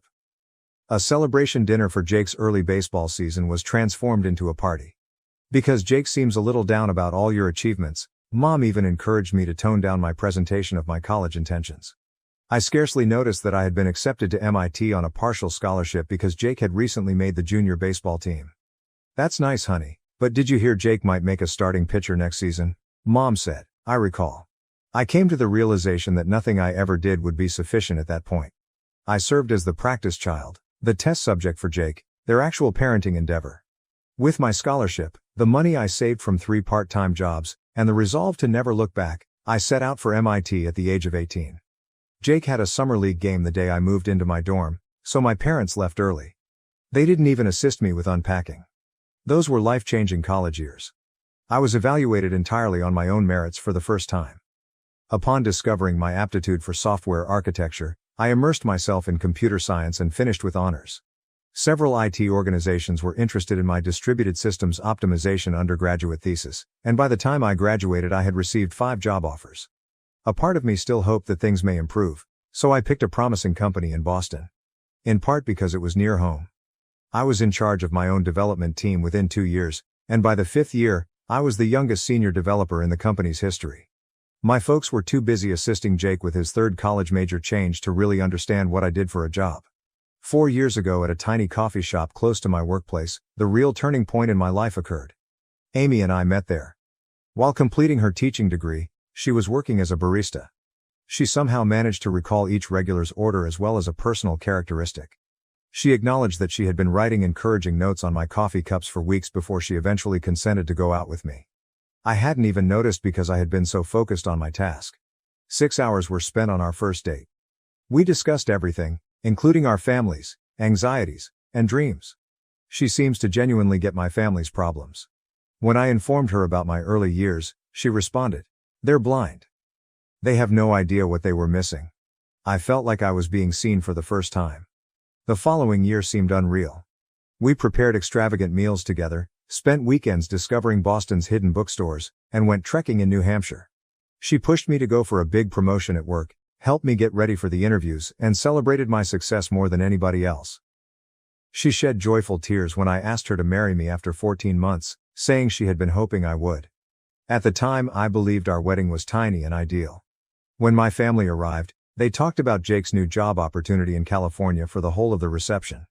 In order to show everyone a text message from Jake regarding his second interview, Mom actually cut short Amy's father's toast.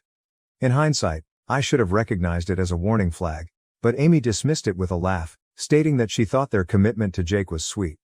Our marriage was everything I could have imagined for 3 years. We began discussing starting a family, acquired a lovely condo in Cambridge, and took trips when we could. Amy made our house feel like the cozy, caring home I never had as a child by decorating it with pictures of our travels and planting a little container garden on our balcony. "We were a team," she constantly asserted. She would remark, "Us against the world." Then Jake got in touch last year. After failing to succeed in California due to the startup culture not being his vibe, he returned to Boston. He wrote me a lengthy email in which he expressed his longing for his older brother and his desire to mend our relationship after growing up. He wrote, "Families should stick together." After a week of contemplation, Amy urged me to give him a chance. "People evolve," she stated. "Perhaps they've come to terms with their losses." I decided to go out to supper with Jake against my better judgment. Although awkward, the first meeting showed promise. Jake seems to have grown up and become more self-aware. He stated he wanted to make atonement and acknowledged that he had had it easy as a child. A week later, I introduced him to Amy, and they clicked right away. Too well, as I would learn later. Everything appeared to be ideal at first. A couple of times a week, Jake would stop by for dinner. He seemed genuinely interested in my work, brought wine and entertained us with tales of his exploits in California. He even stood up for me when our parents began showing their customary partiality at Sunday dinners. In fact, I began to think that we might be biological brothers. Subtly, however, things began to change. Jake started unexpectedly visiting our home, sometimes while I was still at work. While she graded papers, Amy stated they were simply hanging out and that it was good to have company. He would remain for supper and use my coffee mug while chatting with my wife and making inside jokes. I chose to overlook the warning signs, which included their sudden silence when I walked into a room, Amy's phone abruptly turning to the side when I sat next to her, their knowing glances at dinner, and their coincidental meetings at the coffee shop or grocery store. The announcement of the pregnancy followed. We were eating dinner at home. Naturally, Jake was present when Amy broke the news. Although I was ecstatic, Jake's response ought to have told me everything. He was not in the least bit surprised. Rather, he smiled with a knowing satisfaction that made my stomach flip. Jake was there all the time after that. He would talk about how active he would be in our child's life, touch Amy's stomach without asking, and make remarks about the baby's future. Despite my efforts to organize a romantic baby moon trip, hubby inadvertently invited himself. He said, "The baby needs both of us," and Amy concurred. I still remember the night I found out. I had been lying awake, mentally reliving months of dubious events. Amy was on the nightstand charging her phone while she slept peacefully next to me. I had never once looked at her phone in our 6 years together. I was a believer in trust and privacy. But I had a need to know something. They had hundreds of communications dating back 6 months. While I was at work, we had secret meetings in hotels. Plans for their future together. Conversations about the infant, their infant. Soon after he returned to my life, they had begun sharing a bed. They had intended to tell me after the baby was born, assuming that I would be too attached to the child to leave, therefore the pregnancy wasn't an accident. I felt my world come crashing down, message by message, as I read every single message till dawn. I was seated in our reading chair with Amy's phone in my hand when she woke up. She was immediately aware of what I had found. She sobbed, We didn't intend for this to occur. Jake and I simply clicked. He knows me better than you ever could. In fact, she spoke the most overused phrase in the history of affairs. We were going to tell you, but we didn't want to worry you after I became pregnant. I called my parents that morning in the hopes that they would finally support me. I was astounded by their answer. Mom said, "Jake made a mistake, but he's going to be a father now. You must forgive him and act like the bigger person. Consider the infant. Consider the grandchild that was produced when their younger son was having an affair with the wife of their older son. They were also protecting him. Once more. There are some things that never change." That day, I called a divorce attorney and checked into a hotel. Amy took turns pleading for my pardon and condemning me for deserting our family. At work, Jake attempted to corner me by claiming that we needed to have a man-to-man conversation. I reported him for workplace harassment and had security escort him out. Going through a divorce was a nightmare. Amy and Jake claimed their affair started because of my emotional unavailability, portraying me as domineering and emotionally abusive. According to my parents' testimony, I had always been difficult, and had lifelong jealousy of Jake. Mom even blamed the mediator for the entire problem, saying that I should have been more considerate of Jake's demands. After that, I stopped negotiating. After we went to court, Amy managed to get a respectable settlement.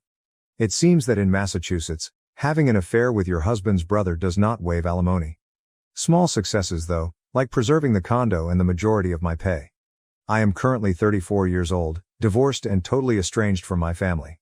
I've changed my email, blacklisted their numbers, and told building security to never let them in. On certain days I find myself questioning whether there is any way I could have avoided this. If I'd been a better spouse, brother or son. However, I later realized that I wasn't the one who deceived everyone. Turning family against family was not something I did. It's said that everyone eventually experiences karma. I'm not sure if that's accurate, but I do know that I'm sick of being the family's scapegoat. Having to be understanding when everyone else gets away with ruining lives is something I'm tired of. I've lived my entire life as the one who is passed over, the second best option, and the afterthought. No more. However, just when I believed that things couldn't get much worse, they were about to get even more bizarre. Update 1. I assumed my family would finally leave me alone when I stopped communicating with them after the divorce. About a month has passed since everything happened, and I've been making an effort to concentrate on getting better and moving on. However, it seems that they had different ideas. When our office receptionist messaged me yesterday morning while I was in the middle of an important meeting with my development team, she said that my mother, Sarah, was in the lobby and insisted on seeing me. She reportedly spent more than an hour there, telling everyone she just needed to talk to her son. Since my team had seen Jake's prior incident at work, they could tell how uneasy I was. After ignoring her and carrying on with my job, my phone began to ring with calls from unidentified numbers. It seems that my mother had enlisted a number of family members to attempt to contact me. I thought it might be work-related when I finally answered one phone, but it was my Aunt Linda, 54F, with whom I hadn't spoken in years. Not even bothering to say hello, she began, "Your brother and Amy are really struggling. Jake still hasn't found a job, and the settlement money is running low. Well, no one wants to hire him after that." Jake's reputation appears to have been ruined by his affair with Amy, which somehow made its way into his professional network. After doing background checks, a number of prospective employers withdrew their offers. I couldn't help but notice the irony. For once, his actions had tangible repercussions. This is where it becomes ridiculous though. In addition to purchasing groceries and paying their rent, my parents have also been paying for Amy's prenatal medical expenses. My father's retirement funds are being depleted and they are now in a panic as they run out of money themselves. Their remedy? They want me to provide financial assistance for the woman who deceived me and the brother who ruined my marriage. My mother didn't just show up at my office, she had a plan. She chose to ambush me at work since she knew I wouldn't return their calls.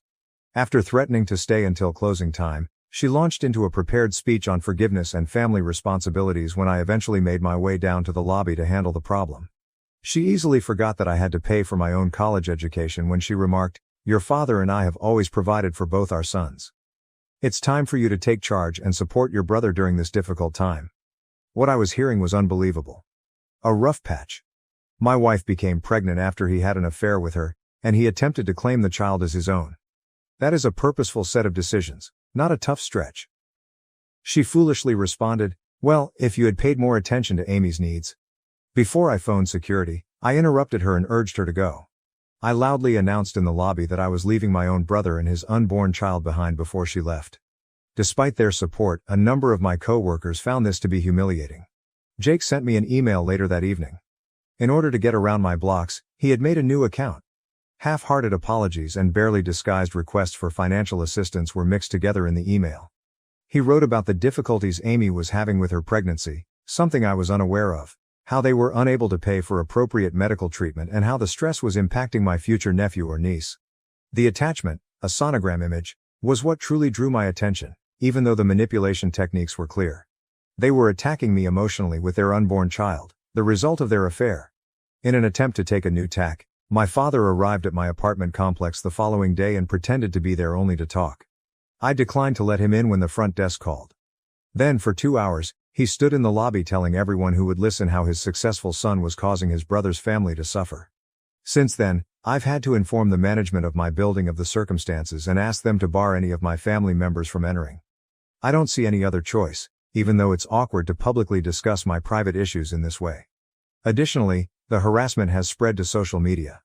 On Facebook, Amy has been making vague accusations against me, claiming that she was abandoned throughout her pregnancy by her emotionally unavailable husband. Adding his own remarks about how some people need to step up and take responsibility, Jake has been reposting these posts. He seems to be unaware of the irony of discussing responsibility while pleading for freebies. I find it infuriating how they have twisted this story. They portray me as the bad guy since I didn't provide for the folks who deceived me. They seem to believe that I have a duty to save them from their own mess, simply because I'm succeeding professionally. I've started keeping a record of everything, including emails, problems at work, and posts on social media. According to my lawyer, if they try anything legal, we could need it. She is especially worried that they would attempt to use the legal system to obtain more support. The worst thing? I've received messages from certain family friends and distant relatives encouraging me to put family first and be the bigger person. They don't seem to realize that Jake and Amy ruined my last remnant of a family. Even though I'm steadfast in my resolve to not assist them, the persistent harassment is wearing me down. To cope with all of this, I've been seeing a therapist, and I'm thinking of searching for a new job in a different place. Although I don't like the idea of fleeing, I'm at a loss on what to do to find serenity. My own family has descended to a level I never imagined, but here we are. They are not merely pleading for assistance, they are attempting to intimidate and coerce me into giving money to the same individuals who ruined my life. I get a feeling that this isn't over yet. Desperate people do desperate things, and they're growing desperate. Update 2. Suddenly, my former partner's attorney sent me a notice. Jake and Amy were trying to sue me for further support, citing increased medical needs and changed circumstances. My lawyer, who had been recording all of their harassment incidents, was enraged but ready. Last week was the scheduled court date. It was unreal to enter that courtroom. Amy was dressed to highlight her obvious pregnancy. Our parents sat directly behind them, looking smugly arrogant, while Jake sat behind her in our father's old suit. First up was their lawyer, who told a story that almost made me chuckle. They claimed that because they had undervalued the emotional toll of the divorce, the initial payment was insufficient. They said that my pattern of workplace harassment had prevented Jake from finding a job and even implied that the stress caused by my vindictive behavior was putting Amy's pregnancy in jeopardy because it allegedly required specialized care because of high-risk issues. The way my lawyer responded was heartbreaking. She started by playing surveillance tape from my office building, which included my mother's theatrical displays, Jake's violent conduct, and Amy's attempts to enter through the rear door. She then presented social media evidence, including a detailed chronology of their campaign of online abuse. Their financial records were the true surprise. Jake had rejected multiple jobs as being beneath him, not because he was having trouble finding employment as a result of my pestering. For the court's pity, Amy had turned down a full-time teaching job in order to keep her jobless, pregnant woman status. Amy's prenatal records, which revealed a perfectly healthy pregnancy with typical expenses, were the most incriminating of all. They had been playing pawn with their unborn child. The judge was clearly upset. The judge interrupted their attorney when he attempted to explain that emotional discomfort warranted more help. Your clients seem to have committed perjury, counselor. Do you want to keep going in this direction? Their lawyer returned with a somber expression after a short break. Jake was pale, Amy was crying, and their united front had fallen apart. I was pleasantly surprised by the judge's decision. In addition to rejecting their motion, he also lowered my alimony payments by 60%. Parties who misuse the legal system are not viewed favorably by this court, he said. Mr. Smith seems to be the victim of a well-planned scheme to exploit him financially and emotionally. The fallout happened quickly. Amy decided she could work after Jake unexpectedly landed a job in retail. In their final message, my parents accused me of destroying Jake's last chance and assured me that they would never forgive me for abandoning my family. Citing irreconcilable differences regarding truthfulness, their attorney resigned from their representation. My organization increased security and barred them from the property. I learned that my parents had taken out a second mortgage to pay for legal bills, and that Jake and Amy were arguing over money all the time via common acquaintances. Finally, I feel like I can breathe. I can rebuild my savings thanks to the lower expenses, and I'm thinking about accepting a job offer in Seattle. Letting someone suffer the repercussions of their actions is sometimes the finest form of retaliation. However, I have a feeling that this story is far from over. Update 3. I want to start by thanking this community. I have remained strong during this entire fiasco thanks to your support and remarks. Here is what may be my story's last update.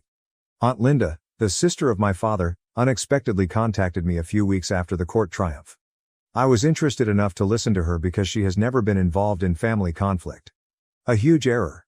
Trying to seem worried, she began, "Your father isn't getting any younger. His health is suffering as a result of all this stress." She continued by talking about how my parents would lose their retirement funds, how they had to refinance their home to pay for Jake and Amy's expenditures, and how families should stick together no matter what. She changed strategies when I didn't react with pity right away. "Did you realize that every night your mother sobs herself to sleep?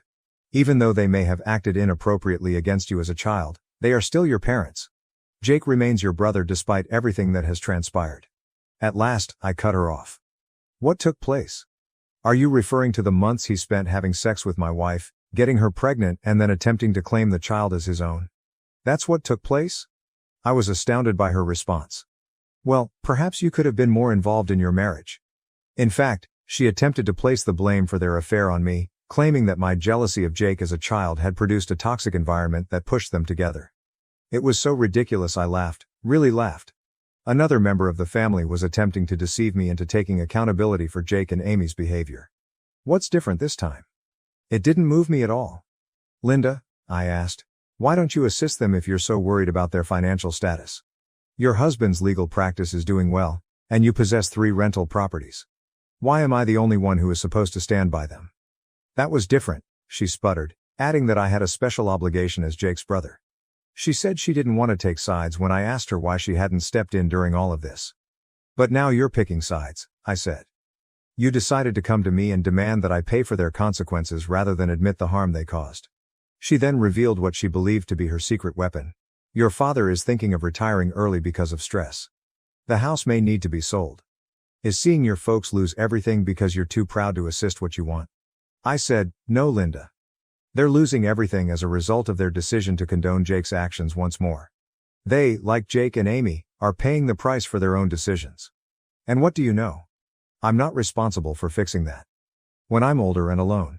Family is all we have in the end," she emphasized, threatening that I will regret this. "No," I replied. "Self-respect is all we have in the end, and I'm finally choosing to keep mine." In addition to blocking her number, I hung up. Her call, however, had the unanticipated benefit of providing me with clarity. I felt truly free for the first time from the obligation and guilt that had plagued me since I was a young child. I accepted the Seattle job offer later that day. The change of location feels appropriate, and the firm is providing a substantial promotion. I'm starting over and selling the condo. Yesterday, my coworkers threw me a farewell party. I learned what true support looks like from these individuals, who supported me during the darkest months of my life. With the straightforward statement, "Your worth isn't determined by those who couldn't see it," my closest colleague gave me a card that was signed by everyone. I've discovered that family is about mutual support, respect and trust rather than blood. The friends who supported me, the coworkers who shielded me, and ultimately, myself, proved to be my true family. I'm done. To my parents, Jake, Amy, and now Linda. Your decisions brought you to this point, and you are responsible for the results. I'm not available to be your ATM or your scapegoat anymore. For my part, I'm excited for my new life in Seattle. I'm thrilled about the initiatives that await me at my company's renowned West Coast location. More significantly, I can't wait to create a life in which I'm respected for who I am rather than compared to someone else's golden child. Writing my last post from an empty condo, Surrounded by stacked boxes, seems oddly appropriate. I start driving west tomorrow. I'll be looking back on my past life, with all of its suffering and familial strife. Yes, their baby was born last week, in case you were wondering. No, I haven't contacted anyone or seen any pictures. I've closed that chapter of my life. Again, I want to thank Reddit for supporting me over this trip. When I was having self-doubt, your encouragement and counsel kept me going. Anyone going through a similar situation should know that their value transcends their family's treatment of them. Walking away is sometimes the most self-loving thing you can do. It's time to go. Cheers to fresh starts.